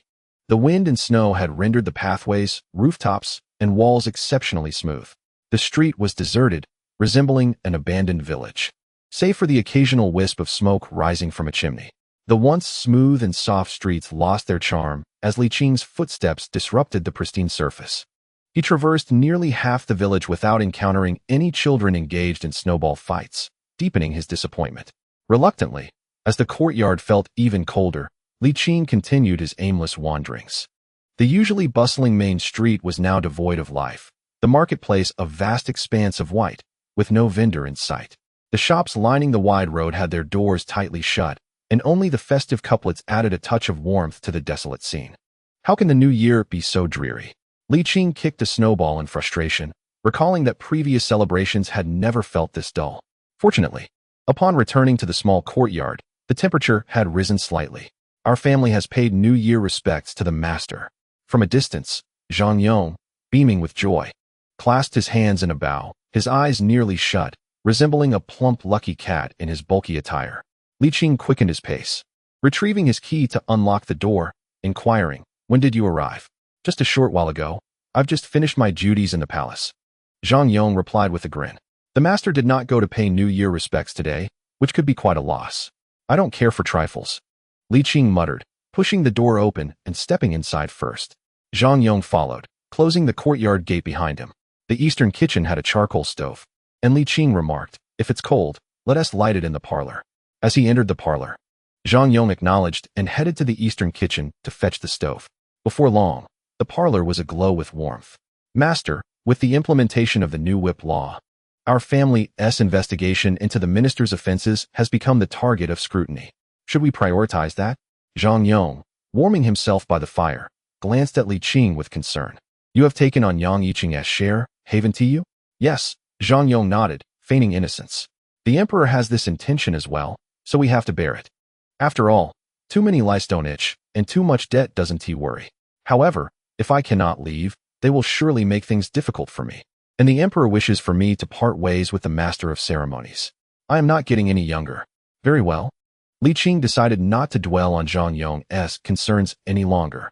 "After this new year, you shall officially request retirement from the emperor and spend some time in Zhongguan village." "Ah, splendid." Zhang beamed with delight, grinning wider. "Rest assured, Huang Jin has become diligent since the last reprimand from the emperor. At the very least, he can recite the texts without issue." Li Qing chose to set aside troubling thoughts for the moment, smiling as he asked, "What plans do you have for when you get there?" "Plans?" Zhang scratched his head, dreaming aloud. "What plans could we possibly have? We'll just follow the arrangements. We have no other desires. Only to enjoy a lively and peaceful retirement, helping to manage some household affairs and taking care of the children." "That sounds quite good."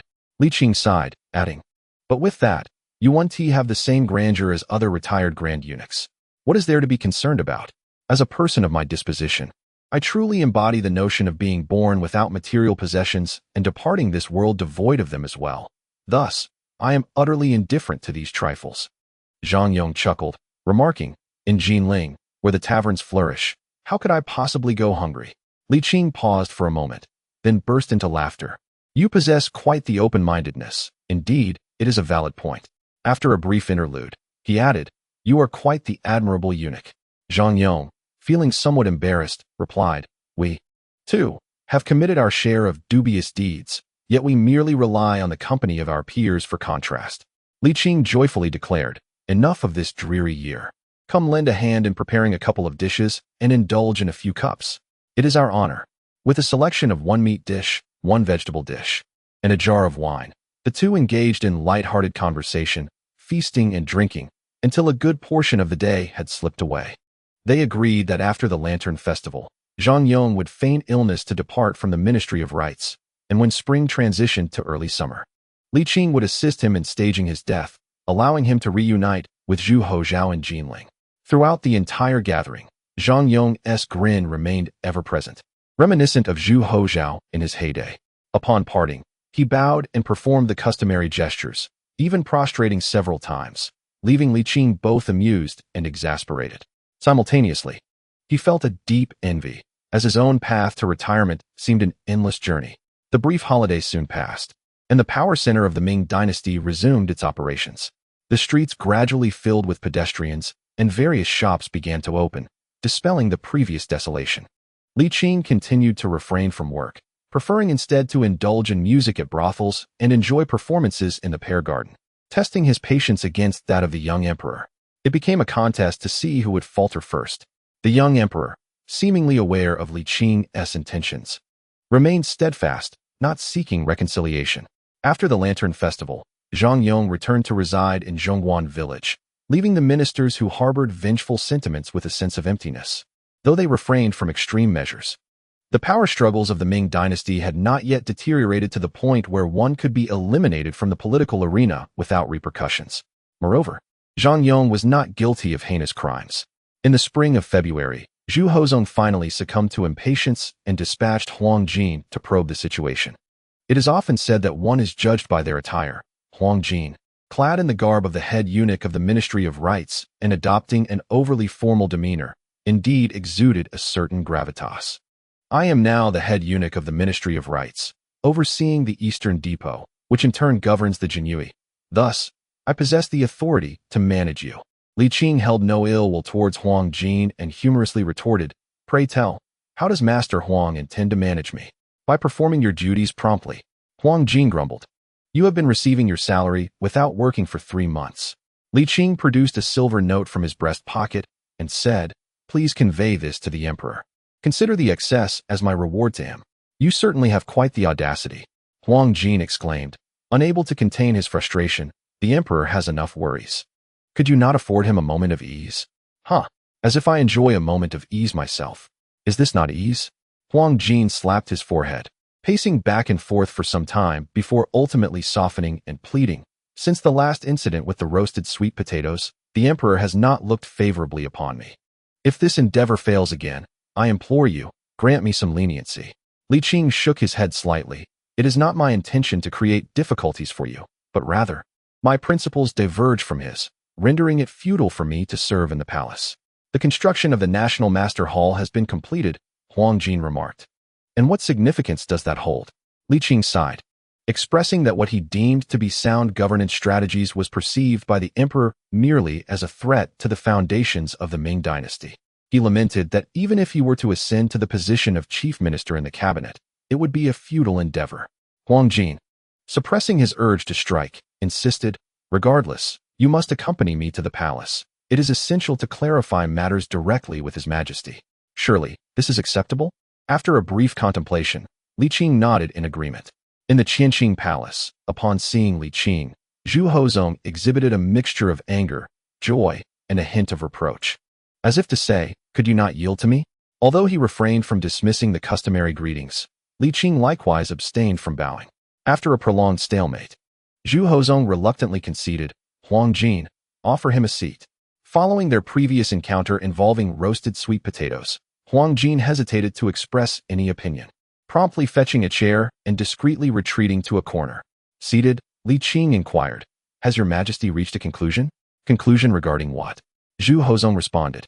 "The establishment of an academy," Li Qing asserted, recognizing the profound implications of such a decision, which could not be made lightly. Zhu Hozong inhaled deeply, replying, "Aside from that, I shall grant no further concessions." Li Qing, perplexed, questioned, "What are your intentions?" Huang Jin, noticing Li Qing's unusual demeanor, felt an increasing sense of urgency as Zhu Hozong called for him. With remarkable speed, Huang Jin darted forward. "You dare!" Li Qing halted, bypassing Huang Jin to face Zhu Hozong, his tone calm yet firm. "If you believe my plans to be futile for the Ming dynasty, then I must withdraw. This withdrawal would signify a lifetime of retreat." With that, Li Qing turned to leave, reminiscent of a bargaining customer. Zhu Hozong recognized Li Qing's intentions, yet feared that such a withdrawal could become a reality, leading to regrettable consequences. Reflecting upon Li Qing's actions over the past century, 2 certainties emerged. First, Li Qing had consistently strived for the betterment of the Ming dynasty. Second, he was indifferent to power and had no desire to grasp imperial authority.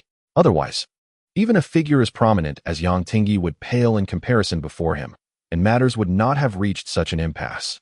"Very well, let us deliberate further," Zhu Hozong muttered. Li Qing paused, though he did not turn back.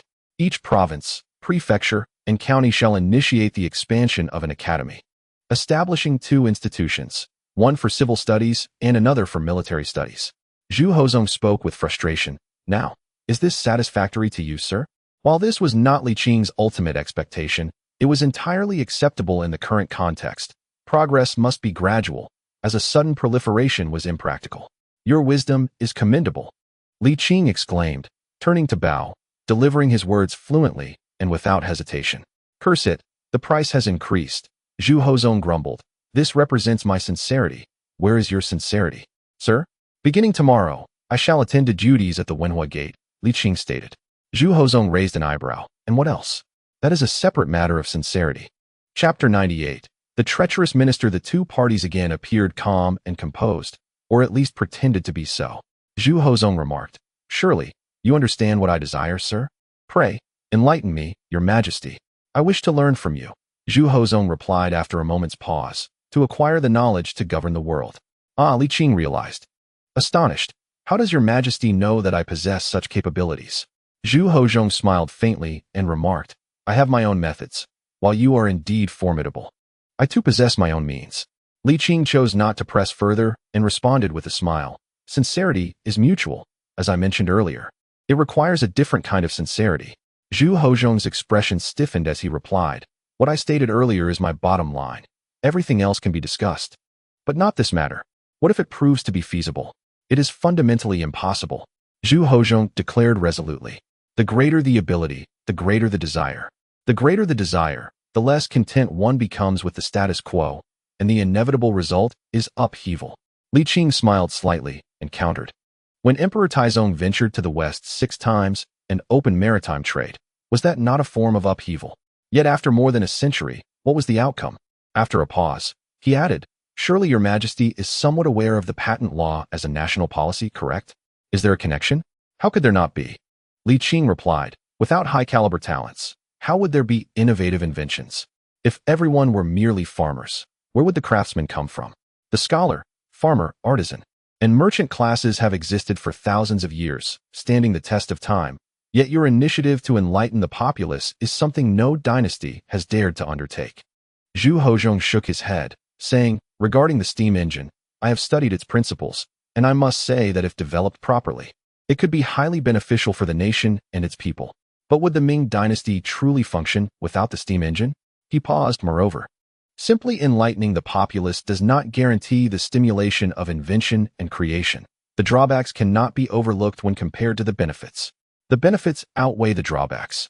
No, the drawbacks outweigh the benefits. Zhu Hozong sighed. Wealth is ultimately limited. With many wolves and little meat, trouble will inevitably arise. The more one knows, the less one can find contentment. Li Qing lowered his gaze and sighed softly. "Your words are not incorrect, but the premise is flawed.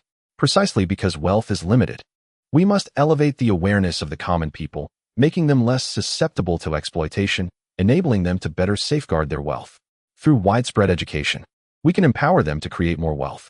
Seeing Zhu Hozong's persistent lack of understanding, Li Qing resorted to an example. Take the steam engine, for instance. Once we fully master this technology and apply it across various fields, could it not unlock a wealth of resources? That is certainly possible, Li Qing affirmed. We could sell it at 100-fold of the cost price, and others would still scramble to buy it. Its value would rival that of exquisite goods like silk and porcelain. Furthermore, do you not desire for the Ming dynasty to possess even more silk and porcelain? Naturally. I do. Then this is the point. Li Qing replied with a wry smile. The purpose of enlightening the populace is precisely this. Wait, hold on, let me think. Zhu Hozong realized he was about to follow Li Qing's line of reasoning and pulled back into contemplation. You still have not directly answered. After enlightening the populace, how should we address their insatiable desires? Insatiable desires are not necessarily a bad thing. They can also be termed ambition. Li Qing replied helplessly. When everyone strives for progress, it enhances the strength of the nation. Why do you not understand this principle? But this only exists in an ideal world. Zhu Hozong retorted. Why would the people choose to do evil when they have good lives to live? Because of the inherent conflict between rulers and the ruled. Zhu Hozong stated. Li Qing paused, slowly nodding. There is a measure of truth in that. Zhu Hozong felt a surge of confidence, chuckling. Did I not speak correctly? Incorrect, replied Li Qing. The ruler and the ruled can be adversaries or allies. Those in power will reap what they sow. Please elucidate, sir. Zhu Hozong remained unconvinced.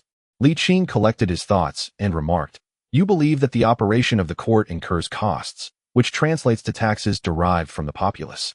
This belief is the root of your perception of enmity between both parties, is it not? Is that not correct?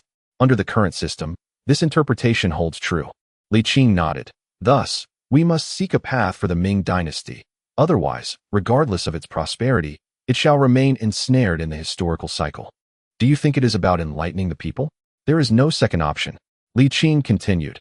If everyone merely cultivates the land, then they shall only cultivate the land. If our Ming does not advance in maritime trade, to what extent will land consolidation worsen? Anything that can generate wealth is bound to face consolidation or even monopolization. Hence, generating new sources of income is essential for longevity, is it not? Zhu Hozhong was silent for a moment, then sighed. I comprehend your earnest intentions and recognize your view on the abundance of talent. Yet, the enlightenment of the populace is unattainable. Why so? The imperial authority. Li Qing responded. Have you considered the consequences when the existing routes to wealth are entirely consolidated? Zhu Hozhong. Li Qing interjected at that point. It will not merely be a matter of imperial authority. The entire dynasty could face annihilation. This would indeed affect the imperial power to some extent, but it could significantly prolong the Ming dynasty's legacy. As for the imperial authority, what do you fear? After all, am I not here? Zhu Hozhong felt reassured. His demeanor softened considerably, yet he feared that even then, the scholar might be powerless to avert disaster. You are overly pessimistic, Li Qing asserted gravely. Do you understand the implications of the term consolidation? Zhu Hozhong slowly nodded. It frequently appears in the records of our ancestors and in the annals of the Ming. Thus, it is imperative to inspire those beneath to become industrious. Li Qing stated earnestly. As for the distant future, I cannot guarantee anything, but at least within a century. Imperial authority will not only remain unaffected, but will be further solidified. How so? Zhu Hozhong inquired. Quite simply, consolidation is a game of big fish devouring small fish. The larger the fish, the more challenging it becomes to control. Cultivating the lower strata ensures that the upper echelon cannot expand indefinitely, thus facilitating the emperor's sustenance. Li Qing added, in fact, the largest fish is the emperor himself. Do you not agree? Zhu Hozhong felt a warmth rise to his face, but refrained from dissent. So, your implication is to increase the number of fish, achieving equilibrium to prevent the emergence of a superfish? Precisely. Li Qing exhaled, relaxing. The emperor is the largest fish, yet he cannot consume fish that are excessively large. Not only can he not eat them, but he must also leverage their strength to consume smaller ones. But what happens when the smaller fish are all consumed? This, Li Qing remarked, is evident in the decline of past dynasties, where the common people could scarcely survive while the wealthy gentry thrived. Is it truly the case that the entire nation lacks resources? No. It is merely that the court lacks the capacity to levy taxes, leading to systemic collapse. Is the current imperial authority firmly in your grasp? Can you assert your will unchallenged? Why then can they compel you to compromise and concede? Zhu Hozhong wavered. He is certainly not a fool. With Li Qing's elucidation so profound, how could he possibly remain oblivious to the advantages and disadvantages therein? I have another query. Speak. Amongst us, who is fish and who is shrimp? Li Qing paused for a moment before responding. The foreign nations, currently reliant on commodities. In the future, we shall depend on technology. Li Qing remarked with a calm demeanor. Should there come a day when both avenues prove untrustworthy, we must then rely on our own strength. It is not that Li Qing is cruel, but rather, it is a matter of survival. He sighed and patiently elaborated. This is also why I suggested you commence your journey at the Martial Academy. The intentions of the gentleman are truly commendable. Today, Zhu Hozhong has been inundated with an overwhelming amount of information. Self-proclaimed as intelligent, he now finds his mind somewhat inadequate, murmuring, "This matter is of great significance. I require time to digest it." Li Qing did not press further, standing up and saying, "Your Majesty, take your time to contemplate. I take my leave. Please, stay a moment." He chuckled, saying, "Well, I have been preoccupied with the implementation of a whip technique for the past year, and I am utterly fatigued. I dare not neglect state affairs, hence my physique is somewhat unwell." Zhu Hozhong extended his wrist and said, "I beseech you, esteemed sir, to employ your remarkable skills and miraculous remedies to restore my health." "That is easily arranged." Li Qing readily agreed, taking his pulse. After a while, the emperor felt reassured, declaring that his health was not gravely compromised. "I happen to possess an exquisite medicinal herb at home. Grant me some time to gather the auxiliary ingredients, and a single pill will invigorate you. I shall trouble you with this matter." Zhu Hozhong was filled with joy, hastily stating, "The palace lacks for no medicinal materials. Huang Jin, accompany the gentleman to procure them, allowing him to select as he pleases." Yes, your majesty. Huang Jin trotted forward, saying, "This way, esteemed Mr. Li, very well. Lead on."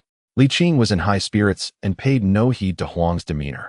As they exited the Qianqing palace, Huang Jin finally muttered, "Do you truly know how to concoct pills? Is that even a question?" Li Qing rolled his eyes. "What did you think you were consuming earlier?" Huang Jin replied, "I mean elixirs. Heartfelt sincerity brings forth spiritual powers." "What does that mean?" "If you believe it to be true, then it is." Huang Jin smacked his lips, reminiscing about the unique sensation he once felt. It was indeed remarkable, yet not to the extent of being an elixir. Li Qing laughed heartily. "What do you think it is worth? If the emperor perceives it as an elixir, then it becomes one. You are indeed deceiving his majesty." Li Qing raised his fist, saying, "Little fat boy, I advise you to mind your own business. Otherwise, I shall give you a thrashing." Huang Jin glared, "As if I fear you? And yet, do you not fear the emperor banishing you?" Li Qing chuckled, saying, "Do you believe that with a mere word from me, he would send you to the laundry bureau?" Huang Jin was both furious and vexed. "You scoundrel, treacherous minister." Li Qing subdued his laughter, sighing, "I do not wish to be a treacherous minister either." Chapter 99. County officials are not as good as present administrators. Let treacherous ministers be treacherous. Who truly cares? Old Zhu had even suggested I become a powerful minister. How far has this come? In the courtyard, Li Qing leisurely fanned himself, contemplating the forthcoming political landscape. With the departure of the esteemed Lu and Xie, along with Yang Yiqing, the power dynamics are poised to enter a new phase of contention. Zhang Cong and Xue'er, having ascended too swiftly, are bound to experience a surge of overconfidence, while the mainstream conservatives are unlikely to acquiesce to their authority without resistance. Li Qing rose to lift the lid of the furnace, retrieving a perfectly formed pill.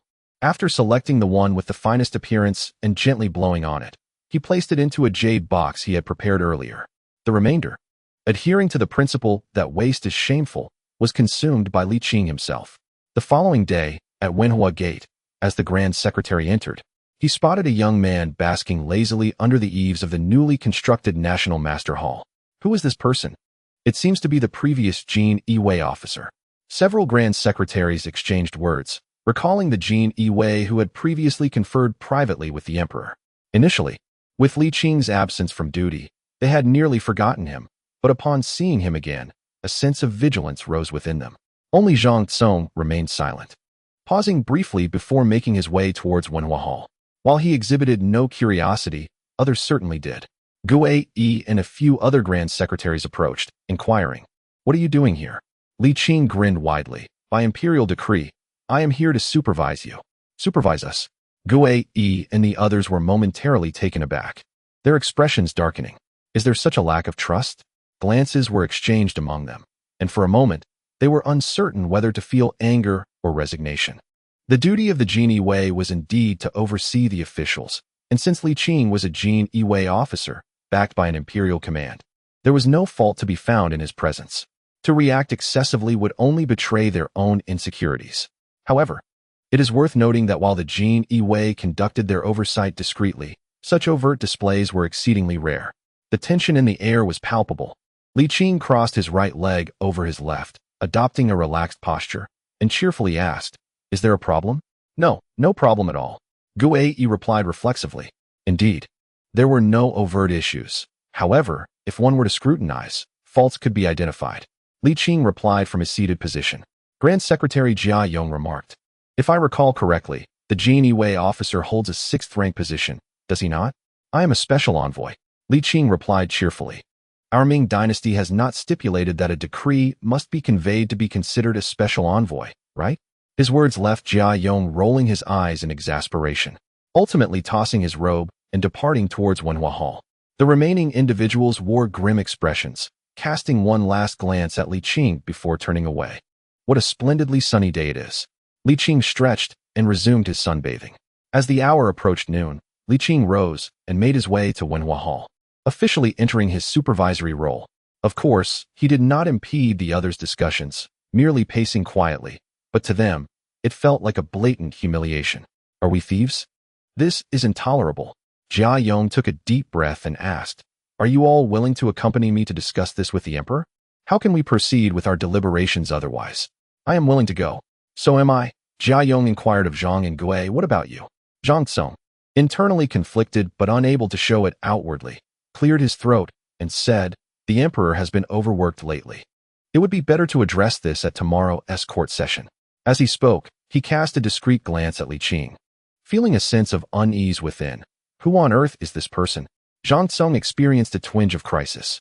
While others may have been oblivious, he, a frequent summoner of the emperor, understood the formidable influence of the individual before him.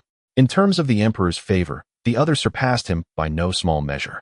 In terms of the emperor's closeness, the other was not in the slightest inferior to Huang Jin. Zhang Tsong's ascent was, to put it plainly, rooted in the emperor's affection, making him particularly attentive to those who shared his path. Though currently merely a minor official, should the emperor choose to nurture and promote him, his future would be boundless. Zhang Tsong grasped this principle deeply, as he himself was a testament to it. Please, esteemed colleagues, proceed with your duties.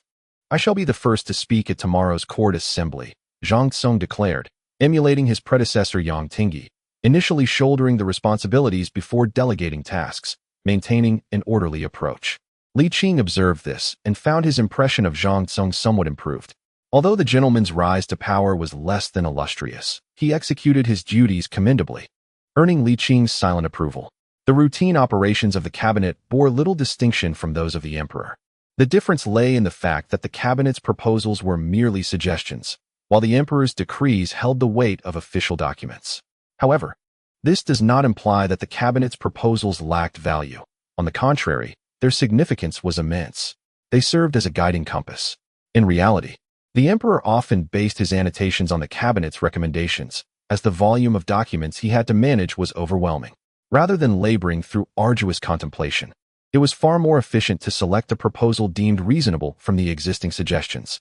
The latter approach was significantly less taxing, and it was not necessarily inferior. Indeed, on numerous occasions, the recommendations of the cabinet scholars exceeded even those of the emperor.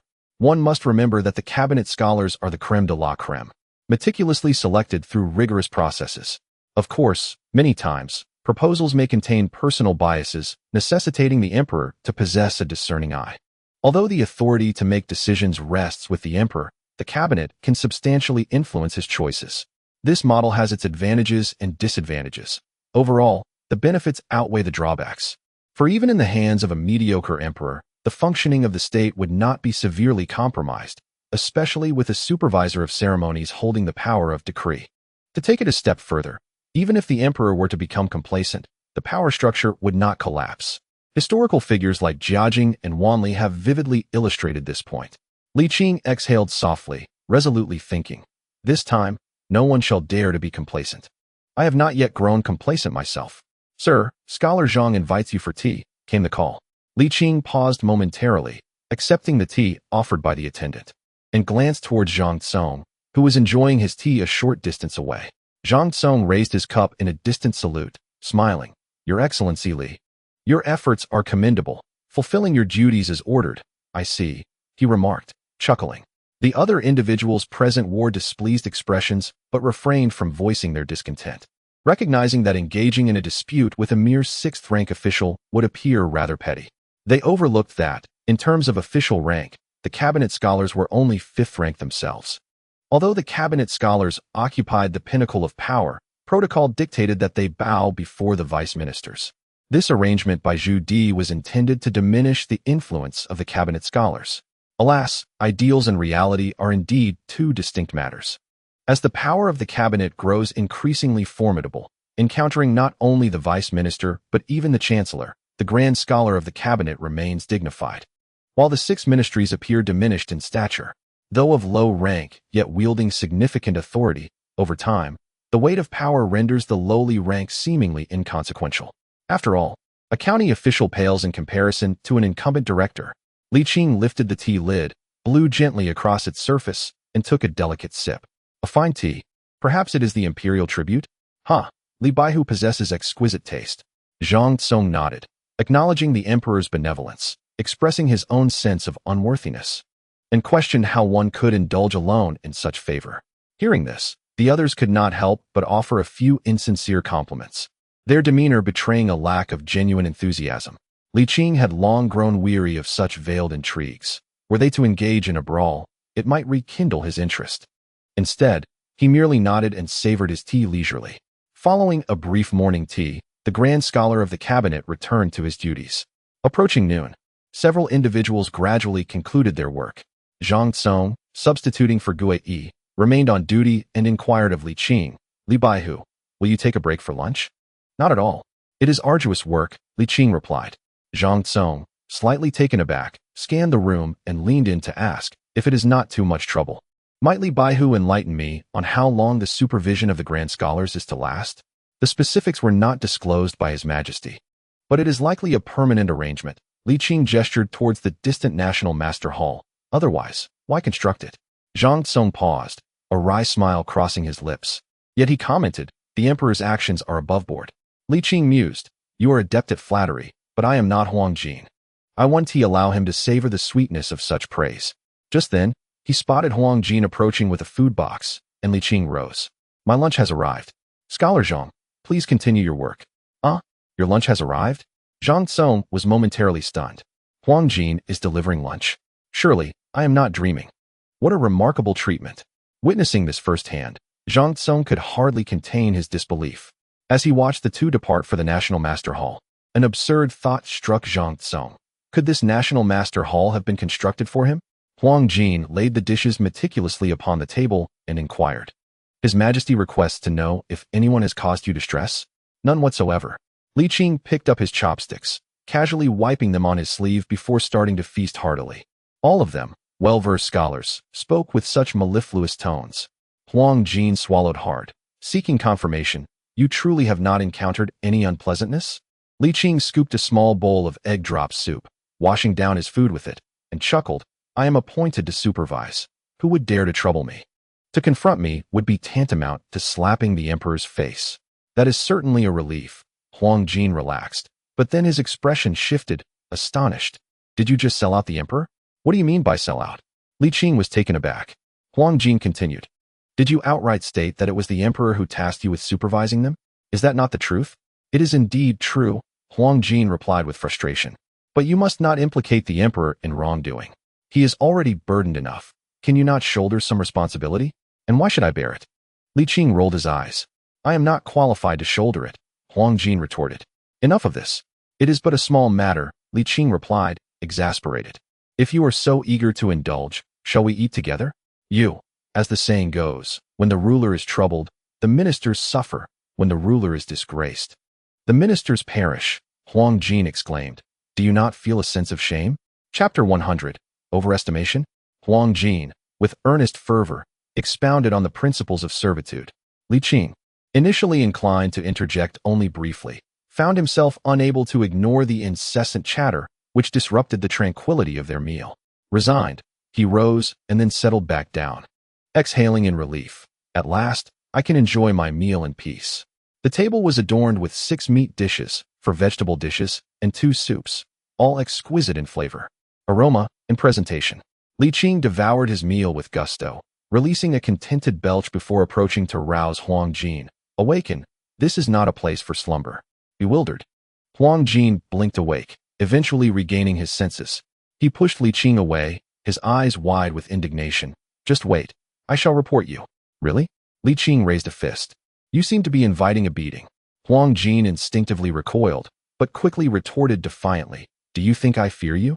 Do as you wish." Li Qing yawned. Feeling the lethargy of the seasons, spring drowsiness, summer fatigue, autumn slumber, winter hibernation, realizing it was a perfect moment to rest, otherwise, he would lack the energy to supervise in the afternoon. Huang Jin, irate, declared, "Do not be so arrogant. The Emperor is particularly fond of us." "Competing for favor is a trivial matter," Li Qing replied. "Apologies, I did not intend to offend." The next moment, Huang Jin's head met Li Qing's palm.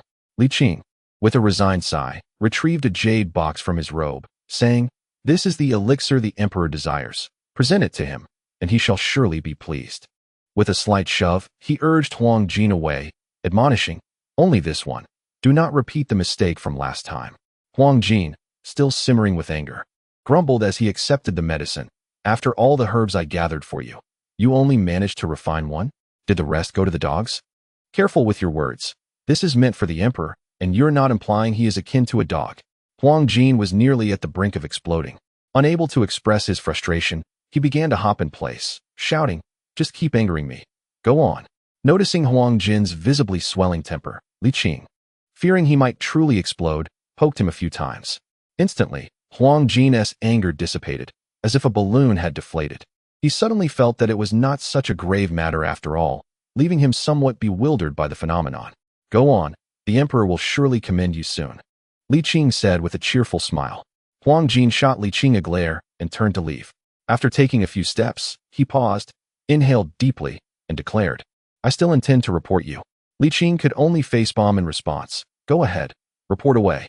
In the Qianqing Palace, Zhu Hozong toyed with the jade box, his eyes gleaming with visions of the wondrous elixir, inspecting it from every angle. Just as he was about to taste it, he hesitated and repeated this motion several times. Huang Jin, ever suspicious, remarked, "This servant is willing to taste half of it for the Emperor. Try it yourself." Zhu Hozong retorted, annoyed. "Are you still dreaming of the last experience?" As he placed the elixir back in the jade box and tucked it away, he inquired, "Was it he who concocted this?" "Indeed, it was he," came the reply.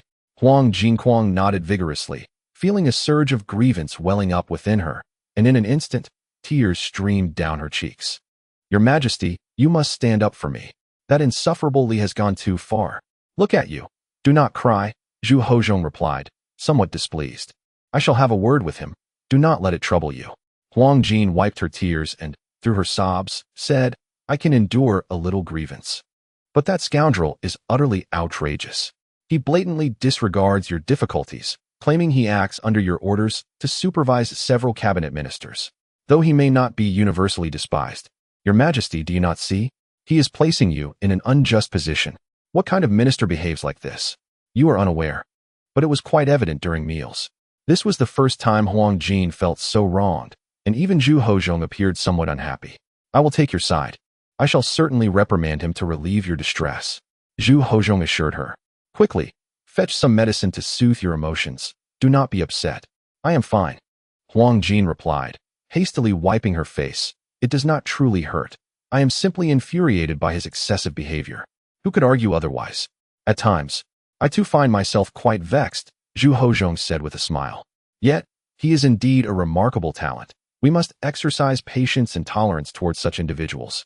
Should we not?" Huang Jin did not comprehend the full extent of his capabilities, but wished not to place her master in a difficult position. So she silently bore her grievances and sighed, "Your Majesty, with his actions, the ministers are likely to cause you further trouble." "Oh, how so?" Zhu Hozong inquired with a light laugh.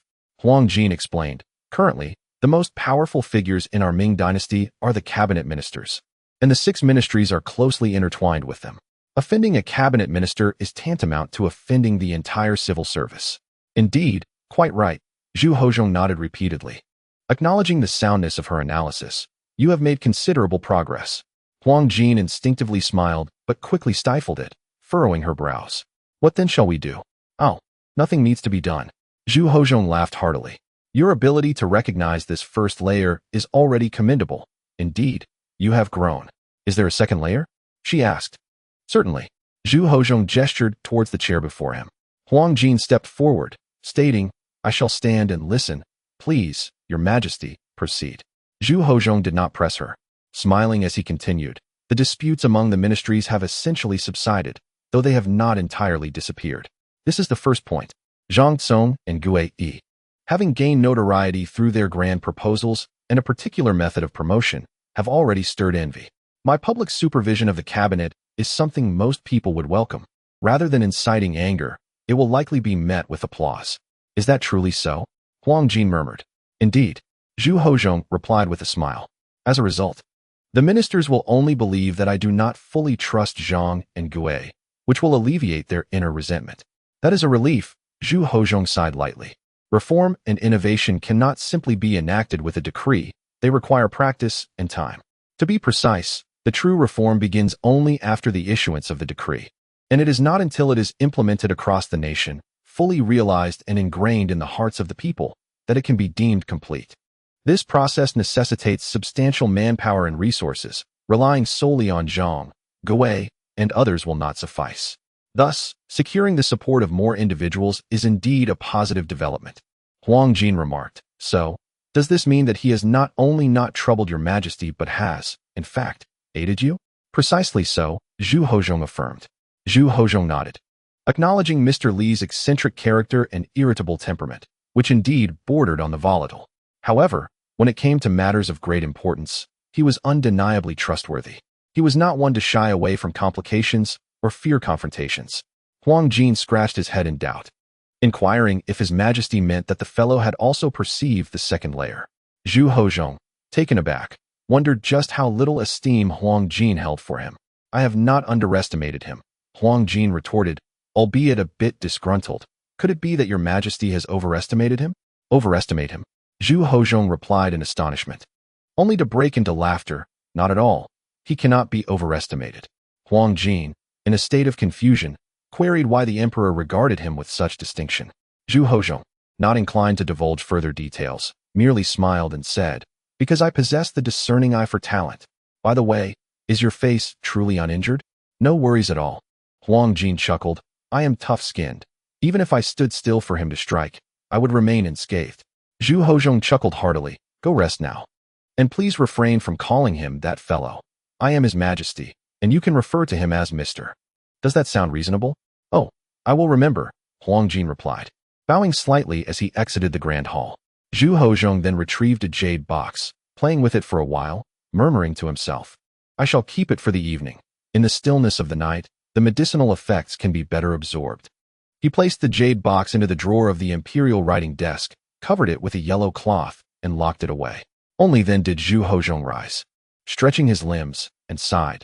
Today's affairs should be resolved today, to avoid further commotion during tomorrow's court meeting. Within the East Hua Gate, Zhang Tsung took advantage of the midday break, basking in the sun while observing movements around the National Master's Hall, his thoughts wandering.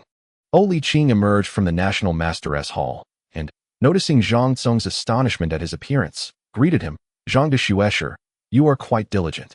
The term diligent felt somewhat novel when applied to officials, and Zhang Tsung, momentarily perplexed, soon grasped its implication, responding with a peculiar expression, Li Baihu, your eloquence is commendable. Ah, you flatter me, Li Qing chuckled, stepping closer and stretching his back. Isn't it almost time for work? Zhang Tsung glanced at the sundial and nodded. It's nearly the end of noon. In truth, the cabinet did not impose strict regulations on working hours. However, officials made an effort to appear industrious, ensuring they fulfilled their time. Besides duty shifts, the normal working hours amounted to nearly 4 hours. The benefits were decent, with tea and snacks provided during this period, while those on duty enjoyed meal provisions, and one could take a break without fear of reprimand from superiors. Excluding court sessions, serving in the cabinet was quite pleasant. Is Baihu from Jinling? Indeed. Li Qing replied candidly. When Zhang de Xue'er served in Nanjing, I was also in Jinling. Zhang Tsung smiled. This truly feels like a meeting long overdue. Not overdue at all. Li Qing waved his hand. We shall see each other every day henceforth. Just as Zhang Tsung was about to continue the conversation, he noticed the imperial dragon carriage approaching. His expression turned serious as he brushed off his robe and stepped forward, preparing to pay his respects. Moments later, the dragon carriage halted, and Zhu Hozhong, clad in bright yellow formal attire, descended.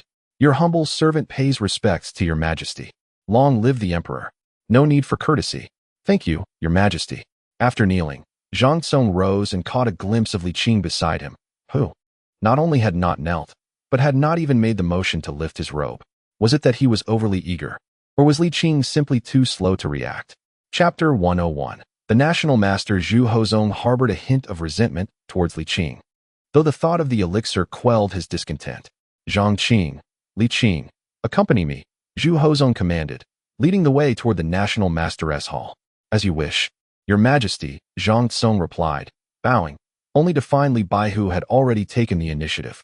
This fellow is rather presumptuous, Zhang Tsung thought, feeling somewhat displeased. Given the emperor's previous indifference, he refrained from asserting his position as the chief minister. As they approached the national master's hall, Zhu Hozhong observed the newly constructed edifice. Its acoustics remarkably resonant, each footfall echoing rhythmically. Suddenly, he inquired, what do you think? Your majesty, this national master's hall is quite admirable. Li Qing succinctly responded. effectively stifling any flattery Zhang Cong might have offered. Zhang Cong felt a twinge of annoyance. Was this fellow always so casual? The tension between the sovereign and his ministers was long-standing. Yet regardless of the friction among the 6 ministries and the 9 ministers, a semblance of respect was typically maintained. Even Yang Tingyi had not been so audacious. After all, he was merely a minor official. Quite admirable indeed. Zhu Hozong chuckled. I find it quite pleasing as well. Zhang Cong's heart sank, and the absurd notion that had surfaced before became increasingly resolute. It is indeed admirable. Quite so, Zhang Cong echoed. Then, shifting his tone to a lighter, almost jesting manner, he remarked, Your Majesty has always been considerate of your ministers. This hall surely was not constructed for Li Baihu, was it? The sound of footsteps abruptly halted. Zhu Hozong slowly turned his head and replied, What do you think? Zhang Cong forced a smile. Feeling the gravity of the situation, Your Majesty's will is unfathomable. How could I presume to interpret it? But do take a guess, Zhu Hozong encouraged with a smile. A reward awaits if you are correct. Zhang Cong's face twitched, momentarily at a loss for words. Logic dictated that there was no need to guess. It was indeed for Li Qing. If it were otherwise, the emperor would not have continued this line of inquiry. Yet, Zhang Cong found it hard to believe this was the truth. His own rise had been through years of diligent service, yet what merit did this youth possess? Was it due to his youth? His good looks? Zhang Cong's expression turned peculiar, and his gaze became contemplative. Zhu Hozong, despite his intellect, could not read minds and assumed Zhang Cong was merely hesitant. Have you deduced it yet? He inquired playfully. Zhang Cong managed a strained smile, replying, The emperor's heart is inscrutable. I am but a dullard. Being cautious is always wise, Zhu Hozong remarked with a gentle laugh, adding, I hope you will maintain this prudence and not become arrogant upon gaining power. Thank you for your patronage, Your Majesty, Zhang Cong said, nodding respectfully, his eyes questioning.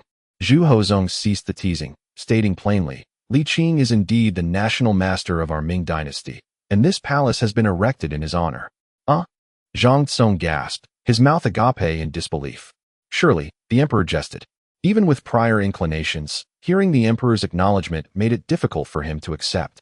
After dedicating his life to the imperial examinations and sacrificing his virtue to achieve his current standing, how could a mere youth, unknown and untested, possess such merit? Even if it were Yang Shen serving as the national master, he would not have found it so hard to accept. After all, Yang Shen was a champion scholar. Zhang Cong, with a tone of derision, exhibited a disdainful demeanor towards Yang Shen, yet he was acutely aware that Yang possessed genuine talent and knowledge. As for Li Baihu, he found himself utterly perplexed, unable to comprehend him at all. Zhu Hozong raised an eyebrow and inquired, What is it, Zhang Qing? Do you believe I jest? I would not dare, Your Majesty, Zhang Cong replied, a chill running through him as he quickly concealed his unusual expression, hastily adding, I am merely astonished. With no ulterior motives. Very well, then, Zhu Hozong responded, clearly pleased with Zhang Cong's perceptiveness, and chuckled, From now on, you shall be colleagues. So do assist one another. Indeed, Zhang Cong feigned a smile, while Li Qing's grin was even more disingenuous.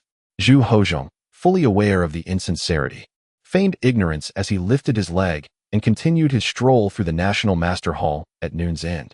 As several grand scholars, including Xue'er, entered the Wenhua Gate, they immediately spotted the dragon carriage, causing their eyelids to twitch. Has His Majesty personally come to oversee matters? Jia Yong inhaled deeply and remarked, Just in time for the Emperor's arrival. We can avoid further inquiries at tomorrow's court assembly. Brothers, Xue'er, please summon Chancellor Zhang. Xue'er? Xue'er responded in confusion. Are you addressing me? Is there another Xue'er among us? This title is indeed unfamiliar to me. I'm not accustomed to it. Xue'er feigned a laugh. How amusing. Now that you've offended someone, you choose to call me Xue'er. Grand Scholar Fei Hong, noticing the tension before the emperor had even arrived, hastily interjected, a ruler and his ministers must not harbor suspicions of one another for the political landscape to remain clear. Today, His Majesty may have his reasons. Let us simply clarify matters. We are all colleagues, and at this moment, we should stand united. There is no need for such formality. If Xue'er finds it troublesome, I shall call Chancellor Zhang myself. Just as Fei Hong was about to summon Zhang Cong, he noticed a young eunuch swiftly approaching and halted his steps. The Emperor's edict. The young eunuch announced, We await your command. Standing upright, He cleared his throat and proclaimed, "The grand scholars of the cabinet are gathered. All shall proceed to the National Master Hall to meet me." Thus decreed. "We obey the edict," the ministers responded. The grand scholars slowly rose, exchanging bewildered glances. Fei Hong tentatively asked, "Is Chancellor Zhang present?" "Chancellor Zhang is already in the National Master Hall." The young eunuch gestured for them to enter, bowing and smiling ingratiatingly. "Esteemed lords, please." "Ah, very well," they replied feebly, their minds racing with thoughts of the young emperor's newfound assertiveness. Curiosity piqued, they made their way to the main hall of the National Master Hall, where they found the emperor seated at the head of the table. To his right sat Zhang Tsong, and to his left Li Baihu. The three engaged in light conversation over tea, the atmosphere remarkably cordial. "We pay our respects to your majesty." As Li Qing and Zhang Tsong prepared to perform their obeisance, they rose to avoid the formality, waiting for the emperor to grant them permission to sit before doing so. "Serve the tea." Zhu Hozhong beckoned. The young eunuch promptly presented the freshly brewed tribute tea, serving each in turn. As they sipped the tribute tea, the tension dissipated, and the earlier atmosphere of confrontation quietly faded. Zhu Hozhong took the initiative to speak. "Do you gentlemen know why I have established this National Master Hall?" Instinctively, the others glanced at Zhang Tsong, who, feeling guilty, obscured his face with his teacup, pretending to savor his drink. "We are but simple-minded," they replied. Zhu Hozhong, with a gentle smile, declared, "I act thus for the strengthening of the cabinet. Henceforth, after court sessions, I shall frequently come here to deliberate on matters of state with all of you." He remarked that this place was akin to a court beyond the court. The scholars of the cabinet exchanged glances, their eyes shimmering with astonishment, their lips pressed together for a moment, ultimately suppressing their excitement. Seasoned by decades of navigating the treacherous waters of court life, and having spent years in the emperor's company, they were well aware that afternoon tea bore no triviality. Zhang Tsong, however, could hardly conceal his exhilaration, his beard quivering slightly, as he realized the emperor's intentions. As the prime minister of the cabinet, he stood to gain the most. Any compromises made would be those of the cabinet, making it a lucrative arrangement for him. The emperor is indeed wise. Zhang Tsong hastily set down his teacup and rose, bowing deeply in respect, establishing the tone of the conversation. His actions prompted the others to follow suit, all echoing, "The emperor is indeed wise." Li Qing, however, showed no inclination to rise. Instead, his eyes narrowed in suppressed anger, yet after much contemplation, he refrained from voicing his dissent. "Very well, we are all destined to be treacherous ministers," Li Qing sighed inwardly, restoring his expression to normalcy.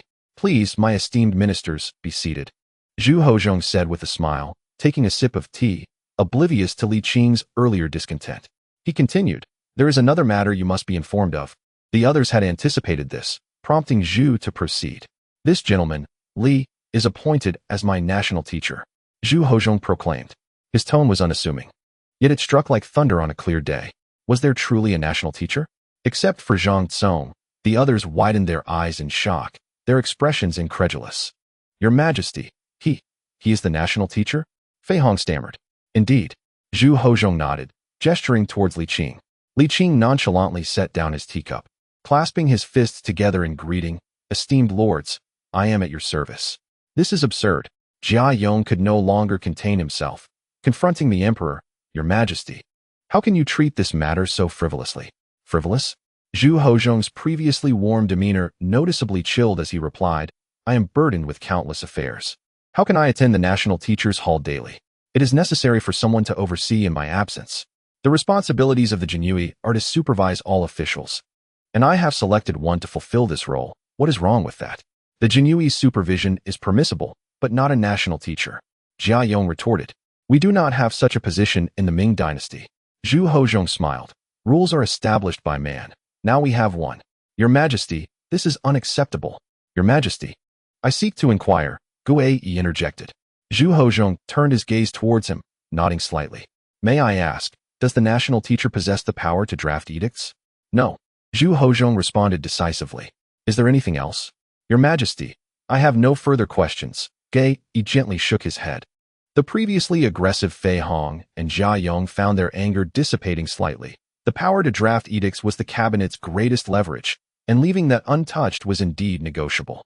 It was not that they were fickle, rather, the allure of the court beyond the court was overwhelming. At this moment, the previously composed Xue'er raised his hands in salutation and inquired, "Your Majesty, might you elaborate on the powers of the national teacher?" "The power to deliberate on state matters and to supervise the cabinet, that is all," Zhu Hozhong replied. Before Xue'er and the others could respond, Zhu Hozhong suddenly erupted in fury, slamming his hand on the table. Zhang Tsong instinctively recoiled, nervously asking, "Your Majesty? I have already conveyed my thoughts to you. Have I not? Did you not explain to your esteemed colleagues? What a misunderstanding this has caused." "Huh, when did you dare to retort?" Zhu Hozhong reprimanded sharply. Zhang Tsong was momentarily stunned, and a chill crept into his heart. He had not anticipated that the emperor would resort to such tactics. It was utterly disgraceful.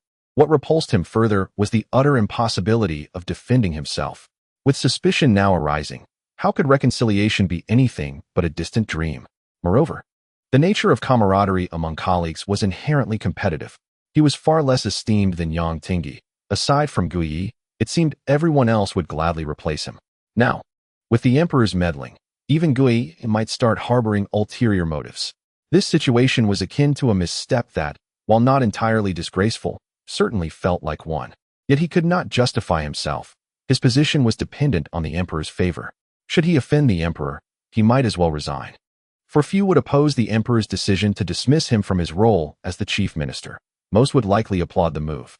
A myriad of thoughts flooded his mind, leaving Zhang Tsong feeling utterly cold and desolate. "Your Majesty, I beg your forgiveness. It was my oversight. I shall be more vigilant in the future." Zhu Hozhong replied with a calm demeanor, yet inwardly he was quite pleased with Zhang Tsong's awareness of the situation. He then turned his gaze towards Guyi and the others, saying, "I intend to support the cabinet, but if the cabinet cannot unite on its own, I am powerless to intervene." The implication was clear. He had already reached an agreement with the chief minister, and should they recklessly oppose their leader, the 6 ministries would seize the opportunity. Inadvertently, he dealt Zhang Tsong another blow. The onlookers could not help but cast disapproving glances at Zhang Tsong. Even Guyi regarded him with a hint of disdain.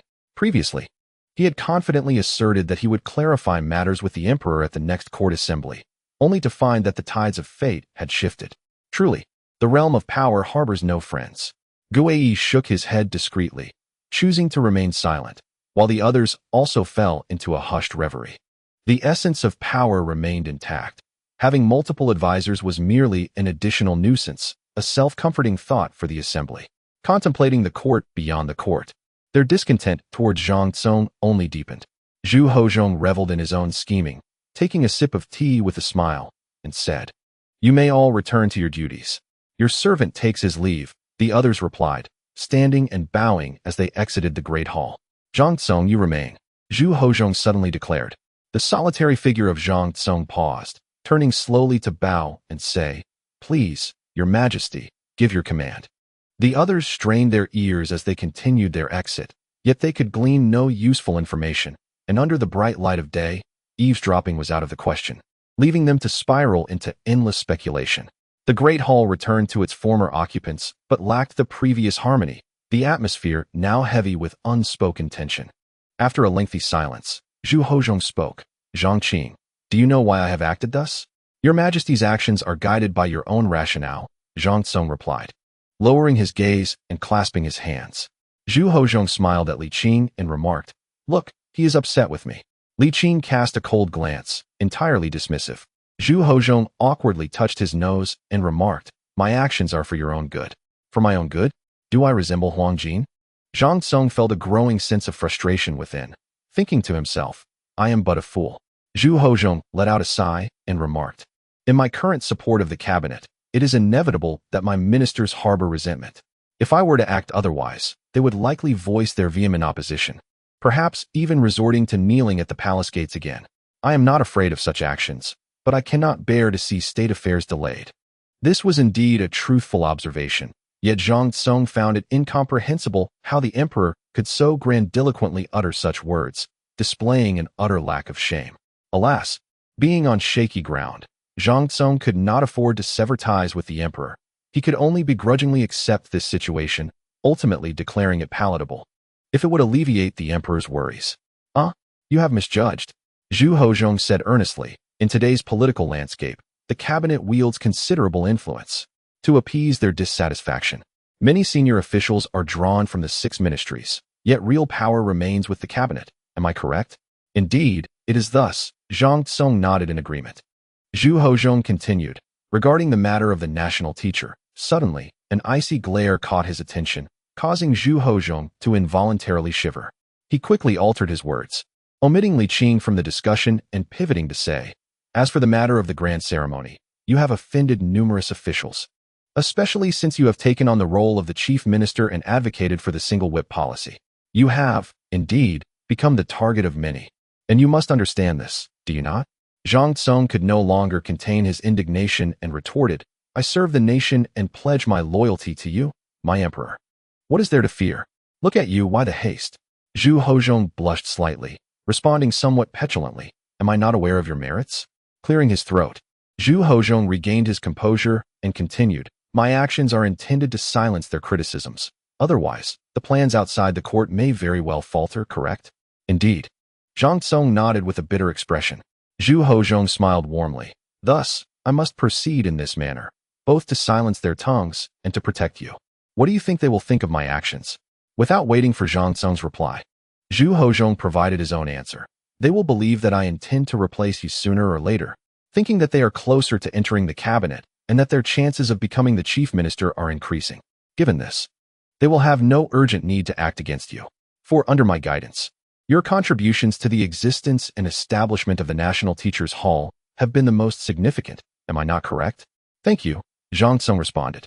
Zhu Hozhong reclined in his chair, leisurely savoring his tea. Zhang Tsong's lips twitched for a moment before he managed to say, I appreciate your support, Your Majesty. Indeed.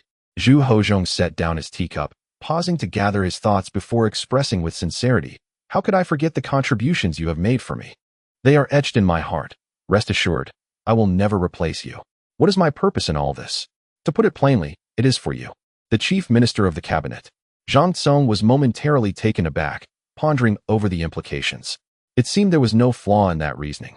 The cabinet was the greatest beneficiary, and he was the chief minister. Yet, the condition remained that the emperor must honor his promises. Zhu Hozhong, well aware of Zhang Tsong's thoughts, spoke earnestly. The single whip policy is beneficial for the nation and its people. You are both its advocate and practitioner. Setting aside our personal relationship, how could I abandon you based solely on justice? Does Zhang Qing believe me to be a foolish ruler? Zhang Tsong clasped his hands in respect, saying, Your Majesty is wise and without fault. How could I ever entertain such thoughts? Indeed, it is good to clarify matters. Zhu Hozhong chuckled. Zhu Hozhong sighed lightly, acknowledging that no matter what he did, Zhang Qing would not voice any complaints. However, he did not wish to see Zhang Qing in distress. Zhang Tsong replied, Your Majesty, I appreciate your concern, but it is my fault. It matters not, truly. Zhu Hozhong raised his teacup, falling into silence. I take my leave, Zhang Tsong said, bowing deeply before casting a lingering glance at Li Qing, before exiting the Grand Hall. Within the National Master Hall, only the sovereign and his minister remained, enveloped in an unusual tranquility. Zhu Hozhong had anticipated praise from Li Qing for his earlier conduct, or at the very least, a remark on his wisdom, yet he was met with a prolonged silence. What do you think, sir? He inquired. It is of no consequence. Li Qing replied coolly, his tone indifferent. I believe I previously mentioned that this could incite factional strife, did I not? Zhu Hozhong retorted with a chuckle. You have also stated that the struggles between classes can foster a harmonious nation. My actions serve not only your interests but also the implementation of national policy, and indeed, the consolidation of imperial power. To ensure the smooth enactment of the whip law, the cabinet must wield greater authority. Would you not agree? There are many approaches to this matter, yet you have chosen the simplest, Li Qing sighed. Indeed, this issue is quite intricate. While this method may delay the whip law's implementation, it is not without its merits. Furrowing his brow in confusion, Zhu Hozhong queried, Is your previous statement not aligned with my own? Li Qing remained silent. Zhu Hozhong's smile returned. This is the crux of it. Let us both take a step back. I shall concede to your call for class struggle, and you shall acquiesce to mine. Through our sincere collaboration, the realm shall remain steadfast, and imperial authority shall endure. What could be more splendid? Li Qing was at a loss for words. In his contemplation, he had indeed subtly indicated a willingness to compromise.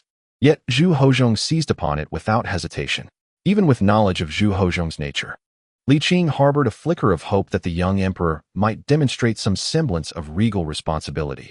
Yet, could he truly govern in the laziest manner possible? As it turned out, he could. Li Qing refrained from opposing him, having recognized that the young emperor's animosity towards Zhang Tsong was a boundary not to be crossed. To resist further would only spur Zhu Hozhong to oppose his own enlightened policies. In essence, this was a stark transaction, devoid of any humane sentiment. Zhu Hozhong believed that what he offered warranted recompense. Li Qing sighed softly. Life is long, and you are still young. Why burden yourself with such fears? Those in power should adeptly navigate the art of governance and the mastery of people. Zhu Hozhong failed to comprehend. Do you presume that I have not grasped Zhang Tsong? Li Qing chuckled. You have indeed held him. He is now utterly reliant upon you. The more he relies on you, the harder he must work, and the deeper his dependence becomes. You see, sir? Zhu Hozhong smiled and nodded, awaiting Li Qing's praise. Yet, Li Qing felt no inclination to flatter him, his previous disdain having dissipated entirely.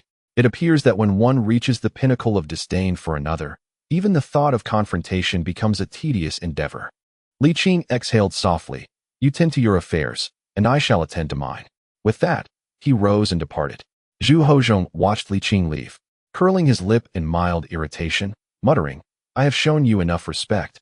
You do not truly believe that I will yield in every matter, do you? Heh.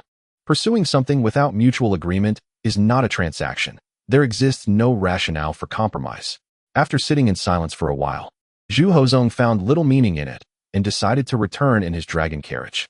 That night, after bathing and changing his garments, he took out the elixir, gazing at it for a moment before swallowing it whole, not wishing to waste it by chewing. Had it not been for Huang Jin's timely delivery of warm water and his supportive pat on the back, Zhu Hozhong would have certainly choked, perhaps rolling his eyes in distress. Enough. Zhu Hozhong raised his hand, dismissing Huang Jin, and sat cross-legged, calmly stating, I wish to meditate. Do not disturb me.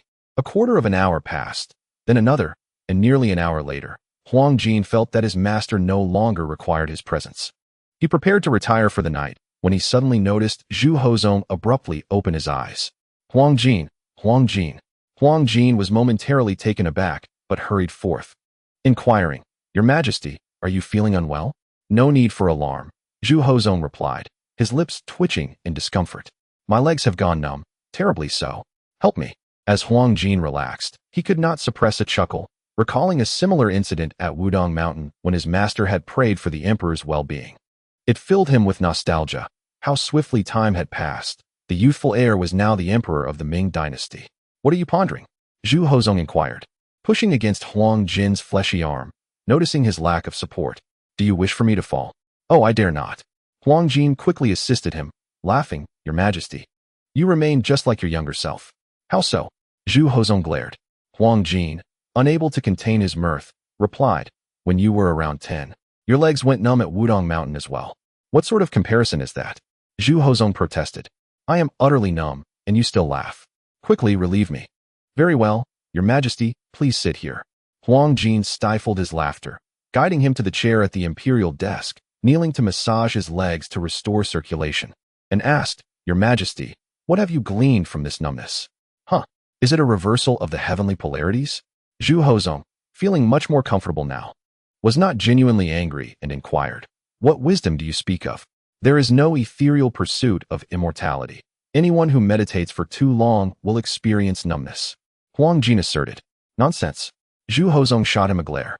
Speaking of Wudong Mountain, did you not also attend the lectures by the Wudong Grandmaster with me? The place was always packed, and the lectures lasted no less than an hour, yet no one complained of numbness. Whether they felt numb or not, who could say? They wouldn't tarnish their own reputation, Huang Jin chuckled. Zhu Hozhong was amused, unable to hold back a smile as he shook his head. Your limitations do not define others, nor do they imply the absence of such experiences. Do you understand? In that moment, Zhu Hozhong paused, realizing he had overlooked a significant connection. It was indeed the Wudong Grandmaster who had once prepared medicine for his father. Reflecting on this, Zhu Hozhong's heart softened, and his regard for Li Qing deepened. Setting aside the pursuit of immortality, he resolved to show greater respect, recognizing that this individual had once healed his father. Zhu Hozong vividly remembered how his father had improved remarkably after taking the medicine prescribed by the Wudong Grandmaster. Time had flown by, and by serendipity, the two had crossed paths once again, one now an emperor and the other the esteemed national master of the Ming dynasty. Amidst his reflections, Zhu Hozong felt a sense of gratitude, fortunate for his favorable destiny and profound blessings. Not only had he inherited the ancestral empire, but he also harbored hopes for longevity. Indeed, I am the fated one, Zhu Hozong mused, a smile curling at the corners of his mouth, his spirit soaring. Is the emperor not feeling numb? Zhu Hozong's smile faltered as he retorted with irritation. Numb? Proceed, do not cease. Ah, Huang Jin chuckled awkwardly and continued to massage, adding, it is not that the servant is incapable of believing, rather, it is that your majesty cannot accomplish it. Consider this, if the true dragon son of heaven cannot achieve it, who else can? Yet, such a statement does not fully capture the essence.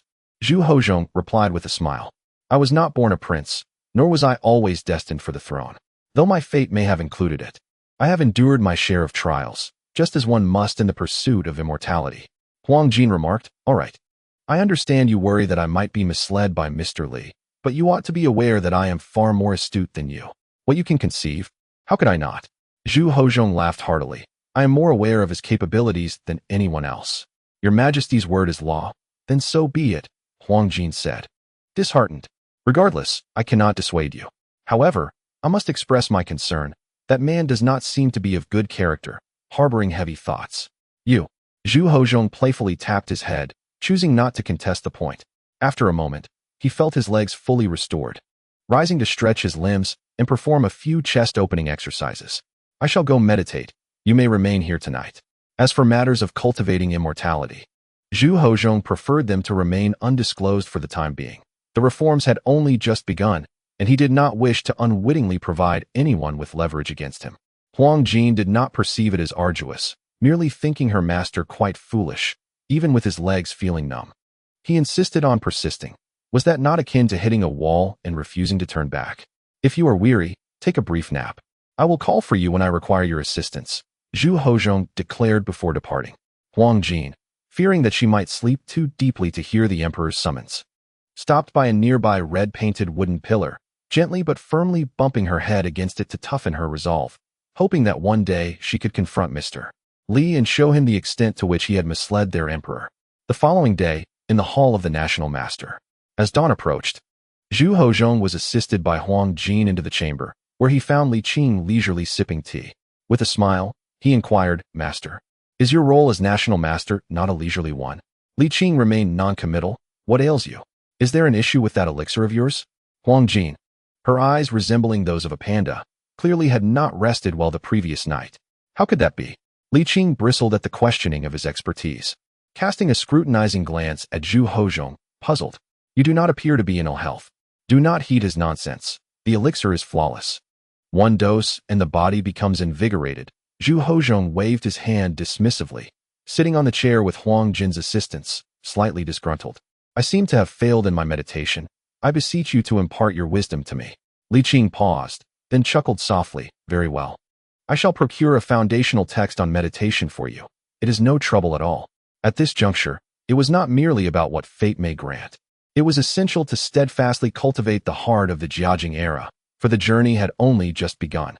Upon hearing these words, Zhu Hozong was indeed overjoyed and promptly remarked, Since I am here, you may relax, dear sir.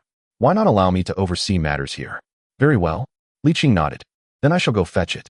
However, upon exiting the palace, Li Qing did not return to Lianjiaten, but instead proceeded to Zhongguan village to meet Zhang Yong.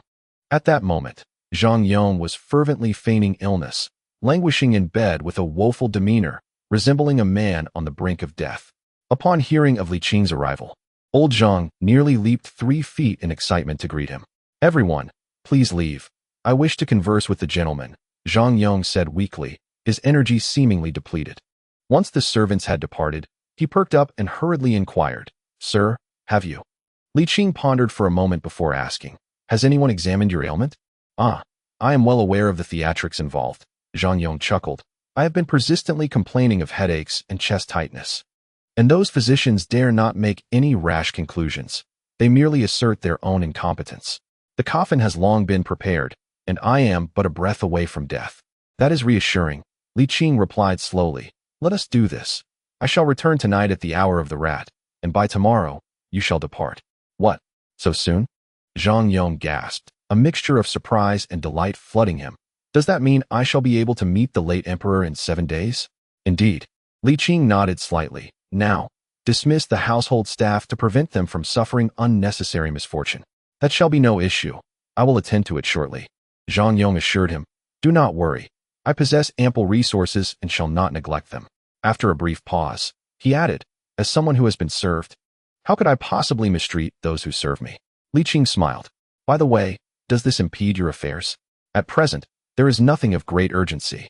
Li Qing gently shook his head. The emperor has just appointed me as the national master of the Ming dynasty, and the ministers are bound to feel discontent. It will surely lead to turmoil within the court, while the emperor and the cabinet will support me. The 6 ministers may remain non-committal, but the resentment among the lower officials will be palpable. The censorate and the officials will voice their grievances, creating a cacophony that will be quite unbearable. I seek a moment of tranquility. I see. Zhang Yong relaxed and chuckled. To be frank, the title of national master truly suits you, as you have always been one in essence, only now gaining recognition. Noticing Li Qing's silence, Zhang Yong awkwardly attempted to comfort him. Now that the emperor is aware of your status, he will not only respect you, but also rely on your guidance. While it may be a busy time, it will not be insurmountable. The late emperor, despite his unruly nature, also valued your counsel. Yet it is different now, Li Qing sighed. The relationship between ruler and subject can no longer revert to its former state. I must forge a new path. As for this matter, Li Qing chose not to elaborate further. Rising, he stated, I came merely to inform you, so you could prepare. I shall take my leave. Zhang Yong nodded gratefully. Forgive me for not seeing you off, sir. Rest well, Li Qing said as he exited Zhang's residence. He gazed skyward, letting out a wistful sigh, muttering to himself.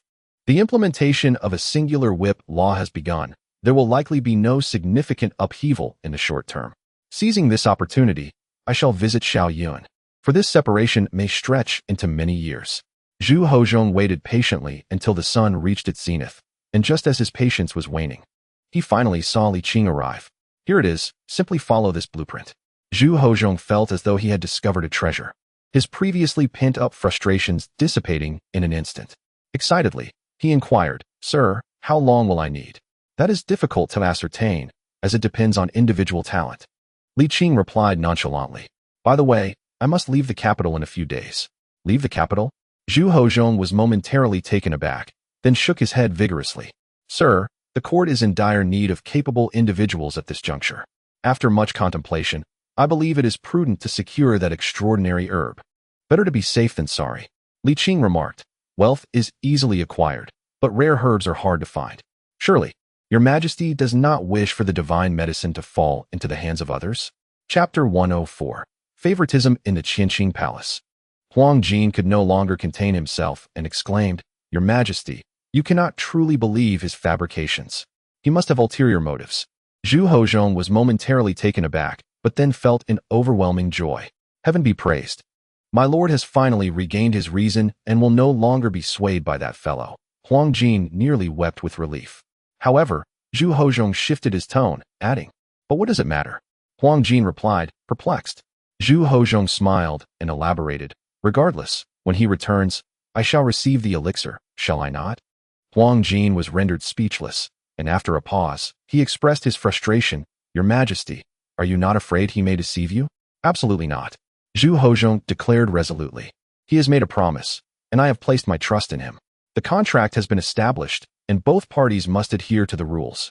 If the chain of trust collapses, it would be a significant loss for both of us. A person of his caliber would not be so foolish and short-sighted. As he spoke, a warmth surged to his face as he recalled Zhang Cong. Upon reflection, Zhang Tsong had indeed contributed significantly and endured hardships. Although the grand ceremony had ultimately faltered, the fault did not lie with him. Had it not been for Li Qing's interference, the ceremony would have surely succeeded. Judging the matter objectively, Zhang Tsong had more than earned his place. Zhu Hozhong felt a twinge of guilt, though it was somewhat alleviated by the realization that he too had faced difficulties. Alas, one must blame those truly detestable individuals. I, too, am forced into a corner. Zhu Hozhong sighed inwardly. Rest assured, though I have utilized you, I shall honor my promises and will not easily replace you. Even if circumstances compel me, I shall ensure a favorable conclusion for you. Huang Jin protested. If your majesty is aware of his dubious intentions, why exhibit such leniency? Zhu Hozhong chuckled. It is not as if it is something shameful. He merely wishes to avoid the forthcoming criticisms from the ministers, seeking a respite from the turmoil. While he may find peace, the emperor, alas. Ah, Zhu Hozhong said with a smile, it matters not. This is not a grave concern. The cabinet stands with me, and most of the ministers will likely join the cabinet in due course. They shall remain silent. And the cabinet along with the 6 ministries and 9 ministers are on my side. The rest are of little consequence. Huang Jin sighed inwardly. I truly wish I could knock some sense into him, but alas, my abilities are insufficient. The following day, Zhu Hozhong received news from Zhongwan village that Zhang Yong had succumbed to a sudden illness and passed away before dawn. Zhu Hozhong was taken aback and profoundly shaken. He held no animosity towards Zhang Yong, nor did he harbor any particular fondness, yet after years of acquaintance, to lose a vibrant individual who had been full of life just a season prior was undeniably impactful. The desire for immortality and the pursuit of transcendence grew ever stronger in the still youthful Zhu Hozhong. A eunuch has passed away, and his death has gone unnoticed, even though he once held the esteemed position of the head of the imperial household department. Zhu Hozhong showed little concern, merely sending someone to bestow a few funeral supplies as a token gesture, and then disregarded the matter entirely. Huang Jin, however, was deeply saddened, shedding tears in private and personally delivering a mourning couplet. Though somewhat naive, he was not a fool. He recognized that Zhang Yong had left the imperial household department because of him. Yet, rather than harbor resentment, Zhang Yong had generously imparted his knowledge, teaching Huang Jin a few valuable skills.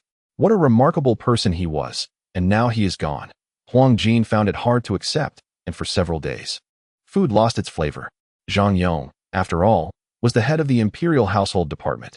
Although the court did not show concern, there were still formalities to observe. Once the 7th day had passed, someone arrived to handle his affairs.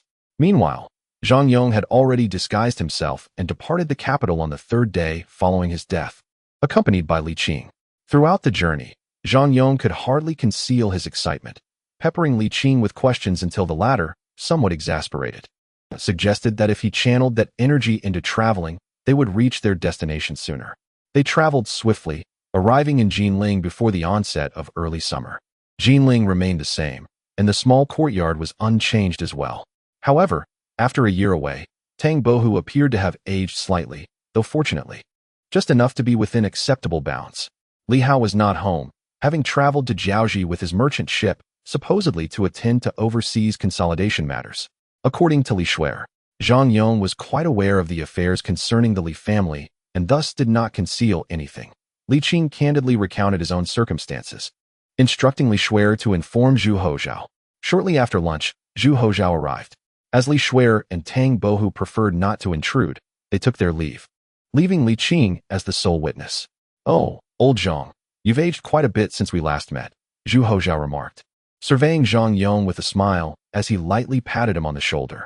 You're not unwell, are you? If you are, you must speak up. Li Qing can remedy anything. Before Zhang Yong could respond, tears streamed down his face as he gazed upon his former master. Overwhelmed with emotion, no longer would he need to envy Huang Jin. Old servant pays his respects to the emperor, he managed, but Zhu Hozhao quickly supported him, lifting him up and firmly stating, Zhu Hozhao and Zhang Yong are dead. Henceforth, there is only Zhu Shou. By the way, have you thought of a new name? Still immersed in the joy and excitement of their reunion, Zhang Yong struggled to keep pace with Zhu Hozhao's thoughts, simply shaking his head in tearful disbelief. After a moment of contemplation, Zhu Hozhao suggested, let us keep the name Zhang Yong, but change the Yong to Yong, meaning brave. Ah, just like me. You show great spirit even in your departure. Ha, how bold. Wiping his face with an arm, Zhang Yong forced a smile and replied, I possess no such spirit. I owe it all to Mr. Li's benevolent assistance. Zhu Hozhao chuckled, do not refer to yourself as a servant. From now on, I shall call you Old Zhang, and you will call me Old Zhu. Though I am not old, am I? Just call me Master. Li Qing, unable to tolerate this, shot a sharp glare at Zhu Hozhao. Zhang Yong, joyfully nodding through his tears, acquiesced, saying, Master. Very well, Zhu Hozhao replied. From henceforth, you shall be the chief steward of my magnificent tower. What do you think? Not too shabby, is it? Indeed, everything shall be as the master commands. All right, no more tears now. Zhu Hozhao settled himself down beside Li Qing, inquiring about the current state of the capital. For the time being, all is calm, Li Qing replied with a slight shake of his head. You are aware of the recent implementation of the whip law, correct? Yes, I am aware, Zhu Hozhao smiled. He has executed it rather well. This national policy is indeed beneficial for both the country and the populace. Li Qing chuckled softly. While the policy is commendable and he has a hand in it, it does not necessarily mean his execution has been flawless. After all, you have your own contributions. Zhu Hozhao quickly interjected, with the harmony between ruler and minister. We shall surely create new glories. Li Qing teased. Are you so afraid of returning to your previous position? But that cannot be the case. Otherwise, chaos would surely ensue, Zhu Hozhao retorted, somewhat sulkily. Despite his flaws, he is still regarded more favorably than I among the ministers, is he not? Li Qing had not intended to dwell on such thoughts. Thus he was devoid of disappointment, merely sighing softly. It seems I may have to become a treacherous minister. Whether treacherous or not, you know it, I know it, and soon the world will know it as well. Zhu Hozhao's expression turned serious. As the saying goes, time reveals a person's heart, it will not betray anyone. Zhang Yong, overwhelmed with gratitude towards Li Qing, eagerly offered his compliments. Li Qing chuckled and nodded, finding solace in the acknowledgement. With you, the former emperor's backing, I no longer bear any psychological burden. Is that so? Zhu Hozhao exclaimed dramatically. Do you still possess loyalty to the throne? Do I appear to be a traitor? Li Qing shot back, wide-eyed. Not quite. But you hardly seem like one who is loyal to the throne. Zhu Hozhao awkwardly shifted the topic. Today, you have brought old Zhang back, as his master. I must show my appreciation. Come, let us head to the elegant chamber of Weiwu Tower and enjoy a drink together. Zhang Yong hesitated. Master, will this not cause trouble? Fear not. In Jinling, there is nothing the Li family cannot accomplish. Zhu Hozhao patted his chest in assurance, as if claiming the glory for himself. Noticing Li Qing's displeasure, Zhu Hozhao hastily added, the Li family includes my great-aunt, my cousin, and my uncle, all of whom are kin. If the Li family thrives, does it not reflect on my own prowess? Li Qing retorted with annoyance. You truly lack any sense of propriety. Unfazed, Zhu Hozhao took pride in his familial connections. They are all family. Why create such distance? Li Qing paused, uncharacteristically refraining from rebuttal. Though this young rascal could be troublesome, Li Qing had never harbored any disdain for him. In fact, he often found himself viewing him as he would a younger relative of the Li family. Yet, when it came to Zhu Hozhao's brother, the sentiment was starkly different. Could it be that I am biased? Li Qing pondered, but upon recalling Zhu Hozhao's face, he could not help but feel a tinge of disdain. Enough of this. Let us proceed, Li Qing declared, leading the way outside. Let us drink. Very well. Zhu Hozhao laughed heartily. Today is a joyous occasion. I shall showcase my skills, and you will remember this feast for a lifetime. Oh, am I not already aware of your culinary prowess? Li Qing scoffed, his mood lightening as he conceded that it was merely passable. That is not the right perspective. One should appreciate the changes in a person over time. How could you possibly know if today I remain the same Wu Xiaoming? Zhu Hozhao boasted with confidence, urging Li Qing to watch closely. Zhang Yong trailed behind the two, his face adorned with smiles. The majestic building was filled with an abundance of dishes and overflowing wine. Zhu Hozhao, his forehead glistening with sweat, eagerly introduced the dishes he had prepared, detailing their recipes. After tasting a bite, Li Qing noted a significant improvement and offered a candid assessment. Zhang Yong, in his enthusiasm, showered praises without restraint, which brought Zhu Hozhao immense joy and a profound sense of accomplishment. As they indulged in drink after drink, the conversation flowed effortlessly. Li Qing inquired, did the elixir I gave you prove effective? Indeed, though the effects are modest, Zhu Hozhao replied, scratching his head. In any case, my health has improved slightly. Perhaps if you could procure more, a quantitative change might yield a qualitative one. Li Qing, alternating between sips of wine and bites of food, replied, let us give it another try. It will only take half a day's effort. Sounds good. By the way, boy or girl? Li Qing asked, washing down his food with wine. With a proud grin, Zhu Hozhao declared, it's a boy. What else could it be but my lineage? Chapter 105. Yang Ming sated and content, The trio exited the tavern and made their way to Zhu Hozhao's residence. Lu Shi recognized Zhang Yong and, mistaking him for a figure sent by her husband to settle accounts, was initially frightened. Only after Zhu Hozhao clarified the situation did she relax, unaware of the underlying details. She felt grateful for Zhang Yong's past kindness and held him in high esteem, having no objections to her husband's decisions. Zhang Yong, having transitioned into this new life, possessed a voice that was neither high-pitched nor distinctively sharp. Coupled with his martial prowess, he appeared no different from any ordinary man, leaving those unaware of his background oblivious to his past as a eunuch. After a brief respite, Li Qing returned to his small courtyard. The two homes were not far apart, requiring less than a quarter of an hour's walk. Upon arriving home, he found Tang Bohu engaged in light conversation with Li Xue'er. When they saw him return, they inquired about his outing, quickly steering the conversation back to Li Qing. "You're not staying long this time, are you?" Li Xue'er asked. "Well, I plan to visit Zhujiang soon to see Xiao Yun," Li Qing sighed. "I've been busy these past few years. Alas, I am not getting any younger. While I have the time now, I should gather with friends. Time, after all, slips away day by day." Li Xue'er reminisced. "I remember when he first arrived, barely 20, and immediately got into a scuffle with a monk.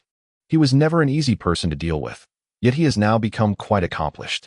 The teachings of Yang Ming are gaining considerable recognition, even in Jinling." Li Qing expressed his surprise. "Has it spread all the way from Zhujiang?" "Indeed," Li Xue'er replied with a smile. "The fragrance of wine does not fear the depth of the alley. The teachings are extraordinary. It's only natural that so many years have passed." "And you?" "Me?" Li Xue'er chuckled. "As a woman, with neither interest in the imperial examinations nor in holding an official position, what use do I have for such studies?" "There are benefits," Li Qing asserted. "The heart-mind philosophy intertwines Confucianism with elements of Buddhism and Taoism, especially Zen. Learning it could help one contemplate life's myriad challenges with clarity." Rolling her eyes, Li Xue'er retorted, "At my age, how can I still be so carefree? If I truly achieved that, wouldn't it mean I wasted half my life?" Li Qing scratched his head and turned his attention to Tang Bohu. "I tried, found it exhausting, and subsequently abandoned the endeavor," Tang Bohu admitted with a sigh. "At my age, why should I seek discomfort?" "Well then," Li Qing conceded. Li Qing smiled wryly and shook his head, then remarked, "Bohu, you seem to have just turned 56 this year, or perhaps 57. Tang Bohu sighed softly. "One cannot escape the passage of time. It is incomparable to one's youth.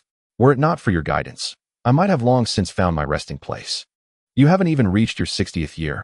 Why speak of such things?" Li Qing replied sternly, though he himself was uncertain of Tang Bohu's historical longevity. Tang Bohu merely chuckled. "Each individual possesses their own constitution." Without waiting for Li Qing to respond, he shifted the conversation. "Bowen is 2 years my junior and can accompany you for a while longer." Li Qing fell silent, suddenly acutely aware of the fleeting nature of time. His niece aside, even Xiao Yun, Bohu, and Xiao Hao's generation were approaching their 60s. Time truly was slipping away. If one day they all departed this world, would he still be able to indulge in the same carefree manner as now? "I have a robust constitution." Li Xue'er discerned his despondency and spoke up. Tang Bohu added, "There will always be young people." Li Qing nodded, remaining silent as he lifted his gaze to admire the early summer courtyard. The fruit trees were lush, their verdant leaves fragmenting the sunlight into dazzling patterns, captivating him. On a dewy early summer morning, the air was moist. Tang Bohu, with his white beard and hair, donned casual attire as he joined Li Qing in slicing watermelon. Recently, Zhu Hozhao often visited, accompanied by 2 spirited youths, followed by an elderly man with a habitual smile, filling the courtyard to its brim. Zhu Wanqing preferred tranquility, arriving only after her morning exercises, bringing abundant dishes alongside her daughter. Perhaps due to her age, she relished the dappled sunlight under the tree's shade, enjoying leisurely chats with Uncle Li, reminiscing about the past. Such a life was exquisite. So much so that Li Qing felt a twinge of guilt, reluctant to savor it, fearing that after experiencing such sweetness, the bitterness would be even more pronounced. The verdant leaves flourished as time sped by. The refreshing essence of early summer gradually faded, and the bothersome cicadas climbed the branches, heralding the arrival of midsummer. Li Qing tended to Zhu Wanqing's pulse, assisted Tang Bohu in nurturing his health, guided Xiao Xue'er in her cultivation, and refined elixirs for the little ones. He wished to undertake more, yet was uncertain of what else to pursue. Alas, there was no reason to linger any longer. On that morning, after leading a large group in slicing watermelon and engaging in light-hearted banter with his niece until the end of the hour, Li Qing steeled himself to utter his farewell. The others, undeterred, took it in stride. Zhu Wanqing smiled and said, "If you have matters to attend to, be busy. If you have leisure, return. Isn't that what life is all about?" Indeed, Li Xue'er beamed at her mother while embracing her arm. Tang Bohu remained open-hearted, and Zhu Hozhao, ever playful, claimed he had anticipated Li Qing's departure and had even concocted a couple of jokes to lighten the mood.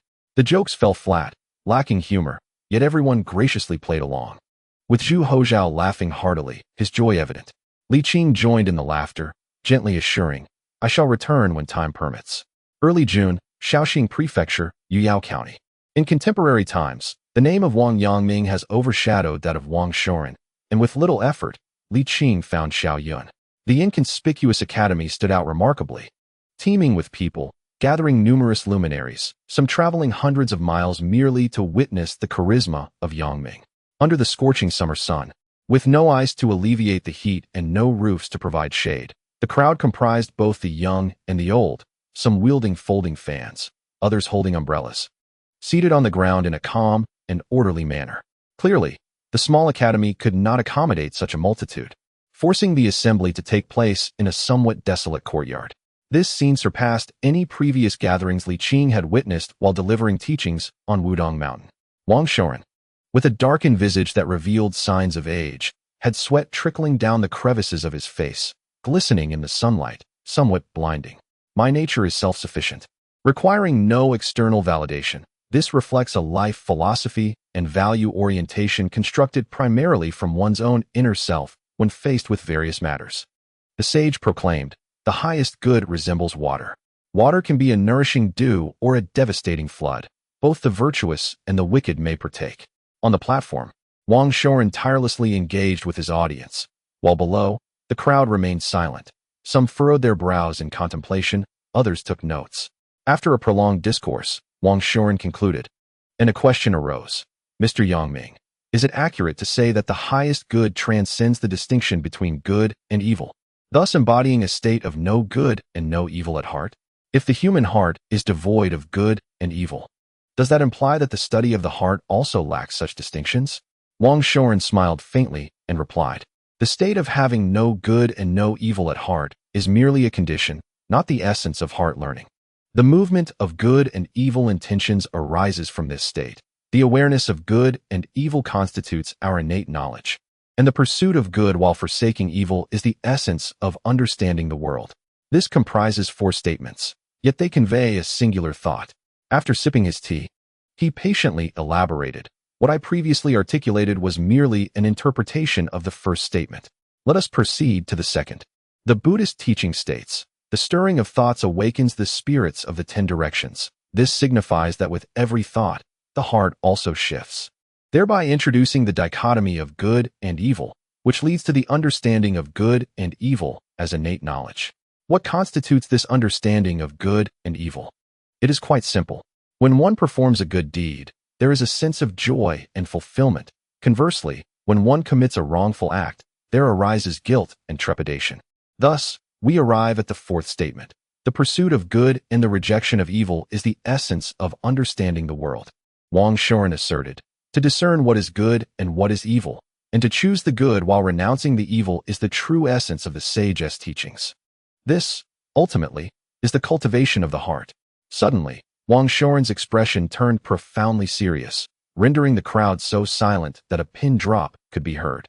This was the first time many had witnessed Mr. Yangming in such a manner, prompting them to hold their breath in rapt attention. Everyone understood that what followed was of utmost importance. Indeed, after taking a deep breath, Yangming stated with solemnity, "I implore all those who cherish heart learning to remember my next words." In the distance, Li Qing felt compelled to channel his inner energy, listening intently. Xiaoyun, with unprecedented seriousness, declared, "Heart learning is primarily based on Confucianism, supplemented by Zen and Taoist philosophies. Therefore, heart learning does not exclude Confucianism. It is imperative to first master Confucian teachings before delving into heart learning." Neglecting the rites and laws of Confucianism while solely discussing heart learning will lead one astray. Cultivating oneself, governing the state, harmonizing the family, and bringing peace to the world. This is the core tenet of Confucianism and a requisite of heart learning. Xue'er remarked that the study of the heart is neither unique nor superior. It does not lead to worldly success. Li Qing applauded, and under its influence, thunderous applause soon erupted, lingering in the air. Xue'er gazed upward at the sun, now at its zenith, and said, "Let us conclude for today." The crowd gradually rose and bowed, to which Xue'er, not considering himself a master, returned the gesture. After a while, the throng began to disperse. Xue'er, unhurried, leisurely savored his tea to ease his dry throat, remaining the last to leave the academy once the crowd had fully departed. Eventually, the academy fell silent, and only then did Xue'er make his way outside. Yet, after taking a few steps, he abruptly halted. Not far away stood a figure, both unfamiliar and familiar. "Is that you, Sir Xue'er?" he murmured. Years had passed since their last meeting, and Li Qing's visage had become blurred in his memory. It was not until this moment that it regained clarity and dimension. Xue'er, unable to conceal his excitement, stood frozen for a moment, speechless. Li Qing approached with a smile, saying, "Xiaoyun, it has been a long time." "Indeed, it has," Xue'er stammered. After a considerable pause, he realized his indiscretion, blinked, took a breath, and said, "Sir, it has been too long. You seem aged. You, on the other hand, appear as youthful as ever," Li Qing replied. In contrast to the Wang family, the Li family was not a small household, but neither were they of the highest echelon. A family of scholarly heritage. How could they be compared to ordinary households? Otherwise, Xue'er would not have confidently declared, "I possess considerable family wealth." This was not mere boasting. He did indeed have resources. However, when compared to his companions, one a tycoon of Jiangnan, the other an emperor, his claim of wealth became a jest. As the two entered the courtyard, the meal was already prepared. Upon seeing the guests, Madame Zhu quickly instructed the kitchen to add more dishes. However, upon encountering Li Qing, she was taken aback. Xue'er offered no explanation, simply informing his wife that Li Qing was his close friend. Madame Zhu had met Li Qing before, having seen him in his youth and also in his middle age. With the passing years, she had entered her own elderly phase, and her memories had faded. How could she recognize them as the same person without understanding the circumstances? Being from a scholarly background herself, Madame Zhu was well-mannered and kind-hearted. Since her husband did not elaborate, she refrained from probing further. After exchanging a few polite words, she retreated to the back courtyard, allowing her husband and friend some privacy. Before long, the table was laden with wine and dishes. Xue'er approached the ancestral altar, took 3 sticks of incense, lit them, and offered them with 3 bows. Li Qing, gazing at the inscription on the memorial tablet, could not help but feel a pang of nostalgia and also offered 3 sticks of incense. After this, the two returned to their seats. "When did your father pass?" Li Qing inquired. "A few years ago," Xue'er replied, taking a breath. "My father lived a long life and departed peacefully, leaving this world in tranquility." Li Qing nodded. Wang Shangshu was a gentleman of humility. Good people receive good fortune. As it should be. The memory of the first encounter with the father and son duo feels as vivid as if it were only yesterday. Yet time has swiftly passed, like fleeting flowers carried away by a merciless current. Li Qing expressed his sentiment with a sigh.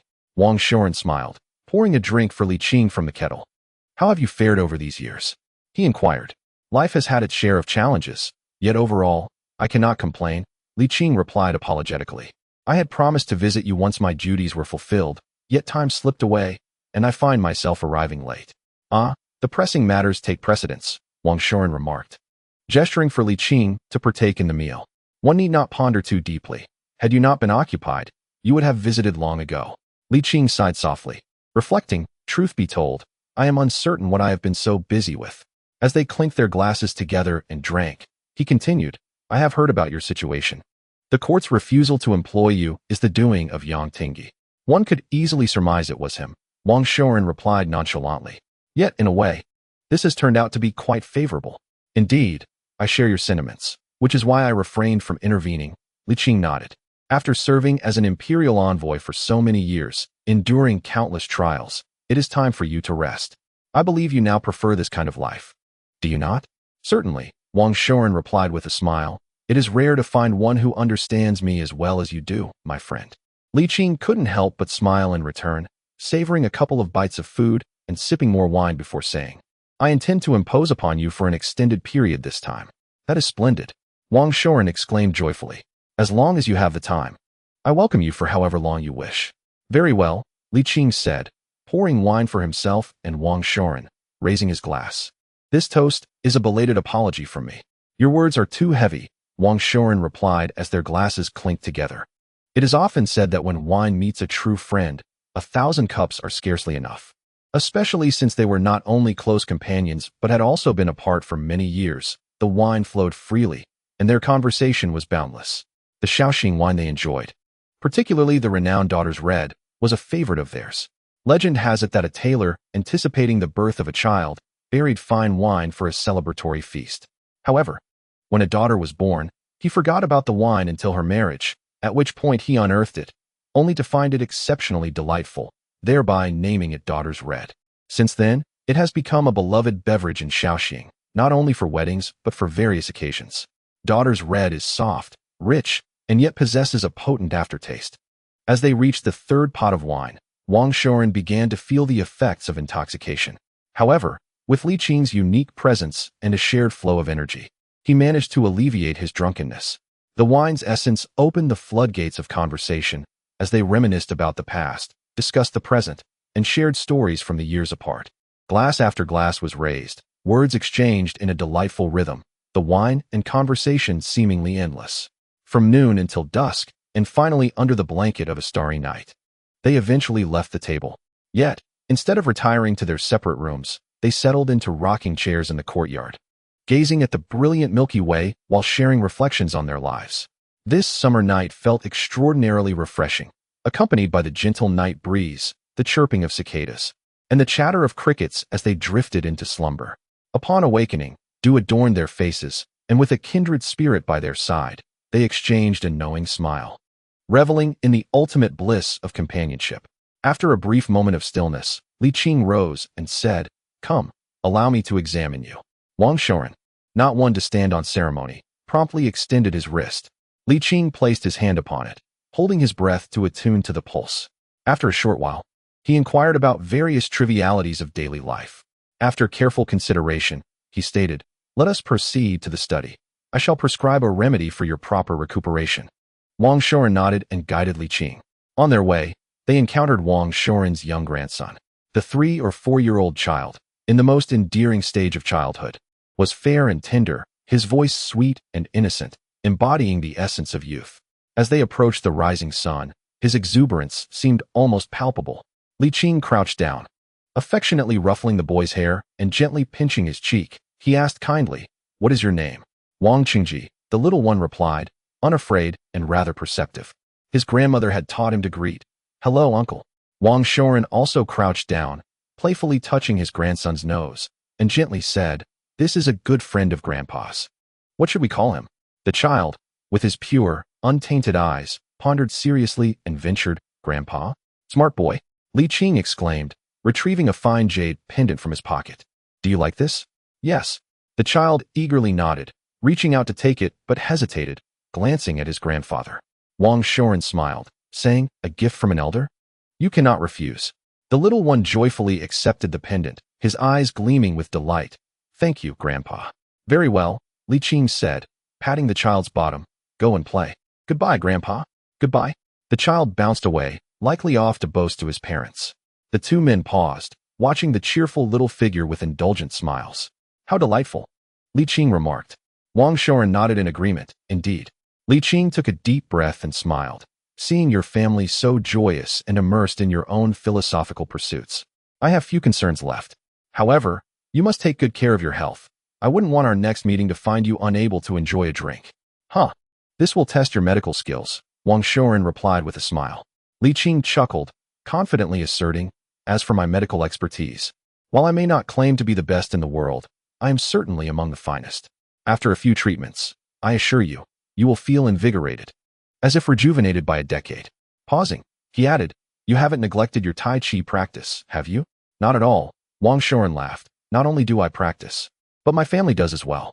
during lectures. To alleviate the monotony, I have even taught this health-preserving Tai Chi under the auspices of Wudong Mountain. Li Qing was momentarily taken aback, a wave of humility washing over him as he sighed. My own disciples pale in comparison to someone like you, a stranger. Oh, that is not how it should be viewed, Xue'er replied. Though I have never met the elder, tales of his wisdom resonate widely. When one attains such a realm, would they truly concern themselves with such matters? Your actions bring him greater solace. Moreover, Wudong Mountain still exists. Li Qing managed a wry smile, then earnestly said, I entrust this to you. In your spare moments during lectures, please promote this health-preserving Tai Chi, as it is indeed beneficial for well-being. One should naturally engage in good deeds. Xue'er nodded lightly. Knowing right from wrong is the essence of conscience. Oh, Li Qing erupted in hearty laughter, praising. What a profound philosophy. Xue'er, without any hesitation, had Li Qing diagnosed not only himself but also his wife, son, and daughter-in-law after receiving the prescription. Li Qing, finding no impropriety in this, welcomed the request and prescribed tailored remedies for their health, providing meticulous instructions on how to brew the medicine, its usage, and duration of treatment, leaving no detail unaddressed. After 2 busy days, Li Qing found himself leisurely accompanying Xue'er to the academy, indulging in daily pleasures without any intention of departing. Had the master and servant in the capital known of his unconventional method of procuring herbs, they would likely have been driven to exasperation. In truth, Li Qing was neither averse to noise nor trouble, nor did he intend to be cunning. At that moment, there were no pressing matters, and he had been separated from Xiaoyun for far too long. Moreover, Xiaoyun had yet to fully restore her vitality. Additionally, he relished the opportunity to delve into the heart of learning. Li Qing had ample reasons to linger. As for Zhang, what did it matter? Could an emperor not endure a bit of hardship? And was he truly the one wronged? Compared to Li Qing, his grievances were trivial. Li Qing mused that he was too busy tending to his own cares to feel pity for Zhang. Thus, he enjoyed his current leisurely life without a shred of psychological burden. In the capital, Zhang awaited anxiously. He had learned to meditate and could no longer easily succumb to numbness in his legs. He was merely waiting for the elixir. When would Li Qing return? After reviewing the memorials, Zhang leaned back in his chair, his face a canvas of anticipation. Alas, that elixir should be preserved. Taking it now would surely enhance its effects manifold. Little did Zhang know that the precious elixir he valued beyond measure had already been consumed as mere candy by his late cousin. Chapter 107. The lonely one. Huang Jin gazed at his murmuring sovereign, feeling a deep sense of discomfort. In his understanding, there were no immortals in the world, nor any promise of eternal life, and the notion of an elixir was sheer folly. Yet, the emperor had fallen too deeply under the influence of that charlatan. Your Majesty, Huang Jin suddenly called out. Zhang roused from his reverie, smiling at Huang Jin. You have been in charge of the imperial sacrificial office for half a year now. You should be accustomed to it by now, yes? Huang Jin, having mustered his courage, felt it dissipate entirely. The incident with the roasted sweet potato had been neglected for too long, and he dared not repeat the mistake. Instead, he replied, There is no question of habit. It is my honor to alleviate your Majesty's burdens. Had anyone else said this, Zhang might have dismissed it as flattery. But since it came from Huang Jin, he believed it wholeheartedly. Zhang chuckled lightly, saying, You were about to speak ill of Li Qing, advising me not to believe in the elixir's claims, were you not? I wouldn't dare, Huang Jin muttered, shaking his head, though his expression betrayed him. Zhang was not angered, but merely smiled at him. Huang Jin suddenly felt that withholding the truth would be a disservice to his sovereign, scratching his ample head. He remarked, Your Majesty is wise. That is indeed how I felt. As the saying goes, there are always greater talents beyond our own. Even if there exists a legend of immortals, it cannot be assumed that the one surnamed Li stands out above all others. Moreover, for over a millennium, the leading sect of Taoism has consistently been Longhu Mountain. Even the emerging star of Wudong, when measured against the former, still falls slightly short. Therefore, Huang Jin remarked, I believe the celestial master of Longhu, the esteemed Grand Master, must surely surpass that individual surnamed Li. Your Majesty, why must you cling to a single tree? Oh, chuckled Zhang, unable to contain his amusement. Do you know how many generations the celestial masters of Longhu have spanned? Huang Jin scratched her head, counting on her fingers before sheepishly responding. Many generations, I suppose. I have been in the Prince of Qing's residence since childhood, following the emperor. And despite having read alongside you, I am rather dim-witted and cannot recall such details. Zhu Hozhong's gaze softened further as he spoke gently. You yourself mentioned many generations. If they truly possessed great abilities, how could their legacy endure for so long? It is possible that the founding master, Zhang Daoling, was indeed extraordinary. However, the current celestial masters of Longhu are merely adequate. Pausing briefly, he added, the reason our founding emperor conferred the title of Grand Master upon the celestial masters of Longhu was merely to adhere to tradition, much like the title of Duke of Yanqing. Do you understand? Zhu Hozhong continued with a wistful tone. These individuals merely rely on the remnants of their ancestors' glory. Do not regard them with undue reverence. Huang Jin retorted, but at least their ancestors were once affluent, and our national teacher was certainly well off too. Zhu Hozhong laughed. They are the direct disciples of Master Zhang. Are they not superior to the celestial masters who have been passed down through countless generations? Huang Jin said with a hint of discontent. I do not wish to provoke your majesty's ire, yet I perceive that he does not pay you much mind. Zhu Hozhong's smile faltered, and he sighed deeply, choosing not to refute her observation. After a moment, he added, perhaps he has always been thus. After all, those of great talent often possess great temperaments. It is understandable. Reflecting on the accounts of the founding emperor, particularly the tales of him wielding a sword against others, Zhu Hozhong felt his own frustrations diminish. Even the founding emperor had faced his share of vexations. It was nothing extraordinary. I appreciate your concern, fearing I may be deceived or suffer losses. However, Zhu Hozhong said kindly, the matters you ponder have long been considered by me. The issues you have yet to conceive have also crossed my mind. Do not engage in undue worry. Huang Jin nodded silently. Let us discuss serious matters, Zhu Hozhong said as he stretched lazily. What is the situation within the Wenhua Gate during this period? Huang Jin became serious, stating, overall, things remain fairly normal, though Chancellor Zhang is having a difficult time. Aside from Grand Scholar Gui, who remains as steadfast as ever, the others seem disinclined to even feign diligence. Conflict is a positive sign, Zhu Hozhong remarked nonchalantly, even appearing somewhat pleased.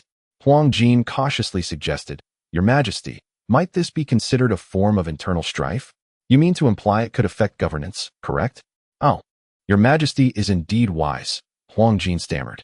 I may not comprehend politics, but I feel that unity in purpose is beneficial. Constant infighting cannot bode well. Unity in purpose? Zhu Hozhong chuckled with exasperation. Is it truly good to unite in opposition against me? Huang Jin clarified.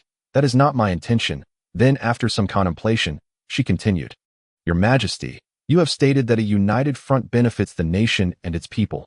I fear that such discord may hinder significant matters. After a moment's pause, he tentatively remarked, those well-versed scholars are, in truth, still loyal to the throne. Zhu Hozhong was taken aback for a moment, then retorted with derision. Do you truly believe that their slogans reflect their innermost sentiments? Huang Jin, embarrassed, dared not respond. Zhu Hozhong declared resolutely, throughout history, there has seldom been genuine harmony between sovereign and ministers, and our Ming dynasty exemplifies this more than most. Why is that? Huang Jin shook his head. At its core, it is because the founding emperor abolished the chancellor system, thereby further consolidating imperial authority. This act, to the ministers, was akin to uprooting their very essence. Do you think they would simply acquiesce? Zhu Hozhong remarked nonchalantly. All men harbor self-interest, especially scholars. Some words are best received with skepticism. To take them at face value is no different than foolishness. They glorify those who oppose the emperor as loyal subjects, while simultaneously extolling the virtues of an emperor who welcomes counsel and is receptive to good advice. In essence, they merely seek to contest for the power of discourse and the dominion of the empire. To put it bluntly, they desire a compliant emperor. Huang Jin felt a twinge of discomfort, but found himself unable to counter the argument, though he sensed that the emperor's view of people was rather cynical.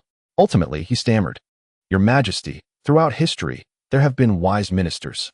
Why is it that our Ming dynasty lacks them? Wise ministers? Zhu Hozhong scoffed. Does Yang Tingyi qualify as one?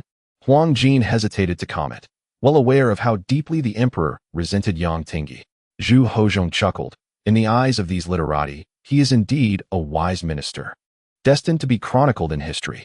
Undeniably, Yang Tingyi possesses administrative talents, but you must understand how he has treated me. Perhaps he too aspired to be a wise minister. Yet the circumstances he faced forbade such aspirations. Zhu Hozhong continued, much like Li Qing, who, despite supporting the single whip policy, had to outwardly oppose it.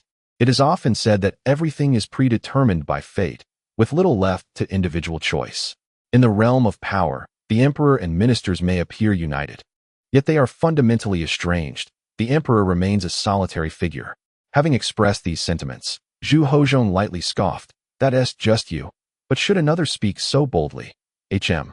Huang Jin stiffened, then, feeling aggrieved, replied, "Your Majesty, my heart has always been with you." "I know," Zhu Hozhong responded, "but you are being swayed by them. Do you not realize? You think you are acting in my best interest, yet you are inadvertently aiding them against me. The most perilous part is your ignorance of this, while you indulge in self-righteousness.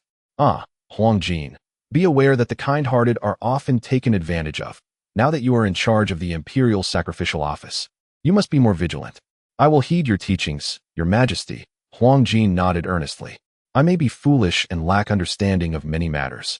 But one thing I do know is that no one shall bully the emperor, otherwise what?" Zhu Hozhong inquired with a gentle expression, his gaze filled with anticipation. Huang Jin bit his lip, a hint of fierceness emerging on his amiable face. "I shall not spare them." That is the spirit." Zhu Hozhong nodded approvingly, sensing some growth in her disposition. Huang Jin laughed heartily, reverting to her usual demeanor. In Zhu Hozhong's eyes, she seemed unlikely to achieve greatness. Yet he felt no profound disappointment. Perhaps, deep down, he never truly envisioned Huang Jin as his sharp blade. Fortunately, apart from Huang Jin, there was also Liu Bing. And then, there was himself. Zhu Hozhong reflected upon the actions of Li Qing over the past century, feeling increasingly assured. Although it was clear that Li Qing could never be a mere instrument in his hands, he would undoubtedly not remain indifferent to the affairs of the Ming dynasty or the court. The only source of his discontent was Li Qing's apparent reluctance to impart the secrets of longevity to him. This man was rather miserly. After a spell of brooding, Zhu Hozhong made his way to the Wenhua Palace. Upon entering through the gates, he was met with the sound of a fierce argument emanating from within, which piqued his curiosity. He quickly commanded the dragon carriage to halt and signaled for silence, whispering to Huang Jin, "Stay close to me. Today, I shall reveal to you their true faces behind the scenes."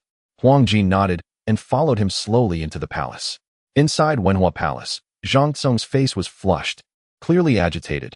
"Fei Hong, do not attempt to corner me with your talk of great propriety. When Yang Shun proclaims that the state has nurtured scholars for 150 years, and that one should die for righteousness, where were you when these words were uttered? Now that the situation has stabilized, you return to stir the cold ashes. Let me remind you, even if I were to resign tomorrow, this position would not fall to you." Fei Hong replied coolly, "The discourse on propriety is indeed your attempt to manipulate the emperor. Thankfully, His Majesty has awakened in time, preventing further errors. I merely spoke in the heat of conversation. When did I express a desire to become the prime minister? Why are you so agitated, my dear Zhang?" "You?" Xue'er laughed coldly. "Does your you include me as well, esteemed scholar Fei?" Rao toyed with his brush. Smiling faintly, the esteemed scholar Fei is merely stating facts. If we were to engage in light-hearted banter, it would be a pity for it to turn sour. "Do not take offense, esteemed scholar Xue'er," Jia Yong interjected with a smile, taking a sip of tea. "Fei Hong's seemingly thoughtless remark should not provoke such ire from you too. It is unbecoming of the prime minister and his deputy." Xue'er, incensed, retorted, "If you wish to challenge us, do so openly. Why resort to such petty tactics?" Feigning surprise, Fei Hong responded, "I almost forgot that esteemed deputy Xue'er hails from a humble background. It is only natural for him to exhibit the brashness of a country bumpkin. Banter may occasionally lead to spirited exchanges, and if it offends, we shall cease." "Very well, let us engage in banter." Xue'er shot back with equal fervor. Fei Hong's face flushed, yet he maintained his composure, haughtily declaring, "One does not shy away from enemies in public office, nor from kin in private. Regardless of whether they are merely fellow townsmen or relatives, as long as they possess true talent and learning, I shall advocate for their merit." Zhang Tsung's series of gasps only served to stir Fei Hong's embarrassment into anger. Indeed, Yan Song possesses talent. He was successful in the imperial examinations during the 11th year of Hongji, and placed second in the second class, selected as a Shijishi and admitted into the Hanlin Academy.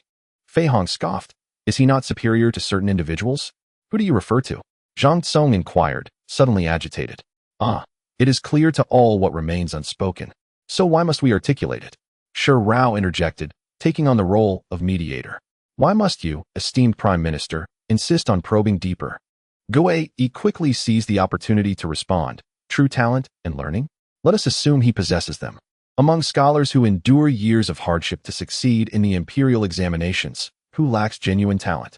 Yet how many individuals can be exceptionally promoted? Does Yin Song truly possess the qualifications to assume the esteemed position of the Minister of Rituals? Fei Hong, stubborn as ever, retorted, where is the inadequacy? A mere leftover dispatch to the Hanlin Academy in Southern Zhili suddenly ascends to the role of Minister of Rituals in the capital. Surely this is not in accordance with the established promotion protocols? What of it? Jia Yong remarked. There are others who have transitioned from a minor position in the Ministry of Justice in Southern Zhili to become Grand Secretaries of the Cabinet. This is merely casual conversation. Let us address the matter at hand without taking it to heart, Minister Xue'er. Very well, so this is your game, Xue'er, incensed, declared. Then do not blame me for my harsh words. Sherpao smiled calmly. Minister Xue'er's harsh words are not new. It matters little. The quarrel within resonated clearly in the ears of the two listeners. Zhu Hozong softly remarked, behold, this is the refined and cultured Grand Secretary. This is a learned scholar who speaks of benevolence and righteousness while espousing the teachings of sages. In this regard, how is he different from the petty concerns of common folk? The laughter continued, suggesting they were even inferior to common farmers. The impoverished scrutinized minutiae for survival. Yet these high-ranking individuals, free from worry, engage in such trifling disputes out of sheer greed. Huang Jin remained silent, yet his convictions began to waver. Initially, he believed these scholars were merely stubborn and held good intentions in opposing the emperor, but today he perceived perhaps there was still some goodwill, albeit overshadowed by self-interest. Suddenly, the sounds of clashing echoed from within, jolting Huang Jin awake. Your Majesty, it seems a brawl has erupted inside. Zhu Hozong, with an expressionless smile, remarked with a hint of pride and self-deprecation, our Ming dynasty's civil officials have always excelled in the art of combat. With that, he flicked his sleeve and strode towards the Wenhua Hall. Huang Jin hurried to follow, fearing that the esteemed scholars, caught up in their fervor, might inadvertently disturb the emperor. When truly provoked, these learned men were no better than rustic villagers, their hands as ruthless as their words were venomous. And they were not content with mere insinuations or quoting classic texts to insult each other. They resorted to the most primal method of cursing, greeting each other's ancestors. Indeed, the most primitive form of insult often provides the greatest satisfaction. As the master and servant entered, several official hats lay scattered on the ground, two of which had their wings broken. The crimson robes of office were torn, revealing the pure white garments beneath. Some bore bruises, others black eyes, presenting a disheveled sight. Cease this at once, Zhu Hozong commanded sharply, causing the grappling individuals to momentarily halt. Upon realizing the emperor's presence, they froze in their original stances, motionless. Even Huang Jin, a mere servant, found the situation outrageous and exclaimed, release them at once. Only then did the group awaken from their stupor, hastily extricating themselves, straightening their robes, and retrieving their hats, albeit with crooked wings. As they bowed in unison, we pay our respects to your Majesty. Zhu Hozong, disregarding the customary pleasantries, approached his desk and began perusing the prepared memorials. In a measured tone, he requested, speak. Your Majesty, I impeach Fei Hong for personal gain through his authority, for he has inappropriately conferred positions upon his fellow townsmen. Zhang Song was the first to launch an attack, stating, Minister of Rituals Yin Song was merely a reader at the Hanlin Academy in Southern Zhili. How could he possibly qualify to be recalled to the capital as Minister of Rituals? Fei Hong defended himself, the blessings of thunder and rain. Could they be anything but heavenly grace? I possess no authority to confer positions unlawfully. The ascent of Yin Song to the capital as an official is indeed a testament to the emperor's sagacity and decisiveness. This assertion holds theoretical validity, as every official's promotion necessitates the emperor's endorsement. However, in reality, the emperor seldom delves into the intricate details of each case, particularly for positions of little significance. Xue'er scoffed, remarking that the emperor, burdened with countless affairs, cannot attend to every matter personally. The mere approval of Song's arrival in the capital stemmed from the trust placed in you. Yet, who could have anticipated your collusion with Fei Hong for personal gain? Such words were undeniably harsh. Throughout history, every dynasty and emperor has harbored a disdain for officials who form factions. This statement verges on a lethal blow to one's integrity. Your Majesty, Xue'er is merely slandering, Fei Hong hastily interjected, defending Song, who possesses considerable reputation. During his retirement due to illness in the Zhengde era, he did not forget to contribute to local scholarship, as evidenced by the Zhengde Yuan Prefecture Gazette, a work of his own. Enough. Zhu Hozong seized the opportunity to assert his authority, his voice ringing with indignation. What sort of decorum is this? The court sustains you scholars not for bickering. From his moral high ground, Zhu Hozong vehemently condemned them, proclaiming, if you cannot perform, then depart, and let those capable take your place. The official stiffened, silenced by his ire. The cabinet was growing increasingly powerful, yet the authority of its members remained tenuous, with the 6 ministries eyeing them covetously, eager for their swift departure to seize their positions. If the emperor were resolute in his intentions, a significant reshuffling of the cabinet would not pose a challenge. We acknowledge our transgressions, they replied. Zhu Hozong inhaled deeply and stated coldly, each of you shall have half a year's salary deducted. Your Majesty, we thank you for your magnanimity.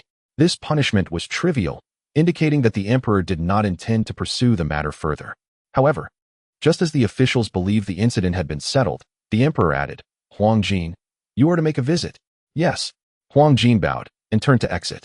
Zhu Hozong, speechless, quickly added, summon Song. Huang Jin, pausing in his tracks, realized his oversight and hastily nodded. This servant shall attend to it at once.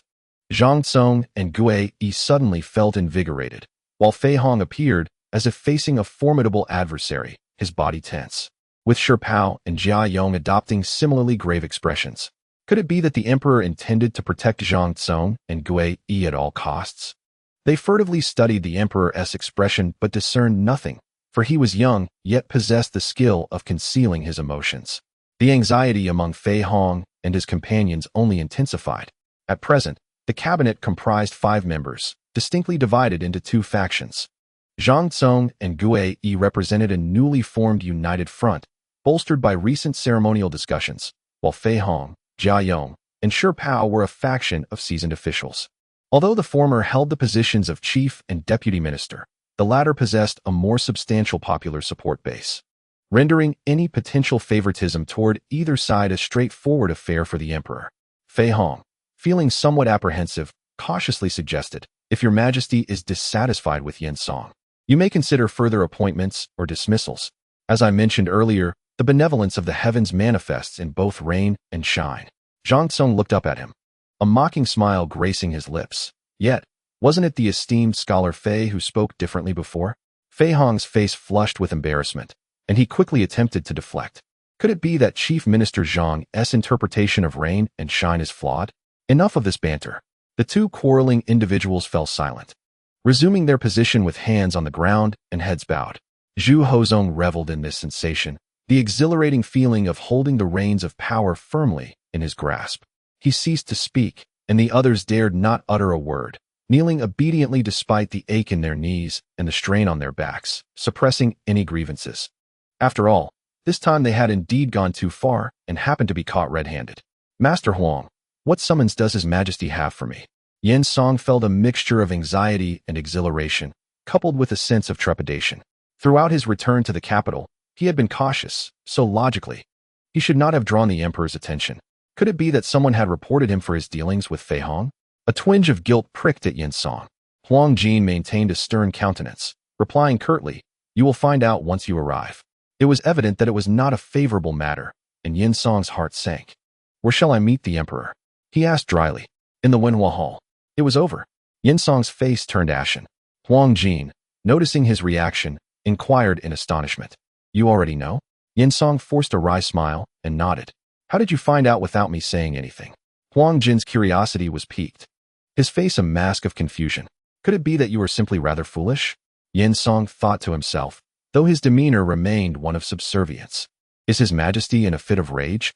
Huang Jin opened his mouth but soon realized, snorting with indignation, how dare you deceive me? Crossing the threshold of Wenhua Gate and entering the Wenhua Hall, Yin Song's anxious heart finally found some peace. After all, the Grand Secretary was kneeling, and how could he possibly fare better?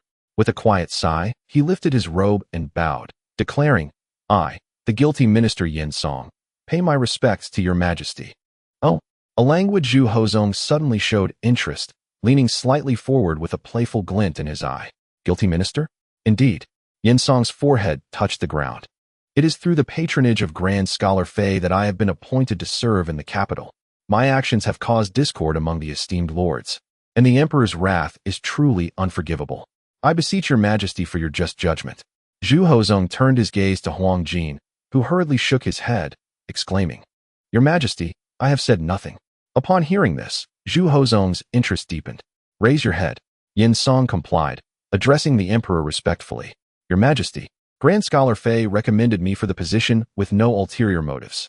It is only reasonable for Grand Scholars Zhang and Gui to voice their objections, as I possess no remarkable talents and am unworthy of such responsibilities." Yin Song took full responsibility for the situation. Yet, Zhu Hozong's admiration for him only grew. This Yin Song was no ordinary man. In the eyes of the emperor, a minister who is astute, understands the greater context, and possesses the courage to shoulder responsibilities is undoubtedly a rare and commendable quality. The ability to swiftly and accurately assess the situation attests to this minister's intelligence.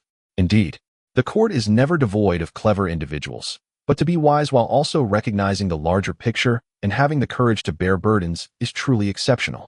Unexpectedly pleased, Zhu Hozong found himself compelled to reconsider his previous plans. A person of such caliber should not be sacrificed so easily. It would indeed be a loss. After a moment of contemplation, he decided to further test Yin Song, stating, "You claim that the objections of scholars Zhang and Gui are justified. What then do you make of Grand Scholar Fei's recommendation?" Yin Song maintained a posture of humility, bowing deeply as he respectfully addressed, "Your Majesty, Scholar Fei serves the nation by promoting the worthy without selfish intent. While I possess a modicum of reputation, it is precisely this renown that has led Scholar Fei to mistakenly perceive me as a person of merit." After a meticulous analysis, Yin Song concluded, "Ultimately, my virtues do not match my position. The esteemed scholars hold no fault in their judgments. They are all loyal and virtuous ministers of our great Ming dynasty.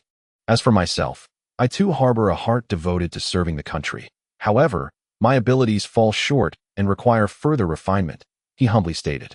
There was a prolonged silence from above. Yin Song, apprehensive of saying too much, remained quiet.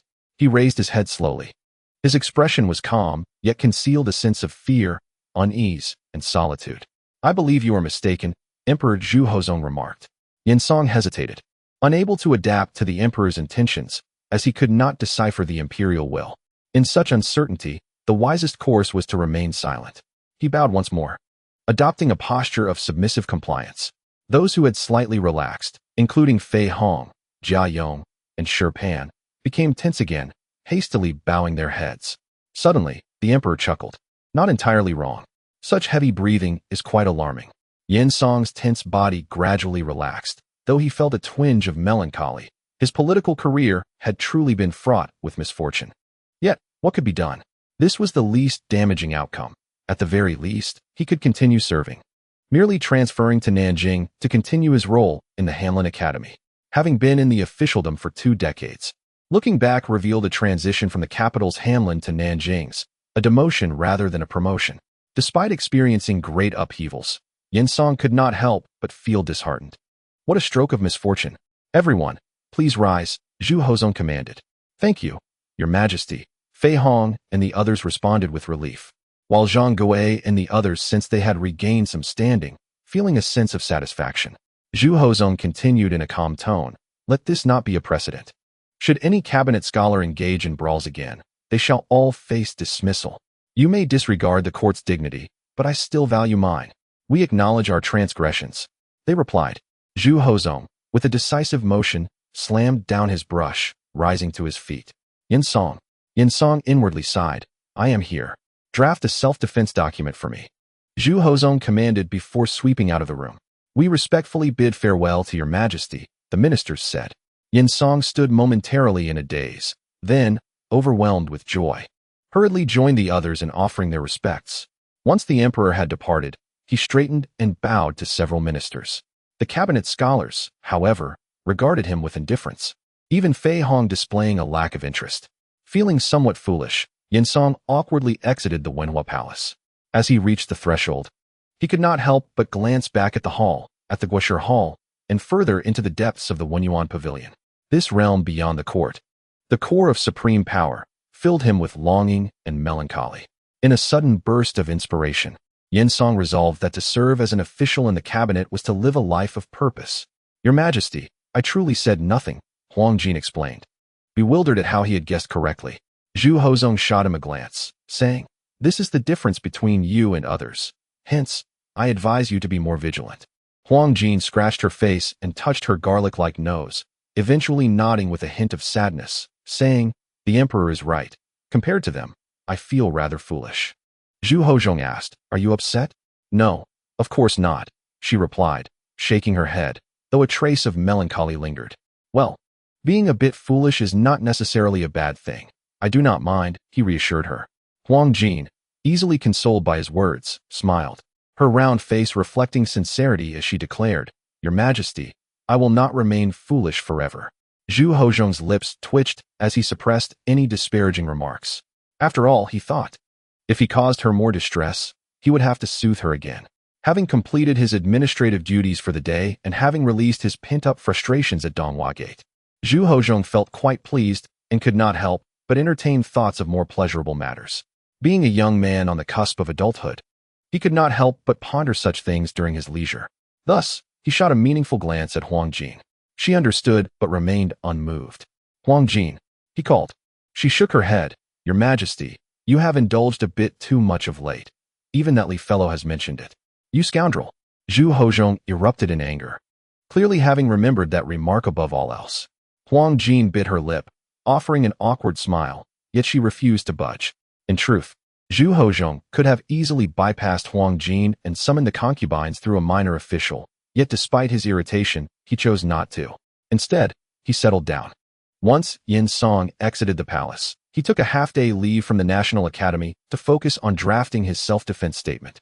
The events of the day, while unfortunate, had at least spared his family from the arduous journey back to Jinling. The Yin family was not affluent, and for years, Yinsong had not held a respectable official position. As a mere Hamlin scholar, especially one from the southern province, he had little hope of any significant income. He relied on the official endorsement to tutor wealthy families privately, alongside his meager salary, just enough to maintain his household and provide for his elders. The prospect of returning to Jinling would have likely dashed any hopes for advancement. Throughout his journey, Yinsong felt a sense of relief. While also contemplating how to articulate his defense, he vaguely sensed that this incident might turn out to be a blessing in disguise. However, upon entering his home, he was greeted by the sight of his wife chasing their son. One fled while the other pursued, and several hens flapped their wings, scattering feathers everywhere. Witnessing this scene, which interrupted his musings on self-defense, Yinsong felt a pang of sorrow. Such antics would likely prevent the hens from laying eggs for at least 3 days. This was soon followed by an inexplicable wave of melancholy. Such trivial, meticulous days were exhausting. "Father," Yinsong was startled. "Mother is going to beat me. Aren't you going to do anything about it?" Given his current financial situation, he had no means to purchase a home in the expensive capital. Their dwelling was a small rented space with no front or back courtyards, and after a few steps through the front door, one would reach the sitting room.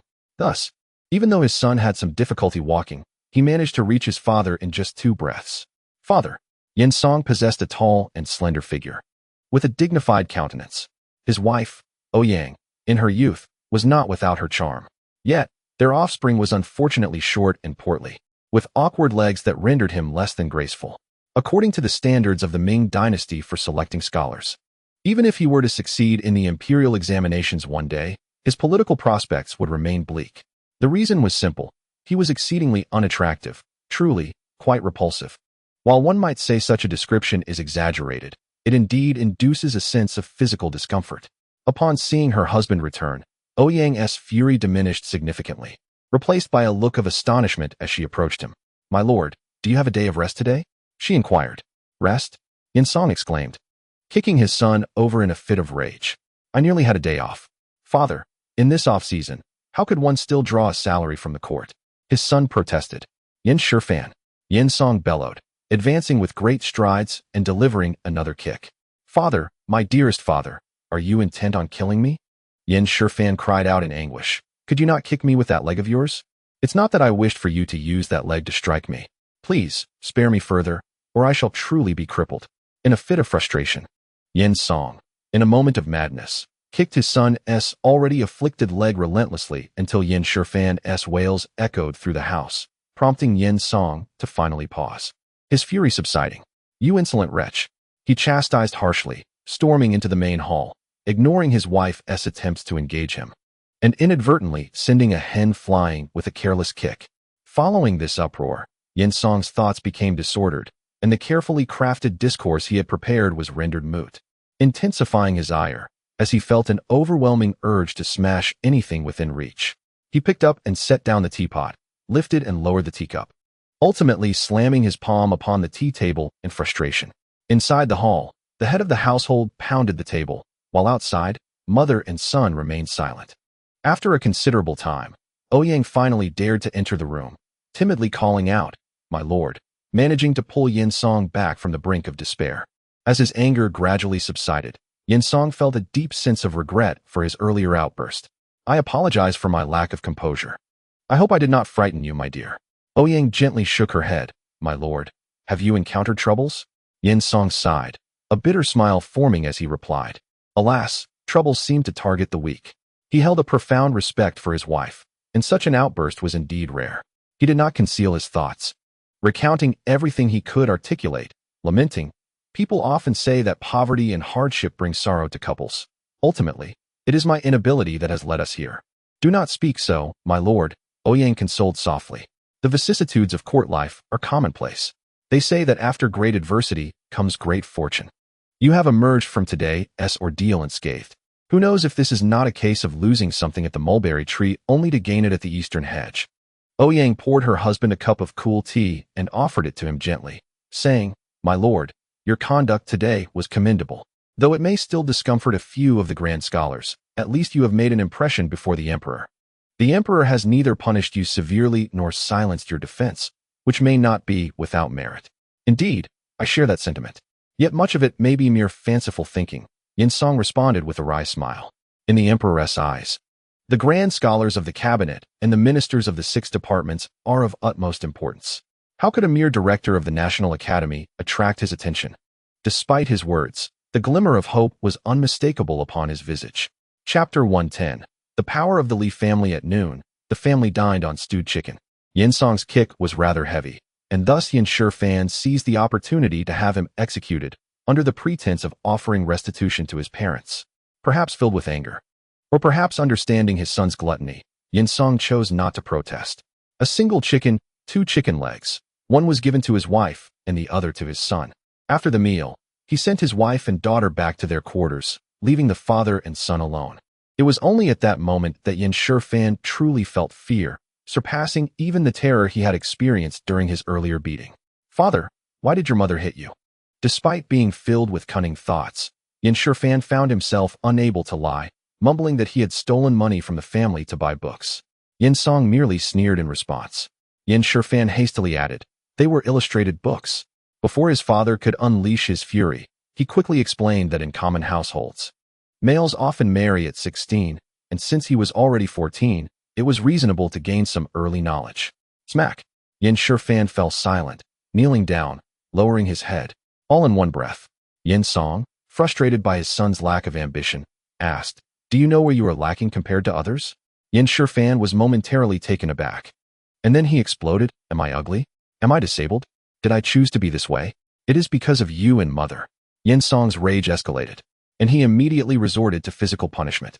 Initially, Yin Shifan remained defiant and silent, but it wasn't long before he could no longer endure it, uttering a fierce remark before storming out. Unfilial son. Unfilial son. Zhu Hozong reviewed the information gathered by the Jinui and couldn't help but chuckle, remarking, Indeed, every family has its own troubles. With that, he casually tossed the papers aside. Lu Bing stepped forward, bent down to retrieve them, and crumpled them into his bosom, preparing to dispose of them later. Your Majesty, should we continue monitoring? Zhu Hozong waved his hand dismissively. Lu Bing bowed, his eyes fixed respectfully on the ground. Suddenly, Zhu Hozong said, "In due time, the court will take new actions, such as the establishment of a martial academy and martial examinations. Be prepared." Lu Bing was momentarily taken aback before responding earnestly. "I understand, Your Majesty." "Do you truly understand?" Zhu Hozong teased, displaying a rare emotional richness in the presence of his childhood friend, unlike his usual stoic demeanor. Lu Bing replied, "If I am to remain silent, it will be in silence until I make a remarkable sound. I shall ensure that I produce a top martial scholar for Your Majesty." "Haha, a man should indeed aspire to such heights."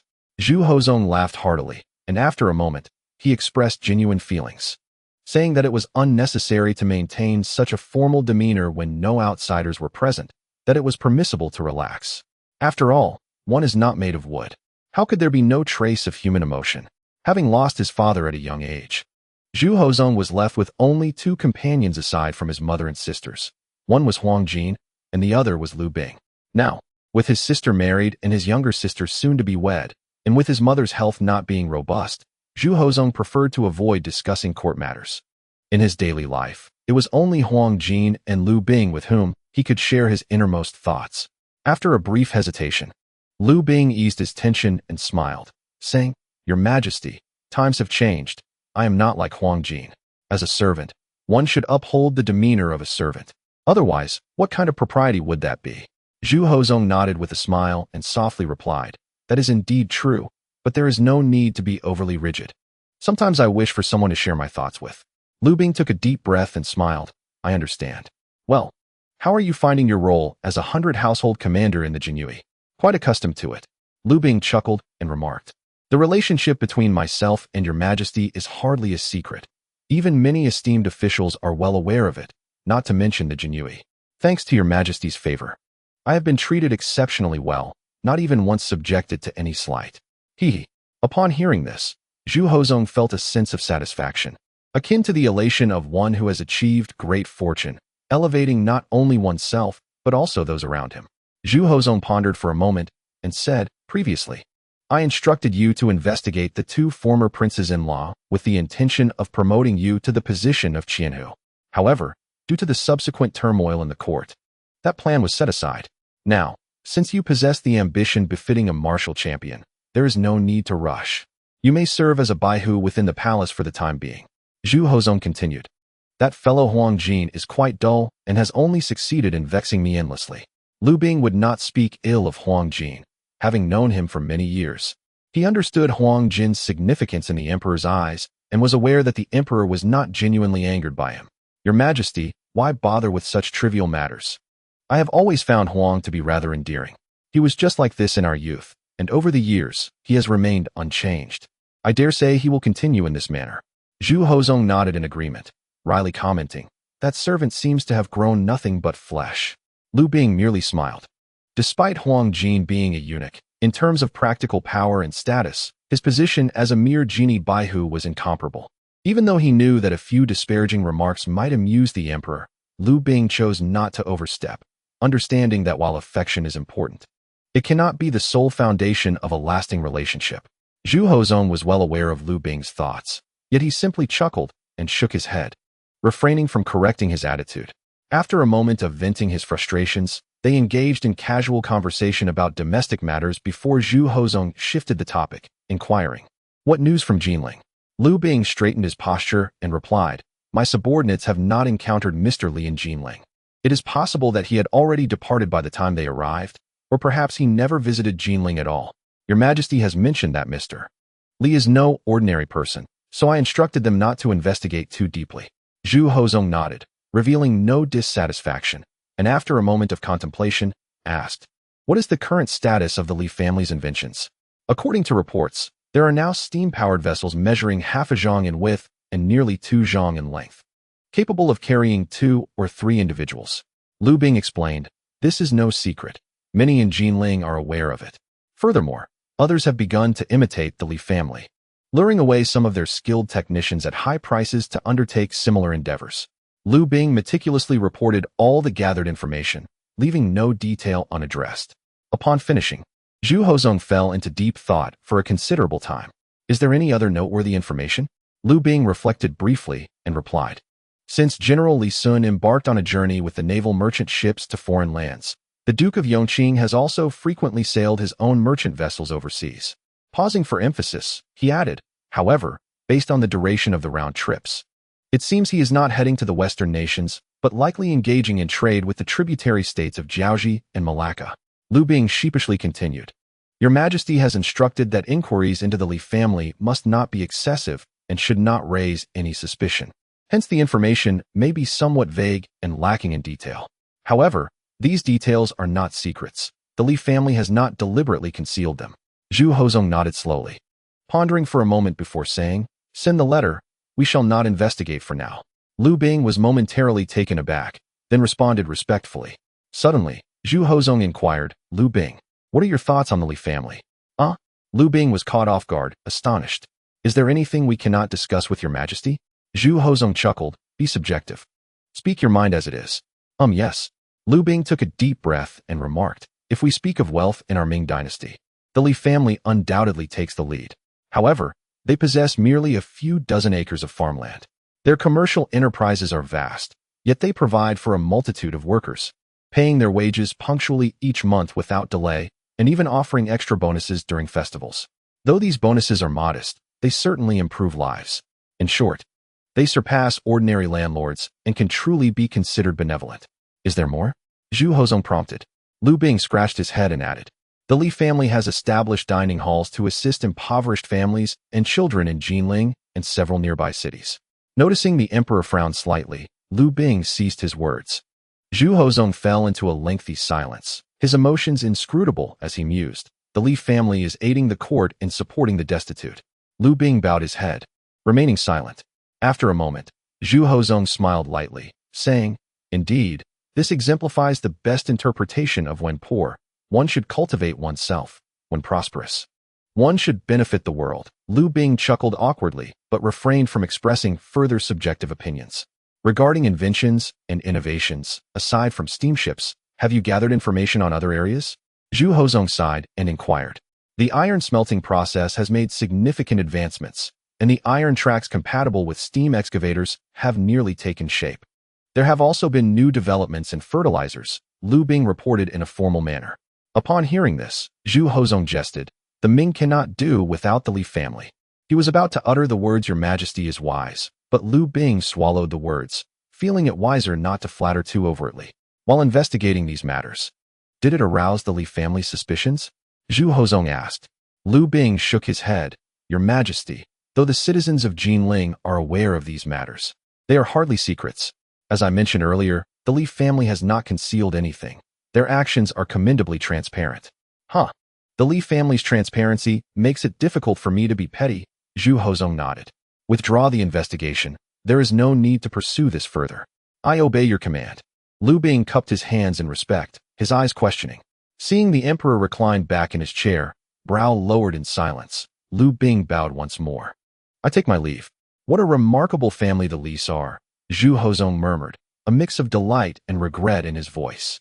"Why do I feel such a deep connection with them? If only it were not so."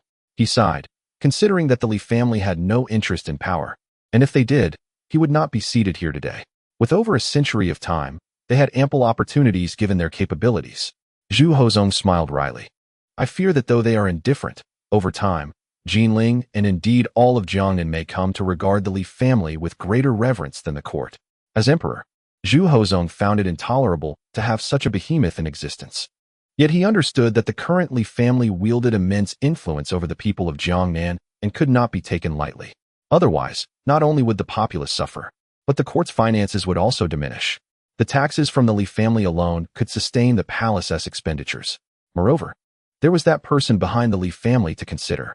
Yet this does not prevent Zhu Hozong from feeling quite disgruntled. Chapter 111. Each takes what they need. Who says an emperor is omnipotent? Zhu Hozong gazed upward with a sigh, the corners of his mouth bitter, unable to conceal his solitude. "Your Majesty, the self-defense document from Yensong has arrived," Huang Jin announced as he entered, presenting it with both hands. With eyes half closed, Zhu Hozong slowly opened them, raising his hand to receive the document. After glancing at only a fraction of it, he casually closed it and tossed it aside. "Your Majesty, Shall I request a rewrite? Or, there's no need, Zhu Hozong replied nonchalantly. It is merely a formality. Why place such significance on it? Huang Jin scratched his head, somewhat perplexed by the emperor's intent. Noticing that the emperor was unwilling to elaborate, he abandoned the thought of further inquiry. Has the discussion surrounding the national master quieted down? Yes, Huang Jin nodded. Currently, only the censors expressed discontent. Compared to the initial uproar, the rumors have significantly diminished. Zhu Hozong was not surprised, yet he felt little joy. Muttering, it has been several months, he ought to return by now. Huang Jin, wishing fervently that Li Qing would not return, grumbled, there are plenty of capable individuals. Life can carry on without him. If your majesty truly desires, you could find others. Why must it be him? Zhu Hozong chuckled lightly, responding, for other matters, perhaps. But for this particular issue, he is indispensable. Huang Jin had offered countless futile words of persuasion, with no effect, fearing that it might irritate the emperor. That Li fellow is exceedingly lazy. I reckon you have much waiting ahead, your majesty. Raven's tongue. Ba ba ba. Huang Jin made a comical face. Zhu Hozong burst into laughter, then quickly adopted a stern gaze. Maintaining it for but a moment, he again laughed, sighing, if everyone were like you, I would not be so troubled. Huang Jin earnestly replied, if all servants were as foolish as I, it would surely lead to calamity. Ah, indeed. You make a valid point. Zhu Hozong chuckled, shaking his head. Yes, one cannot have both fish and bear's paw, and therein lies the source of frustration. Huang Jin grinned, saying, it is often said that those who achieve great things do not concern themselves with trifles. If one is bear's paw, why should your majesty fret over spoiled fish and rotten shrimp? Realizing he had spoken too boldly, he quickly closed his mouth, offering an awkward smile. Zhu Hozong did not take offense, merely shooting Huang Jin a fierce glare, scolding, bear's paw is indeed bear's paw. However, fish should never be regarded as spoiled or rotten. Huang Jin scratched his head, suggesting, when weighing competing interests, your majesty should choose the more advantageous one. Is that not sufficient? Can one not have them all? Zhu Hozong raised an eyebrow. What is that expression? Zhu Hozong scolded, you rascal. Do you think I am greedy? I harbor no such thoughts, your majesty. I merely believe it unnecessary. Huang Jin replied with a wry smile. Under heaven, all lands belong to the emperor. Why concern oneself with such minutiae? Zhu Hozong retorted. All lands belong to the emperor? That is merely flattery. Yet as an emperor, Zhu Hozong found himself unable to counter this assertion, lest he undermine his own reign. He could only remain silent. Noticing the emperor's melancholy was palpable, Huang Jin hesitated before tentatively suggesting, shall I summon the empress? Get lost. Huang Jin recoiled, scurrying away. As they walked along the path returning from the academy, the two continued their conversation. As the autumn breeze gently wafts through the air, the incessant chirping of cicadas becomes less bothersome, bringing a refreshing and pleasant atmosphere. Are you preparing to leave, sir? Wang Shoren suddenly inquired. Li Qing paused briefly in his steps before continuing, eventually offering a subtle nod after a moment. If you have matters to attend to, do not hesitate. I can also travel to the capital if needed, Wang Shoren added. Li Qing felt a flicker of emotion but quickly shook his head, saying, you are no longer young. It would be wonderful for you to teach and enjoy time with your family. Since I have already engaged in this matter, why should I burden you further? Wang Shoren did not insist, smiling as he replied, there is still ample time. Come when you find yourself at leisure. Observing the darkened skin and deeply etched wrinkles of the aging Xiao Yun, Li Qing felt a pang of sadness but managed to force a smile, nodding in agreement. Indeed. There is still time. Take good care of your health, and do not let our next meeting be a distant one. Li Qing suddenly fell silent, gazing skyward. That regimen suits you perfectly at your age. Of course, every season would be beneficial, especially since your foundation is not strong. You must be cautious. Yes, I will remember. Xiao Yun replied. Do not overexert yourself while giving lectures. Balance is key. Understood. After a few months of respite amidst his busy schedule, Li Qing found no reason to linger any longer. He dined at the Wang residence, shared a couple of drinks, engaged in idle chatter, and then set forth on his journey back to the capital. By late July, upon returning to his small courtyard, Li Qing rested for just one night before heading to the National Master Hall early the next morning. Upon hearing of Li Qing's return, Zhu Hozong was overwhelmed with joy. He hastily completed the necessary documents and made his way to the eastern gate. After exchanging pleasantries, Zhu Hozong delved directly into the matter at hand. The miraculous medicine has not been claimed by anyone else, has it? All went smoothly. Li Qing responded. Hearing this, Zhu Hozong's delight grew, and he inquired, how many elixirs can be refined this time? Around 10, Li Qing estimated. Zhu Hozong felt a tinge of disappointment at the number. However, Li Qing continued, in that case, I shall take a small loss. How about we split it 50-50? Must we divide? Zhu Hozong was taken aback, pondering how he might ever achieve the status of an immortal if matters proceeded this way. Having already experienced the remarkable efficacy of the elixir, he understood its unparalleled value. Yet he also recognized that even 100 pills might not guarantee eternal life. Sir, with your abilities, do you truly require this? Zhu Hozong asked, visibly disheartened. Li Qing scoffed. Naturally, one cannot have too much of a good thing. Reciprocity is the principle here.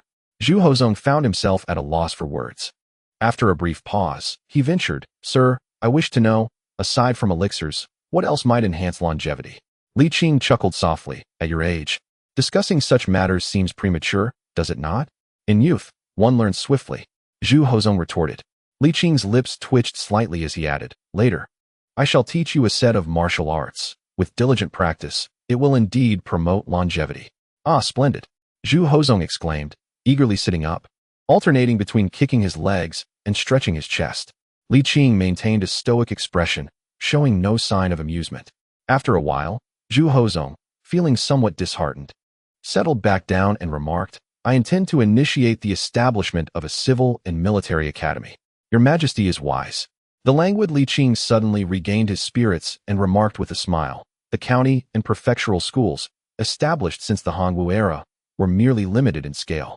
At that time, the nation was in disarray, and revitalizing production was of utmost importance. However, the current situation is distinctly different. Commerce and industry are thriving, and the populace can fill their bellies. If the founding emperor were still alive, he would undoubtedly take similar actions. Zhu Hozong feigned a laugh, internally thinking, with the words you have shared, the founding emperor would surely brandish his sword against you. Nevertheless, in the context of the present Ming dynasty, it cannot be said that Li Qing is entirely mistaken. I have been overwhelmed with affairs these days and find myself quite fatigued. Once you have concocted your miraculous elixir, I shall replenish my vitality, and then we shall proceed, Zhu Hozong stated. Li Qing furrowed his brow momentarily before relaxing, declaring, national affairs must not be delayed. I shall commence the alchemical process today. Since this is a transaction, there is no need for anger. I shall provide what you desire, and you shall grant me what I seek. Each shall fulfill their needs, and none shall owe the other. Naturally, you have traveled far, and I am not in such haste, Zhu Hozong replied. It matters not. Alchemy is not a laborious task. Li Qing responded. Then I shall take my leave. Zhu Hozong chuckled, rising to stretch. Li Qing inhaled deeply, glancing at the Wenhua Hall outside, and suggested, it is prudent to proceed to Lianjiaten. For now, discretion is advisable. Zhu Hozong immediately halted, nodding, you have considered this thoroughly. I shall visit at noon. Indeed, Li Qing sipped his tea without looking at him. Zhu Hozong continued. Time truly flies. It is already nearing the hour of Chun. With a sudden clap, the teacup was set down forcefully, causing the lid to leap and spin, startling Zhu Hozong. He noticed Li Qing had already risen to leave. Zhu Hozong once again smiled lazily and called out, Please travel safely, esteemed sir. By noon, the emperor had already arrived at Lianjiaten. Li Qing was relishing a hearty meal, and upon seeing the visitor, he mumbled vaguely, that rotund fellow. Please tend to the alchemical furnace. Huang Jin shot him a glare. Go on, Zhu Hozong instructed. Huang Jin, having just puffed out his chest, begrudgingly abandoned his plan and left. Li Qing glanced at the Jinjui captain who had followed in, his eyes inquiring. Zhu Hozong cheerfully explained, he, like Huang Jin, is someone I can trust implicitly. Liu Bing had met Li Guoshi before and, upon seeing him, was greatly astonished by his casual demeanor in the presence of the emperor, who seemed unfazed. Liu Bing had heard Huang Jin speak of Li Guoshi and knew of the emperor's particular favor towards him, yet he had not anticipated such informality. Li Qing nodded slightly, surprised. He also hails from the Xinguang mansion? Indeed, Zhu Hozong replied, continuing his stretches. Esteemed sir, does your drinking not interfere with your work? Li Qing raised an eyebrow. Do you think I would be intoxicated by such a modest amount? Ah, that is not my intention, Zhu Hozong chuckled awkwardly. It is merely that the elixir is precious. Li Qing averted his gaze, continuing to indulge in food and drink, stating nonchalantly, "One must eat well to have the strength to work." Zhu Hozong felt a bit awkward, but refrained from making Li Qing uncomfortable at that moment. Choosing instead to meander in the small courtyard, Lu Bingke diligently fulfilled his duties, even in this modest courtyard, guarded by sentinels outside, remaining ever vigilant. After a while, Li Qing let out a hearty belch, clapped his hands, and called out, "Huang Fatty, is the alchemy furnace cleaned yet?" "Almost done," Huang Jin replied, his back turned, his tone laced with dissatisfaction. His demeanor was far more irritable than that of Emperor Zhu Hozong. Li Qing was taken aback, touched his nose, and chose not to press the matter. Huang Jin, indeed, was a curious character. Lu Bing quietly turned to glance at the rotund figure and thought to himself, "This fellow seems to have grown nothing but flesh." Chapter 112. Partiality. Li Qing could no longer endure Zhu Hozong's ostentatious display of stretching and puffing his chest, so he performed a set of graceful Tai Chi. Fluid and effortless, Zhu Hozong's eyes sparkled with admiration. Even Lu Bing, standing nearby, was astonished, thinking, "This national teacher is undoubtedly a master of the art." "Oh, I recall now," Zhu Hozong exclaimed, slapping his forehead. "It was on Wudong Mountain." Li Qing interrupted him. Zhu Hozong pursed his lips, refraining from further discussion. Though a hint of disappointment lingered, he had anticipated a truly unique skill, only to find it was nothing more than a commonplace technique, leaving him feeling somewhat let down. Everything must begin with the basics, Li Qing stated matter-of-factly, just as one cannot read or write without first learning to recognize characters. Zhu Hozong paused, then begrudgingly nodded, acknowledging the truth in the teacher's words.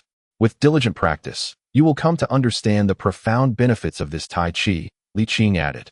Making his way over to Huang Jin, Lu Bing cast a sidelong glance and observed Huang Jin receiving a kick to his posterior, which nearly made him chuckle, igniting a desire to join in. The sensation of that kick must have been delightful. "I shall challenge you." Huang Jin turned and attempted a headbutt, yet it caused no harm, as he was firmly restrained, rendering his already clumsy physique even more so. Lu Bing stifled his laughter and whispered, "Your Majesty." Huang Jin must not be impudent. Zhu Hozong interjected, "Indeed," and continued his Tai Chi, asking, "Lu Bing, how do you find my punches?" Lu Bing's lips twitched as he replied dryly, "Excellent." Though they were far from commendable, Zhu Hozong remained blissfully unaware, continuing his enthusiastic practice. This commotion eventually concluded with Huang Jin's reluctant surrender. The hefty fellow squatted on the ground, drawing circles in the dirt, feeling quite dejected. He had hoped that months of arduous training would surprise Li Qing, yet it turned out as usual, a source of amusement. "Go to the eastern kitchen and fetch some charcoal," Huang Jin mumbled as he rose, complying without question. It was not fear of Li Qing that motivated him, but rather the task of preparing medicine for his master. Huang Jin was aware of his place. Despite his grievances towards Li Qing, he acknowledged the exceptional quality of Li Qing's elixirs, having tasted them himself.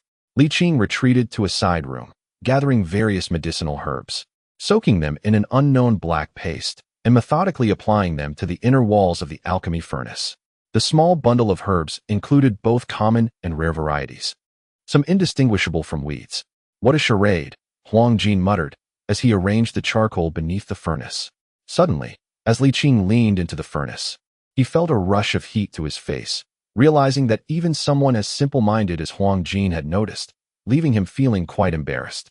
Fortunately, no one noticed his peculiarity. Li Qing, maintaining an air of mystery and a calm demeanor, retrieved the pre-prepared medicinal paste, a viscous mixture of a grayish-brown hue. After a series of meticulous preparations, he instructed, "Ignite the fire." "Understood," Huang Jin replied, taking a fire starter and gently blowing on it to kindle the flames. The charcoal, a gift from the palace during last year's festivities, was originally intended for warmth. Using it for this purpose felt rather extravagant. However, Li Qing had no choice but to avoid using inferior coal, as it would diminish the prestige of the elixir. Before long, the alchemical furnace began to emit fragrant vapors, the aroma soothing and delightful. Li Qing nudged Huang Jin with his foot, saying, "Leave the rest to me. You do not have the finesse to manage the heat." Receiving another kick, Huang Jin felt a surge of indignation but refrained from expressing his frustration, casting a resentful glance before retreating to seek the company of his emperor. Soon enough, his spirits lifted once more. Zhu Hozhong practiced Tai Chi while discreetly observing Li Qing's alchemical process. However, after a prolonged period of watching without grasping its essence, he conceded defeat. Huang Jin, perceptive to the emperor's thoughts, whispered, as the saying goes, teaching someone to fish is better than giving them fish. If the emperor were to inquire directly, could he refuse? Zhu Hozhong shook his head slightly, responding in a hushed tone. Such techniques are undoubtedly secrets not meant for dissemination. Revealing them would strip them of their rarity. Only a fool would be so reckless. He paused, continuing, not everything is meant to be taught. Why provoke unnecessary suspicion? It suffices that he is here with me. My curiosity is merely piqued. Huang Jin muttered, Your Majesty, you are simply too kind. Do you think I wish for this? The problem is that I am powerless against him. If he were to become enraged, not only would he pose a threat, but the path to immortality would surely be forded. Zhu Hozhong rolled his eyes, retorting, In the future, avoid provoking him, understood? You seem more imperial than I do. Huang Jin grumbled, I cannot abide his pretentiousness and manipulation of the emperor. Watch yourself. Lu Bing interjected, striving to smooth over the tension. Your Majesty, you have already mastered this martial art. Perhaps you should take a moment to rest. The lingering heat of autumn is still present. It would be wise to seek shelter beneath the eaves for your health. Zhu Hozhong exhaled in relief, grumbling, If you speak back again, I shall not take you along next time. I was wrong. Huang Jin immediately acquiesced. I shall treat him with the utmost respect from now on. Zhu Hozhong huffed and reclined in a chair beneath the eaves, contentedly awaiting the emergence of the elixir. Approximately half an hour later, Li Qing extinguished the charcoal fire and began his incantations. Zhu Hozhong and Lu Bing were intensely focused, while Huang Jin rolled his eyes, questioning the need for such theatrics, perceiving it as an insult to their intelligence. After a considerable time, Li Qing declared, It is ready. He withdrew from the furnace a series of perfectly rounded elixirs, presenting them on a porcelain plate with a beaming smile. As anticipated, precisely 10. Zhu Hozhong inhaled deeply, a look of bliss on his face, and asked, May I choose first, esteemed sir? Of course, Li Qing replied. Though the elixirs were uniformly crafted, they varied slightly in size. Zhu Hozhong, in a moment of deliberation, selected 5 with great care, placing them into the jade box he had brought, his gaze lingering on the remaining ones, his hands fidgeting with excitement. What is the essence of savoring what is in front of you while eyeing what lies beyond? It is nothing more than that. Li Qing was nearly amused to the point of laughter. It was inconceivable that he would indulge him. Their relationship was purely transactional, devoid of the slightest affection, even though Li Qing had no need for it. Unexpectedly, Huang Jin interjected, We have been busy running around, and although we have no merit, we have certainly endured hardships. Shouldn't we at least receive one? He opened his mouth, and Li Qing produced a single pill. Are you really giving it? Huang Jin asked, somewhat astonished. We do not require your feeding, he retorted, swiftly snatching one of the remaining 4 pills from the porcelain dish and tucking it into his bosom. Fearing that Li Qing might snatch it back, Li Qing could have easily prevented Huang Jin's little maneuver, yet for some inexplicable reason, he hesitated at this critical moment.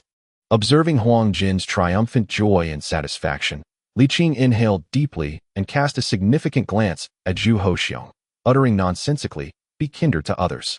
Zhu Hozhong was momentarily taken aback, awkwardly nodding in response. Li Qing pinched the remaining 3 pills, along with the one in his hand, and swallowed them whole before Zhu Hozhong's eyes, chewing casually before gulping them down. Zhu Hozhong could not suppress the look of anguish that overtook his features, his heart seemingly bleeding. Such one waste. Li Qing smiled, revealing his neatly arranged teeth stained with the herbal concoction. Regarding the affairs of the academy, grant me a few days to prepare. Li Qing, however, didn't emulate him, unwilling to wait even a moment, and nodded, I shall assist as well. Zhu Hozhong returned a smile and nodded, Then I shall return to the palace first. Your Majesty, take care, came Huang Jin's voice, presenting the pill he had snatched with a face full of pride, akin to a child awaiting praise.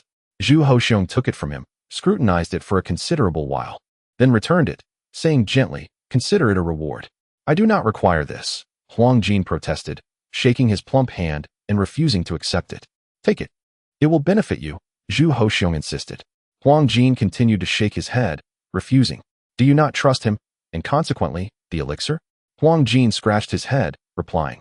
The character of one surnamed Li is questionable. Yet this pill indeed possesses extraordinary qualities. If it truly is a celestial elixir, consuming it would be a waste. There are plenty more to come, Zhu Hoxiong remarked. Do not be pretentious. A gift from the sovereign cannot be declined. Huang Jin still shook his head. Your Majesty, you should consume it. I am too foolish. It would be a waste for me to partake. Zhu Hoxiong set the elixir aside, saying, actually, you are not as inept as you think, and, I must confess, I rather enjoy your foolishness. Really? Huang Jin exclaimed with delight. Of course. Zhu Hoxiong replied with a hint of irritation. Otherwise, why would I appoint you as the head of the imperial sacrificial office? Am I seeking your foolishness or your girth? Huang Jin felt embarrassed yet pleased, chuckling awkwardly. I am well aware indeed. You, Zhu Hoxiong said, playfully pinching his chubby cheek. Do not refer to him merely as Li. Either call him Mr. Li or the National Master. In any case, show him some courtesy. After a pause, he continued. Have you not noticed that he has been rather nice to you? Nice. Huang Jin muttered. He only bullies me. How can that be considered nice? Foolish, utterly foolish. Zhu Hoxiong retorted in frustration. Why must you sigh? Let me speak plainly. With that temperament of his, if I were as you are, he might not indulge me. Yet, you have headbutted him countless times. Have you seen him truly retaliate? Huang Jin huffed. This body of mine is not for naught. He cannot do anything to me. Ignorance will be your downfall, Zhu Hoxiong grumbled, exasperated. In summary, one must cherish his attentiveness towards you. Although I am unaware of his motives, Zhu Hoxiong is earnest and solemn. Cultivating a good relationship with him will surely be advantageous, never detrimental. Remember that. Very well, this is the decree, Zhu Hoxiong declared. Huang Jin paused momentarily, hastily bowing in respect. This servant shall obey the command. Only then did Zhu Hoxiong soften his expression, replying, All right, go about your duties. Your Majesty, are you to pursue immortality once more? Huang Jin inquired with a hint of reluctance. What do you mean by once more? Zhu Hoxiong abruptly silenced her. His voice tinged with irritation. How many times must I reiterate that those words should not be spoken lightly? If they were to reach the ears of external officials, chaos would ensue. Huang Jin shrank back. This servant takes her leave. Zhu Hoxiong waved his sleeve dismissively, subsequently falling into contemplation. Why does he harbor such favoritism towards Huang Jin? After pondering for a while, Zhu Hoxiong could not arrive at a definitive conclusion, ultimately attributing it to Huang Jin's straightforwardness. After over a century of scheming and intrigue, one inevitably grows weary. Encountering someone so candid warrants a degree of affection, which is entirely reasonable. No longer wishing to dwell on trivial matters, Zhu Hoxiong proclaimed, no one is permitted to enter the palace without a royal edict. Before pouring himself a cup of cool tea, he picked up the elixir presented by Huang Jin, placed it into his mouth, and swallowed it with the tea. Having nearly choked the last time, Zhu Hoxiong had learned from his previous mistake. Once the elixir settled in his stomach, he soon felt an indescribable surge of vital energy coursing through him, gently flowing towards his limbs, bringing a sense of comfort and delight. Zhu Hoxiong sat cross-legged, hands forming seals, and calmly refined the elixir, an involuntary expression of satisfaction crossing his face. At last, the elixir had been utilized to its fullest potential. In truth, such complexity was unnecessary. Digestion is a function of the stomach and bears no relation to meditation, merely Zhu Hoxiong's own whimsical notion. This particular elixir was somewhat more effective than its predecessors, yet not significantly so. It remained largely superficial, its potency primarily serving to enhance the elixir's prestige. While the effects were indeed present, they were limited, merely a slight improvement over ordinary restorative medicines. Zhu Hoxiong fancied himself fortunate, meditating for nearly an hour before gradually concluding his practice. Rising to stretch, influenced by psychological effects, he felt an unprecedented vigor. Though amid his joy lingered a sense of regret. Alas, of the 10 elixirs, he had only received 6. Were it not for Huang Jin, he might not have received even that many. At that moment, a timid voice from outside the hall announced, Your Majesty, the Empress Dowager wishes to see you. Zhu Hoxiong, taken aback, gathered his thoughts and replied, Quickly, invite the Empress Dowager in. Shortly thereafter, Lady Zhang entered with the little eunuch. The eunuch bowed, then discreetly withdrew. The palace servants may lack other skills, yet they excel at navigating the currents of favor. Following the grand ceremony and significant discussions, the influence of the Empress Dowager had waned considerably, no longer rivaling that of the Empress. Her former grandeur diminished. Otherwise, as Empress Dowager, she would not require a summons to see the emperor. In the beginning, she would have people call for him rather than visiting him herself. Zhu Hozhong gazed at the increasingly aged Lady Zhang, feeling a sense of secret satisfaction as his previous frustrations dissipated considerably. Today, dear aunt, what brings you such leisure? Zhang smiled and replied, it is nothing of great importance. I have simply been thinking of His Majesty, as it has been a while since we last met. After a pause, she continued, I am preparing to move out of Kuan Palace. Zhu Hozhong expressed his surprise, then realized, aunt. Is it for the sake of the two former lords? Zhang remained silent for a moment before saying, the Marquis of Shaning and the Earl of Jianchang have indeed committed wrongful acts. However, they have also faced punishment, and the seized lands have all been returned, along with the confiscation of their establishments, such as taverns and residences. Please, take a seat, aunt. Zhu Hozhong rose to invite her to sit, and poured her a cup of tea before continuing, as the matriarch of the harem. How would the world perceive me if you were to leave Kuan Palace? In the past, Emperor Xianzong had constructed a Buddhist hall within the palace for the favored Empress Wan, and Zhang stated, I wish to reside there, as I have ample time on my hands to accrue merit for the late Emperor Xiaozong. Zhu Hozhong secretly scoffed, for the late Emperor Xiaozong? It is merely for your family members. At this moment, Zhang posed no threat to him, and having vented his grievances, Zhu Hozhong did not feel the need to be overly aggressive. He sighed gently and said, aunt, I offer my condolences. Zhang nodded, lowering her head to dab her eyes with her sleeve. After a moment of silence, Zhu Hozhong comforted her. I visited the residence of the 10 Kings recently. My niece has grown significantly taller, nearly reaching my chest. I shall soon issue a decree allowing her to visit you more frequently, so she may also keep company with the Empress. When she matures, I will find her a worthy husband, ensuring a splendid celebration. This statement was not mere empty sentiment. A girl could not possibly threaten imperial authority, and such actions would reflect the harmony of the royal family, showcasing his benevolence as an emperor. After all, they shared blood ties, and his ascension to the throne was made possible by his late brother's edict. Zhu Hozhong felt a sense of gratitude, moreover, under duress. He had been compelled to acknowledge his father, which did not significantly affect their cousinly relationship. Otherwise, it would have been directly inscribed in the edict, rendering any attempt to alter it futile. Although he had not been able to overturn the past, he had managed to marginalize Zhang through his maneuvering, which he deemed a worthwhile effort. Your Majesty is indeed considerate, Zhang remarked, wiping her eyes once more. We are all family. Aunt, such words create a distance between us. Zhu Hozhong smiled and said, as for your intention to leave Kuan Palace, which contravenes propriety, I can construct a Buddhist hall for you within Kuan Palace. Zhang was momentarily taken aback and awkwardly expressed her gratitude. After a brief silence, she finally spoke plainly. Would the emperor be willing to show leniency towards the Marquis of Shaning and the Earl of Jianchang? Their ill-gotten gains have been returned to the people, and their confiscated properties have been seized, leaving them destitute. I do not seek anything more. Would it not suffice to allow them to return to their hometown? Zhu Hozhong appeared troubled and sighed. While the wrongful riches have indeed been restored, what of the suffering citizens? The two former lords are responsible for more than just one life. Zhang, feeling frustrated, insisted, please consider it as a favor to me. Zhu Hozhong shook his head slightly. Aunt, refraining from executing them is already my utmost limit. Anything further is simply impossible. It is not my intention to pursue them, but circumstances do not allow for it. I hope you can understand my predicament. Before Zhang could respond, he added, however, I am willing to agree to provide you with additional privileges in your daily life. Zhang remained silent for a moment, then spoke softly. What if I plead with His Majesty on behalf of the family?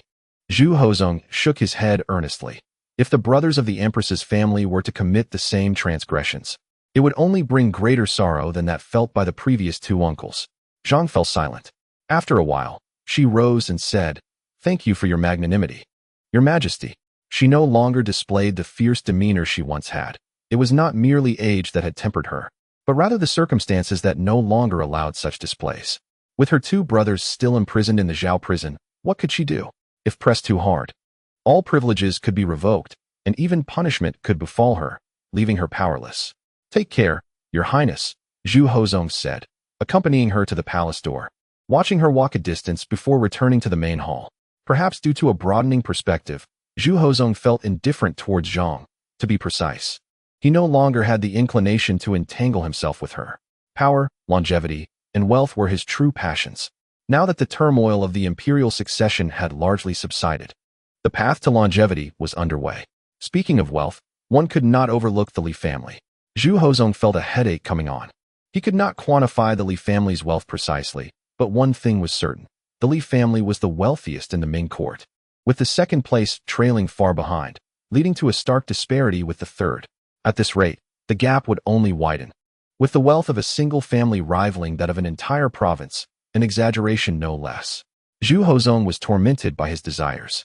After a long while, he could no longer restrain his greed and murmured to himself, "Perhaps I should probe a little." The following day, after the morning court, Zhu Hozong made his way to the East Huamen. In the National Master's Hall, he waited and waited until the late morning, when Li Qing finally ambled in, munching on a steamed bun. "Oh, good morning." Zhu Hozong's lips twitched for a moment. It was indeed early. "I rose before dawn, and how long has the court adjourned? You still dare to say it's early?" He refrained from voicing this frustration, which only deepened his gloom. He muttered, "If you could arrive a bit earlier, I could arrange for meals to be delivered on time. I simply cannot rise early, nor do I wish to burden the court with expenses," Li Qing said unabashedly. "The breakfast on the streets is delicious and inexpensive. If your majesty is willing, reimbursement for meals would suffice." Zhu Hozong found some truth in this claim of not being able to rise early. "Please, have a seat, sir. I have matters to discuss with you." "Ah, certainly," Li Qing replied cheerfully, taking a seat opposite him, all ears. The young emperor was rarely so forthright, and thus he felt compelled to reciprocate positively. However, as soon as Zhu Hozong opened his mouth, the smile on Li Qing's face froze. "Sir, the Li family of Jinling is growing increasingly powerful." Zhu Hozong tilted his head, speaking in a casual tone while discreetly observing Li Qing's expression. Li Qing was stunned for a moment before responding softly. "I thought your majesty was referring to matters concerning the academy." "I have been preparing for that," Zhu Hozong replied with a dry laugh. "But what are your thoughts on the Li family of Jinling?" Continuing, he hastily added, "The Li family of Jinling has always paid their taxes in full. In recent years, more than half of their goods were supplied to the court for voyages to the Western nations, making a significant contribution. The Duke of Jiangwo devoted his life to the Ming Navy, and his merits are only second to a few founding generals, which I clearly understand." After a lengthy praise, Zhu Hozong reiterated his point, cautiously suggesting, "I believe that while a single flower may bloom beautifully, a garden of diverse blooms is even more splendid. What do you think?" "Sir?" Li Qing finished the last bite of his bun, lifted the cool tea from the table, and downed it in one go, revealing a slight grin as he remarked, "Are you wary of the Li family?" "You jest, sir." Zhu Hozong forced a smile, asserting that he merely thought it prudent not to place all eggs in one basket. Li Qing replied nonchalantly, "I prefer straightforwardness." Zhu Hozong felt a flush of warmth on his face, retorting somewhat sulkily, "Before a worthy man, one ought not to speak in riddles. Let us discuss matters plainly. Please remain calm. If you find my words incorrect, feel free to refute them. You and I, as ruler and minister, should converse freely and amicably. Regarding the Li family, it is more accurate to say that I am not wary, but rather greedy." As for Li Qing, Zhu Hozong indeed felt apprehensive. Thus, he patched up one statement after another to prevent Li Qing from becoming agitated. Noticing that Li Qing's expression did not worsen, Zhu Hozong proceeded to the crux of the matter. Excessive power can lead to a tale that is difficult to manage. The same applies to wealth. It is not that I distrust the Li family, but rather that they have become too conspicuous. Chapter 114. Grudges. After uttering this, Zhu Hozong fell silent. Li Qing, too, did not express anger, merely toying with his teacup in silence. The tension lingered. After a long pause, Li Qing finally spoke. "No family can become too large to manage, including the Li family." To be fair, Zhu Hozong's concerns are not without merit. As an emperor, such a situation is naturally intolerable, and Li Qing is not unreasonable. "Is there a solution?" Zhu Hozong asked eagerly, pressing for his insights. Li Qing looked perplexed. "What solution?" "It is about how to counteract." Zhu Hozong replied dryly. "Why counteract?" Li Qing questioned. "Isn't having a leader beneficial? The Li family leads the way, others will follow, and gradually, we will witness a flourishing garden." Zhu Hozong paused, then smiled wryly. "You still do not grasp my meaning. I am asking whether it is time to apply the brakes." "Huh," Li Qing scoffed. "It seems you wish to take advantage." How can you say such things? The land beneath the heavens belongs to the king, and your words wound my heart. Zhu Hozong lamented. Li Qing suddenly felt an urge to curse his ancestors, but suppressed it, recalling old friends. A gentleman appreciates wealth acquired through just means. The Li family neither steals nor competes with the common people for profit. Their business is vast, yet they do not engage in monopolistic practices and benefit countless citizens. Li Qing stated calmly, such a Li family may not be favored by the court, but they cannot be suppressed. Zhu Hozong muttered gloomily, I fear that if this continues, the people of Jiangnan will only know the Li family and forget about the court. Li Qing cast a sidelong glance at him, reminding, do not forget. Jinling is directly governed. The Li family may be wealthy, but it is impossible for them to overshadow the court as you suggest, even if they wish to. Old sayings proclaim that money can move mountains. Zhu Hozong countered. Li Qing fell silent, no longer speaking. He merely gazed at him in silence. Initially, Zhu Hozong was able to endure with sheer stubbornness, but soon he succumbed to defeat. The chilling sensation of an early winter, before the arrival of the mid-autumn festival, sent shivers down his spine, causing a prickling discomfort throughout his body. In matters of discussion, one ought to speak freely and express oneself without restraint. Zhu Hozong asserted, I have my reasons, and you, sir, have yours. However, Li Qing remained unamused, his demeanor still cold. After a prolonged silence, Zhu Hozong thought, must the scope of this discourse be so limited? If it were another family, would you still hold this view? His heart brimming with indignation, yet he dared not voice it. Li Qing then remarked, you only perceive that the Li family has amassed considerable wealth while overlooking their contributions. Let us not even mention taxes and the goods supplied to the court. Consider instead the employment generated for the common folk. With additional income, they not only pay their taxes in full, but also gain the courage to spend, thereby further stimulating the growth of commerce and industry, which in turn generates even more tax revenue, a virtuous cycle indeed. Moreover, the development and dissemination of fertilizers have brought about significant additional yields for the Ming dynasty. Do you not recognize this? The bountiful harvests not only enhance grain taxes, but also mitigate the court's expenditure on relief efforts. Given the current climatic conditions, the funds allocated for disaster relief are not excessively burdensome. Furthermore, in terms of innovation, the steam engine has made groundbreaking advancements, and iron smelting techniques are now being applied in coal mining operations. In the future, these innovations will find applications in various fields. Li Qing spoke for a full quarter of an hour before pausing to inquire, do you know what it means to kill the chicken for its eggs? If I were truly unable to carry on, such actions would be understandable. A case of drinking poison to quench thirst, Li Qing scoffed, but with the treasury flourishing. Such behavior is utterly nonsensical. Zhu Hozong's face flushed crimson. Yet, this was not the end. Do you consider yourself the master of the Ming dynasty? Or do you see yourself as a bandit, akin to the end of the Yuan dynasty, tirelessly plundering from your own subjects? Such words cut deeper than a direct insult. The Ming dynasty was founded upon the overthrow of the Yuan court. To say such things was tantamount to denouncing Zhu Hozong as a usurper, using the very Yuan court, which the Ming held in the deepest contempt, as a reference. How did the Zhu family rise to power? Was it not due to the unbearable oppression of the Yuan court? The wealth of the Li family is substantial, yet the contributions they have made to the court are even greater. Li Qing's voice was frosty. The Li family is also your subject. Is it not shameful for an emperor to covet the wealth of his own people? I worry about the court's loss of credibility and the Li family overshadowing the throne. Zhu Hozong retorted, filled with indignation. Is it wrong for me to be concerned about the stability of the empire? That is indeed not incorrect, Li Qing replied calmly. As I have stated, no one can grow too powerful, neither can the Li family. Zhu Hozong raised his gaze to Li Qing, squinting as he asked, what if the Li family had such intentions? No need for your intervention, Li Qing responded. Zhu Hozong fell silent. Their discussion ended on an unsatisfactory note. To be precise, Li Qing had berated Zhu Hozong and departed in a huff. Zhu Hozong, having ventured a lonely attempt at dialogue, was left humiliated, akin to drawing water with a bamboo basket, utterly futile. After enduring this vexation for a considerable duration, Zhu Hozong finally managed to regain his composure, entirely abandoning any thoughts of confronting the Li family. Though resentment lingered, he felt an inescapable sense of helplessness. Reflecting calmly, one can discern that the existence of the Li family could yield long-lasting benefits for the Ming dynasty. However, The family's influence is nearly second only to that of the imperial authority, even among the numerous princely houses of the Ming, apart from their esteemed status. None can truly compare or even be deemed worthy of mention alongside the Li family. Furthermore, it is foreseeable that as time progresses, the power of the Li family will only continue to grow. While it may appear that their rank is low, yet their influence profound. Prolonged dominance renders their humble standing irrelevant, a point that has been perfectly illustrated by the Grand Secretariat. It is understandable that Zhu Hozong feels discomfort.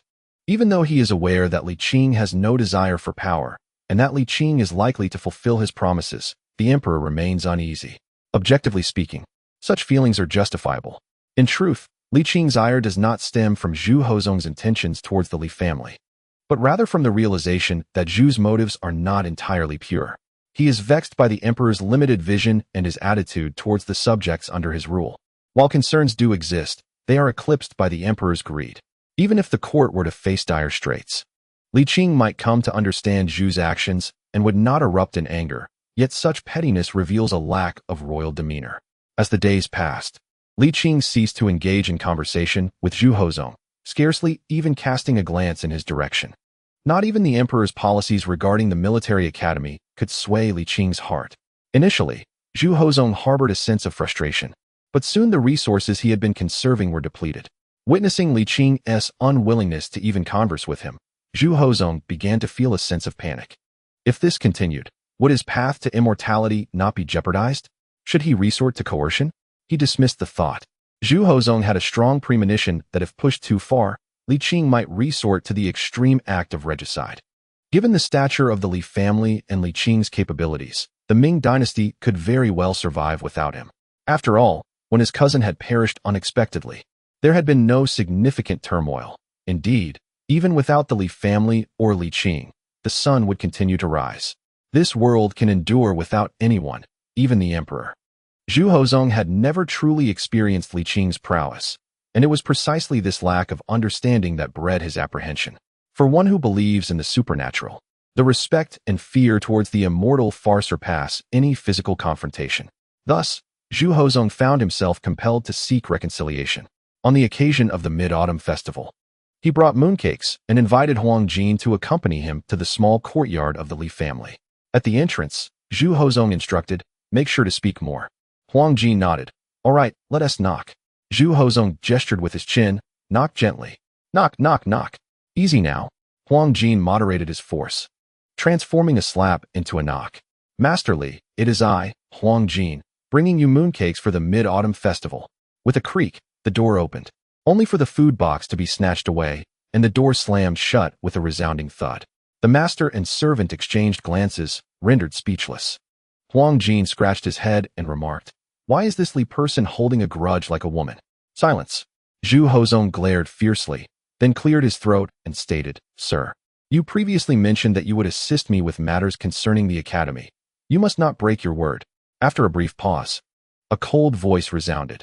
"Hasn't the Grand Master Yen Song of the Imperial Academy penned a lengthy discourse on the necessity of establishing a martial arts academy? We could leverage it to guide public opinion. With Zhang and Gue Yi in the cabinet, you now possess a solid foundation. It would be prudent to redirect the minister's focus towards expanding the literary academy as a means of risk mitigation. We must discuss certain details face to face, but I fear I may be contagious." "I am unafraid," Zhu Hozong declared. Yet, silence enveloped the room thereafter. Huang Jin, unable to contain his discontent, indignantly retorted, "Your Majesty, just wait and see." Zhu Hozong hurried to restrain him, yet the over 200-pound Huang Jin was beyond his grasp. With a thunderous crash, Huang Jin's once clear gaze turned even clearer. His round face was filled with bewilderment as he spun around several times before collapsing onto the ground, slumping down lifelessly. Huang Jin remained silent, blood seeping from his forehead, soon staining a large portion of his face crimson. Liu Bing was taken aback, hastily leaning down to check his breath. "Your Majesty, he still breathes. I shall take him to the Imperial Hospital at once." "What need is there for the Imperial Hospital? This is akin to searching for a donkey while riding one." Zhu Hozong exclaimed in a panic, his words unfiltered. "Quickly, open the door. Someone may die. Huang Jin may not survive." As the door swung open once more, Li Qing, witnessing the scene, erupted in fury. You truly are ruthless. It is not me. Truly, Zhu Hozong pleaded, unable to defend himself. First, save him. His head is damaged. We must act swiftly. Li Qing bit into a mooncake, bending to lift Huang Jin. You know, with this weight, he nearly rivals the little chubby one. Zhu Hozong seized the opportunity to rush inside. Lu Bing, however, did not follow immediately. His expression fierce as he declared, whoever dares to speak of today's events will be executed. Indeed, the emperor's humble demeanor, if made known, would undermine his authority. Once Lu Bing was satisfied that he had intimidated the others, he finally entered the courtyard. Chapter 115. The last time Huang Jin lay quietly upon the bed. His complexion pale, yet his breathing steady. Sir, is he truly unharmed? Li Qing cast a casual glance at him. He merely scraped his skin and lost a fair amount of blood. It is not serious. A period of rest will suffice. Ah, that is a relief. Zhu Hozong relaxed, but soon became anxious again. Will this impact his mind? Probabilities suggest it will not. Probabilities? Zhu Hozong pressed. When will he awaken? Li Qing, visibly displeased with Zhu Hozong's inquiries, explained, it is uncertain. He may awaken shortly or not until evening or even tomorrow. In any case, he certainly will not perish. Whether he has lost his wits will only be known upon his awakening. His tone was somewhat teasing. He was not particularly bright to begin with. How much more foolish could he possibly become? Zhu Hozong intended to say more, but found Li Qing already departing, leaving him to sigh in silence. Beneath the fruit trees, Li Qing reclined on a chaise longue, continuing to nibble on an unfinished mooncake, his demeanor absent-minded. Time passed, and Zhu Hozong took a seat across from him on a stone bench, feeling stifled before finally blurting out, "Are you still angry?" Li Qing disregarded him, clapped his hands to shake off the remnants of mooncake, and leaned back, gently rocking the lounge chair, the only sound being a faint creaking. Zhu Hozong felt a twinge of awkwardness. Another silence ensued. I am not of imperial descent. My father was never an emperor. Ultimately, I am merely a prince, Zhu Hozong. He sniffed and gazed up at the bright, red persimmons. You do not favor me, sir, but is that the sole reason? Li Qing replied with a hint of melancholy. Taizong also rose from humble beginnings. Birth does not dictate one's destiny. If we are to speak frankly, Taizu was a genuine peasant, yet he established the Ming dynasty. Did he not? Zhu Hozong paused, then said, If you speak the truth, I shall not take offense. Indeed, this is the truth. Li Qing's tone was unembellished. It has nothing to do with your princely origins. After a moment, he added, perhaps it is somewhat related, but that pertains solely to your personal circumstances, not your princely status. You may speak candidly. Li Qing snapped his fingers, and without any visible motion, a soft, ripe red persimmon fell silently, landing squarely in his palm. Zhu Hozong's pupils slightly contracted. Li Qing leisurely peeled the fruit, took a bite, and unexpectedly posed an unrelated question. Do you perceive yourself to be in a situation akin to Taizong's? Zhu Hozong, still reeling from the remarkable feat, stammered, What? Li Qing reiterated his inquiry. The prince shook his head in dismay. How could I dare to compare myself to Taizong? Was it a matter of reluctance or fear? Zhu Hozong's face flushed, and he awkwardly replied. The Zhongnan campaign was undertaken by Taizong in accordance with the ancestral edicts of the Ming, a divine mandate. What is there to conceal? This is his merit. Achieving that was no easy feat, yet who truly desires conflict? Li Qing sighed lightly. He dreamed of a legitimate succession. Suddenly, Li Qing sat upright, fixing an intense gaze upon Zhu Hozong, causing the prince to feel a chill run down his spine. You are more fortunate than he. You ascended to the throne through legitimate means. Yet, you are not even a fraction of the ruler he was, for you fail to regard yourself as an emperor. Li Qing did not conceal his disdain, or rather, he asserted, you are unfit to be an emperor. Zhu Hozong's face flushed crimson. Is your judgment not overly hasty? Unwilling to accept? Indeed, Zhu Hozong could never compare to Taizong. However, from the day he ascended, he had diligently engaged in governance, never neglecting state affairs. Nor has he been careless. Zhu Hozong felt a surge of indignation, deeply offended that Li Qing looked down upon him, that he scorned his princely origins. Li Qing scoffed. Still harboring the notion that I disdain you for your background? I hold you in even lesser regard. Zhu Hozong's youthful visage flushed with a mix of anger and embarrassment, yet he restrained himself from lashing out. Why? Li Qing resumed his reclined position, languidly responding. At your core, you are riddled with insecurity. Your belief that my disdain stems from your lineage reveals how much you are preoccupied with your own origins. It is rather ironic. People often say that a hero does not inquire about one's background. Taizong seized the throne and felt entirely justified, while Taizu, born a humble coward, boldly proclaimed, I am but a commoner from Huai. What does the world add to me? What does this signify? It exemplifies the imperial spirit. Li Qing sighed softly, lamenting the unfortunate reality that you have not. You have ascended to the throne, yet you still adhere to the ways of the vassal kings, preoccupied with your own household affairs to indulge in extravagance. My heart is devoted to the Ming dynasty, to the nation and its people. Zhu Hozong suppressed his anger, remarking, You seem to have an overly dismal view of human nature. Li Qing merely stated, I do not doubt your desire to achieve great accomplishments and to be a capable sovereign, yet your demeanor is not befitting of an emperor. Your heart is too small. Compared to the likes of Taizu and Taizong, and even your cousin, the Zhongde emperor, you fall profoundly short. Zhu Hozong scoffed. Should I emulate his reckless disregard? Should I imitate his impulsive decisions to lead troops in a battle? Or should I follow his foolish ventures into the south? He paused, then muttered disdainfully. While the deceased are to be honored, I do not wish to claim that the late emperor was blameless, yet in my view, whether it was the favoritism shown to eunuchs, the reckless military campaigns, or the misguided southern expeditions, all were poor strategies. Li Qing did not delve into the reasons, nor did he refute his one-sided perspective. A single statement silenced Zhu Hozong. You lack his confidence. Zhu Hozong fell silent. I have expressed your shortcomings previously and do not wish to reiterate them. Li Qing sighed. I will only say this. Remember this well. Please go on. The expanse of your heart will determine the expanse of the Ming. You should comprehend the significance of this greatness. Zhu Hozong nodded in silence, understanding this was the final warning. Should there be a next time? Abruptly, Li Qing rose, his long, dark hair billowing as if caught in a tempest, his sleeves billowing, and his robe rustling in a majestic display. The persimmon tree swayed, and ripe fruits fell like heavy hailstones, crashing to the ground. You and I shall part ways. Zhu Hozong, adorned in his imperial crown, felt the impact on his shoulders, arms, and legs as the ripe, soft persimmons burst open, staining his yellow robes crimson with juice. Yet, he remained oblivious, only gazing dreamily at Li Qing's retreating figure. Under the eaves, Liu Bing was astonished. He had witnessed every moment of the miraculous scene, especially the final declaration of parting ways. Even at a distance, he felt his heart pound as if it were about to leap from his chest.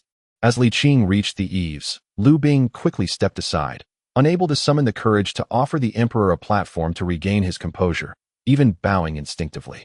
It was not that Liu Bing lacked ambition. Rather, the overwhelming, incomprehensible spectacle shattered his worldview, instilling an unbidden sense of reverence that he could not control. Today, Liu Bing finally understood why the emperor sought enlightenment and treated Mr. Li with such deference. There truly were celestial beings, right before his eyes. The two figures, one standing beneath the fruit tree and the other under the eaves, remained still, hearts racing with trepidation, especially Zhu Hozong. He could distinctly sense the intent to kill emanating from Li Qing in that final pronouncement. Though not intense, it was undeniably pure. Ironically, Zhu Hozong, who had lived a life of unparalleled luxury and had never even killed a chicken, found himself inexplicably aware of this murderous intent. It was a certainty that he could not explain. The phrase parting ways did not signify a mere divergence of paths, but rather Li Qing's intent to extinguish him. In that moment, Zhu Hozong's already fragile sense of security became even more precarious. However, he did not dare to take the initiative to strike first. There was no need. For Zhu Hozong was not foolish. Upon reflection of the actions undertaken by Li Qing, it was evident that had he been capable of murder, he would not have survived to this day. It was entirely plausible to transgress the boundaries of martial law when a person reaches their limits. Even a celestial being cannot single-handedly slay 1,000,000 foes. This, Zhu Hozong understood well.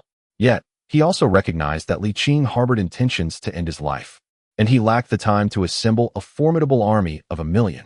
The emperor took several deep breaths, his voice still trembling as he composed himself. Huang Jin will not awaken for a while. With Mr. Li present, he shall be safe. I must attend to state affairs. Let us return. Liu Bing immediately acquiesced. In truth, he too felt a sense of trepidation towards Li Qing. It is a daunting task to remain composed in the presence of one who could so easily extinguish your life. even if that individual may not resort to violence without reason. Zhu Hozong cast another glance at the guest hall, swallowed hard, and turned to leave. Upon reaching the doorway, he realized he was covered in persimmon pulp. Lu Bing hurriedly attempted to clean him up, but the vivid red stains of the fruit and juice were beyond his capacity to remedy. Zhu Hozong could not afford to dwell on such trivialities. He flung open the grand door and rushed into the dragon carriage. Let us return to the palace, Lu Bing urged repeatedly, arriving with a swagger. He now felt somewhat humbled, like a dog with its tail between its legs. As dusk descended, Huang Jin roused faintly, feeling as though his skull had shattered. Wincing in pain, "Your Majesty." The words escaped him as little more than a whisper, barely audible even to himself. With the evening's shadows deepening, the room was shrouded in darkness, save for a lantern's glow beneath the eaves. Huang Jin struggled to sit up, barefoot, and took unsteady steps towards the exit. Fortunately, though he had sustained a head injury, his limbs were unharmed. It was merely the loss of blood that rendered his gait unsteady. As he staggered to the door, he caught sight of Li Qing squatting on the ground, placing persimmons into a basket while cursing under his breath, appearing quite distressed. "Li Qing, the national master," Huang Jin called out, leaning against the doorframe. His voice remained barely audible, yet Li Qing heard him and glanced up. He then picked a ripe persimmon, peeled it, and moved towards the eaves. "Oh, not bad at all. You've awakened quite swiftly." Huang Jin opened his mouth to respond, the fragrant, succulent flesh of the fruit entering Li Qing's mouth. Chapter 116. Night talk. Do you wish to eat? Li Qing teased, slurping another bite, deliberately tempting him. Huang Jin turned his head away, retorting, "Are you going to demand that I beg you for it? Dream on. I, Huang Jin, possess my own pride." Li Qing was momentarily taken aback, then burst into laughter. "I thought that after such a collision, you might have suffered some brain damage. Unexpectedly, you've yielded a delightful surprise. Indeed, it is said that fools have their blessings." Huang Jin, irritated, felt the throb of pain in his head. "Even in my current state, you still find pleasure in tormenting me. Do you not possess a shred of conscience?" Li Qing pouted, retorting, "Had I not intervened, you would not only have faced death, but also sustained severe injuries." Huang Jin paused, instinctively reaching for his head, only to have Li Qing swat his hand away. This time, he did not grow angry. Instead, he felt a twinge of embarrassment. Thank you." Li Qing was astonished at how swiftly he had lowered his defenses, exclaiming, "You're not angry anymore?" Huang Jin did not approach him, instead inquiring, "Where is His Majesty?" "He left early." "I see," Huang Jin replied, feeling a slight pang of disappointment, but quickly sought to mend the situation. "The emperor has countless responsibilities and cannot linger here. By the way, how can a grown man hold a grudge like this? Is this how you speak to your benefactor?" Li Qing glared at him. Huang Jin wanted to retort, but realized the validity of the statement. Thus he could only chuckle awkwardly. "The emperor has his own burdens. You should be more understanding." Li Qing rolled his eyes. "I should understand him, but who understands me?" But the emperor has admitted his mistake. It's rare for a sovereign to come to a minister's home to apologize. In over a century of the Ming dynasty, no one has enjoyed such a privilege as you. You should take joy in this, Huang Jin urged, even feeling somewhat sympathetic for his master. "Too lazy to deal with you." Li Qing swiftly finished off the persimmons, then turned back to gather more. "I bought food in the East Kitchen. If you're hungry, go eat some." Huang Jin nodded and went off quietly. After a while, he emerged from the East Kitchen, his face beaming with satisfaction. "Thank you for your hospitality. I shall treat you another day." Li Qing's expression shifted. "Did you eat already?" "Yes, why?" Huang Jin gazed at him with puzzled eyes, as if questioning, "Wasn't it you who told me to eat? A pound of pig's head meat, a roasted chicken, a pound of sauced beef, 2 pig's trotters. Did you consume all of that?" Huang Jin patted his belly, sheepishly replying, "I usually eat like this, honestly. I'm only about 80% full. Get lost." Huang Jin glanced at the thickening night and grumbled, "It's a bit frightening to be alone at this late hour." "Oh, I didn't drink. I left all the wine for you." Huang Jin mumbled shyly, "But I can't drink like this." Li Qing's expression darkened further, and he ignored him, diligently picking persimmons into a basket, then moving them to the East Kitchen. When he returned, he carried a jar of wine, settling beneath the persimmon tree, gazing at the starry sky and occasionally taking a swig. Having slept most of the day, Huang Jin felt invigorated and had no trace of sleepiness. So he sat down across from him and expressed gratitude once more. However, all he received in return was a dismissive remark from Li Qing. Understanding the situation, Huang Jin with his good temper, did not let the cold shoulder irritate him, remaining silent as they admired the night scenery together. After a while, the rotund Huang Jin could no longer endure the silence and said, "Actually, the emperor is quite concerned about you. Truly, I am not deceiving you." Li Qing took another sip of wine, chuckling, "His concern is not for me. It is for the elixir, for immortality." Huang Jin rolled his eyes. "In this case, it's just the two of us. Don't pretend. Your little tricks can only fool the emperor." Li Qing paused, then teased, "Are you implying that the emperor is more foolish than you?" Huang Jin's face flushed, but astonishingly, he nodded. "In this regard, His Majesty has indeed lost his wits. Your pills possess some merit, but not much. They are by no means an elixir. Your word does not hold weight. It is the emperor's decree that matters." Li Qing replied with a smile, "To be fair, in this aspect, he is indeed less astute than you, this simpleton. You must not speak of His Majesty in such a manner." Huang Jin initially fumed, then his surprise turned to laughter. "Have I caught you in a bind? Do you believe I will inform the emperor?" Li Qing's eyes brimmed with tears of laughter. "Go on, speak your mind. If he believes a single word you utter, I shall turn on my heel and depart without a second thought. Perhaps, in times past, your words might have held some sway, but from this day forth, no amount of grandiose rhetoric or tearful lamentation from Huang Jin could ever sway my resolve." Huang Jin, though unwilling to concede, felt a pang of conscience. Despite his annoyance with the surname Li, he recognized that this individual had saved him. How could he repay kindness with animosity? As a trusted companion of Zhu Hozhong, Huang Jin was not merely a playmate but also a diligent scholar. Though he may appear somewhat dim-witted, he possessed a wealth of knowledge, and to claim he could not read or write would be a gross understatement. He was far from incapable of discerning right from wrong. Indeed, one must pursue learning. At this moment, Huang Jin's erudition proved invaluable. The fundamental principles of governance, respect for heaven, the sovereign, and the teachings of the master, are concepts even a eunuch comprehends. And surely you grasp them as well. Huang Jin spoke earnestly. Your situation is perilous. The tales of immortals and elixirs are but fabrications. Should this deceit be unveiled, how will you survive? I am not ungrateful. As long as you reveal the truth and guide the emperor back to righteousness, I can assure you, no harm will befall you. Li Qing merely sipped his wine. "I do not deceive," Huang Jin insisted. Yet, Li Qing remained unresponsive, leaving Huang Jin disheartened. A ruler should not be consumed by the fanciful pursuit of immortality. In the past, I have studied numerous texts in the Qing Wang estate and throughout history. Which emperor who dabbled in the pursuit of transcendence did not become a fool? Even figures like Emperor Taizong of the Tang dynasty, in their later years. You risk tarnishing your name for eternity. Huang Jin implored. Do you wish to be remembered as a treacherous minister in a century hence? Li Qing set down his wine jar with a deep sigh. That is precisely the issue. The wisdom that even a servant comprehends, he does not. Then tell him the truth. Huang Jin exclaimed, his face flushed with urgency. If you truly believe this, you should not deceive him. Li Qing fell silent. He feared that revealing the truth would only exacerbate the situation.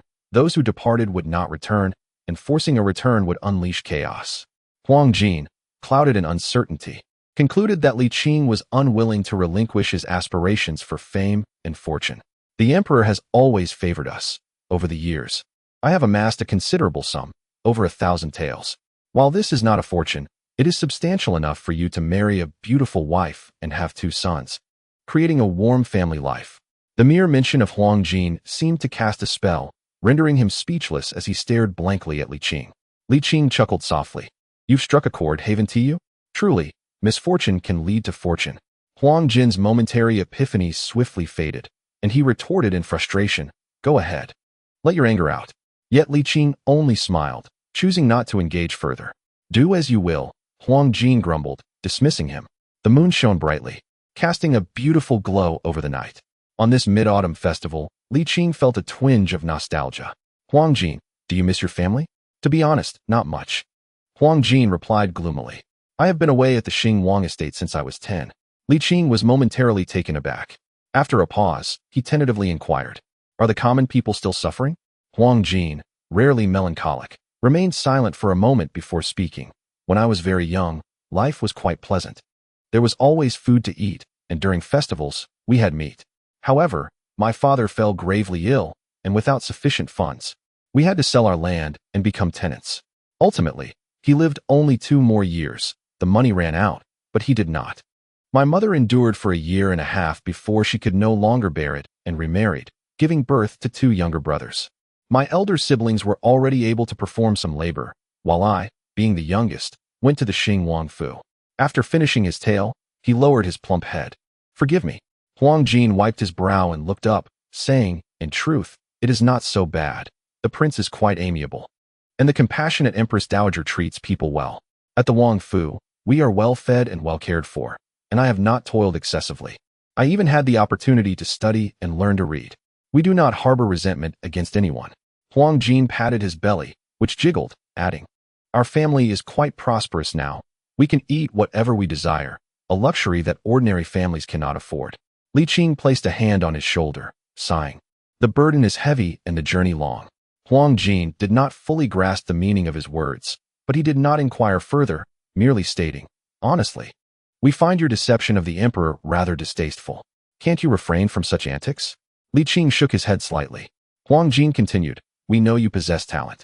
Even without the aura of a celestial being, your abilities alone would suffice to navigate the political realm. Why resort to such underhanded means? Though I tread a lesser path, my aim is for a greater one, Li Qing replied. Huang Jin, you are a good person, and such a quality is rare in this realm of power. I hope you can maintain it.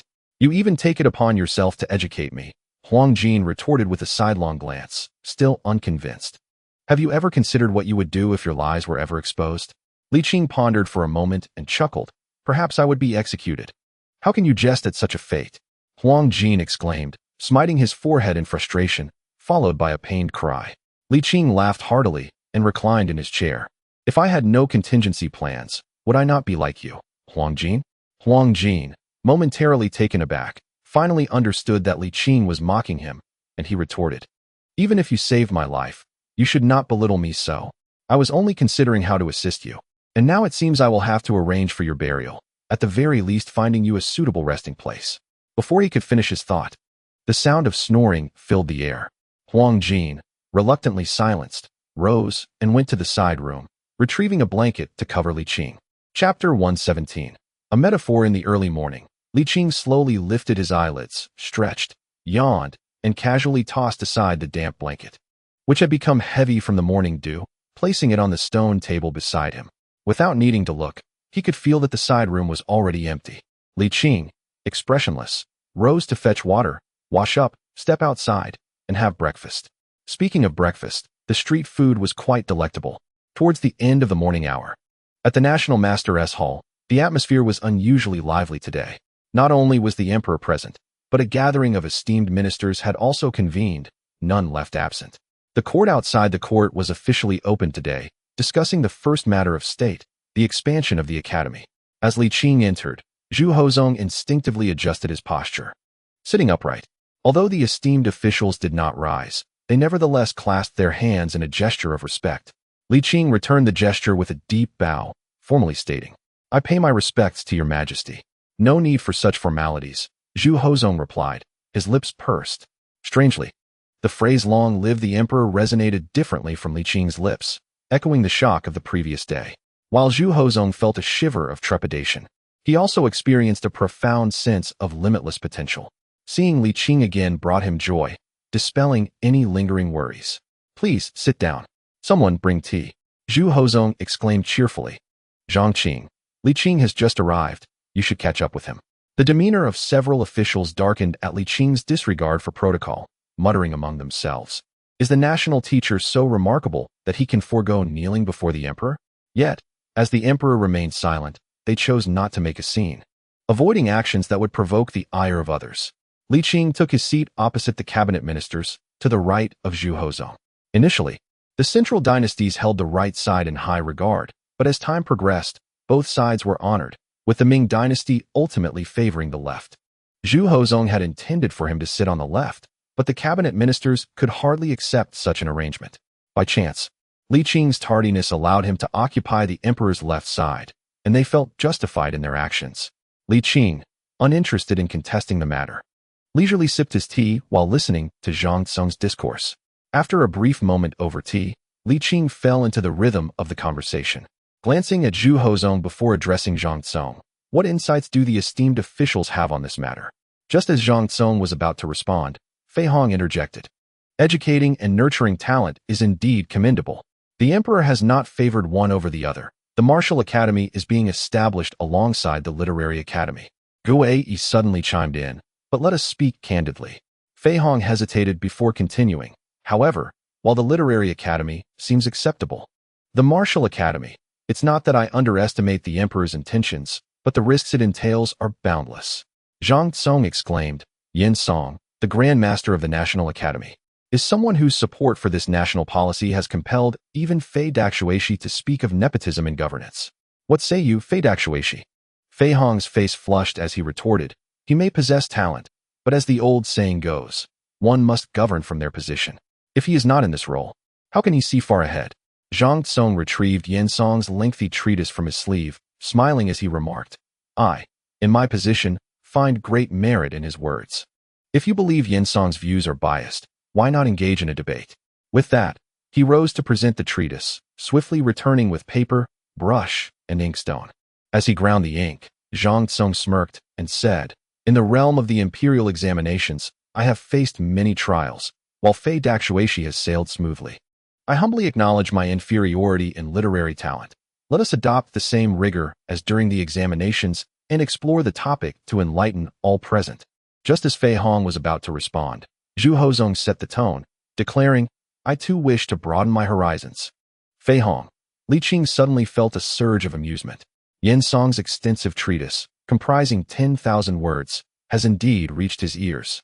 Its literary prowess is beyond reproach, and the substance of the article is equally commendable, rendering it virtually flawless.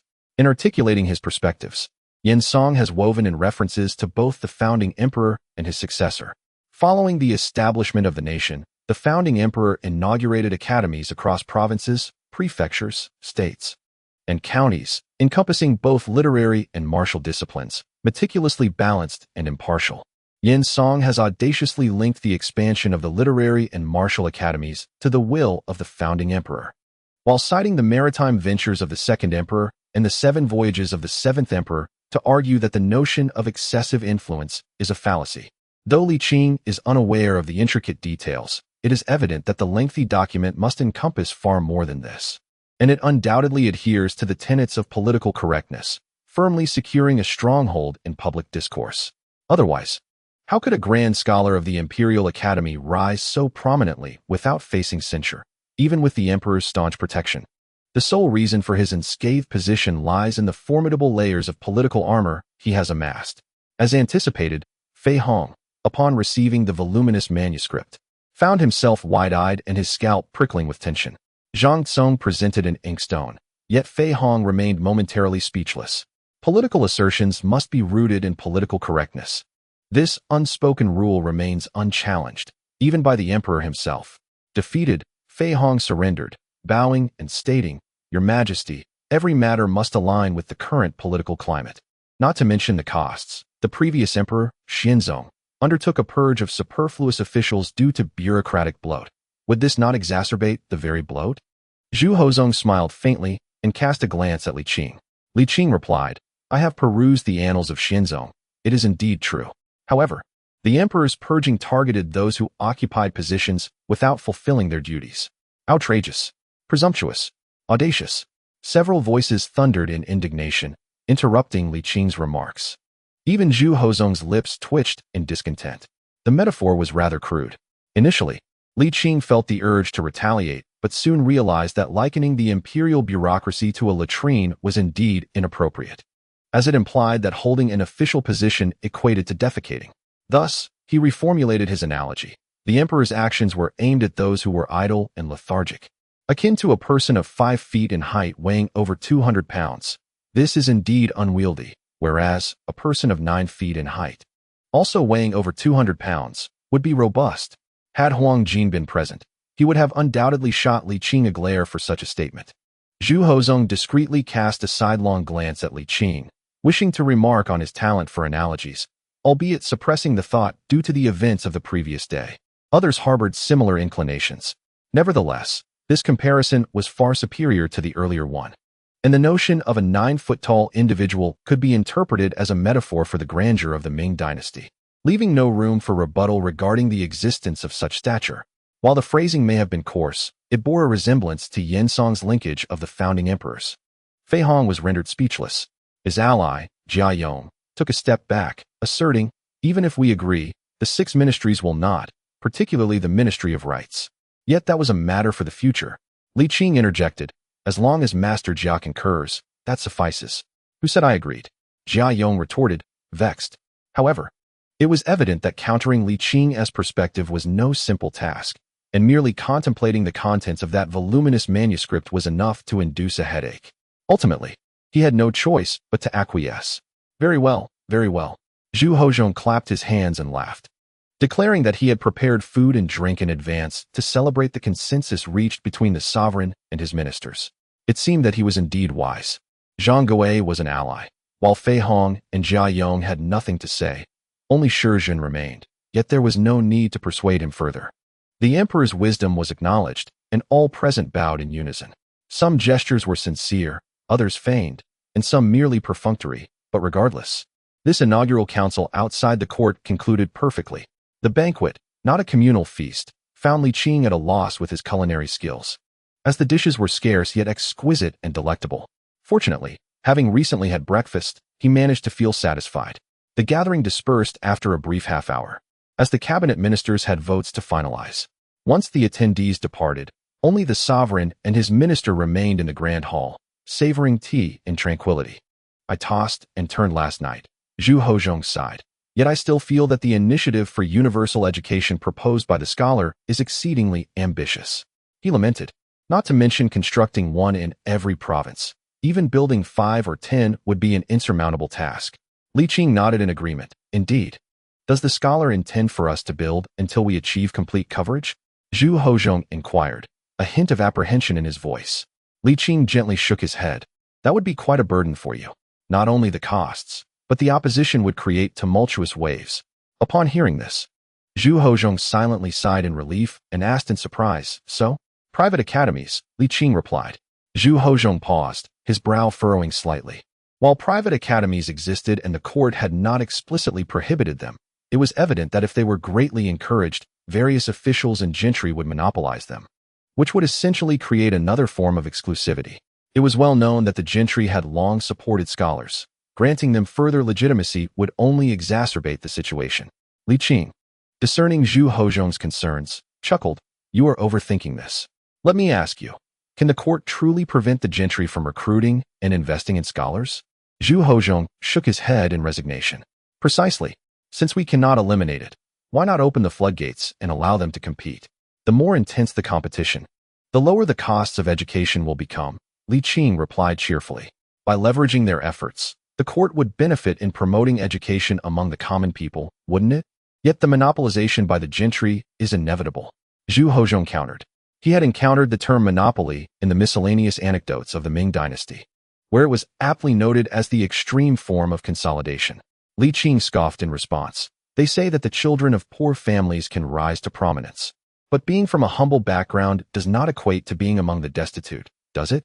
The gentry's monopoly in the imperial examinations has always been the case. As the costs of education rise, so does the level of monopolization. Reducing it would actually lead to improvement."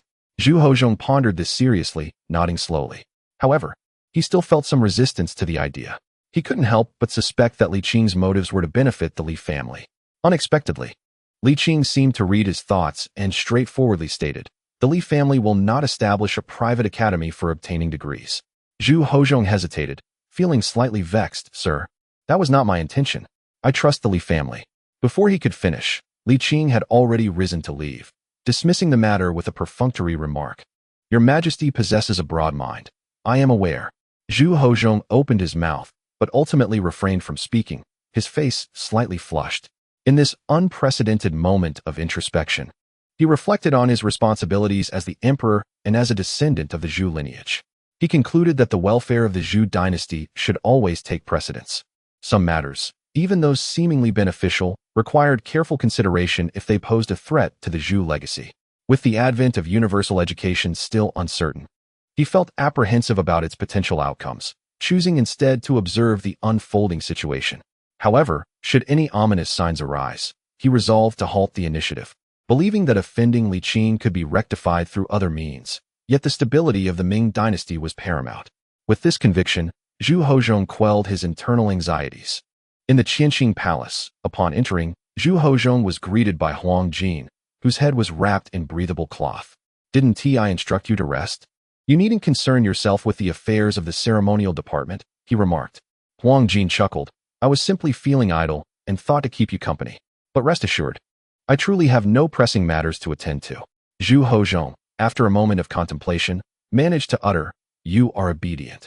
Huang Jin, somewhat embarrassed, smiled shyly before adopting a serious demeanor.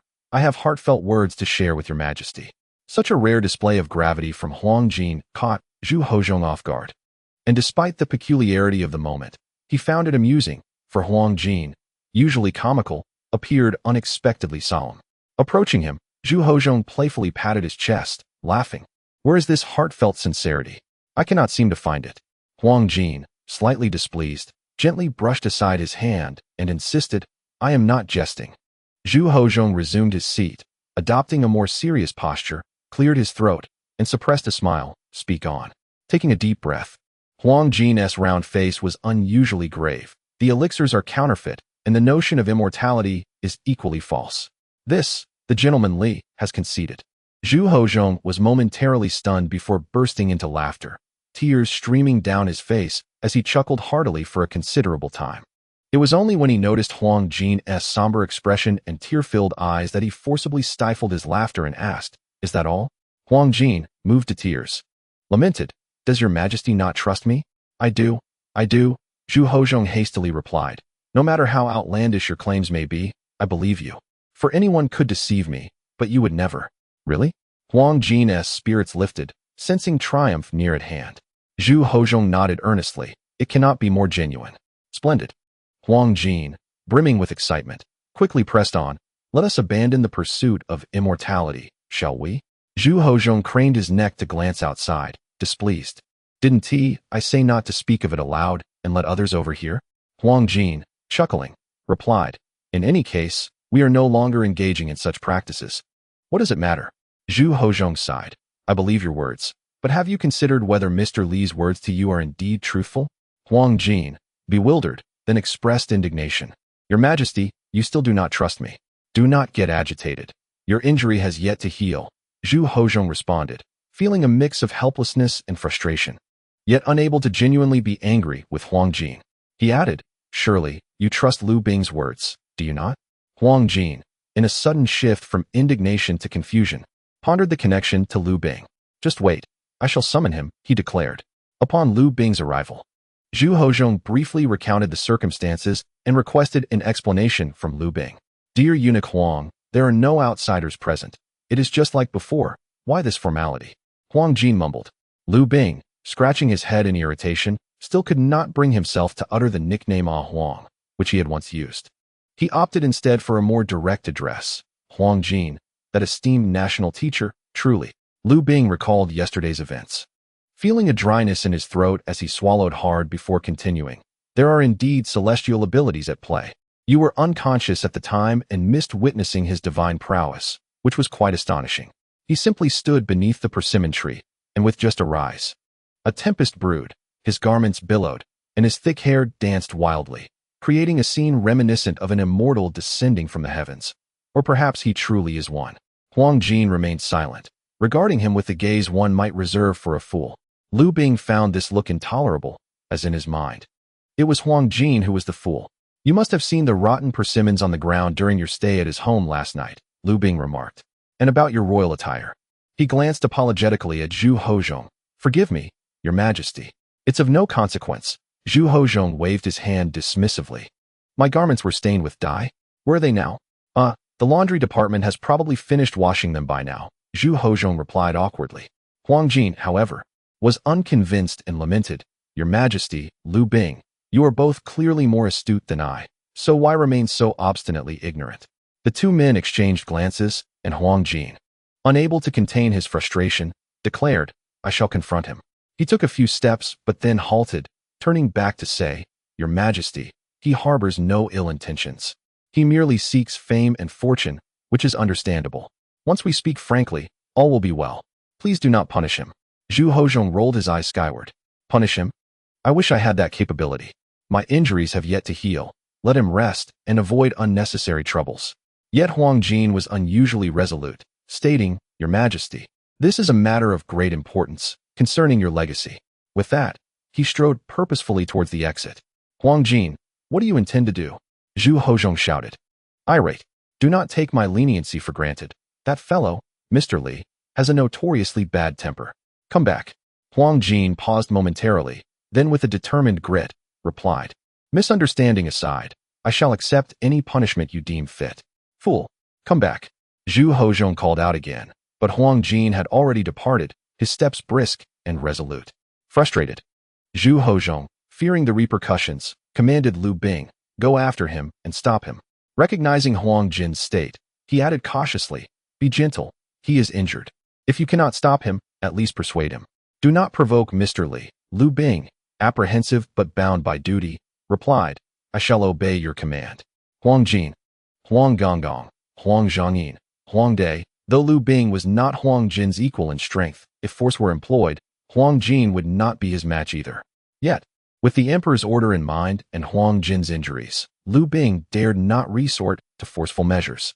With no choice but to summon his subordinates to surround the area. The stout Huang was heedless in his reckless charge, and indeed, none dared to mount a robust defense. As the head of the imperial ceremonial office, a trusted confidant of the emperor, he was akin to a talisman of invincibility, especially with the reddish-brown cloth wrapped around his large head, which further shielded him from any forceful reprimand. Even Lord Lu refrained from engaging him directly, leaving his subordinates to merely feign a blockade, which Huang easily breached. In the Wenhua Hall, while Zhang Tsong drafted proposals, Li Qing savored his tea. At times, out of boredom, he would step forward to glance at the proposals, much to the annoyance of the esteemed scholars present, who regarded him as an incessant fly, wishing to swat him away. However, Li Qing remained oblivious to the subtle cues. Feeling rather pleased with himself, should anyone pause to ease their aching wrists, he would engage them in trivial chatter, much to their chagrin. To the scholars, he was akin to a toad crawling on their backs, harmless yet irritating. Unfortunately, they had no recourse, for such was his duty. A compromise inherent in the establishment of this small court. Frustrated, they even sacrificed their tea breaks, unwilling to endure his incessant prattle. Li Zi, they heard him call, causing them to halt their writing and peer outside.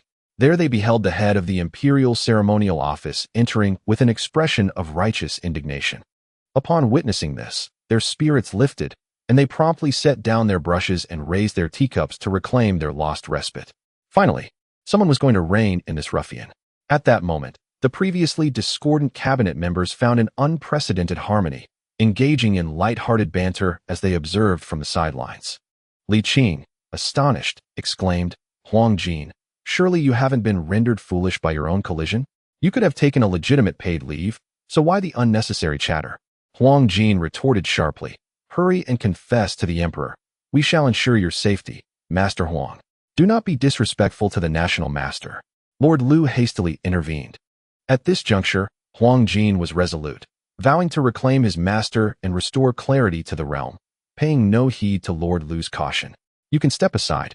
My rank surpasses yours. Huang Jin shot back without hesitation, then glaring fiercely at Li Qing, he insisted, speak plainly, and we will guarantee your safety. Li Qing, bewildered, tapped Huang Jin on the head, eliciting a yelp from him. Not so foolish after all, Huang Jin retorted in fury. Can I not withstand a doorframe if I can withstand you? Let the brawl commence. The esteemed scholars clutched their teacups, their eyes fixed intently, their previously murky gaze now gleaming with anticipation. Bravo! They nearly exclaimed. You dare to strike us? Huang Jin faltered momentarily, then erupted in rage. With a swift motion, Li Qing delivered another blow to Huang Jin's chest, causing his ample flesh to jiggle and sending him staggering back, right into Lord Lu's arms. Lord Lu struggled to support Huang Jin's considerable weight, teetering to maintain balance as he bore the burden of Huang Jin's corpulence. Upon witnessing this, he could not help but feel a shiver of dread. As Huang Jin's eyes remained tightly closed, he gradually slipped from his embrace, ultimately collapsing onto the ground. his countenance serene. Master Huang. Master Huang. Lu Bing called out several times, pushing him gently, but received no response. Bewildered, he looked up, his heart heavy with unspoken words, unable to voice the harsh sentiment that lingered on his lips. Finally, in a trembling voice, he asked, "What has happened to Master Huang? He won't die?" Li Qing retorted, then turned his gaze toward the onlookers. "What are you staring at? Get back to work." The group shuddered, an inexplicable wave of fear washing over them. Hastily dipping their brushes into ink to continue their tasks, none daring to utter a sound. Chapter 119. My stance. The chief eunuch of the Imperial Sacrificial Registry. With just one slap, even those long accustomed to power felt a jolt of apprehension. They suddenly realized that this Master Li was not only coarse in speech, but also crude in behavior. That slap had resonated loudly, its echo still lingering in the air. In unison, they reached the same conclusion. A gentleman resolves disputes with words, not fists. They were scholars, and physical altercations were beneath them, tarnishing their dignity. It wasn't that they were cowardly, but rather that Li Qing emanated an aura reminiscent of a rogue, more accurately described as a desperate outlaw. "Cross me, and I shall strike you dead with a single blow, regardless of any ensuing chaos." Even the chief eunuch, a trusted confidant of the emperor, dared to act brazenly, leaving them with little trepidation.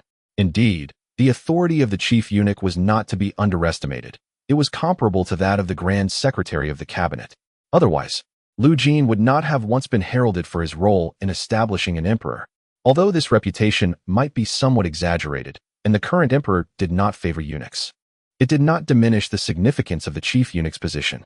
In the present Ming dynasty, the system had evolved in accordance with the principles established by Emperor Shen, especially following the varying degrees of favor bestowed upon eunuchs by Emperors Ying, Xian, and Wu. Eunuchs had transcended the confines of mere servitude, even disregarding the emperor's favor. And despite Huang Jin's seemingly docile demeanor, none dared to bully this naive and well-meaning man, be they cabinet scholars or officials from the 6 ministries.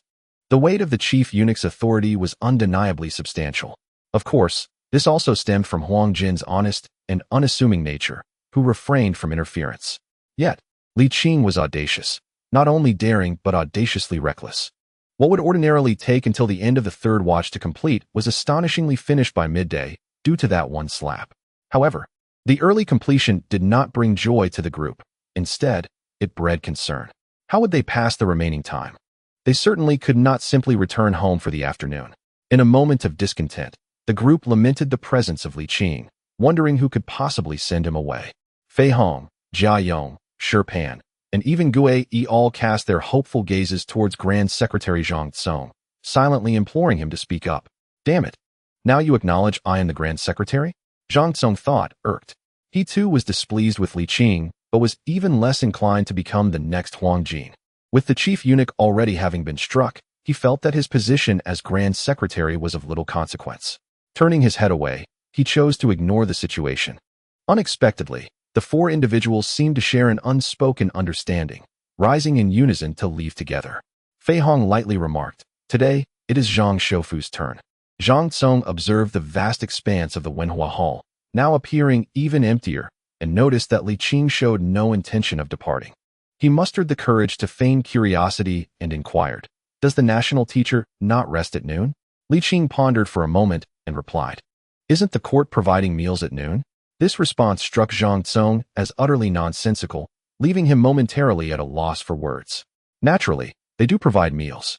Zhang Tsong suppressed the urge to press his forehead in exasperation and awkwardly stated, "As the saying goes, spring lethargy, summer fatigue, autumn drowsiness, and winter slumber.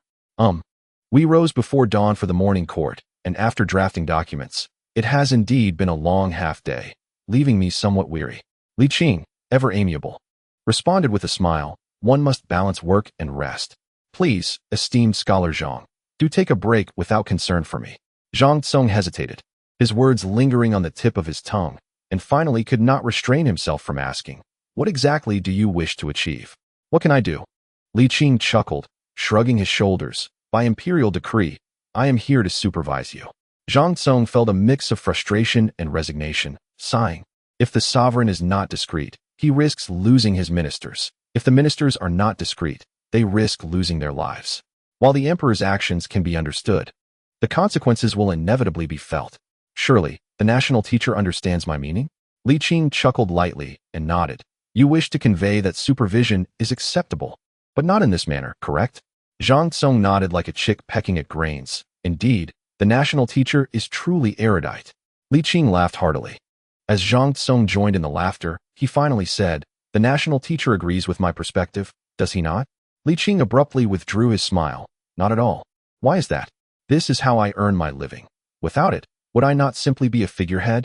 Li Qing rolled his eyes, as the saying goes. Cutting off someone's means of livelihood is akin to killing their parents. Are you not undermining my sustenance? Believe it or not, I could just as easily give you a slap. Zhang Tsong, filled with indignation, felt the weight of his frustration but could only remain silent. To be fair, had that slap been delivered to him instead of Huang Jin, the outcome would have been far more severe. He would have surely suffered greatly. Zhang Tsong inhaled deeply and solemnly stated, Li Qing, the court is not a place for brawling. Losing a fight results in illness. Winning leads to imprisonment. You are still young. Li Qing interrupted him, saying, our civil officials in Ming have always been brimming with martial virtue. I need not mention the times of Yingzong and Zhongzhou. Even in recent years, your Zhang Shoufu nearly faced death at the hands of others, did he not? Zhang Tsong faltered, recalling the incident where a certain scholar had boldly proclaimed that the nation supported scholars for 150 years, dying for principles of righteousness. That day had indeed been perilously close. Reflecting on this, Zhang Tsong could not help but feel gratitude towards Li Qing for his assistance. For that occasion, I am grateful to the national teacher. Li Qing waved his hand dismissively, stating calmly, power struggles have always been ruthless. I have grown accustomed to the cruelty of political arenas. However, I am rather lazy by nature, while I do not shy away from using my intellect. I often find it bothersome. After all, everyone possesses a tendency towards lethargy. I personally do not reject employing the simplest means to eliminate political adversaries. This sentiment was heartfelt, but not directed specifically at Zhang Cong. Conversely, Li Qing held Zhang Tsong in high regard, although Zhang Tsong's ascent to power was far from illustrious. When it came to governance, he was undeniably exceptional. However, this statement, when it reached Zhang Tsong's ears, conveyed an entirely different sentiment. I can save you, but I can also destroy you. This notion instilled both fear and anger in Zhang Cong. It was not so simple to dismiss a cabinet scholar, let alone a mere county magistrate, regardless of your status as the national teacher of the Ming dynasty. Do you think I care much for this national teacher? Li Qing remarked nonchalantly, feeling fatigued from overthinking. If you provoke me, I shall not concern myself with such matters. The worst that could happen is I leave. However, I fear that even if I wished to depart, His Majesty would not permit it. Such youthful arrogance. This was Zhang Tsong's true sentiment, yet, being a scholar of grace, he chose not to dwell on it. Li Qing continued, relay to those individuals that I am not a benevolent man, yet I am not entirely unreasonable either. I welcome calm discussions, and I also have an affinity for martial displays. Nevertheless, once a martial display commences, it transcends mere competition. After a pause, he added, furthermore, the national teacher holds no official rank that entirely depends on the emperor's decree. Should the emperor be unhurried while the eunuchs are anxious, I too shall feel vexed.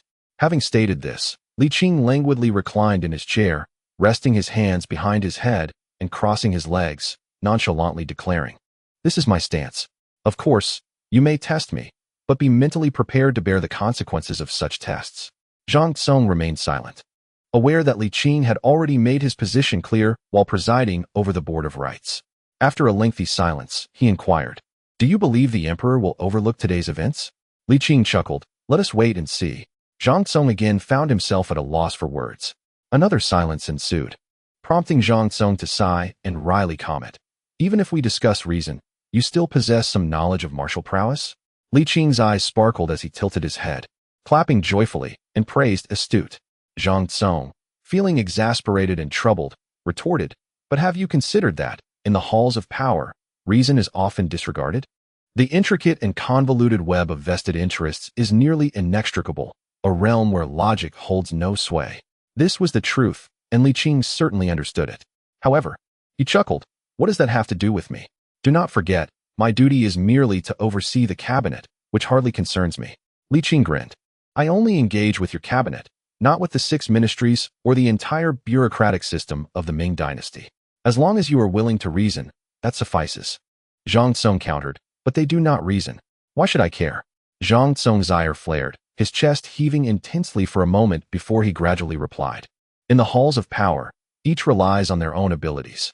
If others choose not to concern themselves with their duties, they cannot be compelled. I only represent myself. And as long as you, the national teacher, can navigate this storm with tranquility, I shall engage in rational discourse with you. Those who recognize the times are the true talents. Li Qing beamed. In truth, I admire you greatly. Zhang Song forced a smile, feigning amusement, and mimicked Li Qing by leaning back in his chair, pretending to doze off. As noon approached, Xue'er and others arrived. Li Qing retreated to the national teacher's hall, granting them privacy to allow Zhang Song to convey his stance. Zhang Song harbored no secrets worth concealing.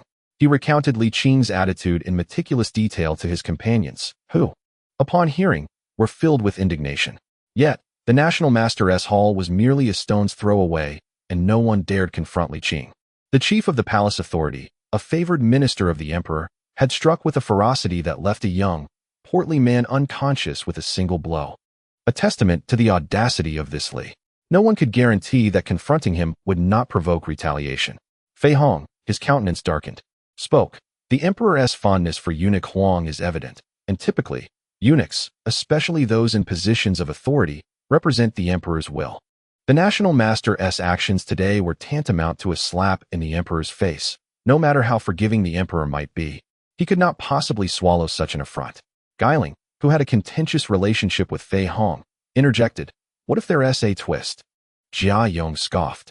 In matters of royal dignity, is there truly room for uncertainty? Guiling fell silent. Zhang Song, however, remained pessimistic. The anticipation of the group did not linger long. The following day, the emperor paid another visit to the National Master's hall, his demeanor amiable, as though utterly unaware of the previous day's events. Fei Hong, unable to restrain himself, revealed the incident of Li Qing striking Huang Jin, only to receive a curt acknowledgement from the emperor, who then moved on without further elaboration. The group was left astonished, including Zhang Song, who had anticipated the emperor's leniency towards Li Qing, but had not expected such a trivial response, lacking even the pretense of severity. Jia Yong, unyielding, ventured to speak well of the eunuch. Huang Jin is truly a good person. He merely displayed some impatience, but as for, forget it. Huang Jin would be fine after a good sleep. Zhu Hozong waved his hand, disinterested in a deeper discussion. To the eyes of the Grand Secretary, this was favoritism taken to an extreme. How could there be no repercussions after such an incident? This was Huang Jin, the emperor's favorite. In truth, they were unaware that Huang Jin had suffered no serious injury. He had merely slept for over 10 hours and, to assuage his master's concerns, had hurried to the palace early that morning to report his safety to Zhu Hozong. The group, undeterred, attempted to steer the conversation back to their concerns. But the emperor deftly redirected them to the matter of expanding the academy. After several attempts, the emperor grew somewhat irked, sarcastically remarking on their keen interest in the chief of the palace authority, questioning whether it was merely for mutual benefit, causing their faces to flush with embarrassment. Once the small court meeting concluded, the way they regarded Li Qing had transformed. There was discontent, anger, and a newfound respect. They no longer perceived him with the same lofty disdain and dared not underestimate this young national master.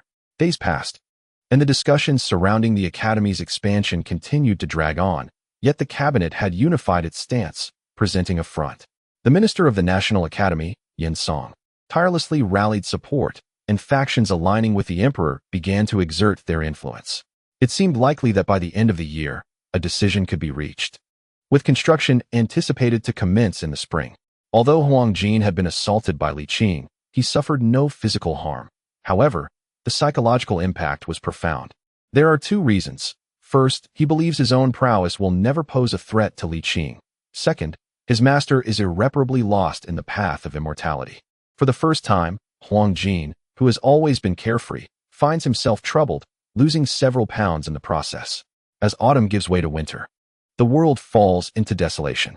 Over the course of centuries, Shuntian has transformed from its former bleakness into one of the most flourishing capitals of the Ming dynasty. Yet, despite its prosperity, the climate remains abysmal. While the political center may stimulate the economy, it cannot alter the heavens. The chill is bearable. But the occasional sandstorm and pervasive fog make matters worse, particularly this year, which Li Qing finds increasingly intolerable. Seeing the particularly harsh celestial phenomena this year, Zhu Hozong approached Li Qing, inquiring if there were any divine mandates or solutions available. Li Qing, dismissive of such foolish inquiries, merely remarked that expertise is specialized, and for matters of the heavens, one must consult the Astronomical Bureau, leaving Zhu Hozong in a state of discontent. Although Zhu Hozong was compliant with Li Qing, it did not indicate a pleasant temperament. He promptly directed his frustrations towards the Astronomical Bureau. Unfortunately, the Bureau could only forecast celestial events but had no power over them, functioning merely as a weather forecaster, and it was unreasonable to expect them to clear the dust and fog. Fortunately, luck favored the Bureau. Shortly after the Emperor issued his decree, the weather improved, and a heavy snowfall dispersed the dust, restoring clarity to the heavens and earth. However, the cold was indeed severe. Icicles hung thick and long from the eaves, and the water in the barrels had frozen solid, a situation to which Li Qing was powerless. By the end of winter, the national policy to expand a martial and civil academy across provinces, prefectures, and counties was officially established, primarily to enlarge a single institution, an undertaking that the ministers could bear, especially with the impending grand examinations and the approach of the new year. Recognizing the inevitable trend, they reluctantly consented. Coincidentally, the aged Minister of Rights from the Southern Zhili requested to resign, providing Zhu Hozong the opportunity to create a vacancy for the right Vice Minister of Rights, promoting Yin Song to this position. This move was intended to convey to his subjects that following him would not lead to misfortune. Zhu Hozong did not consult Li Qing regarding this matter. In fact, he had always acted independently in personnel matters.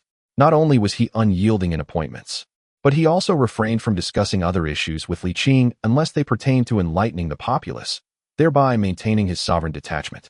As an emperor, he disliked being constrained by others, even if that individual was Li Qing. Of course, there were times when Li Qing would assertively intervene, but he generally respected the emperor's authority. In the realm of governance, there are no secrets. Li Qing was well aware of both significant and trivial matters, and he held no objections to Yin Song as promotion. He had some recollections of this individual, who had engaged in similar endeavors during the Zhang era. Although motivated by ambition, who among officials does not aspire for advancement? Yin Song had contributed significantly to the implementation of new national policies and had endured 2 decades in the bureaucratic arena, making his appointment as right vice minister entirely reasonable. Li Qing remembered having interacted with him during the divine inspections led by Xiao Yun, and he held a favorable opinion of Yin Song. Li Qing was not a narrow-minded individual. He bore no prejudice against those like Zhang Tsong and Yi, who had risen through grand ceremonies, and naturally, he harbored no bias against Yin Song, who supported policies beneficial to the nation and its people. In the realm of power, who does not yearn to ascend? Contentment is indeed a rare gem.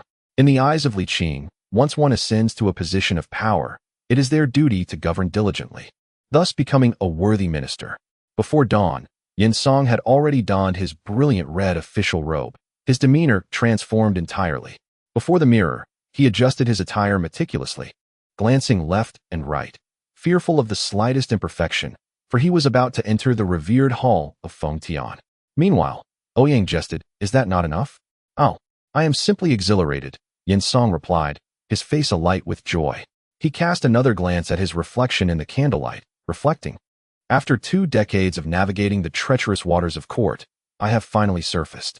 Ouyang, with her eyes twinkling, shared the sentiment. Indeed, once a person rises in status, everything begins to fall into place. Yin Song nodded with a smile, yet a flicker of concern crossed his brow as he pondered. "But is there someone else approaching?" Ouyang slowly nodded. "Yesterday afternoon, representatives from the Ministry of Rights, the Ministry of Revenue, and even the Ministry of Personnel came to visit. At that moment, you were at the office, and I did not dare to respond. But escaping is not so simple. You are well aware of that." She hesitated to elaborate, feeling uncertain about making decisions. Yin Song sighed softly. In truth, as soon as the imperial decree was issued, some began to curry favor. "Then, my lord." Yin Song merely shook his head, a hint of melancholy shadowing his spirited demeanor. "I owe my current position to aligning with the emperor. Yet there are individuals and circumstances to consider." Ouyang cautiously remarked, "As a mere woman, I understand that in the political arena, one must navigate carefully. Being overly rigid can be detrimental. Ah, you wish to advise me to be more adaptable, do you? Ouyang sighed gently. You are not new to officialdom. Do you not often say that the court is murky? Yin Song raised his hand to silence her, and she ceased speaking. After a moment of silence, he lamented. The times have changed, especially at my current rank. It is no longer feasible to be all things to all people. One must either align with the reformists or steadfastly support the emperor. Ouyang pondered for a moment before asking, since you have risen through the emperor's favor, it is only natural to align with him, correct? Indeed. Yin Song nodded, but a wry smile followed. However, I have already offended the cabinet in the last incident. Though I am merely a deputy, I cannot continually trouble the emperor. If I falter, I risk being dismissed. Then shall you join the reformists? Yin Song shook his head. The emperor who elevated me can just as easily cast me down. It is often said that one must not forget their roots. Should I turn to the reformists? I fear I might not even secure a position as a scholar in the Imperial Academy. Ouyang was taken aback. What shall we do then? Should we present gifts? Yin Song felt a headache coming on, exclaiming, but that requires resources. Ah, forget it. I must head to court now. Yin Song sighed, as if to comfort his wife, yet also muttering to himself, after 20 years, having finally glimpsed the light of success, I cannot afford to sink back down. In the early morning, Li Qing nestled comfortably in his quilt, leisurely flipping through a book, indulging in a blend of boredom and relaxation. The plans for expanding the academy were taking shape, and the pilot project for the whip system in Jinling had shown promising results, yielding nearly a 10% increase in tax revenue compared to previous years.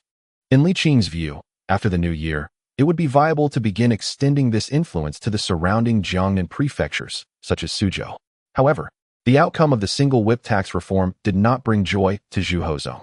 The fact that over 70% of the currency in circulation was in the form of Ming dynasty banknotes, coupled with the reluctance of the Jinling region to preserve these notes, led to a mass shipment to the capital, where they requested conversion into silver. This infuriated Zhuhozong to the point of nearly overturning his table. The rationale behind Jinling's actions was straightforward. After reducing taxes, their revenues had dwindled. It was clear that the implementation of the single whip tax reform throughout the vast empire would not be an easy endeavor.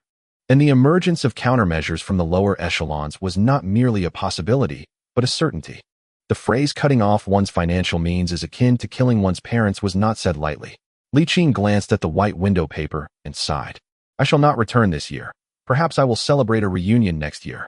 For the national policy to be continually promoted, it was necessary to persuade the emperor to be magnanimous. Li Qing found himself unable to leave the capital at this moment. After flipping through a few more pages, he closed the book and tossed it aside, lifting the warm quilt to rise and dress. Since returning was not an option, he might as well accomplish something. Even though there was little to do these past few days. After a casual wash, Li Qing approached the courtyard door to open it, only to find a middle-aged man poised to knock. Who are you? I am Yin Song, your humble servant, here to pay my respects to the national master. Yin Song answered with utmost courtesy. You are Yin Song. Li Qing exclaimed in surprise, stepping aside. Please, come in. Yin Song straightened his posture, but did not take a step forward. Please, after you, national master. Li Qing, disinterested in formalities, turned and walked inside. Were it not for Yin Song's commendable demeanor, he would not have wasted time with him. Yin Song entered the courtyard, gently closing the door before following suit. In the guest hall, the two took their respective seats. Li Qing got straight to the point. What brings you here so early in the day, Deputy Minister Yin? Yin Song looked up at the sun already high in the sky and mused. Is it truly still early? Ah, it is thus. I admire your wisdom. Let us dispense with the pleasantries. I find them tiresome. Understood, Yin Song replied, carefully choosing his words. Since the national master is already aware of my promotion, I presume you also know the reasons behind it? Li Qing nodded slightly. That essay of 10,000 words was quite well written. Your praise is undeserved, Yin Song responded, his heart lightening considerably. After a moment of contemplation, he spoke candidly. It is often said that one flourishes under a great tree. I passed the imperial examination in the 18th year of Hongji, entered the Hanlin Academy, and was selected as a scholar. By the beginning of the 4th year of Jiajing, I had faced setbacks for 20 years until the esteemed Grand Scholar Fei, out of friendship, recommended me to the capital, where I served as a ceremonial minister at the Guozijian for just over a year before being promoted to Right Deputy Minister of Rites. Song rubbed his hands together, breathing warmth into his palms. The fortunes of man are filled with uncertainties. I hope you do not find it amusing, but I truly do not wish to lose this hard-won position. You are quite candid. Li Qing's demeanor softened somewhat, and he jested. However, your manners are rather lacking. Song was momentarily taken aback, unable to respond with laughter. After a prolonged pause, he awkwardly replied, I have heard that the national master is untainted by corruption. How could I dare to sully your esteemed reputation? In truth, he had nothing of substance to present and could not possibly bring 2 hens or a basket of eggs as a gift. Indeed, with some effort, one can still extract a modest sum, yet it remains futile to procure anything of decent quality, as the prices in the capital surpass even those of Jinling. Daily life may be manageable, but when it comes to the refined gifts exchanged during social gatherings, they are beyond the reach of a mere official like Song. In the realm of politics, gift-giving is commonplace, not only in the heart of the Ming dynasty's power, but even in a small county. One encounters a plethora of social intricacies. Essentially, the dynamics remain the same, albeit with distinctions between larger and smaller locales. However, Song was genuinely taken aback by how candidly the esteemed national master addressed this matter. A wave of self-doubt and bitterness washed over him. Jests should not be taken literally. Li Qing chuckled and waved his hand, implying, do you wish to lean on my support? Song hurriedly collected his thoughts and forced a smile, stating, I have long admired the national master. My tenure as national master cannot compare to your lengthy role as the grand scholar. How could you say it has been long? Li Qing responded with amusement. Do you possess such unwavering faith in me? Indeed, my current status might seem somewhat illustrious, as the cabinet scholars generally extend me a degree of respect. Yet when it comes to political influence and authority, I remain somewhat inconspicuous. Moreover, how can you be certain that I am not merely a clay Buddha crossing a river? Song fell silent. The national master, with his remarkable abilities, required no assistance from a mere official. However, even a seemingly inconsequential move could potentially prove beneficial. Could it not? You have yet to answer my question. I have heard some details regarding the national master and Lord Huang. Song replied truthfully. That makes sense. Li Qing nodded slowly. While this matter may not be a secret, it is far from common knowledge. Given your connections, why not cultivate a friendship with them? Song sighed, lamenting, does the national master think I ascended from the Hanlin Academy in Southern Zhili to become the grand scholar solely by merit? Li Qing raised his chin. Song quickly provided his explanation. Although I have never stepped foot in the court, I have diligently built my reputation over the years. Whether through composing poetry during my illness at home, revising local records, or criticizing corrupt policies upon my return to office, these actions were instrumental in garnering the recommendation from Duke Fei, who indeed had a sense of camaraderie towards a fellow townsman. Yet it was primarily my own efforts that cultivated my esteemed reputation, aligning with the ideals of the reformist faction. After a pause, he sighed, stating, barring any unforeseen events, I shall likely remain as the grand scholar, relegated to being a mere voice for the reformists. You are discontent, hence your departure from the reformist ranks, which led to that lengthy treatise, correct? Yes. Song did not mince words. I, Song, have no desire to merely serve as the grand scholar. How forthright. Li Qing beamed. I have a fondness for candid individuals. Observing this, Song finally gained a semblance of confidence, no longer plagued by unease. After a brief contemplation, he resolved to be entirely forthright, saying, in truth, after publishing that article, I severed ties with the reformists. However, following the emperor's promotion, a glimmer of opportunity arose. To be frank, in recent days, several individuals within the 6 ministries have sought to court me. Thus I became privy to the national master and Lord Huang's confidential matters. Yet, after careful consideration, I still believe the reformists are unreliable. Is that so? Of course, my concerns are predominantly rooted in the emperor's favor. He elevated me, but he could just as easily cast me down. Song candidly laid bare his worries. Li Qing chuckled lightly. Now that is the unvarnished truth. Your apprehensions are indeed justified. Should you immerse yourself in this so-called reformist faction, you might not even retain your position as grand scholar. The esteemed national advisor, Song, has expressed his thoughts. Li Qing suddenly felt a chill run down his spine and retorted, I have yet to give you my consent, so do not attempt to ingratiate yourself.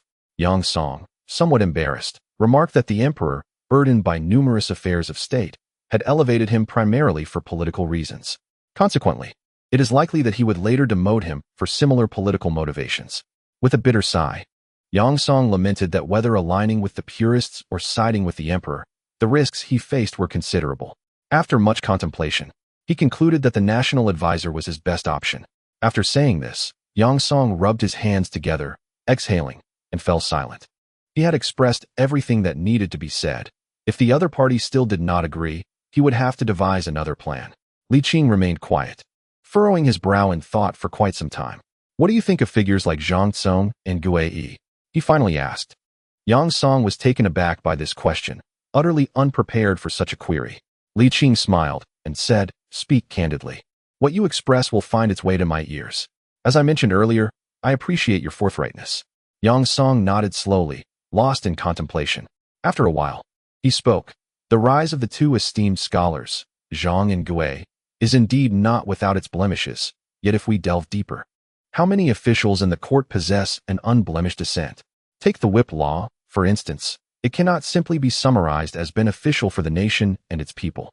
If implemented correctly, it could yield lasting benefits, and I too yearn for such an achievement.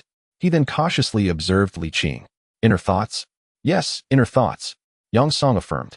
Indeed, you articulate that beautifully. Yang Song was instantly filled with joy and excitedly asked, "Does this mean the national advisor agrees?" Agrees to what? Yang Song froze. His expression of joy now frozen in place, rendering him quite comical. Li Qing laughed heartily. "If I were to truly agree, it would be to your detriment.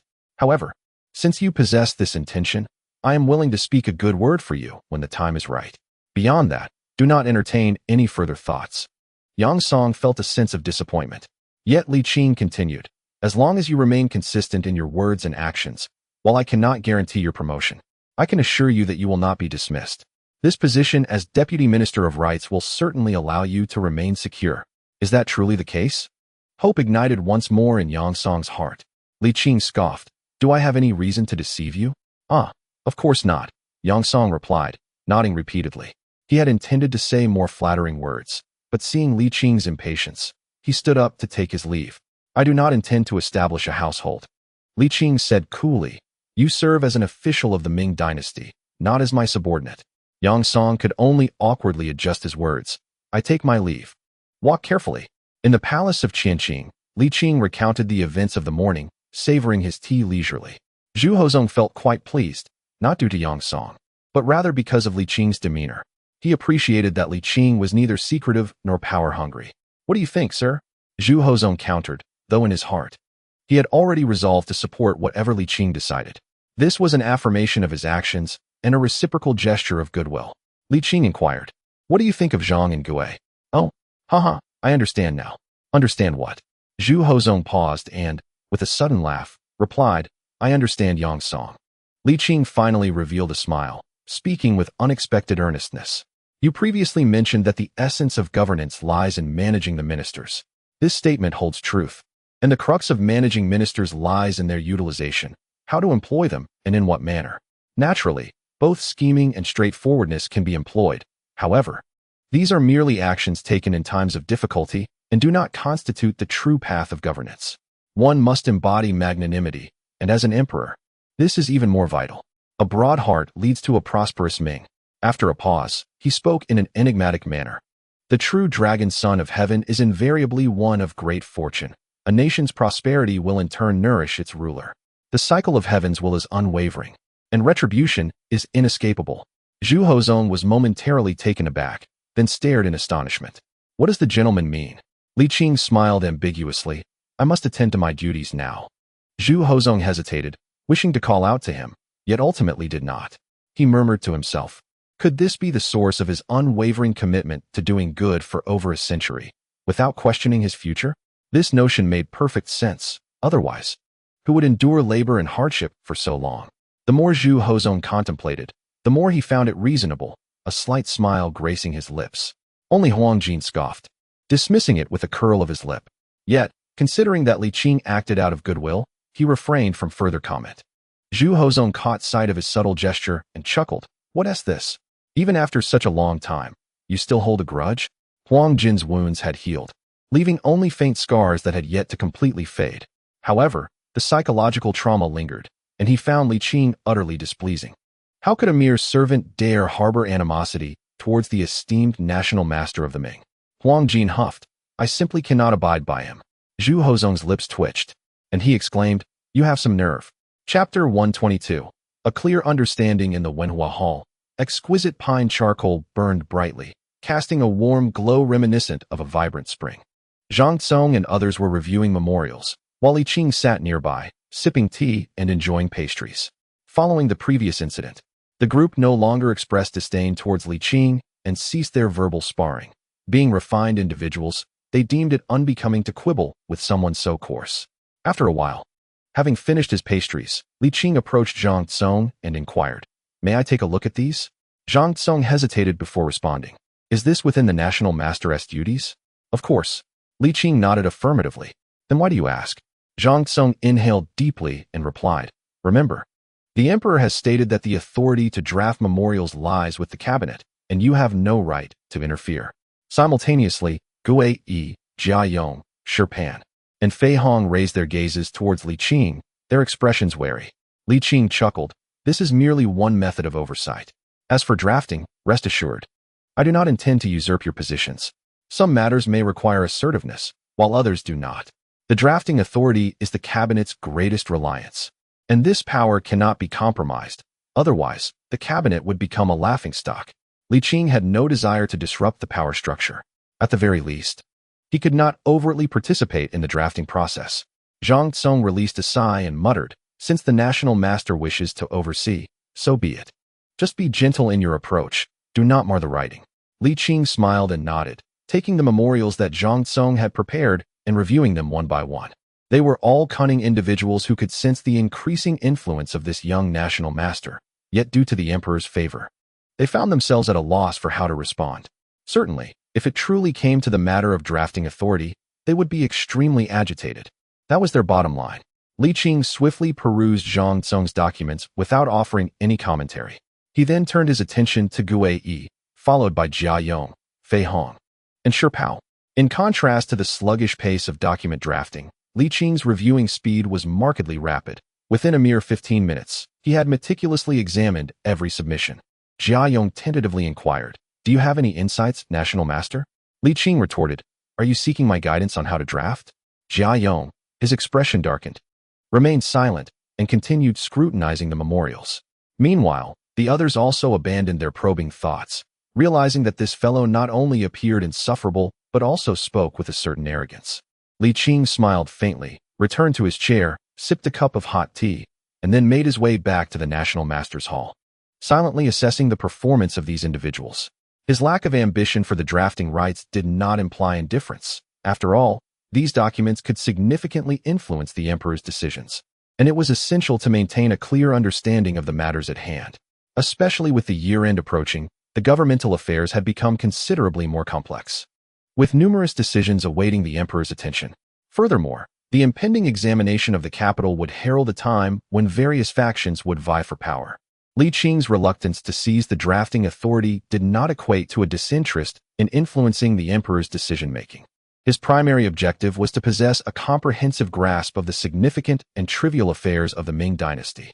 A thorough understanding of contemporary politics would enable him to make more astute judgments and choices. The petty squabbles and power struggles within the court had, over time, become less intense with the prolonged reign of Zhu Hozong, allowing Li Qing to focus his energies on political matters rather than the turbulent dynamics of the court. For a long while, Li Qing had been accustomed to maintaining a firm grip on the overall situation, often overlooking the minutiae of daily affairs. Now that he had the time, he contemplated addressing this oversight. Noticing someone entering, he did not lift his head and said, Please set the meal down. I shall eat later. What mischief are you planning now? Upon hearing this, Li Qing looked up in surprise, recognizing Huang Jin, and found it amusing. Oh, the esteemed eunuch Huang graces us with his presence. I am remiss in not welcoming you properly. He jested.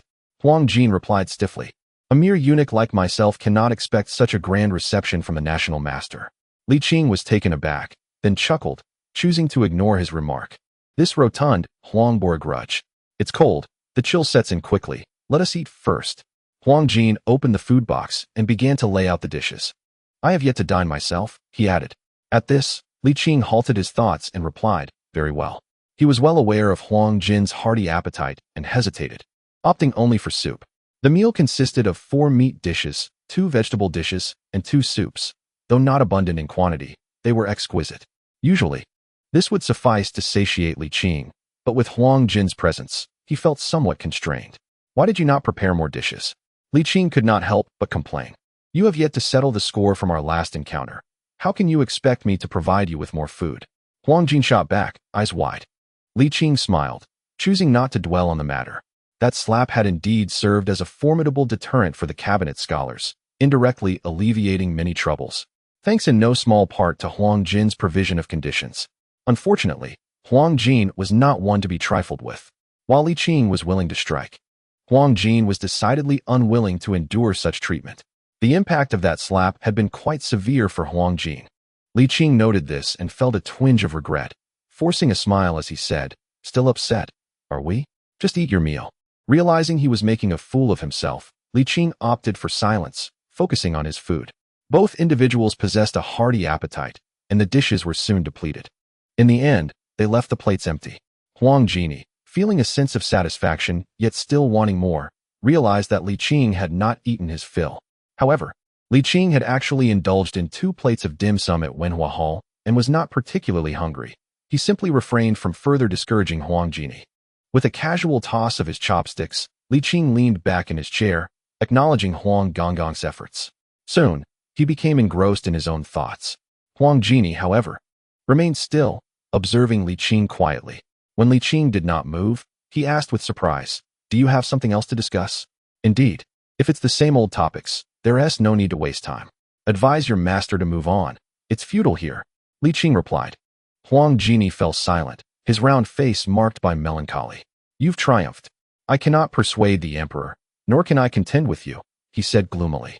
Li Qing stifled a laugh, recognizing Huang Jin's deep sorrow, and refrained from expressing his amusement, saying helplessly, "What is it that you desire? Do you covet that elixir?" Huang Jin retorted, "Pa? Who would want it?" Huang Jin glared. "I merely meant to say that your elixir is not toxic, correct?" Li Qing, bemused, found it difficult to decipher his reasoning and rolled his eyes. What benefit would it bring me or the Ming dynasty to poison him? Huang Jin spoke in a low tone. "During this period, I have diligently studied the history of emperors and their pursuits of immortality, gaining profound insights into the nature of elixirs. Those so-called immortal pills often contain components like cinnabar and mercury, which are indeed toxic. Taking them once or twice may seem harmless, but over time, it would surely lead to disaster. In fact, many emperors have perished due to consuming such pills." Huang Jin's round face was serious, filled with caution. "Your pill is indeed extraordinary. However, the peculiar sensation it induces is fleeting, aligning with historical accounts.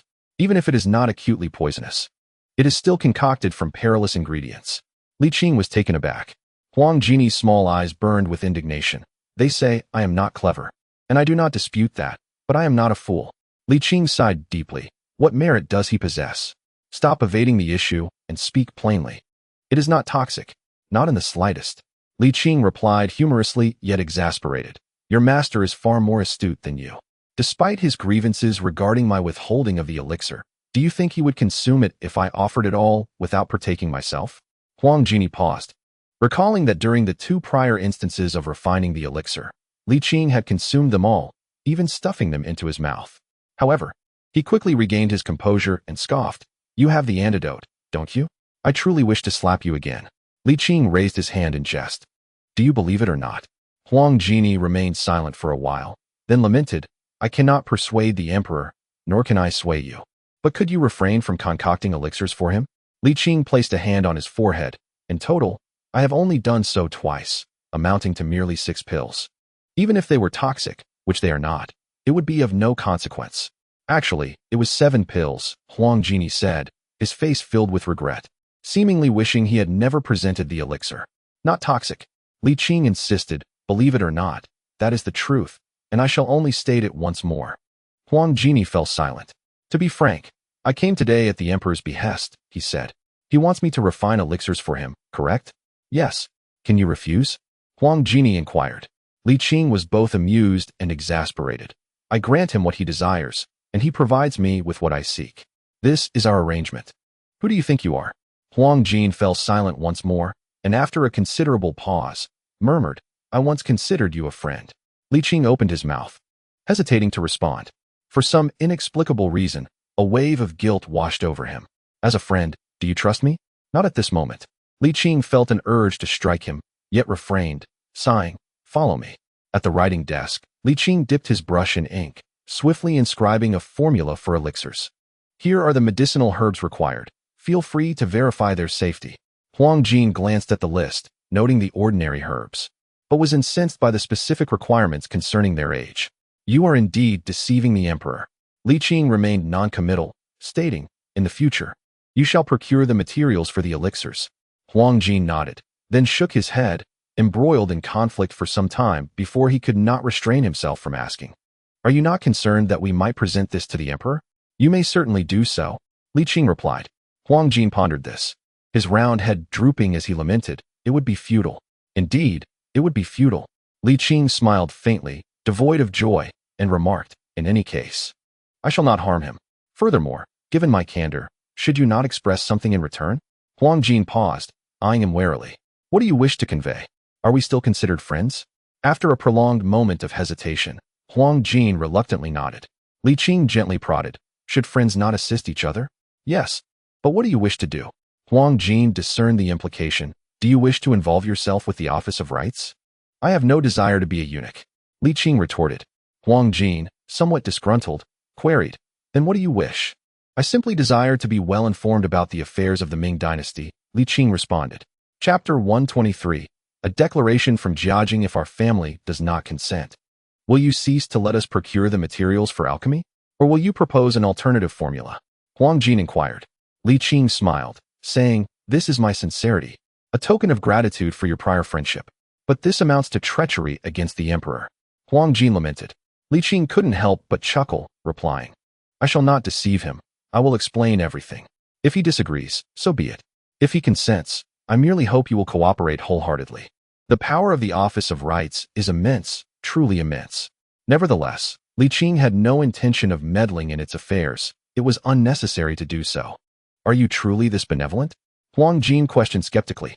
Of course. But what is your motive? Huang Jin was utterly perplexed. The emperor evidently trusts you greatly, and you could easily attain wealth and honor. Why concern yourself with this? Li Qing replied with gravity, enunciating each word, because I am a good person. This proclamation struck Huang Jin as humorous, and anyone else would have laughed. Yet, for reasons unknown, Huang Jin found himself unable to smile. Very well, do as you wish. Huang Jin stood to tidy the dishes, muttering, we agreed not to deceive the emperor. If you attempt to play tricks, what then? Li Qing raised an eyebrow. Huang Jin retorted angrily, either you crush my head, or I will charge at you until I perish. Do you understand? I could shatter you with a single slap. Quite literally. Who would believe that? Huang Jin scoffed repeatedly. Li Qing let out a light hum, remarking, if you were to grow two heads, I would certainly smash one for you to see. Huang Jin rolled his eyes, though his small eyes rendered the gesture nearly imperceptible. Regarding the elixir, I shall inform the emperor. You need not worry about it, Li Qing stated. If you require me to procure medicinal herbs, I will only consult you. Huang Jin nodded, muttering, let the matter of you hitting me last time be forgotten. Li Qing chuckled lazily, saying, indeed, Lord Huang is magnanimous and does not hold grudges against the lesser folk. Are you mocking me? Huang Jin glared. Li Qing suddenly rose, feigning an intention to strike, causing Huang Jin to retract his neck in fright and hastily flee with his food box. In a comical manner, Li Qing resumed his seat, sinking back into his own world. The following day, Zhu Hozong returned to the National Master Hall. Huang Jin has spoken to me, he said. Of what did he speak? Matters concerning the Ministry of Rights, Zhu Hozong replied candidly. To me, this holds little significance. Given our long-standing relationship as sovereign and subject, we have come to understand each other well. I know your intentions and harbor no doubts about you. However, there are certain matters I must express. Speak, Li Qing urged. It is easy to be right for a decade, yet challenging for a century. Your capabilities need no reiteration. The facts testify to your accuracy. Yet, as the old adage goes, who among mortals is without fault? I do not believe you can maintain this indefinitely. This is not a question of doubting you, but rather a matter of rational judgment. Zhu Hozong continued. I wish to know, should you discover you are in the wrong, how would you proceed? Recognize the error. Admit it and amend it, Li Qing responded. Zhu Hozong pressed further. What if a grave mistake has already been made? If you were left with only two choices, how would you decide? As for distant uncertainties, I cannot guarantee anything. However, I can assure you that since the unification under Qing, the Ming dynasty will undoubtedly endure the longest, Li Qing declared. For the first time, Zhu Hozong regarded Li Qing with a direct and intense gaze. His eyes were deep and bright, akin to pure and flawless gems, yet bore the weight of exhaustion. Within them, Zhu Hozong saw much, yet felt he discerned nothing save his own reflection. He remained fully absorbed. Li Qing exuded a sense of openness and calm. After a prolonged silence, Zhu Hozong suddenly smiled. His expression sincere. I believe in you. Li Qing merely smiled in response. I wish to share some thoughts from my heart. Would you care to listen? Li Qing's eyes flickered slightly as he nodded gently. Zhu Hozong rose and paced a few steps, saying thoughtfully, I know that you harbor prejudices against me. At least that you do not hold me in high regard. The reasons for this I do not wish to delve into. Time will reveal one's true character. Li Qing remained noncommittal, lowering his gaze to savor his tea. Zhu Hozong, accustomed to this demeanor from Li Qing, exhibited no displeasure, continuing as if in soliloquy. People believe my circumstances mirror those of our dynasty's Taizong, yet I disagree. I perceive my situation to be akin to that of Emperor Taizong of the Han. Both of us ascended to the throne from princely states, faced with formidable ministers upon our arrival, and while the surface appeared calm, undercurrents surged, even tumultuous waves.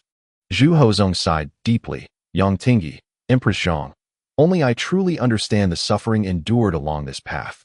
Initially, I emulated Emperor One, striving to project strength and maintain principles while simultaneously honoring the capable, avoiding conflict with vested interests to stabilize the situation. Certainly, such a statement may seem boastful. To put it plainly, it merely reflects a desire to secure the imperial throne. Li Qing remarked that, regardless of the underlying motives, the emperor's ascension was commendable at that time. Zhu Hozong, seemingly oblivious, mused, at that age, I was merely 14. A child who had scarcely ventured beyond the confines of the princely estate. Suddenly, an enormous fortune fell from the heavens. Naturally, I was elated, overwhelmed with unparalleled joy. Yet trepidation loomed larger, especially when I arrived in the capital and beheld the grand splendor of Shuntian Prefecture and the resplendent imperial palace. Indeed, it felt as if a country bumpkin had come to the city. For a youth, the psychological impact was immense. Zhu Hozong reflected, recalling the day of his coronation. When the dragon robe was oversized and cumbersome, I even contemplated seeking refuge in a crevice. My disdain for Yang Tingyi ran deep, bordering on hatred. Yet there was a phrase he uttered that I now hold in gratitude. The emperor governs while draped in garments. Had it not been for this wisdom, I shudder to think how I would have endured that day. From a young age, I immersed myself in literature, acquiring vast knowledge, yet lacking the experience of navigating human affairs. Within the princess residence, only servants like Huang Jin and a few others existed, and they catered to my whims. However, the people here were different. Even as emperor, I was not exempt. Alas, facing formidable ministers externally and formidable women internally, what course of action could I pursue? I could only emulate those whose circumstances resembled mine. Yet, I gradually realized that this approach was futile. The challenges I faced bore little resemblance to those of Emperor One. Not only were the temporal contexts different, but the political landscape diverged as well. In terms of centralization, the Ming dynasty surpassed the Han dynasty by leaps and bounds. Yet this very advantage rendered the role of emperor increasingly arduous. Blind imitation proved ineffective. Thus, I later sought to reconsider the grand ceremonies, contemplating a violent reshuffling. Such actions may harbor numerous drawbacks, yet it was the most viable solution I could conceive. Of course, this endeavor was not solely for personal gain. As a son, I sought to vindicate my father. Why should my father, a son of the Emperor Xianzong, be any less deserving? To this day, I remain unrepentant. Furthermore, even in your absence, I would still pursue reform and diligence, striving to be a commendable emperor, or at least, as I perceived myself to be. Therein lies my ambition, to transfer imperial authority into my hands. Zhu Hozong softly declared, Jia, Mei, Jing, and Jia Jing encapsulates propriety, music, education, and culture flourishing within a realm of peace and prosperity. Naturally, I desire a stable dynasty and a content populace. However, the order must be clear. Alas, as an emperor who inherited the throne from my cousin, how can I not feel a twinge of insecurity? Zhu Hozong returned to his throne, self-deprecatingly acknowledging. The education I received instilled a sense of contentment and enjoyment. I do not regard this as a flaw. Even today, I perceive no wrongdoing in it, nor do I see it as an act of treason. I am the emperor, the true dragon son of heaven, the sovereign of the realm, entitled to my desires. The deeds I perform, the blessings I enjoy, the imperial power I rightfully possess. To love the people as one as children? Merely flattering words from the pens of scholars. The people hold precedence, the state follows, and the ruler is of lesser importance? No. Throughout history, whether under tyrants or enlightened rulers, this order has been entirely inverted. That is the rightful order. Zhu Hozong exhaled softly, gazing at Li Qing, and spoke. This is me, the true me. Do you accept this version of myself? Li Qing remained silent for a long while before reluctantly admitting, you are quite suited to be an emperor. Zhu Hozong chuckled. In truth, you are no different from those pedantic scholars. The only distinction is that while they merely speak, you take it to heart. Everyone claims that a prince is subject to the same laws as commoners, yet in reality, such a notion is but a facade. Selfishness, who does not act in their own interest? Greed for wealth, who does not cherish riches? Desire for power, who does not yearn for it? Moreover, I am the emperor. Zhu Hozong continued. It is your expectations that are too lofty, rather than my inadequacies. Li Qing refrained from retorting, simply sipping his tea. Zhu Hozong also fell silent, both of them immersed in their thoughts. After a lengthy pause, Zhu Hozong lowered his eyelids and murmured, Long live the emperor. I aspire toward this ideal. I implore you. Teach me. After a moment's hesitation, he added, For this, I am willing to offer my utmost sincerity. Li Qing replied, I cannot guarantee anything. As the saying goes, the master leads one to the door, but the journey of cultivation is one's own. Zhu Hozong pondered for a moment and inquired, Do good people truly receive good rewards? It depends on the weight of the circumstances, Li Qing responded. Zhu Hozong, somewhat skeptical, concluded, as long as it does not